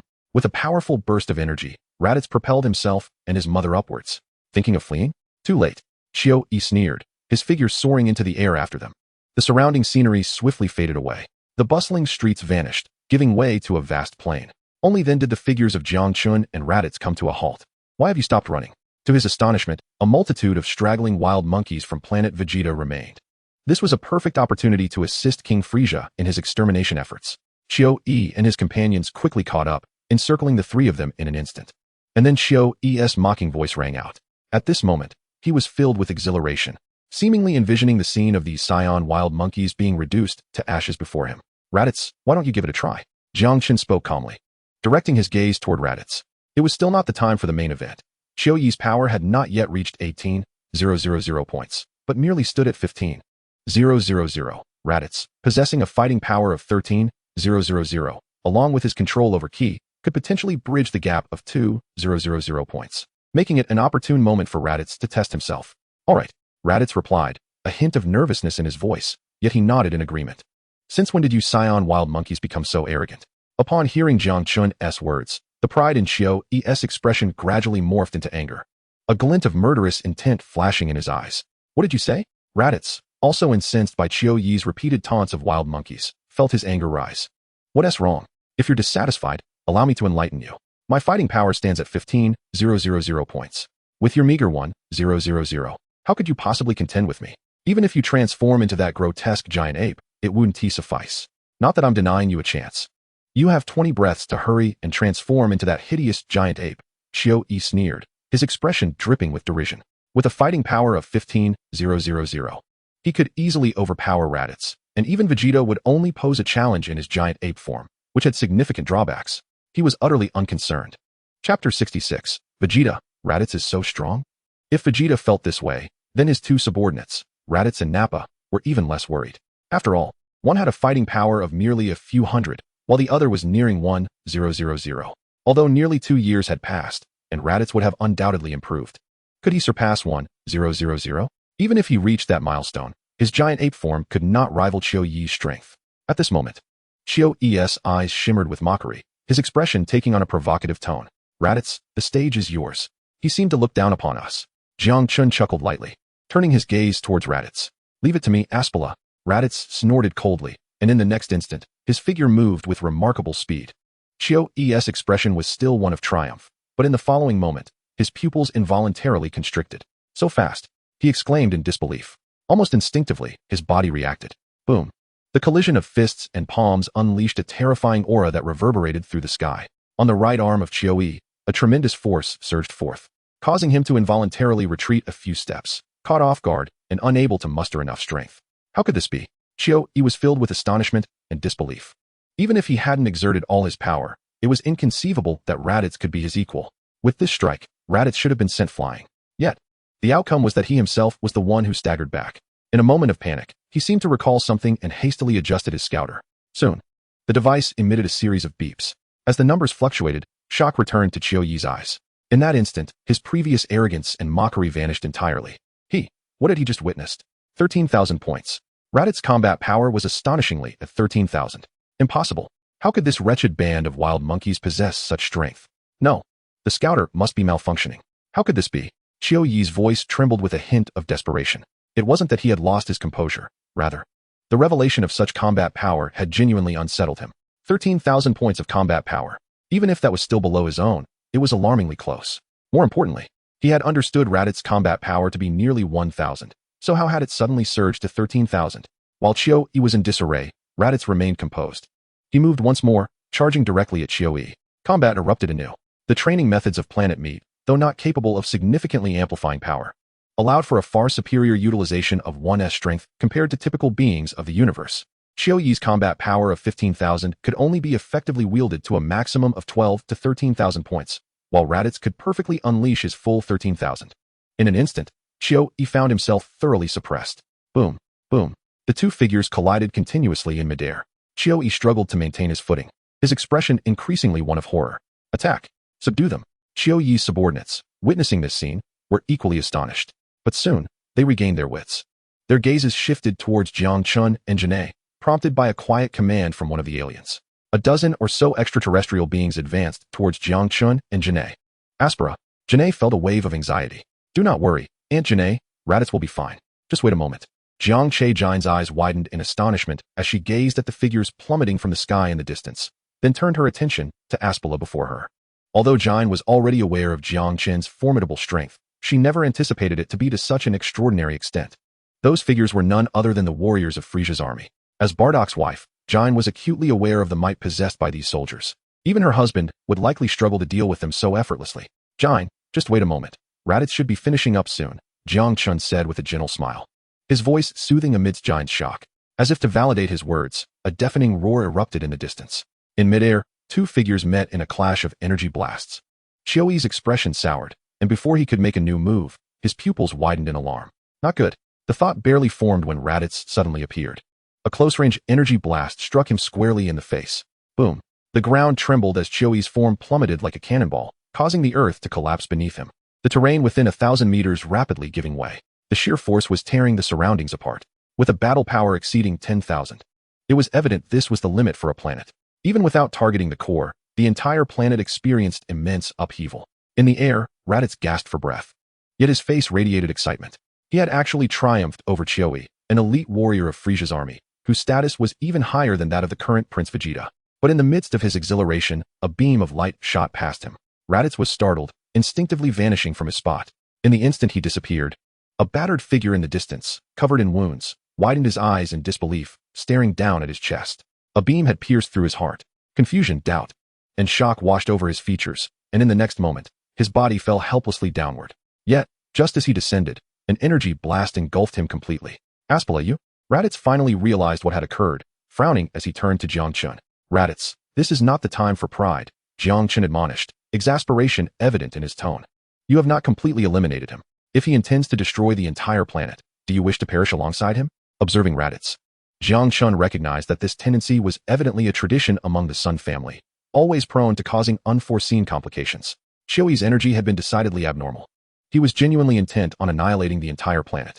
While Jiang Chen possessed the ability to survive in space, he deemed it prudent to act swiftly to neutralize this threat. Raditz opened his mouth, but the emotions that had just surged within him were swiftly subdued. Let us depart. We must leave this place. Frieza is likely already aware of our presence. Jiang Chen spoke softly, his figure soaring into the distance. Raditz hurriedly followed suit. The silhouettes of the three vanished rapidly. Soon, above the planet Sam, a spacecraft shot skyward, quickly disappearing into the vastness of the cosmos. To avert complications, neither Namek nor Earth was a suitable place for exposure at this moment. Otherwise, dire troubles would ensue. As the spacecraft vanished, in the central region of the North Galaxy, Frieza soon received the news. Ho ho ho, that band of wild monkeys is still alive, with a battle power of 13,000. Quite the surprise. Frieza's voice dripped with mockery. Lord Frieza, I have already dispatched personnel to track down those wretched wild monkeys. Sabra knelt beside him, cold sweat beading on his forehead. Although Frieza chuckled, the terror was palpable. A battle power of 13,000? Those incompetent fools cannot handle them. Sabra, you shall accompany Dodoria. I cannot afford any more surprises. Frieza's chilling smile re-emerged. Yes, Lord Frieza, Sabra replied hastily. Oh, and do seek out my esteemed Prince Vegeta. His subordinates possess a battle power of 13,000. Is it not rather low for a Saiyan prince? Frieza's voice resumed with a hint of amusement.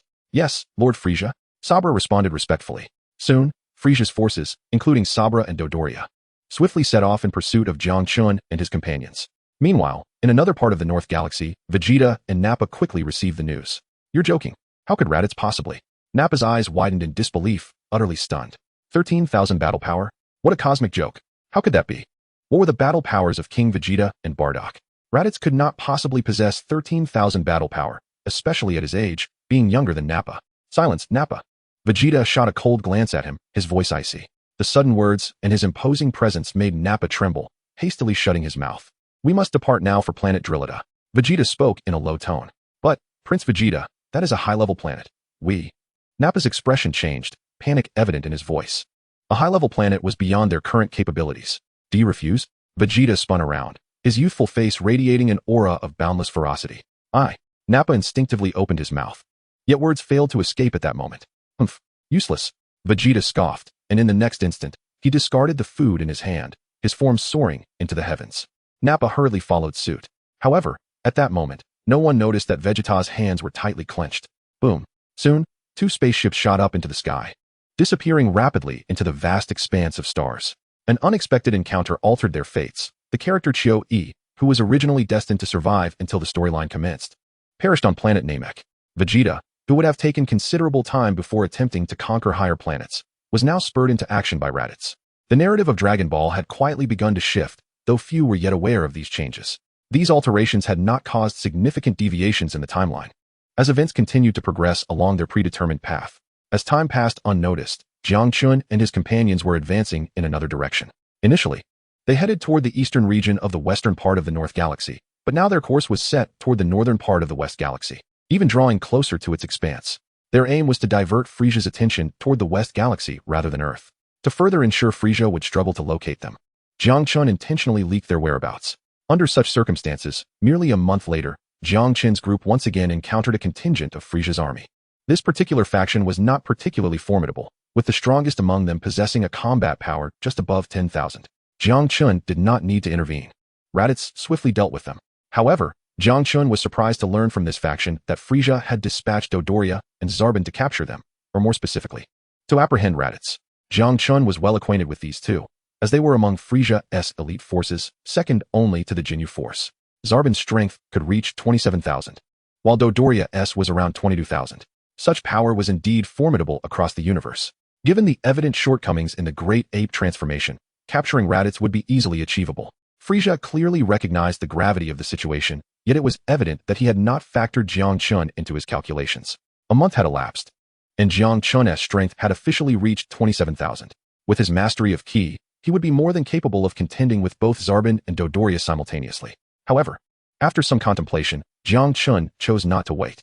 Instead, he piloted the spaceship directly into the West Galaxy, subsequently navigating through it to the western border of the North Galaxy. Jiang Chen was acutely aware that he could not match Frieza at this moment, and lingering to entangle himself with Frieza's forces would not be a prudent decision. Even if they were to vanquish Zarbin, what would that accomplish? Frieza would merely redirect his attention towards them, a scenario they wished to avoid. In contrast, it would be wiser to retreat for the time being. Chapter 67. The Deity. Earth is in peril. We must urgently seek out Piccolo. Boom. An alien was violently ejected from the spaceship. Zarbin's expression was particularly grim. Where are they? This is what you assured me was locked onto. Zarbin's voice resonated with irritation. Lord Zarbin, Lord Dodoria, we have indeed secured the lock. However, they appear to have entered the Western Galaxy, which falls under Lord Cooler's domain. We dare not pursue.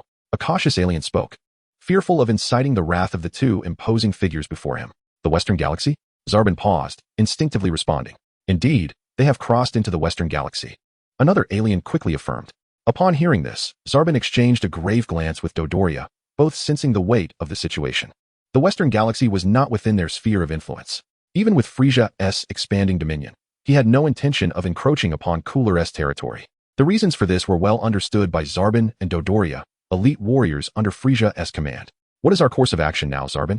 Dodoria inquired, his tone contemplative. Let us report to Lord Frieza. This matter exceeds our jurisdiction, Zarbon replied after a moment's reflection. Dodoria hesitated but ultimately nodded in agreement. The conflict between Cooler and Frieza was not one that they, as mere pawns, could afford to engage in. The two reached a consensus. Oh ho ho! Those unruly Saiyans have indeed fled to the Western Galaxy. Frieza's chilling laughter echoed, causing the heads of the attending aliens to bow involuntarily. Contact my esteemed brother. Frieza commanded with a smile. Yes, Lord Frieza. An alien responded respectfully. Soon, the communication device aboard the ship activated, revealing a figure on the screen. My dear brother. What brings you to seek me? Cooler's voice resonated. Frieza, gazing at the visage on the screen, smiled ever more broadly. Monkeys? Cooler inquired, bewildered. Yes, a few Saiyan wild monkeys, Frieza replied, his tone dripping with amusement. Oh ho ho, my esteemed brother. This should pose no issue. Frieza continued, his voice cheerful. Saiyan wild monkeys, you say? Very well. Cooler nodded, showing no signs of objection. In the distant heart of the Western Galaxy, aboard a colossal spaceship, Cooler mused. Frieza truly is inept. A group of Saiyan wild monkeys has managed to slip through the cracks. Nez. Cooler spoke to himself before issuing a command. Swish. A figure materialized. One of the most elite warriors from Cooler's legion, Nez. Nez, convey my orders. Scour the Western Galaxy for Saiyans, Cooler commanded. Understood. Nez was taken aback, but quickly responded. Soon, the Gula Legion began its search for Jiang Chen and his companions. However, it was evident that they were destined to be disappointed.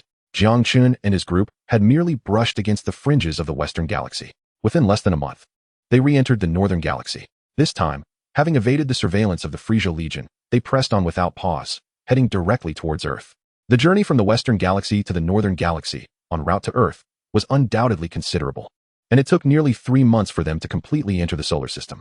Amidst the vastness of the stellar expanse, a beautiful azure planet gradually came into view. At last, Jiang Chen murmured softly, gazing at the resplendent blue orb before him. His heart stirred with a hint of emotion, though he quickly suppressed it. Is this Earth? It looks astonishing. Jiang also beheld the azure planet, her eyes gleaming with intrigue. Is Kakarot on this planet? Raditz inquired, unable to hide his anticipation, which Jiang Chen could perceive despite his attempts at concealment. Indeed, we should be landing in about 15 minutes, Jiang Chen affirmed. As they conversed, the spacecraft descended towards Earth like a shooting star. Meanwhile, in the Divine Temple, the deity Piccolo was conducting his usual patrol of the lower realms. However, at that moment, he suddenly sensed something amiss, and his expression changed dramatically. This is bad. What a terrifying presence. His face turned pale as fear flickered in his eyes. At that moment, he felt two extremely fearsome energies, as if the very fabric of reality was about to collapse. Moreover, one of these energies was imbued with an exceedingly malevolent aura, far more sinister than that of the Demon King Piccolo, whose malevolence was limited to the killing of a few individuals. While Raditz had obliterated entire planets, there was simply no comparison. Lord Deity. Bubble observed the anxious expression on Piccolo's face and could not help but speak up. Though Piccolo's stern demeanor betrayed no emotion. This is dire. An exceptionally malevolent foe has arrived from the cosmos. Earth is about to face an unprecedented crisis. Bubble. Sweat trickled down Piccolo's forehead. Deity. Bubble urged hastily. You must descend immediately to locate the sealing chamber of Demon King Piccolo and bring him here. A cascade of perspiration enveloped Piccolo's brow as a thought struck him. Gritting his teeth, he turned to Bubble with a grave tone. Even the weakest of the three energies instilled in him the awareness that he was no match for it, let alone the two most formidable ones. He felt as though the entire world was on the verge of collapsing. Not only was the strength of Earth inadequate, even his own power, as the deity Piccolo, was but a flickering firefly against a radiant moon, utterly incomparable. The only possibility he could conceive was merging with Demon King Piccolo. Perhaps then, they might stand a chance.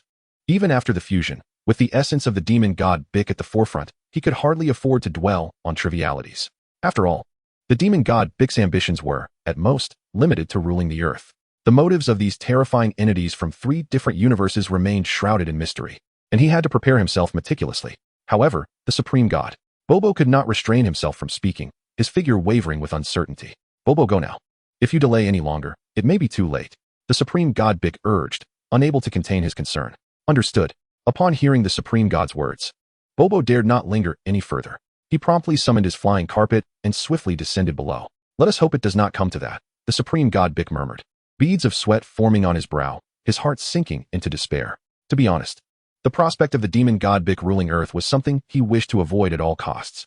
At this moment, Jiang Chen and the others remained blissfully unaware that the supreme god Bick had been thoroughly intimidated by their presence, prompting him to contemplate the route of merging with the demon god Bick. 15 fleeting minutes passed. A colossal spaceship descended upon the western coastline of Earth. To avoid unnecessary complications, Jiang Chen chose to land in a less populated area, a sprawling plain instead. The massive hatch swung open, and the figures of the three emerged. So this is Earth.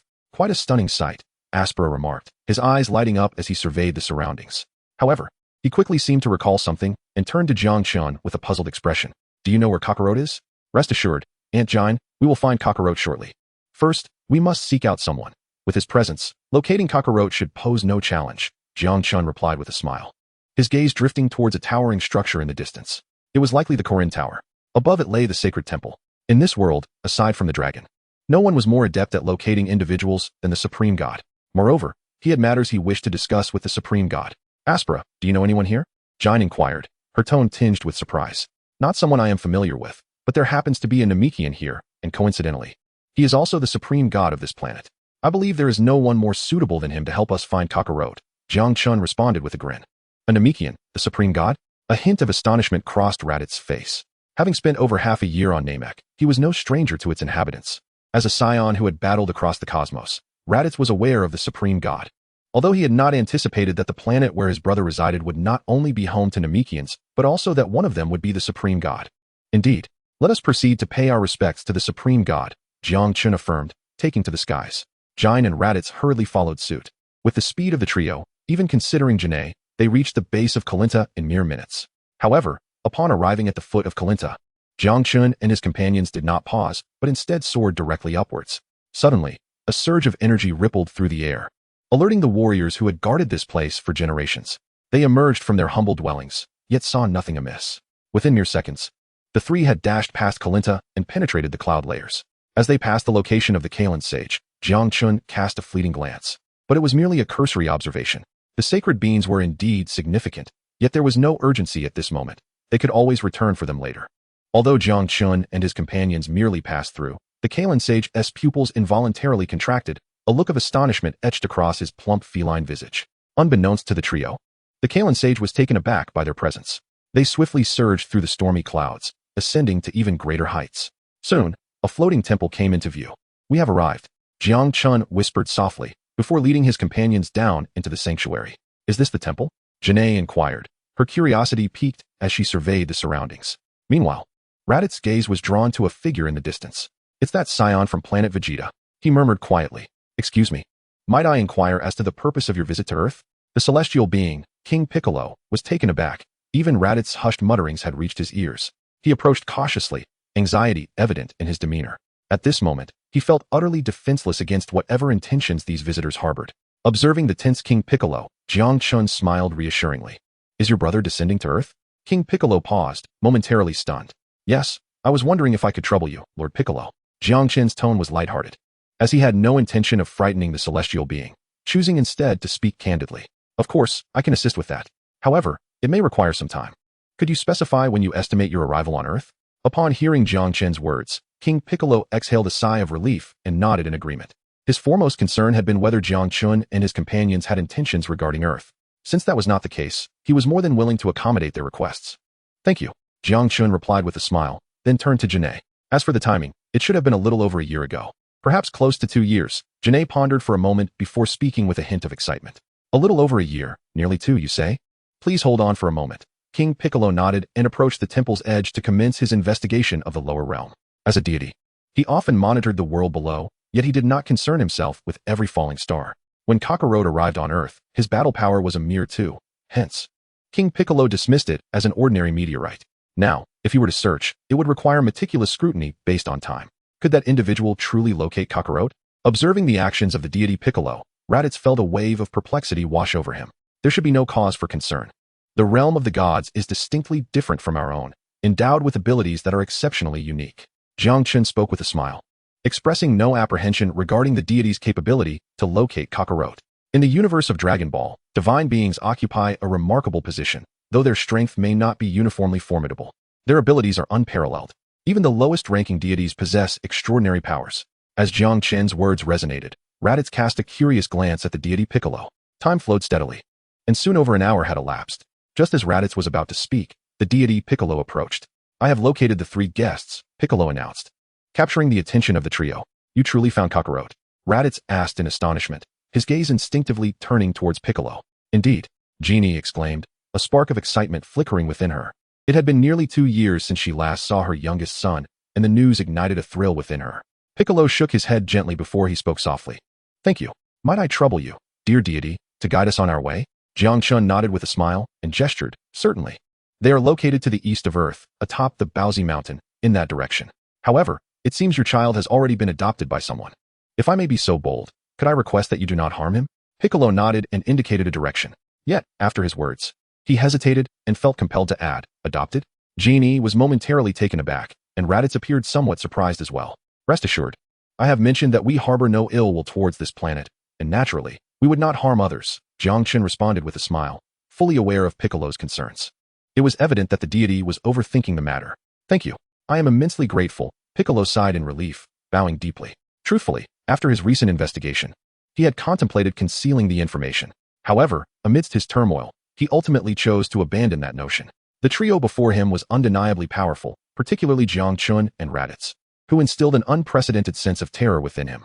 In the face of such dread, it was clear that concealment was not a wise course of action. After all, should they uncover any deceit, even without malicious intent, Earth could find itself in dire straits. "It is we who owe you our gratitude, esteemed deity. We shall not impose further and will take our leave for now," Jiang Chen declared cheerfully. With that, he ascended into the air, followed by Genie and Raditz. "All right then." The divine being Piccolo nodded hastily. Following his ascent, Jiang Chen and his 2 companions made their way directly towards Baobao Mountain. In an instant, a surge of energy pierced the air, and the figures of the trio vanished from Piccolo's sight. At that moment, Piccolo exhaled a long, heavy breath, feeling a slight alleviation of the pressure weighing upon him. However, it was only a marginal relief. The presence of Jiang Chen and his companions lingered like a dense cloud overshadowing his heart. The sole comfort he found was that, as of now, the trio had not expressed any intentions regarding Earth. Yet, this relief was fleeting. The overwhelming strength of Jiang Chen's group left Piccolo uncertain of their true motives. Thoughts swirled in his mind. Upon seeing Bobobo, particularly the rice cooker in his hands, Piccolo was suddenly able to breathe a sigh of relief. "Bobobo, this is troublesome," he murmured, taking a deep breath. "Are you truly going to release him?" Bobobo hesitated, acutely aware of the terror encapsulated within the rice cooker. After much effort, Piccolo had managed to separate that entity, which had been sealed by humans due to unforeseen circumstances. Releasing it now was far from a prudent choice. "Let us wait a little longer." Piccolo contemplated briefly before shaking his head. It was still unclear what Jiang Chen and his companions intended, and he felt hesitant to release the demon Piccolo recklessly. At this moment, Jiang Chen remained oblivious to these considerations. His knowledge of Dragon Balls informed him of Piccolo's division. Yet he had not anticipated that their sheer presence had led Piccolo to contemplate merging with the demon Piccolo once more. Accompanied by Raditz and Jine, he soared over the Earth's towering mountains. Minutes later, the group arrived at Baobao Mountain. "Is this really Baobao Mountain?" Raditz inquired, scanning the surroundings in search of Kakarot. "Let us go. He should be over there." Jiang Chen sensed a familiar aura and gestured in a specific direction. The 2 nodded in agreement. The trio took to the skies once more, heading towards a nearby peak. Soon, they spotted a thin plume of smoke rising gently into the air. "Is he really there?" Raditz's eyes sparkled with excitement. Meanwhile, a figure emerged from a distant house, a frail old man with a grizzled beard. Though clearly aged, he still possessed a sturdy physique. "Is that the man who raised Kakarot?" The trio wondered in unison, with Jine unable to contain her curiosity. "It must be. Let us approach him," Jiang Chen suggested, signaling to his companions as they flew towards the figure. A moment later, the 3 descended from the sky, landing before the dwelling. "Gentlemen, may I inquire what brings you to Baobao Mountain?" Sun Wukong greeted them, a hint of tension evident in his gaze as he studied the trio. In a fleeting moment, Sun Gohan sensed the terrifying aura emanating from the 3 individuals before him. As they descended, even the martial arts master Sun Gohan could not quell his anxiety. There was no denying that these 3 were exceedingly formidable. "I apologize for the intrusion, but allow me to explain. Approximately 2 years ago, my younger brother unexpectedly arrived on Earth. According to Lord Kai, he has been taken in by you, so we came to pay a visit." Jiang Chen spoke with a smile. "Are you family of Goku?" Sun Gohan inquired, a hint of surprise flickering across his expression upon hearing Jiang Chen's words. Goku? Raditz echoed, somewhat perplexed. Ah, I almost forgot to mention, Goku is the name I gave to that child. Please, come inside, Son Gohan quickly clarified, ushering the three in with a swift motion. Very well, thank you. Jiang Chen nodded in agreement. The trio followed Son Gohan into the room. Who would have thought that Goku was not an Earthling? It made sense why he had always been extraordinary. Son Gohan served them tea, reflecting on the situation with a sense of nostalgia. Oh, esteemed sir, could you share with me about Kakarot? Jiang inquired, her gaze fixed intently on Son Gohan. Is Kakarot Goku's name? Certainly. Ha. Son Gohan chuckled, beginning to recount the tale of how he found Goku. Jiang listened earnestly, and even Raditz remained silent, absorbed in the narrative. For a time, the atmosphere in the room felt exceptionally harmonious. As the hours passed, sounds emerged from outside the door, followed by a youthful voice brimming with excitement. At the sound, the eyes of everyone in the room brightened. Gohan! Jiang exclaimed, rising eagerly. Even Jiang Chen found himself filled with anticipation. Kakarot, Son Goku, was truly the destined hero of the Dragon Ball universe. Unlike Naruto and Sasuke, Kakarot's Son Goku was a genuine legend. Grandpa, who are they? The door swung open, revealing a small figure who soon noticed the presence of the others in the room. Looking at them with curiosity, Kakarot, Jiang recognized the familiar figure and rushed forward, enveloping him in a warm embrace. The small figure instinctively attempted to struggle. Yet for reasons unknown, his body relaxed in response. Are you my mother? Kakarot murmured, his eyes filled with bewilderment. Memories of his childhood bump to the head had not returned, but his body reacted instinctively. Humph, his battle power is only 5 at this point, Raditz scoffed, a smirk tugging at the corners of his mouth. However, it was merely a passing remark. Jiang Chen smiled quietly, choosing not to comment further. He observed Kakarot, embraced by Jiang, and noted the resemblance to his memories. Kakarot appeared younger at this moment, similar to how he had looked when leaving planet Vegeta. His battle power had not fluctuated significantly, only rising from 2 to 5, which was quite normal. The true enhancement of Sun Wukong's strength occurred during his apprenticeship under Master Roshi, a time that seems quite distant now. This period can be regarded as the foundation laid by Son Gohan for Sun Wukong. After a considerable time, Jiang finally released Sun Wukong, guiding him towards Son Gohan to express her gratitude. Having just learned of Sun Wukong's injury, Jiang felt a twinge of anxiety, but now, witnessing her son's well-being, she exhaled a sigh of relief, even allowing a hint of gratitude towards Son Gohan to surface. You speak too highly of me. I also hold great affection for this child, Son Gohan replied with a smile. Suddenly, as if struck by a thought, he hesitated momentarily before continuing. Before Jiang could interject, Jiang Chen chimed in with a smile. Is that so? Son Gohan's eyes brightened, and he could not help but breathe a sigh of relief. After addressing Son Gohan, Jiang Chen turned to Jiang and spoke warmly. He had no intention of disrupting the narrative. Although Sun Wukong's early prowess might not have been evident, the progression of the story was undeniably essential for his journey. Very well, Jiang replied after a brief moment of hesitation, glancing at her son, who appeared genuinely attached to the figure before them, and then nodded in agreement. Raditz opened his mouth to speak, but ultimately fell silent when Jiang had already voiced her thoughts. Raditz, do not underestimate this esteemed elder. Although his combat power may be somewhat lacking, his understanding of key training surpasses that of the Namekians, Jiang Chen remarked, observing Raditz's expression with amusement. Is he truly capable? Raditz questioned, casting a skeptical glance at Son Gohan, unable to restrain his incredulity. Due to the influence of Zeno and the Grand Elder, Raditz held a favorable view of the Namekians. Therefore, Jiang Chen's assertion that this seemingly frail human possessed greater knowledge of key cultivation than the Namekians was astonishing. Had it not been for Jiang Chen's words, Raditz might have been tempted to dismiss them with a key blast to the face. What a cosmic jest. Zeno boasts a combat power exceeding 18,000, while this old man barely exceeds 100. How is that possible? Such flattery is unwarranted. I am but a humble individual. Son Gohan responded with a smile. This is no mere flattery. Elder, you should be regarded as the foremost martial arts master on earth, second only to Master Roshi. Jiang Chen replied, shaking his head with a grin. He was entirely serious. Although Son Gohan had not been introduced for long, he was undoubtedly a renowned martial arts master, his reputation on Earth rivaling even that of Master Roshi. This alone speaks volumes. Martial arts is not measured solely by combat power. Master Roshi's strength is not particularly formidable, with a combat power just above 100, yet his martial arts level is among the most elite across the entire 7th universe, and even within all of existence. Thus, it stands to reason that Elder Son Gohan, being second only to Master Roshi, must possess a commendable level of martial arts mastery. Jiang Chen's words caused a visible shift in Raditz's demeanor. It seemed there was but one conclusion. This individual indeed possessed profound knowledge of key cultivation. Raditz was filled with astonishment, unable to refrain from scrutinizing Gohan. Meanwhile, Gohan sheepishly scratched his head, at a loss for words. Jiang Chen chuckled softly, choosing not to elaborate further. Soon after, the three began constructing houses beside Gohan. With the strength of the Saiyans, the task of building was remarkably simple. In just half a day, 2 houses, comparable in size to Gohan's, were erected nearby, one for the Jiang family and the other for Jiang Chen. Chapter 69, The God of Martial Arts. Damn that Akai robe. Thus, Jiang Chen and his companions temporarily settled on Bun Mountain. He was in no rush to depart. Although he had intended to journey to Yardrat after escorting Jiang and Raditz to Earth, this did not imply that he lacked other matters to attend to on this planet. As one of the unique celestial bodies in the universe, Earth, despite being a lower-tier planet, possessed wonders that rivaled those of Namek and Yardrat.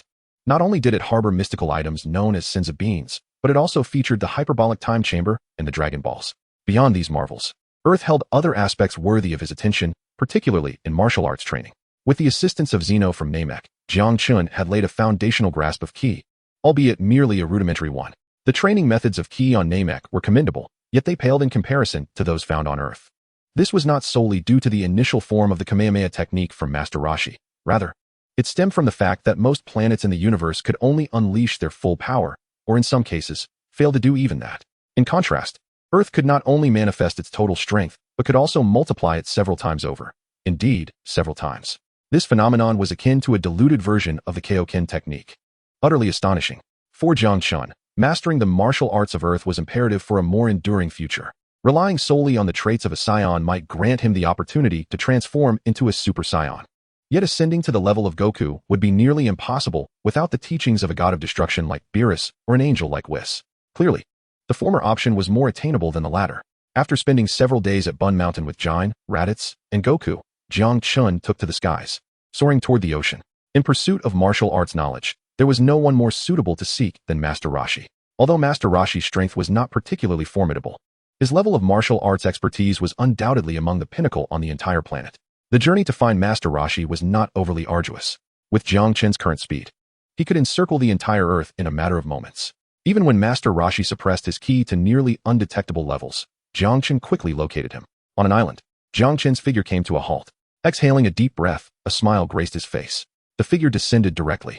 As Jiang Chen fell, another figure had long been waiting at the door. It was an elderly man with a white beard, amiable and sprightly, currently wearing sunglasses and adorned in flamboyant attire, carrying an enormous turtle shell on his back. "Guest, who might you be?" the turtle sage inquired, his expression grave, beads of sweat forming on his forehead. His formidable perception allowed him to distinctly sense the terrifying power emanating from this figure that appeared to be a child. "Master Wu Tian, I have heard of your reputation as the god of martial arts. I have come, rather presumptuously, to seek your guidance in martial cultivation," Jiang Chen replied with a smile. "Dear guest, your prowess likely surpasses the need for my instruction," the turtle sage responded, momentarily taken aback, then shaking his head. Despite being unaware of Jiang Chen's true strength, he could feel an overwhelming pressure akin to that of the sun emanating from him. "No, Master Wu Tian, you may have misunderstood. My purpose here is not merely to enhance my strength, but to delve deeper into the essence of martial arts," Jiang Chen clarified earnestly, shaking his head. "Martial arts?" The turtle sage raised an eyebrow, surprised. "Indeed, you must sense the immense power within me. However, my mastery of this power is far from perfect. I seek a higher understanding of martial arts, and I believe no one is better suited to assist me than you," Jiang Chen stated with gravity, presenting a small package as a token of his sincerity. "Huh, splendid. I truly appreciate such a heartfelt dedication to martial arts," the turtle sage exclaimed, eagerly accepting the package, his laughter echoing joyfully. In that moment, his earlier caution and vigilance dissipated entirely. Observing the elder's demeanor, Jiang Chen felt a twitch at the corners of his mouth, but simply shook his head, choosing not to comment. Having read the original work, he understood that this was simply the turtle sage's nature. As time passed, Jiang Chen began to train under the turtle sage's guidance. This was not a formal apprenticeship. Neither Jiang Chen mentioned it, nor did the turtle sage bring it up. After all, Jiang Chen's prowess was far too formidable, and despite his whimsical nature, the turtle sage was no fool. Jiang Chen, naturally, would not initiate any discussions on the matter. Time slipped by quietly. The turtle sage was indeed a legendary master of martial arts. If his previous estimations were mere conjecture, under the turtle sage's tutelage, Jiang Chen could now ascertain that the turtle sage's level of martial arts far exceeded that of the training on planet Namek. The two were not even on the same tier. In just a month, Jiang Chen could distinctly feel his control over the energy within him had ascended to a new level. The most direct manifestation of this was that his originally staggering combat power of 32,000 had now been compressed down to 500. Additionally, he had acquired various martial arts techniques, each capable of perfectly harnessing, even surpassing his inherent limits. While they may not be as formidable as the Kamehameha or the Universal Shock Palm, his utilization of energy had reached an astonishing level. Jiang Chen was elated, while the Turtle Sage stood in astonishment. He had never anticipated that Jiang Chen possessed not only formidable strength, but also an astonishing talent for martial arts. Among all his disciples, he had even surpassed Sun Wukong in skill. Perceive your body, sense your movements. Allow your body to guide your consciousness. Your energy is overwhelming. Yet, it is still insufficient. Yes, that is the feeling. On Turtle Island, Master Roshi was earnestly imparting his teachings, while Jiang Chen attentively absorbed every word. Despite Master Roshi's strength being vastly inferior to his own, Jiang Chen demonstrated ample respect and seriousness. Master Roshi, in turn, shared his knowledge without reservation, dedicating himself fully to Jiang Chen's instruction. As 2 months swiftly passed, Jiang Chen's combat prowess saw another enhancement, rising from 32,000 to 35,000 points. Although this increase was not as remarkable as the previous month's 2,000-point surge, it nonetheless marked a significant improvement. With such power, he would rank among the elite of Frieza's army, second only to the Jinyu force. However, more crucial than the increase in battle power was Jiang Chen's advancement in martial arts. At this moment, he had mastered the art of perfectly concealing his energy. He could even release energy at 1.5 times his base level. While this might not surpass Master Roshi, it certainly exceeded 99% of the beings in the universe. With a combat strength of 35,000, a 1.5-fold increase translated to an explosive power exceeding 50,000, sufficient to pose a substantial challenge to several members of the Jinyu force. Jiang Chen, I find myself unable to impart any further lessons in martial arts. I must admit, you are the most extraordinary talent I have ever encountered. Even my disciple, Sun Wukong, pales in comparison to you, Master Roshi remarked with a hint of awe. He sighed, realizing Jiang Chen's strength was truly overwhelming. Had he been even slightly weaker, Master Roshi would have eagerly taken him as a disciple. Unfortunately, Jiang Chen's immense power rendered such a possibility unfeasible. Thank you for your guidance during this time, Master Wu Tian. Jiang Chen said with a slight bow, expressing his gratitude. Though merely 3 months had passed, he understood the magnitude of his gains. If Zeno's teachings on Namek had laid the foundation, then Master Roshi's instruction had undeniably paved the path for his martial journey. The significance of this was beyond measure, not merely a matter of increasing battle power by a few thousand points. There is no need for thanks. I should be the one expressing gratitude. I never imagined that such a powerful entity existed in this world, Master Roshi reflected, his expression tinged with complexity. As the god of martial arts, he believed he stood at the pinnacle of the world. Yet he was taken aback by the existence of someone as extraordinarily formidable as Jiang Chen. The impact on him was profound, rekindling his desire to further explore the depths of martial arts. Regardless, I must thank you for your teachings, Jiang Chen replied, smiling and shaking his head. Compared to the Turtle Sage, his gains were undoubtedly far greater. The two engaged in further conversation before parting ways. The next day, Jiang Chen bid farewell to the Turtle Sage, as his martial arts training had concluded, rendering further delay unnecessary. He had many matters to attend to. Departing from the Turtle Sage's vicinity, Jiang Chen swiftly soared towards Korin Tower. En route, he purchased 2 baskets of fresh fish before continuing his journey. Moments later, he ascended rapidly beneath Korin Tower. A few seconds later, he arrived at the location of Korin. Is it you? Korin exclaimed, startled upon seeing Jiang Chen. He had not forgotten the 3 figures that had soared into the sky months prior, and recognized him instantly. Korin, I have heard that you possess a remarkable item, and I wish to propose a trade. Jiang Chen smiled, unconcerned that Korin had recognized him. He tossed out 2 capsules. With a pop, mist billowed forth. And the next moment, the 2 baskets of fresh fish appeared atop Korin Tower. Fish! Korin's eyes sparkled with excitement as he lunged towards the bounty. Moments later, with 2 fish in his mouth and 1 in each hand, he looked at Jiang Chen, speaking with a mouthful. You seek the super divine water, don't you? However, even if you provide the fish, you must still pass my test. Korin, you misunderstand. I have come to inquire about the mystical senzu beans you possess. I wish to exchange for some, Jiang Chen replied with a chuckle, shaking his head. He held little interest in the super divine water, with the great elder's potential enhancing abilities. Its efficacy would surely surpass that of the super divine water. Moreover, recalling Goku's inexplicable heart condition in the original story, Jiang Chen speculated it was linked to the super divine water. His primary purpose for visiting and bringing 2 baskets of fish was indeed for the senzu beans. As one of Earth's most wondrous products, senzu beans were truly extraordinary. Especially when combined with the characteristics of the Saiyans, their effects were unimaginable. In the original narrative, to prevent an overabundance of senzu beans, they were ultimately sealed away under the pretense of being too potent. In this reality, it was likely to be the same. To avoid a scarcity of senzu beans later on, Jiang Chen intended to gather a substantial amount early on.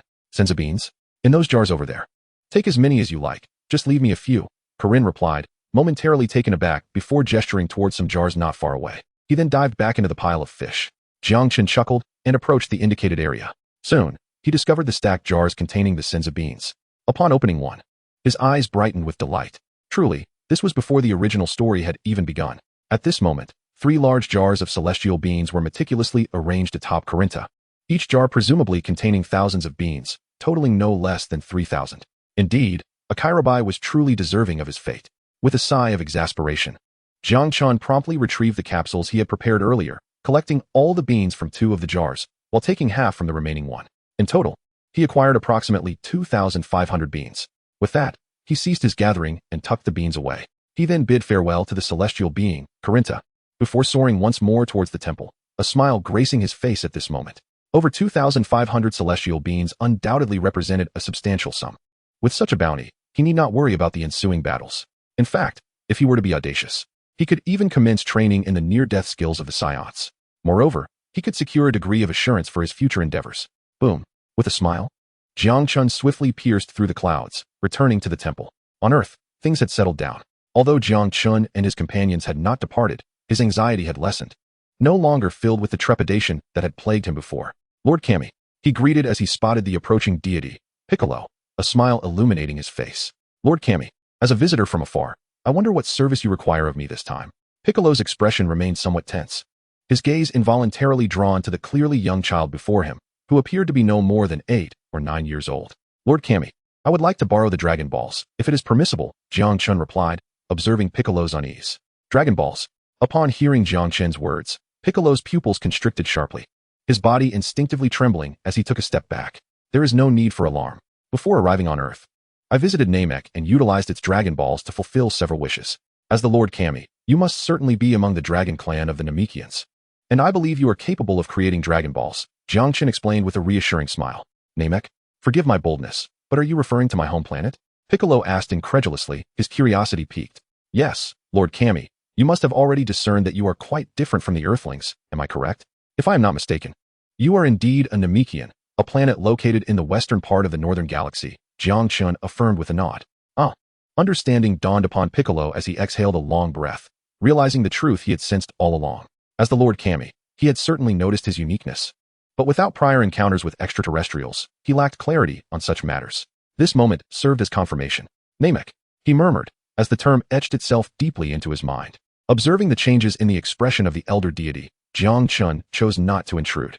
After a brief moment, the divine being Piccolo took a deep breath, redirecting his gaze towards Jiang Chen, his demeanor now imbued with solemnity. Thank you, esteemed guest. However, if I may be so bold, I wish to inquire what kind of wish you seek to fulfill. Upon speaking, a tinge of tension reappeared in his countenance. Aware of Jiang Chen's assertions, Piccolo understood that the secret of the Dragon Balls could no longer remain hidden. Thus, after contemplating for a moment, he posed the crucial question. Even though he knew he could not withstand Jiang Chen, he felt compelled to shoulder the responsibilities of a deity. If necessary, he would accept his own demise, knowing that the Dragon Balls would perish alongside him. Indeed, Lord Piccolo, you may have heard my previous conversation with Mr. Sun Gohan. Our home planet has encountered unforeseen calamities, and I wish to use the Dragon Balls to resurrect certain individuals. The Dragon Balls of Namek do not possess the capability to revive many, which is why I turn my attention to the Dragon Balls here on Earth. Listening to the deity's inquiry, Jiang Chen smiled, revealing his intentions without reservation. Reviving individuals. Is it? I comprehend now. Please, hold on a moment. Piccolo exhaled, relieved. Such a wish was within the realm of acceptability for him. He promptly summoned Dent, instructing him to descend to the lower realms to gather the Dragon Balls. For Piccolo, collecting the Dragon Balls was a task of simplicity, as he was their creator. As he watched Dent embark on his journey atop a flying carpet, Piccolo pondered for a moment before approaching Jiang Chen, hesitantly inquiring, esteemed visitor, might you share with me the tale of Namek? Piccolo found himself in a dilemma, unable to suppress his curiosity any longer. Ah, Namek. It is a planet located on the western edge of the North Galaxy, with a diameter over 10 times that of Earth. The star system it resides in is peculiar, featuring 3 small stars that orbit the planet, ensuring that it is perpetually bathed in light. Once, Namek was a realm of extraordinary technological and civilizational advancement, yet it has since suffered a cataclysmic event, leading to the disappearance of its former civilization. Presently, Namek consists of a world formed by countless islands, with isolated hills and continents cloaked in curious mabo trees. The planet is fascinating and abundant. Namekians are characterized by their low birth rate and long lifespans. residing in natural villages of around 100 individuals.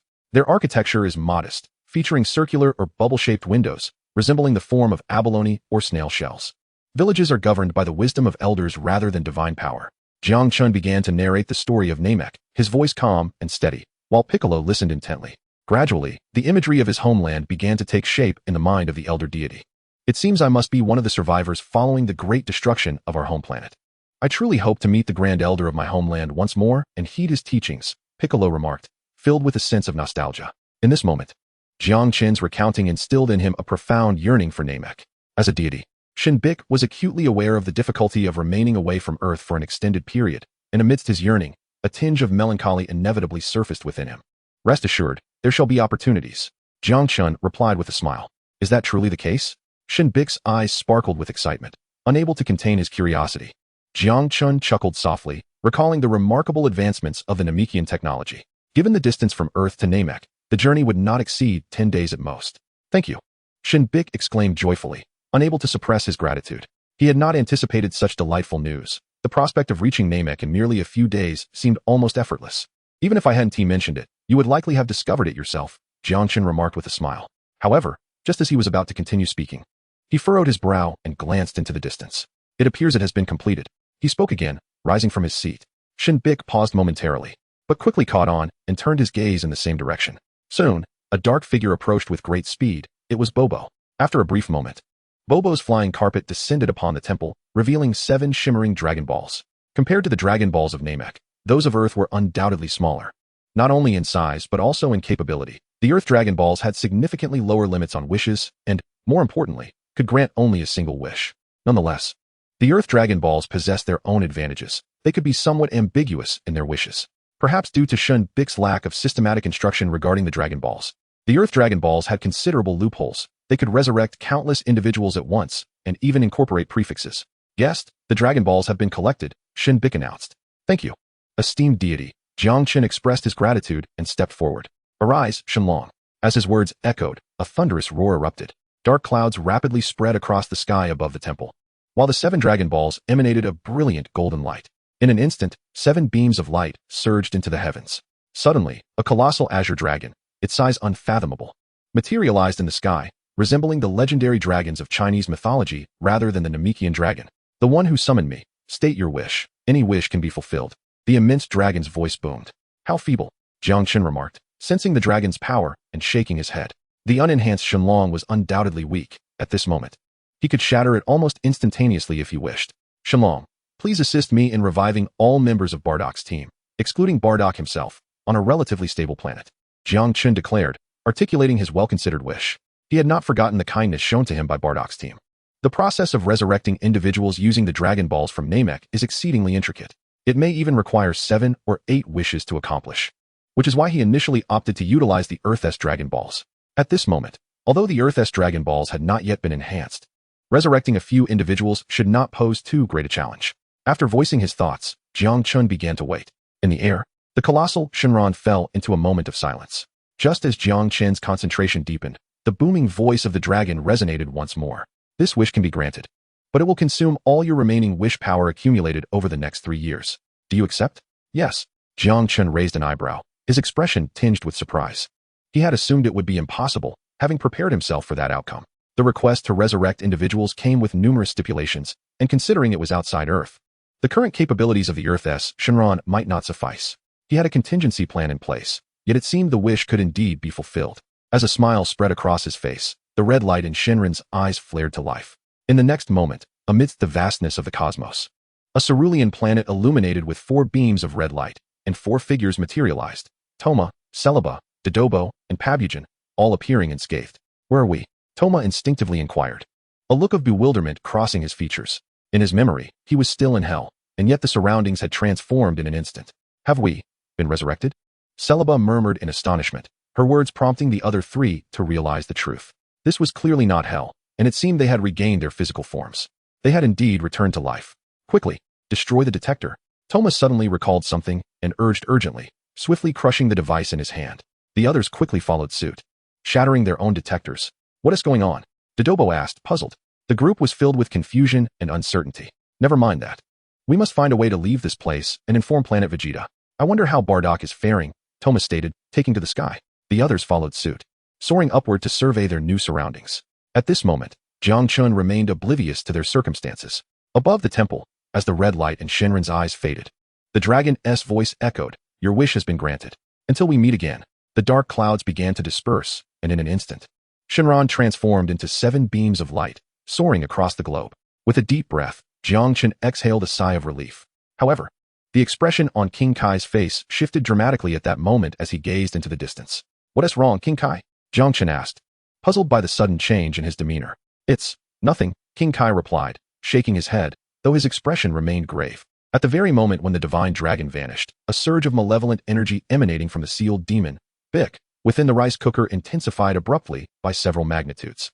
Jiang Chen cast a wary glance at the divine Bick. However, since the divine Bick was reluctant to speak, Jiang Chen would not press the matter further. "Thank you, esteemed deity. Now that my wish has been fulfilled, I shall take my leave," Jiang Chen stated, preparing to bid farewell to the divine Bick. With the matter concluded, it was only fitting that he departed. As for the hyperbolic time chamber within the divine palace, Jiang Chen had no intention of entering. His primary focus now was on his cultivation. The enhancement of his power was not of immediate concern. The divine Bick nodded slightly. Jiang Chen then plunged downwards, leaving the divine Bick to watch his departure with anticipation. Lord God, Bobo, with his dark visage, turned to the divine Bick. The divine Bick, gazing at the rice cooker, exhibited a myriad of emotions. Finally, he gritted his teeth and commanded, "Bobo, bury it once more, preferably in the deep sea." "Yes, my lord." Bobo responded promptly. Soon, he moved swiftly, carrying the rice cooker away from the divine palace. One could only hope that they harbored no ulterior motives. The divine Bick sighed deeply. After months of interaction, he ultimately chose to place his trust in Jiang Chen and his companions. After all, compared to Jiang Chen and his group, who had yet to cause any harm, the release of the demon Bick would undoubtedly pose a genuine threat to the world. Of course, at this moment, Jiang Chen remained blissfully unaware of such concerns. His figure soared down from the divine palace, subsequently making his way toward Bun Mountain.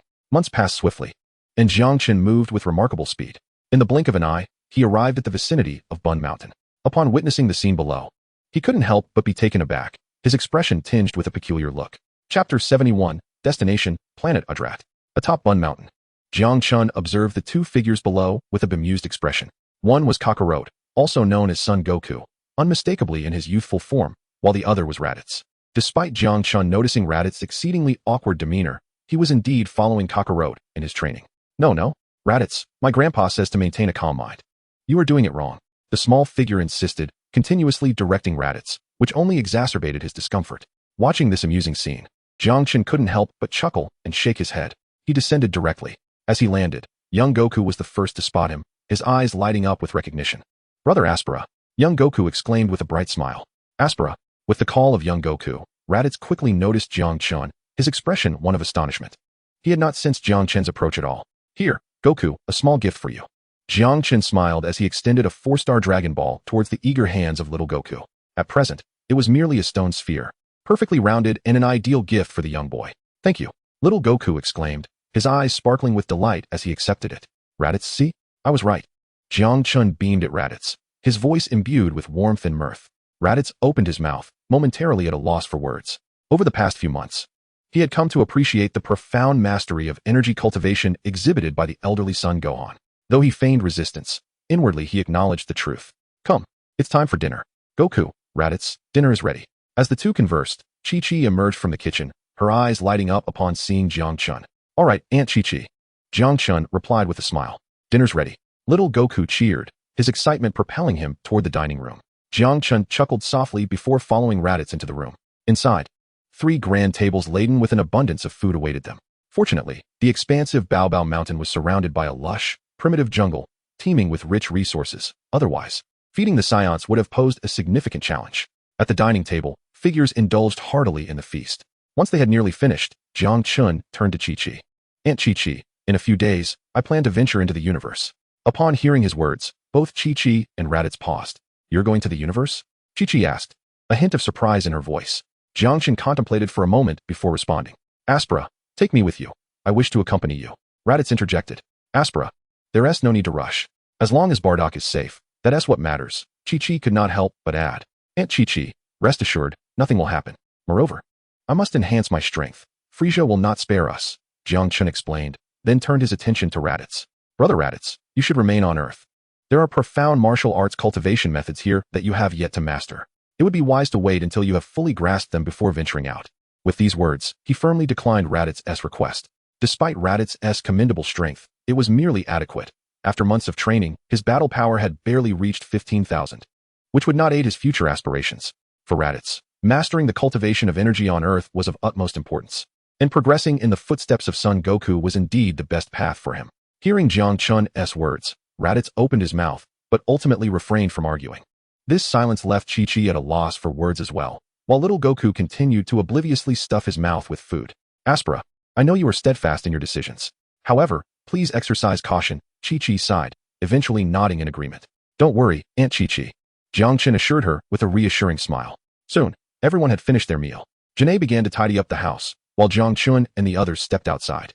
This experience would greatly enhance your abilities.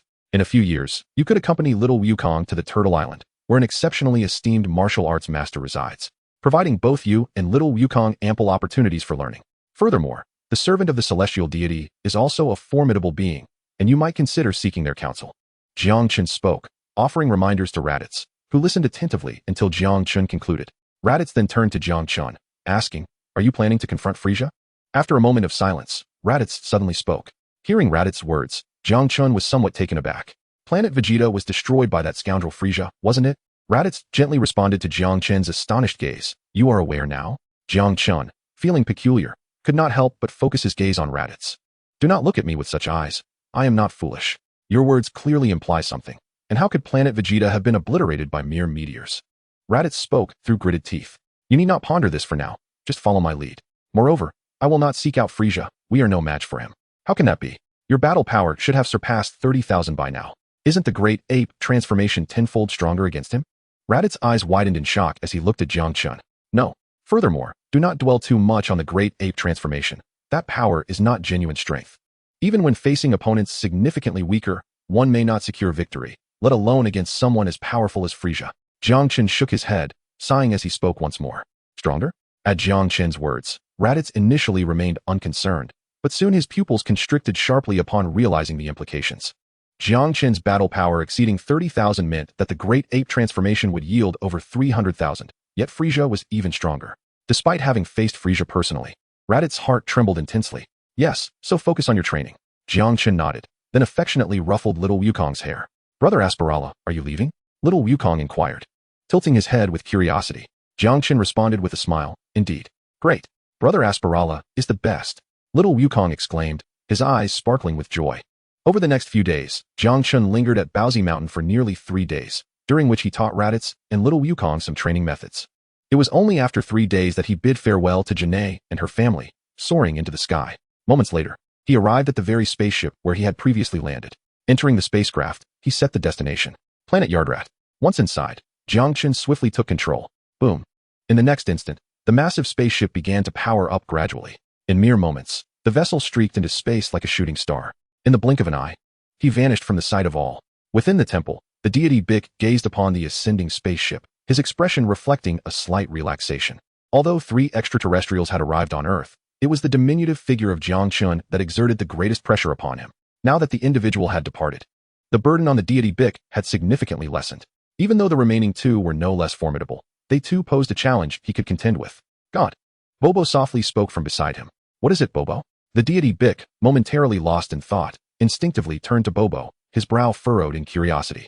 The seal has been restored, Bobo replied quietly. Very well. Thank you for your efforts, Bobo. The deity nodded promptly. In the vastness of space, the massive spaceship swiftly departed from Earth, breaking free from the solar system. In contrast to the distance between Earth and Namek, the journey to Yardrat was undeniably far more considerable, located not only in the eastern quadrant of the northern galaxy, but also at its very edge. This was a primary reason why the Frieza force had yet to make any discoveries. With the speed of Jiang Chen's spacecraft, reaching Yardrat would require nearly a year, marking a rather protracted voyage. Fortunately, Jiang Chen had meticulously prepared for this journey. A year's time would not impose any significant delay. He still had ample time remaining for his third login, which would span a full decade. Thus far, he had only consumed less than 2 years of that duration. Such an extensive time frame was more than sufficient for him to reach Yardrat, and even allowed for the possibility of engaging in various activities along the way. For instance, he could search for the resurrected Saiyans from Bardock's team, or perhaps indulge in combat. The thought of battle prompted Jiang Chen to gaze at the two capsules in his hand. These were the over 2,500 sins of beings he had acquired from Corinne. With these at his disposal, and possessing the capability to survive in space, he felt emboldened to take greater risks. After all, he understood that for Saiyans, aside from training, combat served as the most effective means of enhancing their strength. Especially now that he had completed the foundational training, engaging in battle was undoubtedly one of the best options available. Frieza, his eyes sparkled with anticipation. From what he knew, there were numerous formidable warriors within the Frieza force. Although Zarbin and Dodoria were no longer his adversaries, the Jinyu force remained a considerable threat. In terms of basic combat power, each member of the Jinyu force was currently stronger than him, making them ideal for honing his skills. As the colossal spaceship traversed the starry expanse, it swiftly advanced toward the eastern region of the northern galaxy after exiting the Milky Way. Inside the vessel, Jiang Chen resumed his training as his strength surpassed 30,000 points. Upon departing from planet Vegeta, Jiang Chen maintained an approximate gravity of 30 times that of Earth during his daily routine. During his training sessions, he typically escalated the gravity to 50 times. This adjustment took into account that Aspera, his current vessel, was merely 8 or 9 years of age. Otherwise, he would have aspired to experience the sensation of 100 times gravity, akin to that of the original narrative's Son Goku. Time slipped away quietly, and in the blink of an eye, a month had passed. Throughout this period, Jiang Chen's spacecraft traversed numerous star systems. On the verge of entering the central region of the northern galaxy, this area served as the principal stronghold of the Frieza Force, the headquarters of the northern galaxy. Over the past decade, most of the territories within this sector had fallen under Frieza's dominion. In the vastness of space, amidst a colossal cosmic fortress, aliens scurried about, their activities unfolding in a meticulously organized manner. This was the true headquarters of the Frieza Force, situated within the northern galaxy. As the self-proclaimed Emperor of the universe, Frieza's authority had only intensified over the years, his notoriety spreading even to the other 3 major galaxies. "Ah, my dear brother, this is hardly delightful news. Those wild monkeys seem to have vanished from your domain," Frieza remarked mockingly, his presence illuminated on a massive screen as he addressed Cooler. "I must remind you, Frieza, I am under no obligation to clean up your mess. Those wild monkeys may not even be within my territory," Cooler retorted, unable to suppress a scoff. "My dear brother, that is not a valid excuse. However, since they cannot be found, let it be. After all, they are merely a handful of wild monkeys," Frieza chuckled, dismissing Cooler's disdain with nonchalance. He had never been particularly concerned about his elder brother. As the most formidable member of the Frost Demon race, Frieza's battle prowess had surpassed all others since his birth. In contrast, Cooler's innate talents paled in comparison, and despite his efforts and training, he could not match Frieza's strength. "Is that so? Frieza, I caution you. You may eventually pay the price for your arrogance. Those wild monkeys are said to possess a legend," Cooler warned with a cold huff. "Legend? My dear brother, do you still place stock in such tales?" "They are merely stories spun by a band of wild monkeys," Frieza replied with derision. "Is that so?" Cooler responded non-committally before abruptly severing the communication. "What a foolish brother." Frieza chuckled softly, dismissing the matter entirely. He may have once harbored concerns regarding the Saiyans, but those thoughts were long behind him. The notion of a Super Saiyan was nothing more than a cosmic jest. Chapter 72, Jiang Chen's current strength. At the headquarters of the Frieza Force, a conversation unfolded between Frieza and Goldo. Unknown to Jiang Chen, his spacecraft traversed the western sector of the North Galaxy. Merely a week after entering the central region of the North Galaxy, his whereabouts were exposed. This was not due to Frieza's absolute control over the North Galaxy, nor was it a result of Jiang Chen's own recklessness. Rather, it stemmed from an unforeseen encounter, where Jiang Chen's figure appeared amidst the Frieza Force. His conspicuous tail, unhidden, instantly revealed his identity. In less than 2 years, nearly all Saiyans in the vicinity of the Frieza Force had been eradicated. Thus, the sudden emergence of a Saiyan naturally captured the attention of all within Frieza's ranks. Many members of the Frieza Force, their eyes gleaming with excitement, launched an assault against Jiang Chen. However, the outcome was all but predetermined. At that moment, Jiang Chen's combat power had soared beyond 30,000, rendering him effortlessly capable of dealing with a group of adversaries whose maximum strength barely reached 5,000. In a mere exchange, an elite warrior of the Frieza Force was swiftly dispatched by Jiang Chen. Ultimately, that very spacecraft was obliterated by him. Yet, this display of power swiftly transmitted his information to Frieza's headquarters. Frieza soon received the news. "Oh ho ho, a wild Saiyan. It appears we have a survivor." Frieza mused with a hint of surprise as he viewed the incoming report. "Contact Zarbin and Dodoria." The communication was established, and shortly thereafter, 2 screens descended, revealing the figures of Zarbin and Dodoria. Even through the communication devices, both knelt on one knee, their expressions marked by reverence. "Mr. Zarbin, Mr. Dodoria, a wild Saiyan has been spotted in the West Series system of the Central North Galaxy. Please take care of this matter," Frieza's voice rang out, laced with a smile. Yes, Lord Frieza. Understood, Lord Frieza. The two responded respectfully, not daring to exhibit any hint of negligence. Soon, two spacecraft departed swiftly from the western expanse of the North Galaxy, heading towards Jiang Chen's location. Meanwhile, upon realizing that Frieza was not in the vicinity, Jiang Chen chose not to conceal his movements and continued onward. Along his journey, he even dismantled two Frieza force bases. These bases were not without strength. The most formidable among them housed an entity with a combat power of 12,000. Of course, this did not pose a significant challenge for Jiang Chen. To avoid truly drawing Frieza's ire, he deliberately displayed a combat power of around 15,000 throughout the encounters. Such prowess, while commendable, was not sufficient to provoke Frieza into action. Indeed, this proved to be the case. While Jiang Chen was engaged in the destruction of a third base, he received word of the latest developments within the Frieza force. Zarbon and Dodoria, previously dispatched to capture Raditz, were now en route to confront him. Zarbon and Dodoria, you say? It seems that strength has been somewhat diminished. Jiang Chen murmured softly, shaking his head. Yet, he was fully aware that had he revealed a battle power of 30,000, it would not merely attract a few members of the Jinyu force, but potentially the entire squad, or even summon Frieza himself. Despite Frieza's apparent indifference towards the legend of the Super Saiyans, this aloofness was merely superficial. In truth, he likely regarded it with greater seriousness than anyone else.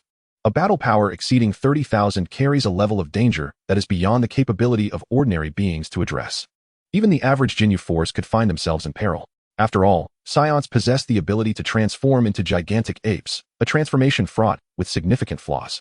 Yet, no matter how substantial these flaws may be, a battle power of 300,000 is sufficient to effortlessly overpower the vast majority of entities. Frieza could not afford to be careless, and now was certainly not the time for Frieza to exercise caution. Should he personally arrive, it would truly escalate into a grave situation. As his thoughts meandered, Jiang Chen continued his training within the confines of the spaceship. Time continued its relentless passage. In the blink of an eye, 2 months had swiftly elapsed. During this period, Jiang Chen had been systematically dismantling the bases of Frieza's army along his path, causing significant turmoil within the entire Frieza force. Concurrently, the figures of Sabo and Dodoria drew ever closer to Jiang Chen. Kintel Planet, situated in the central region of the North Galaxy, serves as one of the most crucial bases within the Frieza army, amidst 4 or 5 surrounding star systems. Lord Sabo and Lord Dodoria have yet to arrive? A nervous yet respectful alien inquired. 3 days, at most 3 days. And Lord Sabo and Lord Dodoria will reach Kintel Planet. 3 days? That should suffice. The octopus-like alien nodded, feeling a slight sense of relief. In 3 days. That detestable Saiyan should not arrive so swiftly. However, just as he felt a moment of security, alarms blared. Warning. An unidentified spacecraft has entered the atmosphere. Warning. Should we intercept? The jarring sound of alarm echoed throughout the base. The octopus alien's expression shifted drastically. This is bad. A startled exclamation escaped his lips. But it was the only sound that emerged. Boom. A blinding white light instantaneously enveloped the sky. Boom. The terrifying roar of explosions resonated throughout the airspace above Kintel Planet. In an instant, Frieza's base was transformed into a spectacle of soaring explosions. Amidst the chaos, the octopus alien struggled to emerge from the swirling dust. His body battered and broken. Were it not for his exceptionally unique race, he would have perished in the recent cataclysm. Yet, even in survival, his condition was far from favorable. A battle power of 15,000. Not insignificant. A light, teasing voice broke the silence, prompting the octopus extraterrestrial to instinctively glance into the distance, where a diminutive figure, adorned with a smile, was observing him. Upon beholding this figure, the octopus alien's pupils involuntarily constricted in alarm, and a wave of fear surged within him as the realization struck. More than 7 bases of the Frieza force had been obliterated, and the count of fallen elite warriors was incalculable. Legends spoke of even those with battle powers reaching 17,000 perishing at the hands of the Saiyan standing before him. The octopus alien instinctively opened his mouth to speak. Yet before he could utter a word, Jiang Chen's gaze shifted toward the horizon. Aren't you coming out? Haven't you been waiting for me for quite some time? The light laughter resonated as Jiang Chen's attention lowered. With his current mastery over Qi, he had sensed the 2 formidable presences long before arriving on the planet. How astute. Wild monkey. A mocking voice echoed, and in the next instant, a figure burst forth. It was a corpulent being with pink skin, adorned with fleshy spikes on its head and arms, none other than Dodoria, a cadre of the Frieza force. As he emerged, another figure stepped forward. How unfortunate, Saiyan. King Frieza is quite displeased with your actions. This was accompanied by an elegant voice, as another individual materialized, a strikingly handsome man clad in green, exuding an air of sophistication. This was none other than another officer of the Frieza force, Zabon. What an honor, Zabon, To meet the famed left and right arms of the cosmic monarch, Frieza, Jiang Chen remarked with a light chuckle, a glimmer of battle intent flickering in his eyes. At that moment, his battle power had surged past 35,000, reaching 36,000. Though Zaban and Dodoria's strengths were not particularly formidable, Dodoria's battle power at merely 27,000 and Zaban's at a mere 20,000, together with the octopus alien. They could serve as a worthy sharpening stone for Jiang Chen. Haha, wild monkey, have you contemplated how you wish to meet your demise? I excel at crushing skulls. Dodoria sneered with a menacing glint in his eyes. Is that so? Well, it remains to be seen if you possess the capability. Jiang Chen replied with a smirk. You seek death. Anger flared in Dodoria's expression, and in an instant, he lunged forward. However, Jiang Chen moved faster. Boom. Dodoria suddenly found his pupils dilating in shock as a searing pain struck his abdomen, and he was sent hurtling backward. The ground trembled violently. What? Zaban's face paled. The composure he once held evaporating, replaced by sheer astonishment. Dodoria, boasting a battle power of 20,000, had just been thrown back with such ease, while they had estimated Jiang Chen's strength to be around 18 to 20,000. Damn it, your combat power exceeds 20,000, Sabo declared. I never claimed my power was limited to that, Jiang Chen replied lightly, clapping his hands. You? Sabo's expression darkened, yet at that moment, he realized Jiang Chen's strength far surpassed his previous expectations. Without hesitation, a powerful aura began to erupt around him, causing his body to swell. Boom.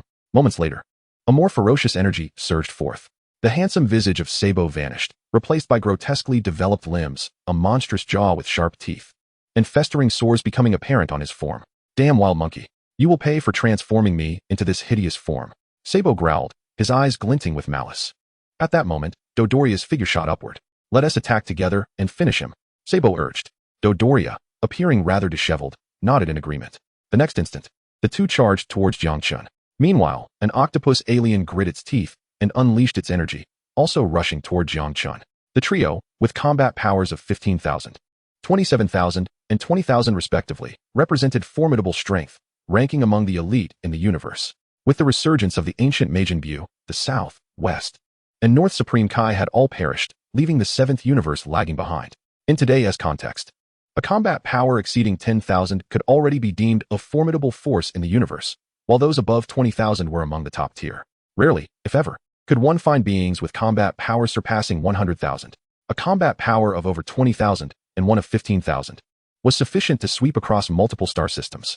Yet, unfortunately for them, they now faced Jiang Chen, whose power had already surpassed 36,000. Even disregarding other factors, his sheer combat prowess was beyond their capacity to contend with. Furthermore, Jiang Chen's mastery over energy was vastly superior to theirs. Boom. The sound of colliding figures echoed in the air. The octopus alien was the first to be obliterated, followed by Dodoria. Boom.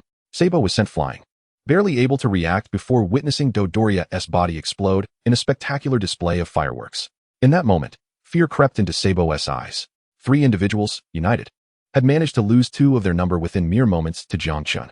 At this juncture, even Sabo was thrown into a panic. Spare me. Spare me. I can join forces with you against King Frieza. No, Frieza? Together, we can certainly defeat him. Sabo pleaded desperately. Humph. Jiang Chen scoffed at Sabo's words. You truly overestimate yourself. Sabo, do you believe you are worthy? Jiang Chen replied with a cold laugh. In the midst of Saban's terrified gaze, a wave of energy descended upon him. No. With sheer panic, Saban unleashed a desperate surge of power, yet it proved insufficient. How could a combat strength of 27,000 withstand an explosive force of 36,000? Boom. A tremendous explosion erupted in the air, unleashing a terrifying shockwave that caused the very planet to tremble violently. Chapter 73. What cosmic joke is this? Is this a spella? Boom. A colossal spaceship soared into the clouds, vanishing in an instant from the vicinity of the Kental planet. News of this event spread like wildfire. A day later, crash. An object was crushed in front of him within the headquarters of the massive spaceship. Frieza's expression darkened ominously. Are you implying that Saban and Dodoria were slain by that wild monkey? A low growl escaped Frieza's lips, a glint of malice flickering in his eyes. Yes, indeed. Moreover, crash. An alien stuttered as he spoke, but before his words could fully materialize, his body erupted in a mist of blood. This spectacle sent shivers down the spines of the remaining aliens, causing them to tremble uncontrollably. One by one, they prostrated themselves on the ground. This truly takes me by surprise. Notify the Jinyu force. Frieza commanded in a deep voice. Understood. An alien hastily replied, quickly initiating contact. Soon, a massive projection materialized. Frieza-sama. The figure of Jinyu appeared, kneeling respectfully. Jinyu, A wild monkey has escaped from planet Vegeta, slaying both Saiyan and Dodoria. Send someone to deal with it. Frieza spoke in a somber tone. His smile completely vanished. Yes, Frieza-sama. I will dispatch someone immediately. Jinyu responded with utmost respect. Ah, I shall await your good news. Captain Jinyu. Frieza's smile reappeared upon hearing Jinyu's words. Soon, in the distant southern region of the North Galaxy, several spaceships sped toward a planet. The members of the Jinyu Force, an elite special operations team selected by Frieza from the universe's finest warriors, were racing to their destination. They represented the true elite force of Frieza's army, a critical component in his conquests across the North Galaxy. Over the past few years, the Jinyu Force had swept across countless planets, annihilating innumerable civilizations. G.I.'s Bart. Inside one of the spaceships, Jinyu had just finished a call, connecting with two members of his team. Captain. G.I.'s and Bart addressed him respectfully. Frieza-sama has relayed urgent news. A wild monkey from planet Vegeta has escaped and killed Saiyan and Dodoria. You must go and eliminate that wild monkey. Jinyu commanded, swiftly issuing orders. A wild monkey from planet Vegeta, you say? It is indeed unexpected that the conflict with Zarbin and Dodoria could be resolved. Guys and Bart expressed their astonishment. Yes, the intelligence received from King Frieza indicates that their combat power has reached 30,000. Jinyu nodded in affirmation. Yes, Captain. We shall proceed immediately. Guys and Bart readily agreed, their eyes shimmering with excitement. As members of the Jinyu Force, they relished the thrill of battle. An opponent boasting a combat power of 30,000 presented a commendable challenge for them. Whoosh! Two spaceships swiftly navigated towards the central region of the North Galaxy. As the pinnacle of Frieza's forces, the Jinyu Force's spacecraft were the most advanced. Two streaks of light sliced through the cosmic expanse. Meanwhile, Jiang Chen remained oblivious to these developments. His confrontation with Zarbin and Dodoria seemed to have activated the Saiyan cells within him. Previously, after he had broken through to 30,000, the enhancement of his combat power had noticeably slowed, and even now, it had only risen to 36,000, significantly less than prior gains. However, following this battle, despite it not being particularly intense, his strength began to increase at an imperceptible pace. In less than 10 days, his combat power ascended from 36,000 to 37,000, and it continued to rise. At this rate, reaching 40,000 in the near future seemed entirely feasible. Indeed, Saiyans thrive in combat. Jiang Chen mused. Although he had previously been aware of this, the recent skirmish had solidified his understanding. While Saiyans required training to enhance their cells, they equally needed battles to activate the Saiyan genes within them. Only through this cycle of conflict could their strength continually evolve. This was akin to the journey of Kakarot, Son Goku, in the original tale. Kakarot's prowess did not merely stem from his training under Gohan, Master Roshi, Kirin, King Kai, but also from the countless battles he had faced, from the Red Ribbon Army to Tien Shinhan, from King Piccolo to Raditz, Vegeta, the Jinyu Force, Frieza, the androids, and Bu. It was this relentless struggle that propelled his combat power from a mere 2 to the apex among the denizens of the 7th universe. Similarly, if Jiang Chen aspired to continually evolve his strength, the most effective path was to emulate Kakarot, transcending through a blend of combat and training. As his thoughts meandered, a glimmer of anticipation flickered across Jiang Chen's countenance. In the days to follow, he would digest this newfound strength while keenly observing Frieza's movements. To realize his ambitions, he obliterated several of Frieza's bases along the way. Thus, time quietly slipped by, and a month had elapsed. On a distant planet, Frieza's base was obliterated in a cataclysmic explosion. Jiang Chen stood high above the heavens, his brow furrowing slightly. The Jinyu Force, he murmured to himself, his demeanor betraying little surprise. After dealing with Saiyan and Dodoria, the only ones capable of confronting him, aside from Frieza himself, were the Jinyu Force. With Frieza's army numbering in the tens of thousands, perhaps even 30,000 strong, only the Jinyu Force could be counted upon to guarantee a decisive victory against him. What surprised Jiang Chen was that not the entire Jinyu Force had been dispatched. Only 2 members had been sent forth, Guldo and Berta. He recalled their capabilities. Guldo and Berta, second only to Jinyu within the ranks, boasted battle powers exceeding 40,000, with Berta's powers seemingly nearing 50,000 in the original tale. Furthermore, their ability to combine their strength would undoubtedly render them even more formidable. Perhaps this is just what I need, he whispered, feeling the fiery surge of energy within him. Jiang Chen felt a flicker of anticipation. His previous battles with Saiyan and Dodoria had awakened the Saiyan cells within him, propelling his strength to new heights. If he could engage in combat with Guldo and Berta, he would undoubtedly ascend yet another level of power. The fact that both were considerably stronger than him only heightened his eagerness. With this thought in mind, Jiang Chen chose not to conceal his presence. Instead, he fully revealed himself within Frieza's ranks. After all, as long as Frieza himself did not arrive, he posed little threat to Jiang Chen. The Great Ape Transformation, despite its flaws, granted him a tenfold increase in battle power. especially since he could maintain his rationality during this transformation. The only concern he had was Frieza's ability to swap bodies with Jinyu. Everything else was of no concern. Jiang Chen waited patiently. Meanwhile, the entire North Galaxy was stirred by significant upheaval. Frieza had reigned as the Cosmic Emperor and the de facto ruler of the North Galaxy for over a decade. During this time, many had challenged Frieza's authority, yet none had survived to tell the tale. In recent years, no one dared to oppose him. However, a bold challenger had emerged, systematically destroying several of Frieza's cosmic bases. This audacious act sent shockwaves throughout the North Galaxy, igniting a frenzy among numerous factions. Frieza, the Cosmic Emperor, was being openly defied, with multiple bases obliterated, an affront that nearly disregarded Frieza's might entirely. Saddam Planet, a bustling trade hub located in the central region of the North Galaxy, was a nexus for countless cosmic merchants and travelers.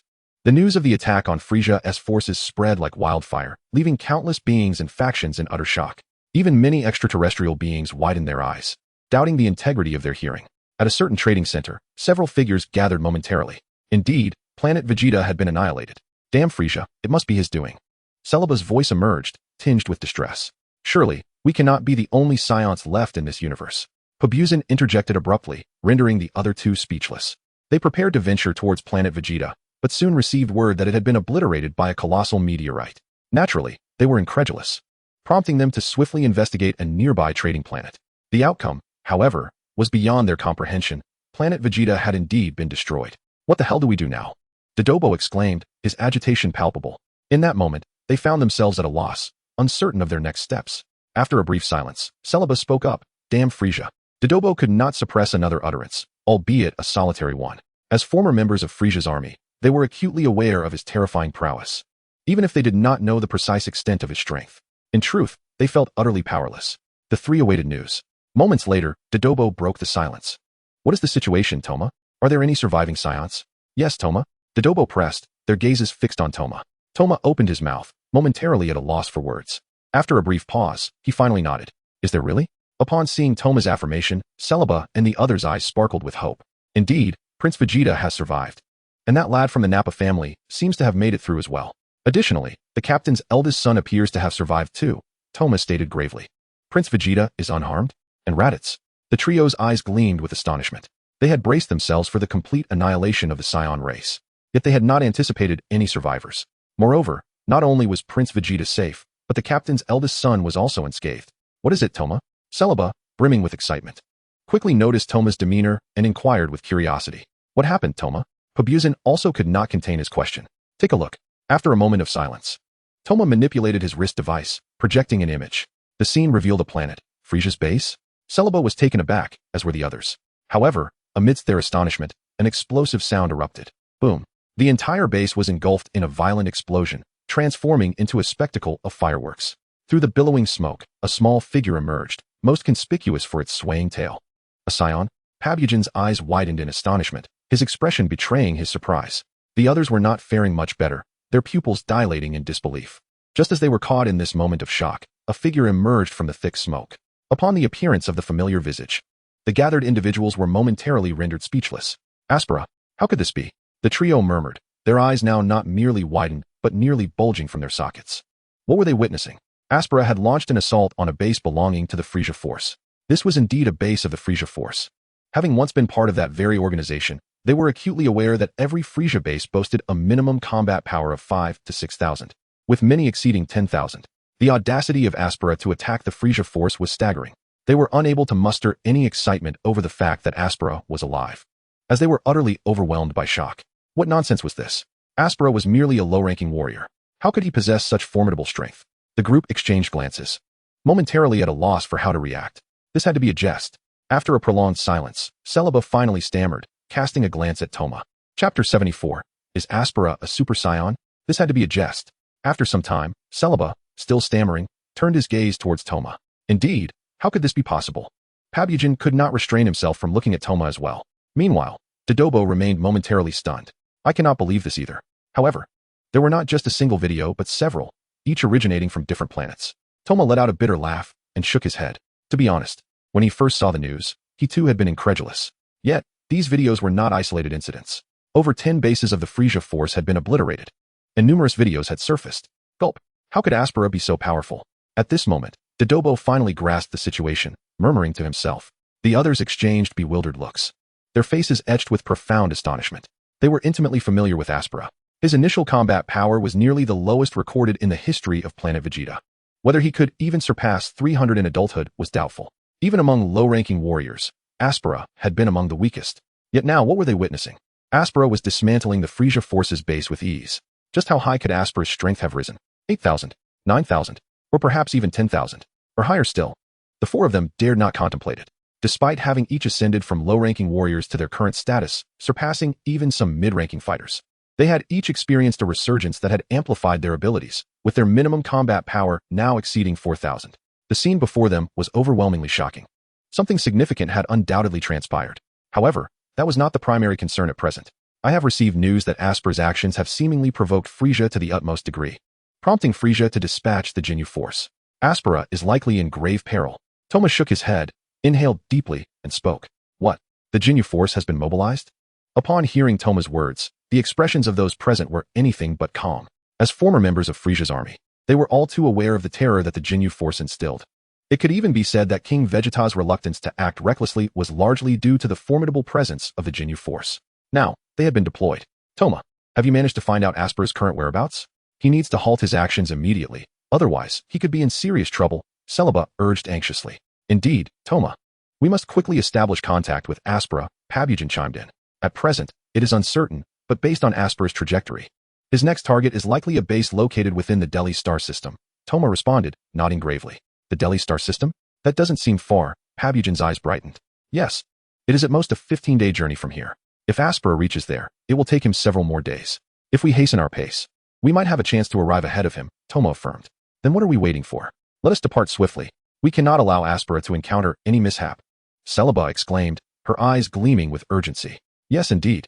We must set off immediately. The Jinyu force is not something Aspera can contend with, Pabugen echoed. All right, Toma nodded. Without delay, the four of them sprang into action. A spacecraft surged into the starry expanse, swiftly heading toward the Delhi star system. Meanwhile, two smaller spacecraft also pierced the firmament, racing toward the same destination. Bart, this time, refrain from intervening. I shall handle this, Gaiza's voice crackled through the communicator. Laced with excitement. I have yet to encounter a wild monkey with 30,000 battle power. Understood. However, the next opportunity must be mine. Bart replied. Agreed. Gaiz nodded. Boom. The two ships tore through the cosmos. 15 days later, on Delhi's planet. Boom. The resounding explosions reverberated as the entire base was instantaneously engulfed in a fiery display. Have they all escaped? Jiang Chen raised an eyebrow, his expression betraying little surprise. His approach had been unrestrained, and it was hardly a challenge for Frieza's forces to ascertain his next move. In the face of his presence, it was clear that only a handful of Frieza's loyal subordinates remained, fully aware of the futility of opposing him. They should be arriving soon, Jiang Chen murmured softly, turning his gaze toward the celestial expanse, a sense of anticipation growing within him. However, just as he whispered these words, in the next moment, his brow involuntarily raised. A spacecraft had descended onto this planet. Initially, he assumed it was the members of the Jinyu force arriving, but he quickly realized that was not the case.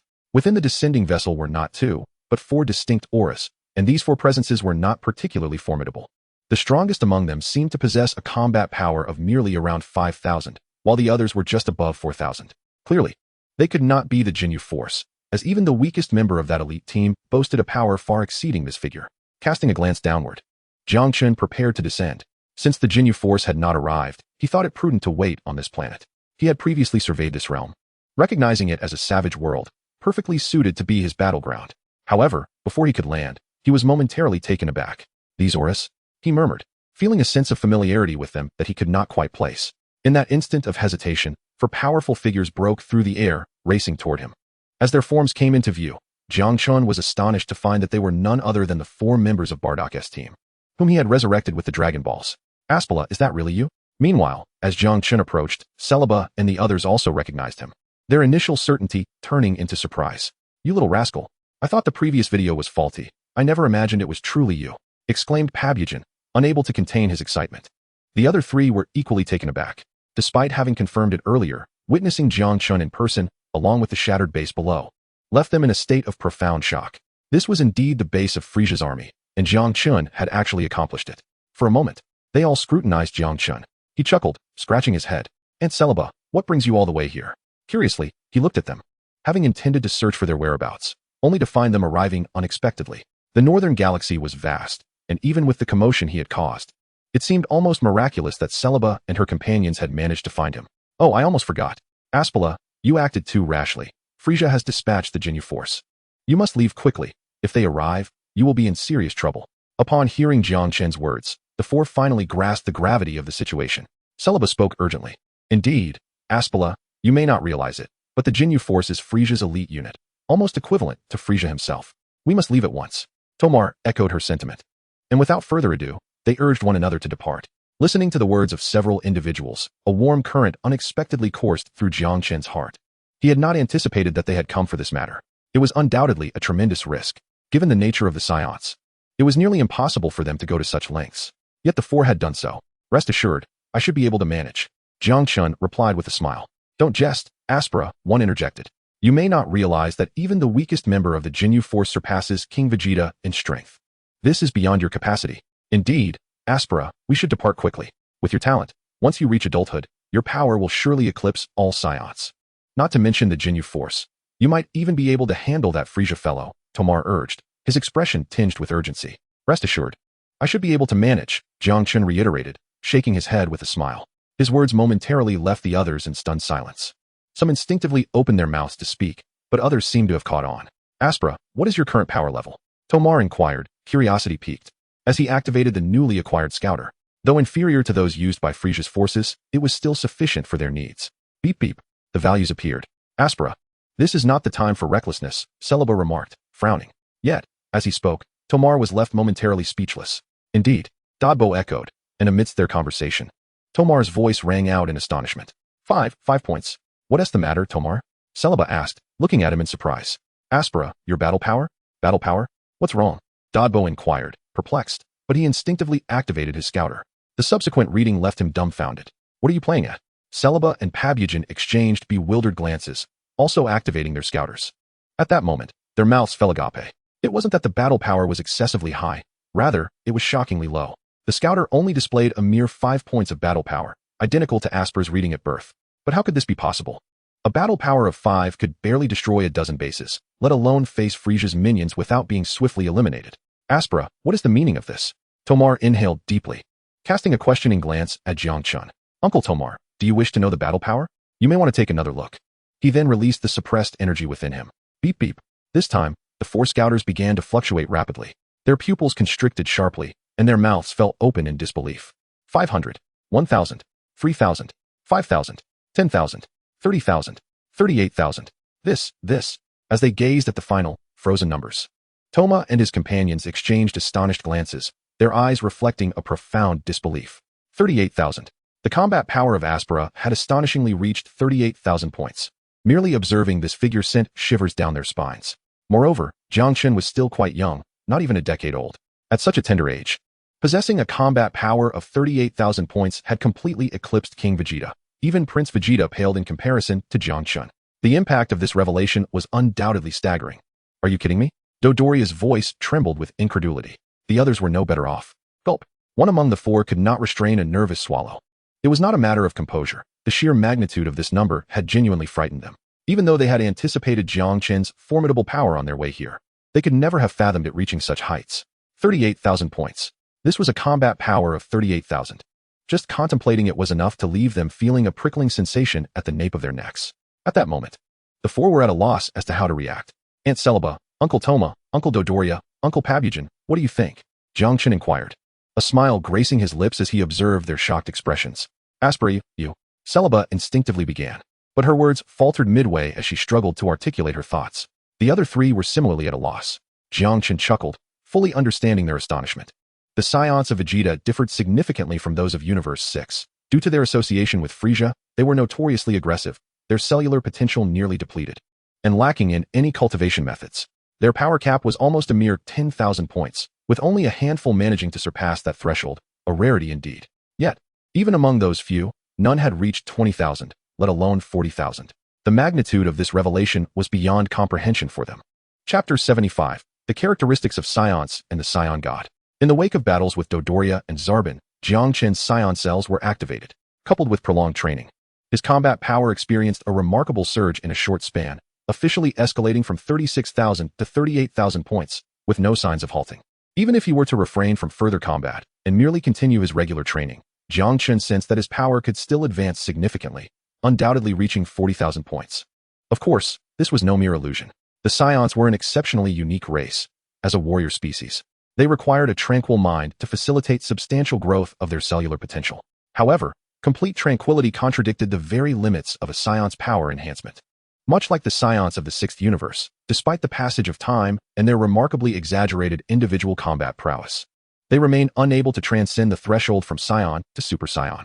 A significant reason for this predicament is perhaps the excessive tranquility of the Saiyans in the Sixth Universe. This tranquility has allowed their cells to proliferate abundantly, yet their innate combat genes remain largely dormant. His gaze turned toward the four individuals. Jiang Chen pondered briefly, and an idea began to take shape. Reviving these four was a reflection of the care they had bestowed upon him during his time on planet Vegeta. There were no ulterior motives. However, their reappearance stirred something within him. If memory served him correctly, to attain the status of a Super Saiyan god, one must possess 5 Saiyans with hearts of justice. Yet, in the entirety of the Seventh Universe, it would be a formidable challenge to find 5 Saiyans embodying such virtue. Initially, he had not contemplated these complexities, for he had yet to attain Super Saiyan status himself. The notion of becoming a Super Saiyan god seemed an unattainable dream. Yet, a sudden realization dawned upon him. While there may exist a hierarchy between Super Saiyans and Super Saiyan gods, it appeared that no such hierarchy existed between Super Saiyans and Saiyan gods. It was not a prerequisite to transform into a Super Saiyan to attain the status of a Saiyan god. Ultimately, the only requirement was 5 Saiyans with hearts of justice. For the previous 7th universe, this was undoubtedly a daunting task. After all, the remaining Saiyans of the 7th universe were few, and gathering 5 righteous Saiyans seemed nothing short of a fantasy. However, the situation was not entirely hopeless. In the original narrative, Vegeta had managed to transform into a Saiyan with a heart of justice. Why could not Bardock's team achieve the same? In comparison to Vegeta, Bardock's team exhibited a far greater benevolence. All it required was a reasonable guidance. Aspera, you truly surprise us greatly. If the captain were to learn of your strength, he would be overjoyed. Celebi exclaimed, filled with admiration. 38,000 points. How on earth did you manage that, Aspera? Surely, there must have been an error in your birth assessment? The others, now recovering from their astonishment, were overtaken by exhilaration. A combat power of 38,000 had never been witnessed throughout the history of planet Vegeta. Yet here stood Aspera, who had yet to reach the age of 10. They could hardly fathom the heights Jiang Chen might achieve in the future. Do you think Aspera could indeed be the one from the legends? Pabujan mused aloud. As a thought crossed his mind. Which one? Dodobo asked instinctively. The one spoken of in whispers, the Saiyan who is said to appear once in a millennium. As realization struck, Toma glanced between Jiang Chen and Pabujan, his shock evident. Yes, precisely that one. To be honest, I have never encountered such a formidable Saiyan before. Aspera is not even 10 years old, yet possesses a battle power of 38,000. Pabujan nodded, then spoke in a somber tone. Could it be that this is the stuff of legends? Indeed. Several voices chimed in, their hearts profoundly shaken. Observing their expressions, Jiang Chen opened his mouth, initially intending to say something, but after a moment's contemplation, he chose to refrain. For the present company, there was truly no necessity for explanations. After all, the concept of Super Saiyans felt exceedingly distant to them. Aspera, you are simply extraordinary. Celebi exclaimed in awe, with the others echoing her sentiments. The Jinyu force should be arriving shortly. Aunt Celebi, perhaps you should leave this place first. Amidst their admiration, Jiang Chen paused briefly before speaking. Let us depart, Aspera. Although your battle power is impressive, the Jinyu force is Frieza's elite. We can afford to wait a few more years before confronting Frieza. Yes, Aspera. Since you are the rumored Super Saiyan, if we wait a few years, we will surely triumph over Frieza. Let us leave. Upon hearing Jiang Chen's words, Celebi and the others quickly agreed. Do not worry, I can handle Guys and Bert. Moreover, Saiyans require battle to enhance their strength, and this is an opportune moment. Jiang Chen smiled and shook his head.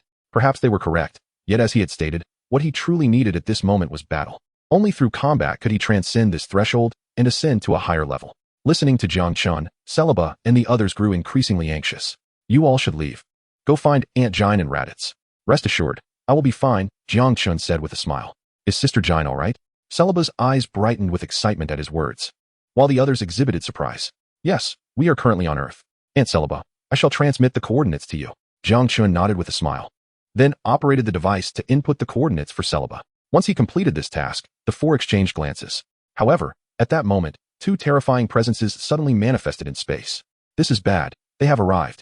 Tomas exclaimed, his expression changing. Do not worry, I will be fine. You must leave now.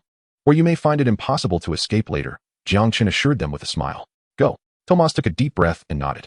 Aspera, take care of yourself. Yes. Be cautious. If you cannot win, retreat.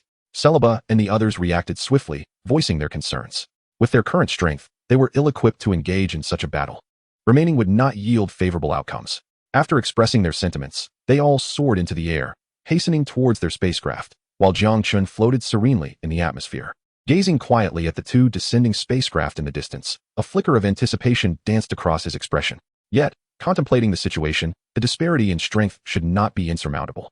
After all, they were already members of the Jinyu Force. The two individuals with combat powers exceeding 40,000 undoubtedly served as the finest sharpening stones for him. Even more suitable than Zarbon and Dodoria.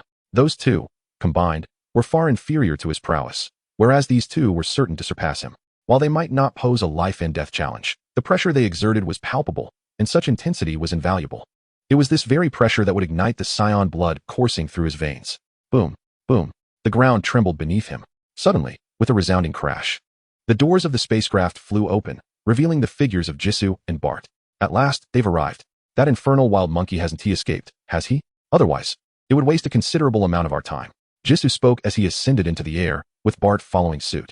In that instant, they activated their scouters. Beep, beep. The readings fluctuated rapidly. 4,100, 4,500, 5,300, and another at 4,200. Why are there so many weak power levels? Isn't this a desolate planet? Jisoo remarked in astonishment. Should I eliminate them? Bart inquired, casting a glance at Jisoo. Do it. Jisoo nodded. Bart promptly prepared to act. However, at that moment, a figure appeared before them. Who is that? 5 points. Ha ha. How can there be such a low combat power? Jisoo was initially taken aback, but upon seeing the reading on the scouter, he burst into laughter. Jisoo, look. He seems to be a wild monkey from planet Vegeta. A mere 5 points? How pitiful, even among the wild monkeys of Vegeta. Bart chuckled, his gaze fixed on Jiang Chen's swaying tail. Ha ha ha, Saiyan. Indeed, but so weak. Jisoo paused for a moment, quickly noticing Jiang Chen's tail, and burst into laughter. Is that so? Perhaps you should take a closer look. Jiang Chen chuckled, and in the next instant, the concealed energy surrounding him erupted forth. Beep, beep, beep. The readings on Jisoo and Bart's scouters began to surge rapidly. 5, 100, 1,000, 10,000, 30,000, 35,000, 38,000. As the numbers settled, the smiles on Jisoo and Bart's faces vanished, their pupils widening in shock. How is this possible? Bart muttered, bewildered. No way. Could you be the one who destroyed King Frieza's base? Suddenly, Jisoo seemed to have realized something, his gaze snapping to Jiang Chen, his voice trembling in disbelief. It appears you are not entirely foolish. Jiang Chen chuckled lightly, and waves of potent energy surged forth from his being. A formidable force engulfed the clouds above, while he held a mystical bean in his mouth. At the moment of contact, he sensed the auras of Gi's and Bart. Indeed, they were not as formidable as depicted in the original narrative. Gi's combat power stood at a mere 45,000, while Bart's was even less. At 40,000, both significantly lower than at the beginning of the original tale. Nonetheless, such power still eclipsed his own capabilities. Even the weakest, Bart, surpassed him in strength. Relying on his mastery of energy, he could likely engage Bart in combat, but facing GIs would pose a considerable challenge. This encounter was destined to be arduous, compelling him to prepare meticulously. His eyes flickered, inadvertently glancing into the distance where his secondary line of defense awaited. Prior to the arrival of Bardock's team, he had arranged for a spacecraft to execute a projection setup, all to avert any unforeseen circumstances. After all, while he aspired to enhance and transform himself through battle, he had no intention of courting death. Even in this Dragon Ball universe, where demise does not signify absolute end, the possibility of maintaining login continuity exists. Yet, Jiang Chen had no intention of taking unnecessary risks unless absolutely necessary. You are exceedingly arrogant, boy. With a trifling 38,000 combat power, allow me to enlighten you. My prowess stands at a resplendent 45,000. Prepare to repent in hell. Gi scoffed, his astonishment dissipating as a fierce glint shone in his eyes, fixed upon Jiang Chen. Is that so? The one destined for hell may not necessarily be me.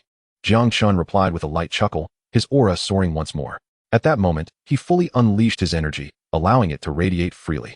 Perhaps spurred by the impending battle, his cells rejoiced, and his combat power surged beyond 38,000, gaining a significant boost of over 100 points. Seeking death, Gi's expression shifted, and in an instant, he launched himself toward Jiang Chen with astonishing speed.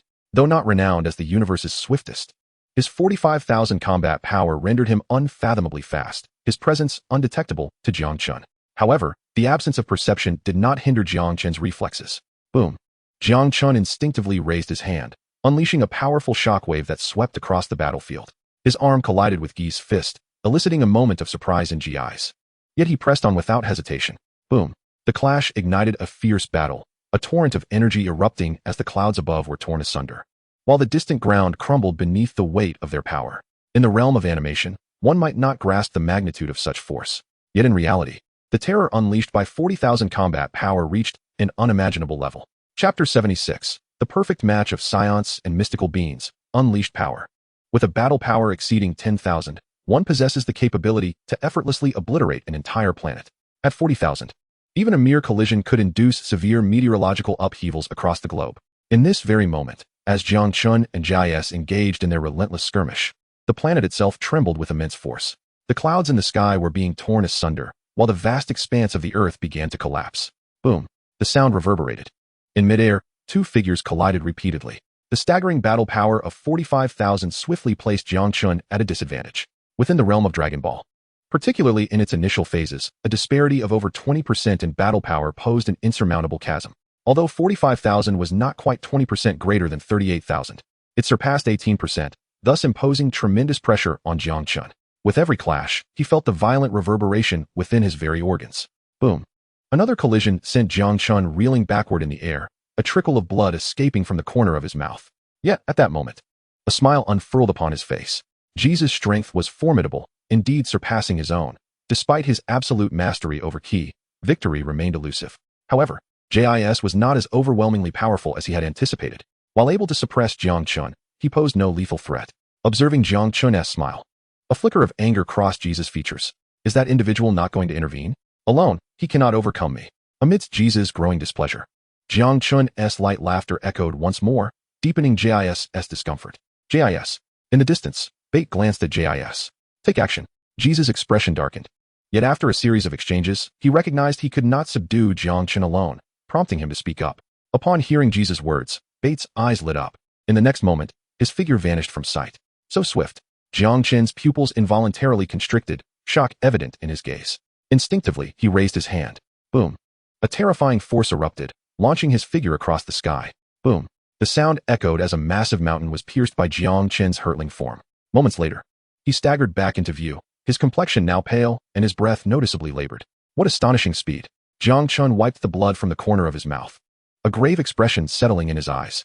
Ha ha ha, wild monkey, repent for your arrogance in hell. I am the fastest in the universe. Bait's voice, laced with menace, rang out. The fastest in the universe. You certainly hold yourself in high regard, Jiang Chen retorted mockingly. To him, while Bait's speed was indeed impressive, to claim the title of the fastest in the universe was utterly delusional. Kid, you seek death. Upon hearing Jiang Chen's mockery, a flicker of irritation crossed Bart's face. Let's strike together and eliminate this nuisance, Jis proposed. Agreed. Bart nodded. In the next moment, their figures surged into action, reigniting the battle. With Bart's participation, Jiang Chen, who had previously been at a disadvantage, found himself ensnared in a perilous situation almost instantaneously. Fortunately, due to his extensive martial arts training, even though he had yet to grasp the ultimate essence of the free and unfettered technique, his body instinctively moved faster than his thoughts. Boom, boom, rumble. The powerful aura radiated outward, causing the surrounding terrain to undergo dramatic transformations. In many areas, the earth itself fractured, deep chasms forming with no visible bottom. Not far off, the eruption of a once stable volcano was triggered by the overwhelming presence of the three combatants. At that moment, as their fierce struggle unfolded, the very planet seemed to groan under the weight of their conflict. Among the trio, Jiang Chen transitioned from near defeat to a state of resilience. It appeared that the Saiyan genes within him had been awakened, and his strength was visibly escalating at an astonishing rate. Meanwhile, for Jis and Bart, the more they fought, the more alarmed they became. Despite Jiang Chen's worsening injuries, his combat prowess continued to rise. This unexpected outcome left their faces pale with shock. Bart, utilize that technique, Jis commanded, casting a glance at Bart. Understood. Bart confirmed with a nod. In the next instant, two brilliant beams of red and blue light erupted from them. Boom. Rumble. You cursed wild monkey. This ends now. The blinding radiance intensified. Red-blue impact. Their voices echoed as the two beams surged toward Jiang Chen. The overwhelming energy concentrated. And within the blink of an eye, their combat power soared beyond 50,000 points, continuing to rise swiftly. As a joint technique, it nearly combined their strengths into a formidable force.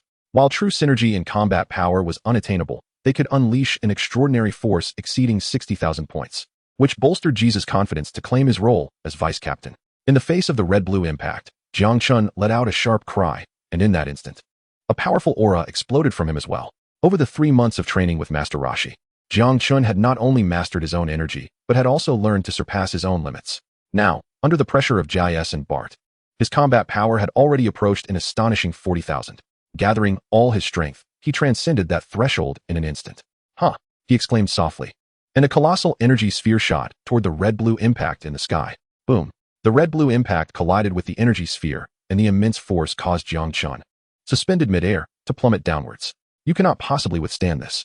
The wild monkeys of planet Vegeta. Allow me to inform you that my power, alongside Bart, exceeds 60,000. Prepare to perish. Gai's voice resonated with excitement. His aura intensified further, a formidable energy radiating throughout the realm, overwhelming the energy blast with a vibrant clash of red and blue. Boom. A tremendous explosion erupted. Jiang Chen's form was entirely engulfed within it. Moments later, as the dust settled, Gai's and Bart appeared visibly breathless. It is resolved, Gai's declared, a smile creeping onto his face. Let us depart. The captain awaits our return. Bart suggested. Just as they soared towards their spacecraft, an immense aura suddenly erupted from the ground below. What? Gai's and Bart halted in their tracks, their eyes widening in disbelief as they gazed downward. Amid their focus, a tattered figure floated into view. It was none other than Jiang Chen. At this moment, not only was Jiang Chen physically unscathed except for his clothing, but the aura emanating from him instilled a sense of terror within them. Beep. The readings surged rapidly. As a new value emerged, Gai's and Bart's eyes widened in astonishment. 50,000. Is this some kind of joke? Gai's exclaimed in disbelief. Bart fared no better, for the readings on their scanner indicated an astonishing power level of 50,000. No, it must be a malfunction with the device. Gai suddenly realized, unable to contain his thoughts. My turn now, gentlemen. Jiang Chen chuckled softly at their shock and incredulity. In that instant, he felt an unimaginable strength coursing through him. Moments ago, he had indeed been on the brink of death under the red-blue impact. However, he could not resist the miraculous effects of the senzu bean he had placed in his mouth. Thanks to its extraordinary properties, his injuries healed almost instantaneously. Moreover, due to the Saiyan's unique traits, his power level, which had been dangerously close to 40,000, surged directly to 50,000. This enhancement was even more remarkable than when Vegeta first activated his Saiyan near-death ability on Namek. Of course, this was only natural, as Jiang Chen's prowess had long surpassed that of Vegeta's on Namek in the original narrative. Even in terms of potential, he could rival Vegeta after continuous training. Sensing the ample power within him, Jiang Chen could not help but feel exhilarated. In the next moment, as his words fell, he moved. Not good. Gai's and Bart's expressions changed. They instinctively tried to react. However, while Bart was quick enough, Gai's was not. Boom. In an instant, Gai's form hunched, his pupils constricting sharply. At that moment, it felt as though the bile within him was about to erupt. Under the immense force, a sensation akin to tearing coursed through his internal organs. Yet, before he could make any further movements, a hand materialized above his head. Huh. A soft exclamation, and in an instant, a formidable surge of energy coalesced around Jiang Chen. An energy sphere enveloped Gai's form in an instant. Boom. The terrifying explosion erupted, consuming Gai's figure in the blink of an eye. With a battle power of 50,000, coupled with Jiang Chen's ability to unleash an additional 50% of his strength, that amounted to 75,000, faced with Gai's mere 45,000. The outcome of the battle was almost immediately sealed. Gai's, the energy dissipated. His shattered form plummeted from the sky, his eyes wide with an inkling of terror. Witnessing this scene, Bart couldn't help but exclaim. However, the moment he did, Jiang Chen moved once more. Bart hastily attempted to evade. Yet, his once formidable speed was rendered ineffective against Jiang Chen. Although Jiang Chen was slightly slower, he was more than capable of keeping pace, which only deepened Bart's dread. A wave of fear inexorably spread within him. Escape.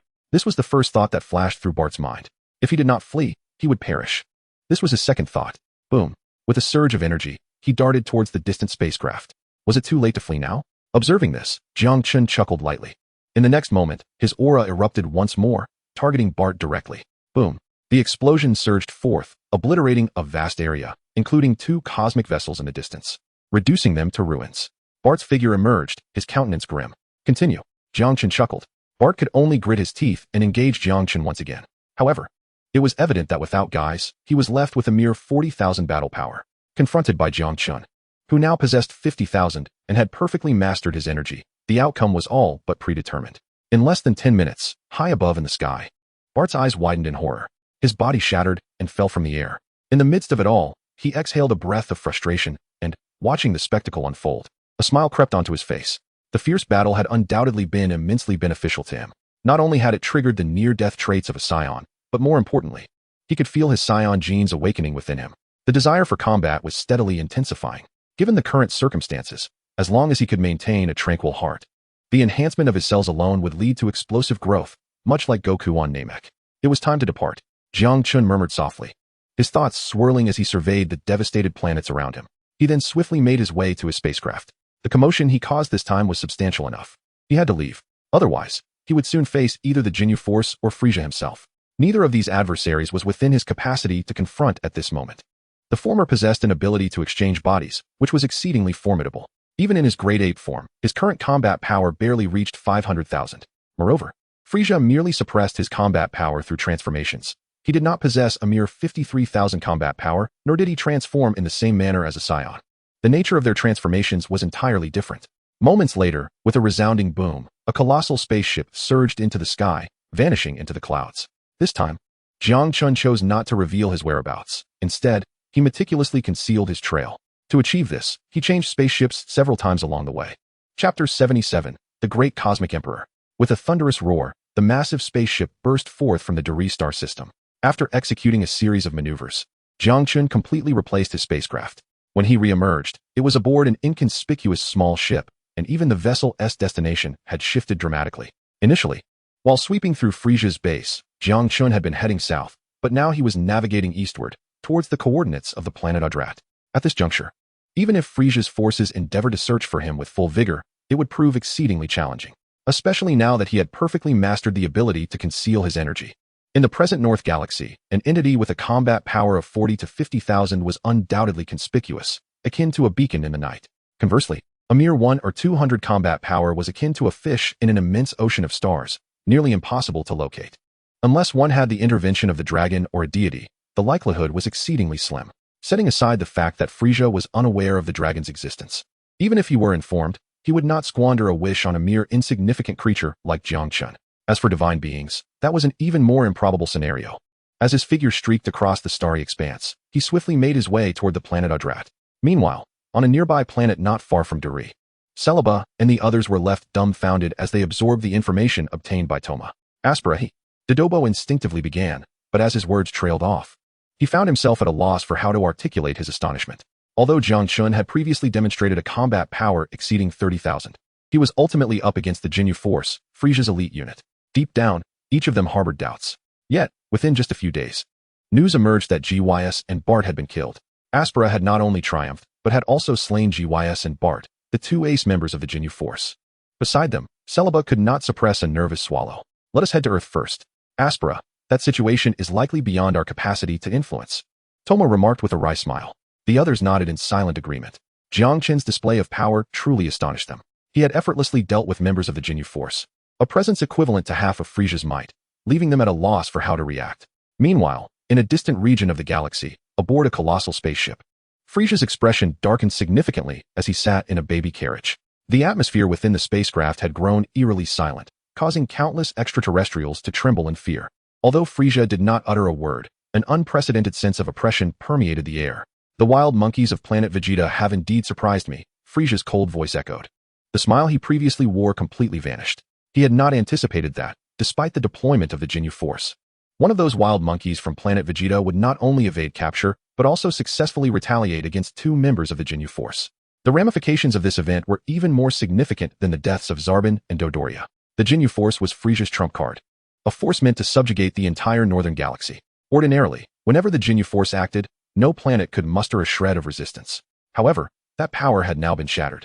Even though only GYS and Berta had perished, not Ginyu himself, the blow to Frieza's army's prestige was unimaginable. Lord Frieza, the communication device activated, projecting Jinyu's figure.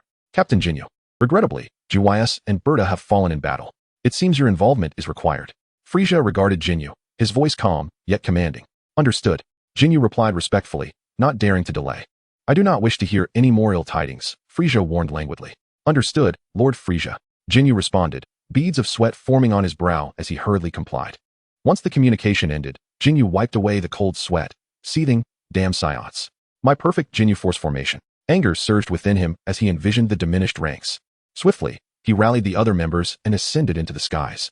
As the Frieza force mobilized once more, the entire universe erupted into chaos.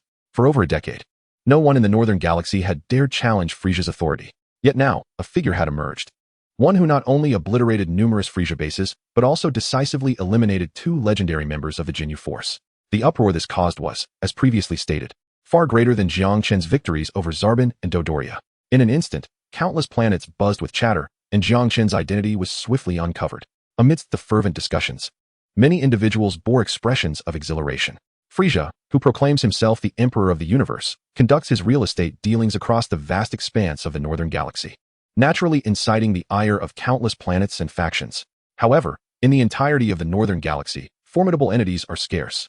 Those capable of opposing Frieza have, over the past decade, been eradicated by the Jinyu Force. The remaining dissenters, despite their grievances, have been compelled to stifle their discontent. At this moment, the emergence of a challenger ignited a spark of excitement among them. Some even yearned for Jiang Chen to continue his confrontations with Frieza's Legion, especially as the remnants of the Jinyu Force mobilized fully. Anticipation surged among all. Yet, amidst this excitement and expectation, the subsequent year saw the Northern Galaxy descend once more into a state of tranquility. The Frieza Force scoured the universe in search of Jiang Chen, but it was as if he had evaporated from existence, leaving no trace behind. This inevitably incited Frieza's fury, yet his rage proved futile. The universe is vast, and even the Northern Galaxy, one of the 4 great galaxies, is sufficiently expansive. In such circumstances, locating Jiang Chen's whereabouts was akin to searching for a needle in a haystack, particularly as he had concealed both his Saiyan traits and his formidable power. His silhouette traversed the eastern expanse of the Northern Galaxy, swiftly making his way toward Yardrat. The spacecraft he piloted was not particularly advanced. What should have been a year-long journey was now extended, likely requiring 2 years to reach Yardrat. Nevertheless, Jiang Chen remained unperturbed. His battles with GIs and Bart had fully activated his Saiyan genes. Within 2 months of departing from the Delia star system, his combat power reached 52,000. 3 months later, it escalated to 55,000. A year had passed, and his strength had now attained 58,000, merely a step away from 60,000. This was despite the hindrance of switching to a personal small spacecraft, which impeded his training. Otherwise, he might have already surpassed 60,000. With 9 months remaining, it was nearly time to acquire a larger spacecraft. Let us proceed to that planet, he murmured softly, his gaze fixed upon a particular orb on the star chart. Over the course of a year, Jiang Chen had grown increasingly confident that Frieza would no longer be able to locate him. Under these circumstances, securing a superior spacecraft became paramount to avoid wasting time on the journey ahead. Whoosh! The spacecraft sliced through the cosmos. A week later, Jiang Chen arrived at the planet he had previously noted. However, upon reaching the planet, he found himself momentarily taken aback. For within this world, he received news that left him astonished. Have you heard? What happened? Ah, you are unaware of this, aren't you? Pray tell, what has transpired? You are familiar with Frieza, the Galactic Emperor, correct? Indeed, I am aware of Frieza, the ruler of the cosmos. You cannot possibly be referring to the incident where the Saiyans vanquished the Jinyu Force. Can you? Certainly not. That event occurred over a year ago. It is long outdated. What I speak of is an entirely different matter. Frieza may be the Emperor of the universe, but do you not know that a great Galactic Emperor has emerged in the North Galaxy? Is that truly the case? Absolutely. A Galactic Emperor, alongside the Cosmic Emperor. This promises to be quite the spectacle. Who would argue otherwise? Amidst the cacophony of voices, Jiang Chen listened intently, a peculiar expression emerging upon his face. A great Galactic Emperor, Jiang Chen murmured, his thoughts involuntarily drifting to the visage of a Namekian. If his memory served him well, the title of the Great Galactic Emperor was attributed to Slug from the Dragon Ball movies. Slug, akin to Piccolo, is a Namekian. When his home world faced annihilation, he was sent to Slug's planet as an infant. He is a malevolent Super Namekian, and the Kai might estimate his power to surpass even Frieza and the Super Saiyans. However, in truth, he falls slightly short. Slug has not attained the levels of Frieza or the Super Saiyans. Yet, that is not the crux of the matter. The significance lies in Slug's emergence. If this great Galactic Emperor is indeed Slug, it undeniably suggests that the Dragon Ball universe is perhaps far more intricate than he had previously envisioned. Could it truly be a haphazard amalgamation? Jiang Chen murmured, his expression a blend of peculiarity and gravitas. The Dragon Ball universe is an exceptionally peculiar realm, with complexities that may even eclipse those of Marvel. The multitude of Dragon Ball fan works is simply overwhelming. If it were indeed a chaotic fusion, the tiers of Dragon Ball might be even more formidable than he had conceived. As time unfolded, it became increasingly evident that this great Galactic Emperor was indeed a Namekian. This realization rendered Jiang Chen nearly certain. The corners of his mouth twitched in response. Naturally, he was astounded.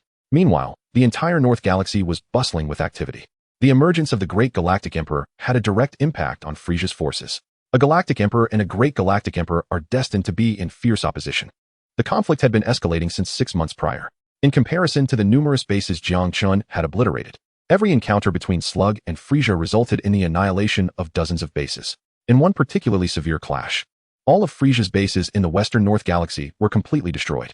In a heartbeat, Frieza's attention was wholly captivated by Slug. As for Jiang Chen, he was utterly indifferent. After all, in the grand scheme of things, Slug posed a far greater threat to his real estate endeavors than Jiang Chen, a mere insignificant player. A multitude of Frieza's forces were continuously gathering. Simultaneously, Slug's army was also amassing. A terrifying war that concerns the entirety of the Northern Galaxy is on the verge of commencing. This dreadful conflict will irrevocably determine the true sovereign of the Northern Galaxy. An atmosphere of tension has enveloped the region. In the heart of the Northern Galaxy, aboard a colossal spaceship, Frieza remains ensconced in his infantile carriage. King Frieza has already seized 1/3 of the eastern territories, while another third is under invasion. A trembling alien approaches to report. Ah, such audacity, the great cosmic emperor.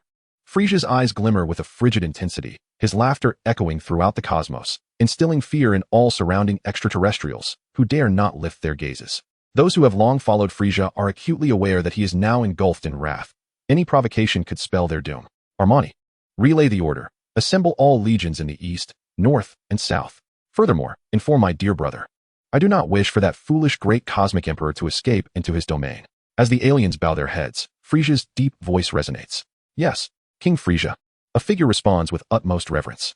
In an instant, the entire Frieza army springs into action, mobilizing vast fleets. Simultaneously, in the western reaches of the Northern Galaxy, a massive spaceship houses Slag, who sits imperiously upon his throne, an overwhelming aura pressing down on all in his vicinity. King Slag, Frieza has begun to gather his forces. Numerous fleets are mobilizing in the eastern, northern, and southern sectors of the Northern Galaxy. An alien reports respectfully to Slag. Ha ha ha, perfect. I am eager to witness the strength of the Cosmic Emperor and see who truly reigns as the monarch of this universe. The booming laughter of King Slag fills the chamber, his expression betraying a mix of excitement and anticipation. Chapter 78. Frieza, what it means to possess the power of a Cosmic Emperor. In particular, the great Cosmic Emperor has relentlessly encroached upon the territories belonging to the Cosmic Emperor Frieza over the past year, exacerbating the chaos. An air of apprehension has begun to pervade countless factions throughout the Northern Galaxy. At the epicenter of this conflict, in the eastern part of the Northern Galaxy, over a dozen planets have vanished from the cosmic expanse in less than a year. Yet, this does not constitute a genuine confrontation. For neither the great Cosmic Emperor Slag nor the Cosmic Emperor Frieza has yet engaged in battle. Only when these two titans truly clash will the most significant conflict arise. With Frieza's command issued, vast fleets of spaceships rapidly converge from all directions towards the east. Concurrently, Slag has also rallied a formidable force. In this moment, any surviving planets in the eastern Northern Galaxy, capable of doing so, eagerly initiate interstellar migration. Everyone is acutely aware of what is to come. Unless one is a fool, it is unlikely anyone would wish to be ensnared in such a terrifying war. Boom, boom. Enormous spacecraft tear through the void. Half a year later, a vast fleet assembles in the eastern reaches of the Northern Galaxy. On one side stands the Frieza force, which has gathered a significant portion of the Northern Galaxy's power. Opposite them looms the formidable demonic army, led by Slug. As the years have passed, Slug's legion has now matched Frieza's force and strength. The colossal spacecraft opens, and Frieza, seated in a hovering infant carriage, gracefully emerges. Ah, what a magnificent display of power, he muses. I never expected that Namekian to possess the ability to open a portal to the demon realm. However, Slug, do you truly believe you can rely on these inferior demons to confront me? Frieza's voice drips with mockery as his gaze shifts toward a similarly massive battleship in the distance.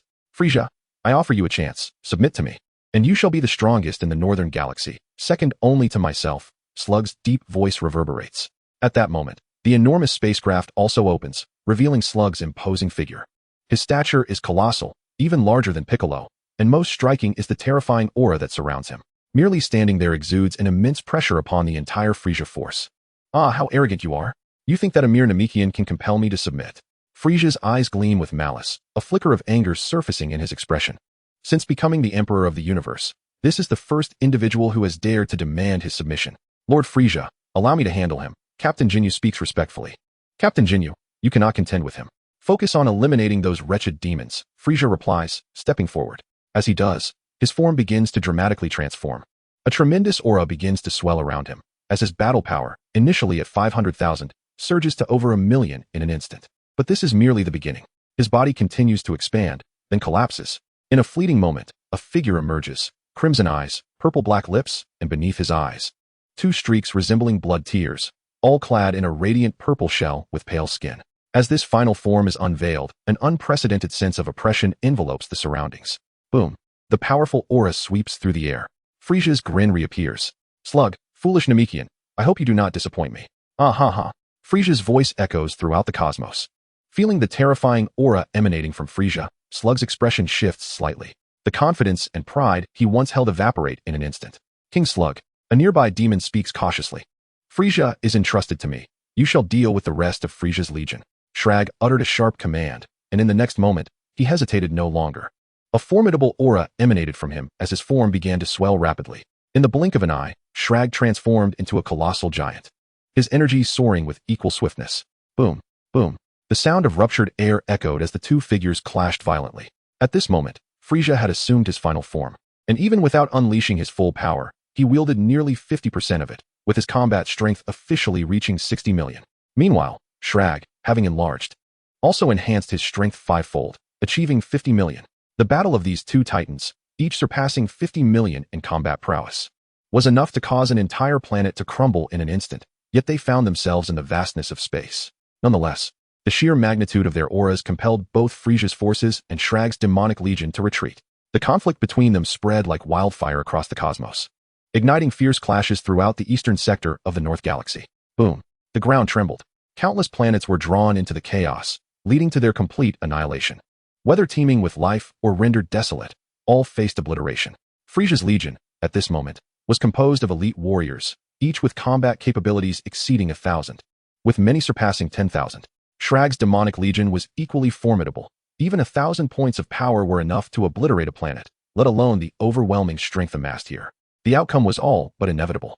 A catastrophic disaster swept through the entire eastern sector of the North Galaxy, as countless spaceships fled in panic. Some planetary civilizations managed to escape, while others were left to face certain destruction, helplessly watching their civilizations and planets succumb to annihilation. In the expanse of the cosmos, fireworks erupted in a dazzling display, and the battle between Frieza and Shrag had undeniably reached a fever pitch. Shrag's enhanced form had surpassed 50 million in strength. Not just in the North Galaxy, but across all four major galaxies, he ranked among the most powerful. In the southeastern galaxies, such might could even position one as a ruler. Yet, he was up against Frieza, the true emperor of the universe. Unlike Shrag's self-proclaimed status as the cosmic sovereign, Frieza's dominion was universally acknowledged. Even without summoning his full potential, his combat capability soared to 60 million. Boom. The thunderous roar was accompanied by a chilling scream. One of Shrag's massive arms was brutally torn apart by Frieza.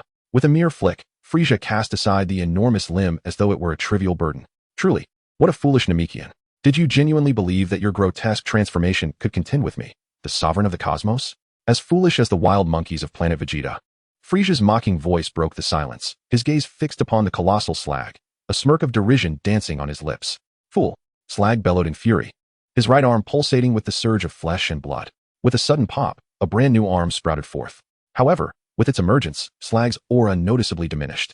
Regeneration, a rather commendable ability, but alas, you are far too weak. Frieza sneered, and in the next instant, his figure vanished. Not good. Slag's expression shifted dramatically, instinctively preparing to react.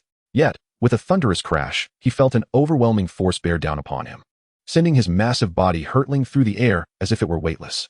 But that was not the end. Frieza's figure reappeared, and Slag struggled to turn around. Boom. The resounding echoes reverberated across the cosmos. Even the vacuum of space seemed incapable of containing the sheer magnitude of their clash. In that moment, Slag was utterly suppressed. With a combat power originally only at 50 million, his energy began to wane, while Frieza's power remained above 60 million. This cannot continue. I must flee. Slag's confidence evaporated, leaving only terror in its wake. Frieza's might far surpassed his expectations. Initially believing he could easily crush his opponent, he now realized that even in his enlarged form, he was significantly outmatched. Continuing the fight would surely lead to his demise, yet escape seemed an insurmountable challenge. Frieza's relentless assault rained down upon him, his body continually absorbing the blows. His right arm was torn apart, only to regenerate, followed by his left arm, left leg, and right leg. The overwhelming energy cascaded down upon him, transforming Slag's initial resistance into a one-sided obliteration. It is over. Truly a foolish creature. Frieza's mocking voice resonated once more. In the next moment, he raised his right hand, and a colossal planet-destroying sphere materialized in his grasp. Die, he uttered with a sharp command. Instantly, the enormous sphere surged toward Slag's form. Boom. Oh. The resounding explosion engulfed Slag, his screams echoing amidst the chaos, before he was reduced to a spectacle of dazzling fireworks. What a dull jester, Frieza remarked, casting a glance at the remnants before gradually reverting to his original form. His hovercraft soon approached, and he took his seat once more. The battle between Frieza's forces and Slag's army had reached its conclusion. With Slag's defeat, the once formidable Slag demon army crumbled into chaos. The aftermath of such a collapse required no further elaboration. Moments later, within the confines of the spaceship, King Frieza, the Shrag demon clan has been vanquished, and we are currently purging the remaining scattered foes. Jinyu appears, respectfully reporting to Frieza. Ah, what a splendid battle it has been. The planet Kakarot awaits us. Frieza's voice resonates with amusement. Yes, King Frieza, Jinyu replies with deference. Subsequently, the colossal spaceship embarks once more, departing from the eastern sector of the North Galaxy. Meanwhile, Frieza's legion has swiftly eradicated the Shrag demon clan within less than a month. Almost the entirety of the Shrag demon clan has been obliterated, save for a few survivors. The outcome of this battle instantly silenced the once boisterous cosmos, as if a hand had clutched its throat. All voices were stilled, and the previous chaos subsided. Indeed, Frieza's authority as the Emperor of the Universe had been challenged. First, the Saiyans relentlessly destroyed over a dozen of Frieza's bases, and then someone audaciously proclaimed themselves the Great Emperor of the Universe. At that moment, Frieza's dominion appeared on the verge of collapse, akin to an arrow shot towards the celestial sovereign. However, after the war, Frieza, with his unparalleled and terrifying might, once again proved his invincibility to the entire North Galaxy. The shattered eastern region of the North Galaxy and the vanished Great Emperor of the Universe stand as testament to this fact. Particularly when other forces ventured into the eastern North Galaxy, they were undoubtedly struck with awe by the ferocity of the battle. Even months later, the eastern North Galaxy remains a desolation, vast swathes of star systems engulfed in annihilation. Such power is not merely unfathomable to contend with, it is entirely insurmountable. Many have lowered their banners, while others fled in a panic. Amidst the silence of the universe, in the eastern North Galaxy, a streak of light swiftly envelopes a head, darting into the distance. Damn it, Frieza, how can he be so powerful? I am a Super Namekian. I am the Great Emperor of the Universe. Shrag roars, still grappling with disbelief. He has been defeated, utterly vanquished. The very Emperor of the Universe he once despised possesses such overwhelming strength. Even in his enlarged form, he remains no match. Ah, it must be that I am not young enough. I require a younger body. Frieza, in the streak of light. Shrag seems to have an epiphany, his voice rising in a frenzied howl. In this moment, madness fills his eyes. Frieza, of course, remains oblivious to all of this. Within his planet-destroying arsenal, he never contemplated that Shrag could still be alive. After all, following this war, his real estate ventures appear to be thriving. Chapter 79, Planet Udrat. Divine Techniques. Youth, I need a younger body. Dragon Balls, if I find the Dragon Balls, I can fulfill my wish, and I shall attain eternal youth. Dragon Ball. Dragon Ball. I recall the time when I was sent away, accompanied by Kadaz, Monet, and that insufferable individual. Ah, yes, I must locate that detestable fellow. He is the most exceptional of the Dragon Clan from Namek and undoubtedly possesses the Dragon Balls. Amidst the radiance, Shrag's eyes gleamed with madness. The harrowing defeat against Frieza was an affront he could scarcely endure. He was the Emperor of the Universe, a Super Namekian. How could he be vanquished? In the tranquil expanse of the cosmic void, the brilliance enveloping Shrag surged forth from the eastern quadrant of the North Galaxy, plunging directly into its western realms. Within the western sector of the North Galaxy, two planets stood in silent repose. One, a verdant orb at the very edge, and the other, a cerulean sphere not too far away. Boom. With a swift motion, Shrag's figure pierced through the air, propelled either by an inexplicable intuition or sheer fortune, heading toward Earth in the direction of Namek. However, whether he would ultimately descend upon Namek or Earth remained shrouded in uncertainty. In the vast cosmos, Jiang Chen was oblivious to the subtle alterations in the fabric of time and space that accompanied his involvement. The arrival of Shrag, initially predicted to be a decade away, appeared to be drawing near. Amidst the starry backdrop, Jiang Chen's personal spacecraft had been upgraded from a small vessel to a medium-sized starship. His previously halted training resumed, and after several months, his battle power had officially surged past 60,000 points, now reaching 63,000. Remarkably, he was merely 9 years of age. At 9 years old, possessing a battle power of 63,000 points, excluding the anomaly that is Broly, rendered him a singular entity on planet Vegeta. It is worth noting that the true enhancement of a Saiyans power typically occurs in their youth, as exemplified by the likes of Vegeta and Goku. Given Jiang Chen's current formidable strength, it was conceivable that upon reaching adulthood, his power could effortlessly exceed several 100,000, or even breach the million mark, all without any enhancements. In reality, with the various augmentations from prophecies, Jiang Chen's prowess would likely surpass even the most optimistic projections. Boom. Within the gravity chamber, Jiang Chen came to a halt. Wiping the sweat from his brow and feeling the surging energy within him, a smile crept onto his face. How far are we from planet Adrat? Jiang Chen inquired, directing his question to the control room. Greetings, Master. We are currently situated within the Amadier system. With approximately 1 month's journey remaining to planet Adrat, came the mechanical response from the control room. A month, is it? We are getting closer, Jiang Chen murmured, anticipation glimmering in his expression. Compared to Earth and Namek, planet Adrat was undoubtedly one of the worlds he looked forward to the most. Like Earth and Namek, planet Adrat possessed an array of extraordinary abilities. In a certain sense, the planet Yardrat is even more extraordinary than Earth and Namek. The capabilities possessed by Yardrat are truly beyond comprehension, such as the art of instantaneous movement. Unlike traditional forms of teleportation, which require a defined path and consume time, Yardrat's instantaneous movement allows one to traverse from one location to another without the slightest delay, provided one can sense the energy of the target. In contrast, the Kaioshin's instantaneous movement can reach any planet within the lower realms of the universe and allows for effortless travel back and forth. However, it lacks the precision to pinpoint an individual. Clearly, even when compared to the Kaioshin's method, Yardrat's ability exhibits distinct advantages. Moreover, the powers of Yardrat extend beyond mere instantaneous movement. In Chapter 52 of the Dragon Ball Super manga, Vegeta arrives on Yardrat and learns from the Grand Elder that the inhabitants possess 3 remarkable techniques: movement, separation, and expansion. Movement refers to instantaneous teleportation. Separation pertains to the forced division technique of Spopovich, and expansion encompasses both enhancement and giant transformation techniques. Each of these skills is undoubtedly akin to divine prowess rather than ordinary abilities. Such divine skills represent the swiftest path to attaining godhood. If the techniques of Yardrat truly embody divine arts, the implications for future training are beyond imagination. Whoosh! In the vastness of space, the spaceship hurtles forward at breakneck speed. A month passes in the blink of an eye. 1 month later, on Yardrat, the spaceship crashes into the planet. 3 minutes later, the hatch opens, and Jiang Chen steps out, stretching languidly. Finally arrived. Is this Yardrat? Jiang Chen gazes around, curiosity etched on his face. Just as he contemplates, several figures materialize before him. Welcome, esteemed guest from afar. The voice resonates, and in an instant, the multitude of figures vanishes, leaving but one. Disappeared. What is this? Jiang Chen is taken aback, his gaze fixed on the solitary figure that remains. Our strength is modest, and to avoid being underestimated, we often increase our numbers. In truth, I am the only one here. Esteemed guest, please follow me. The Grand Elder has been awaiting your arrival. The figure speaks. Thank you, Jiang Chen responds, a spark of appreciation igniting within him. Please, follow me. The Yardration gestures and strides toward a distant structure. Jiang Chen promptly trails behind. Before long, under the guidance of this Yardration, Jiang Chen arrives at a building. Upon knocking on the door, a gentle voice emanates from within. Please enter. The voice is soft, and the Yardration who led him gestures for him to proceed. Thank you. Jiang Chen nods slightly and steps inside.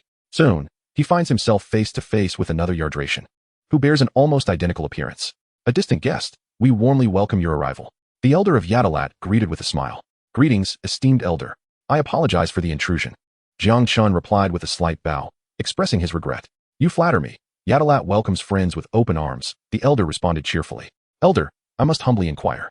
I have heard of some remarkably extraordinary skills practiced on Yadalat. May I seek to learn them? After a moment of contemplation, Jiang Chen decided to speak candidly to the Elder. As for the learning of abilities? Certainly. We Yadalatians have mastered 3 secret techniques: movement, division, and expansion. May I ask which one piques your interest, dear friend? The Elder, unfazed by Jiang Chen's inquiry, continued with a smile. I wish to attempt all 3. If that is permissible, Jiang Chen admitted, a touch of shyness in his tone. Though he could not ascertain whether each of these skills was indeed divine, he was certain of their formidable power. Instantaneous movement speaks for itself, while it might not be extraordinary in the hands of a Yadalatian. As Jiang Chen's strength grows, this ability will become an undeniable asset. The second skill, division, is invaluable against formidable foes like Cell and Moro, and the third, expansion, holds its own merit as well. Naturally, Jiang Chen wished to master all 3 abilities. That is certainly possible. However, dear friend, these skills are remarkably unique and not everyone can master them. They are inherent to our Yadalatian lineage, and I cannot guarantee your success. The Elder nodded, pondering for a moment before continuing. Throughout history, many have arrived on Yadalat, some eager to learn from us, yet few have truly mastered these abilities, indeed, very few. As for the trifecta of skills, only we Yadalatians have thus far attained perfect mastery. I understand. Thank you, Elder. Jiang Chen responded with gratitude. He did not presume that as a world conqueror, he was destined to be the protagonist capable of mastering everything. No need for thanks. Spiri, please escort our guest to the Holy Enlightenment Grounds.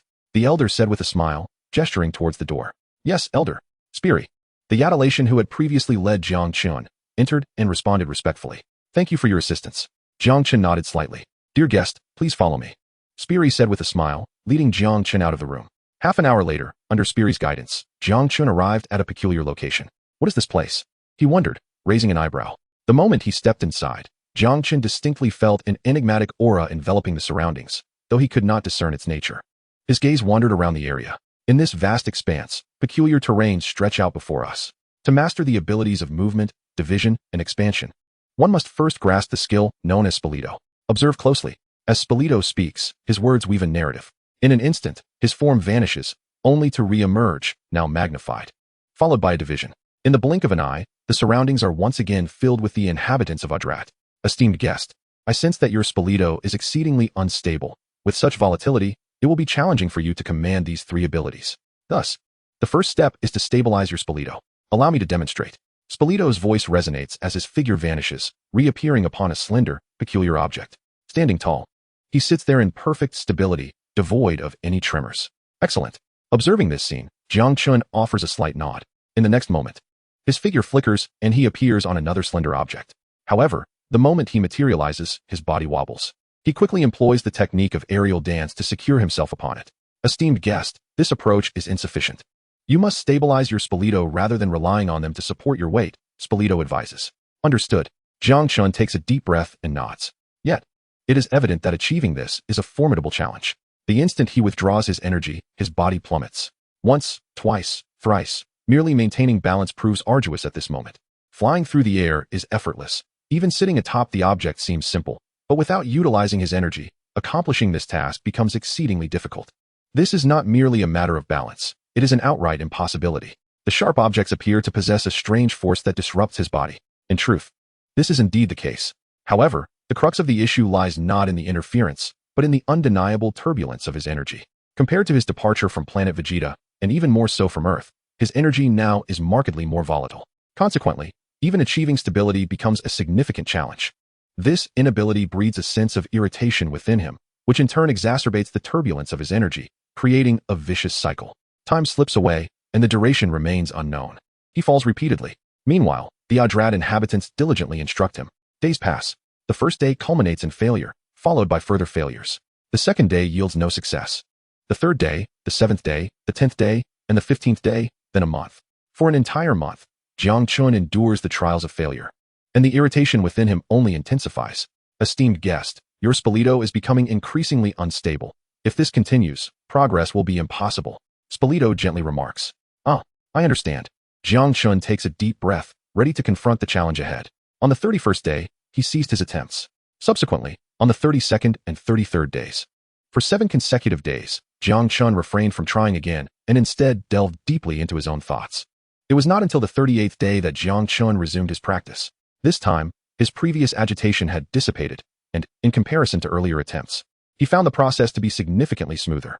Although he sat with a slightly unsteady posture and the energy within him remained somewhat turbulent, he was at least able to sit up.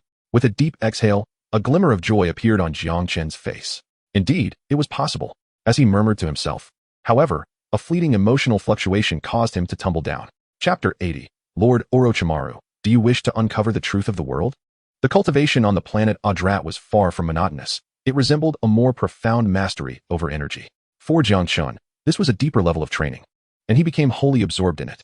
Time flew by like a fleeting shadow. In the blink of an eye, over 6 months had passed. Compared to Sun Wukong's cultivation, Jiang Chen was undoubtedly progressing at a slower pace.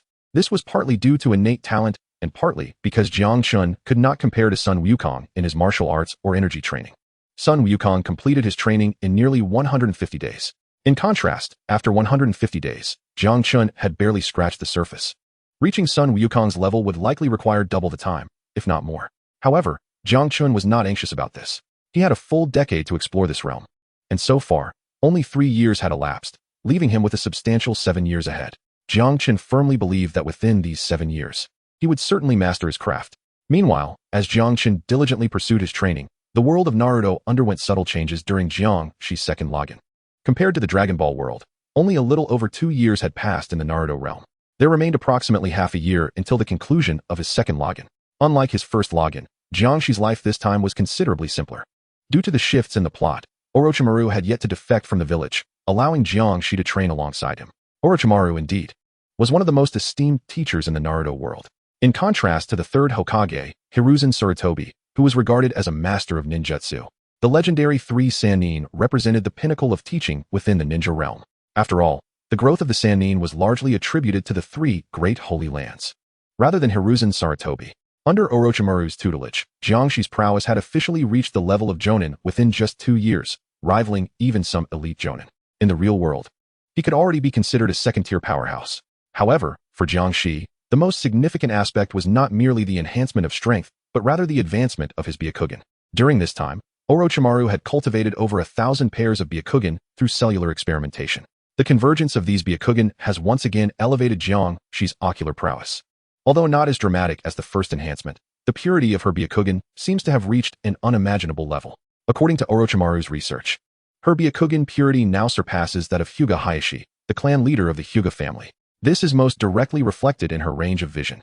While a typical Byakugan can perceive objects within a radius of 1 kilometer, which may extend to 3 or 5 kilometers with training, Jiang Shi's eyes can now see over 20 kilometers and continue to improve. As her Byakugan's integration deepens, the distance she can perceive undoubtedly extends even further.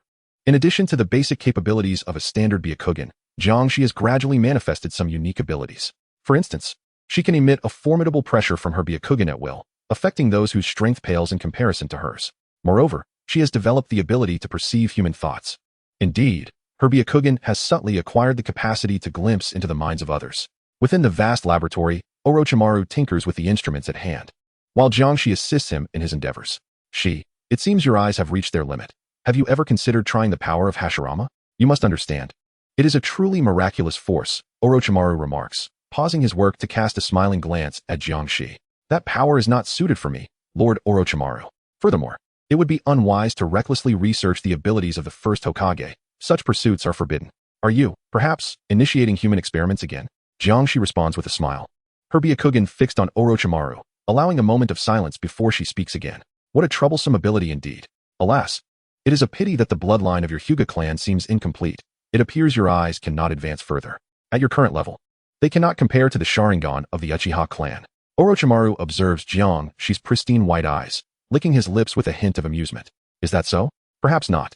Jiang Shi replies with a smile, choosing not to dwell on the previous topic. Oh, it seems, that there are even more revelations I am unaware of. How intriguing.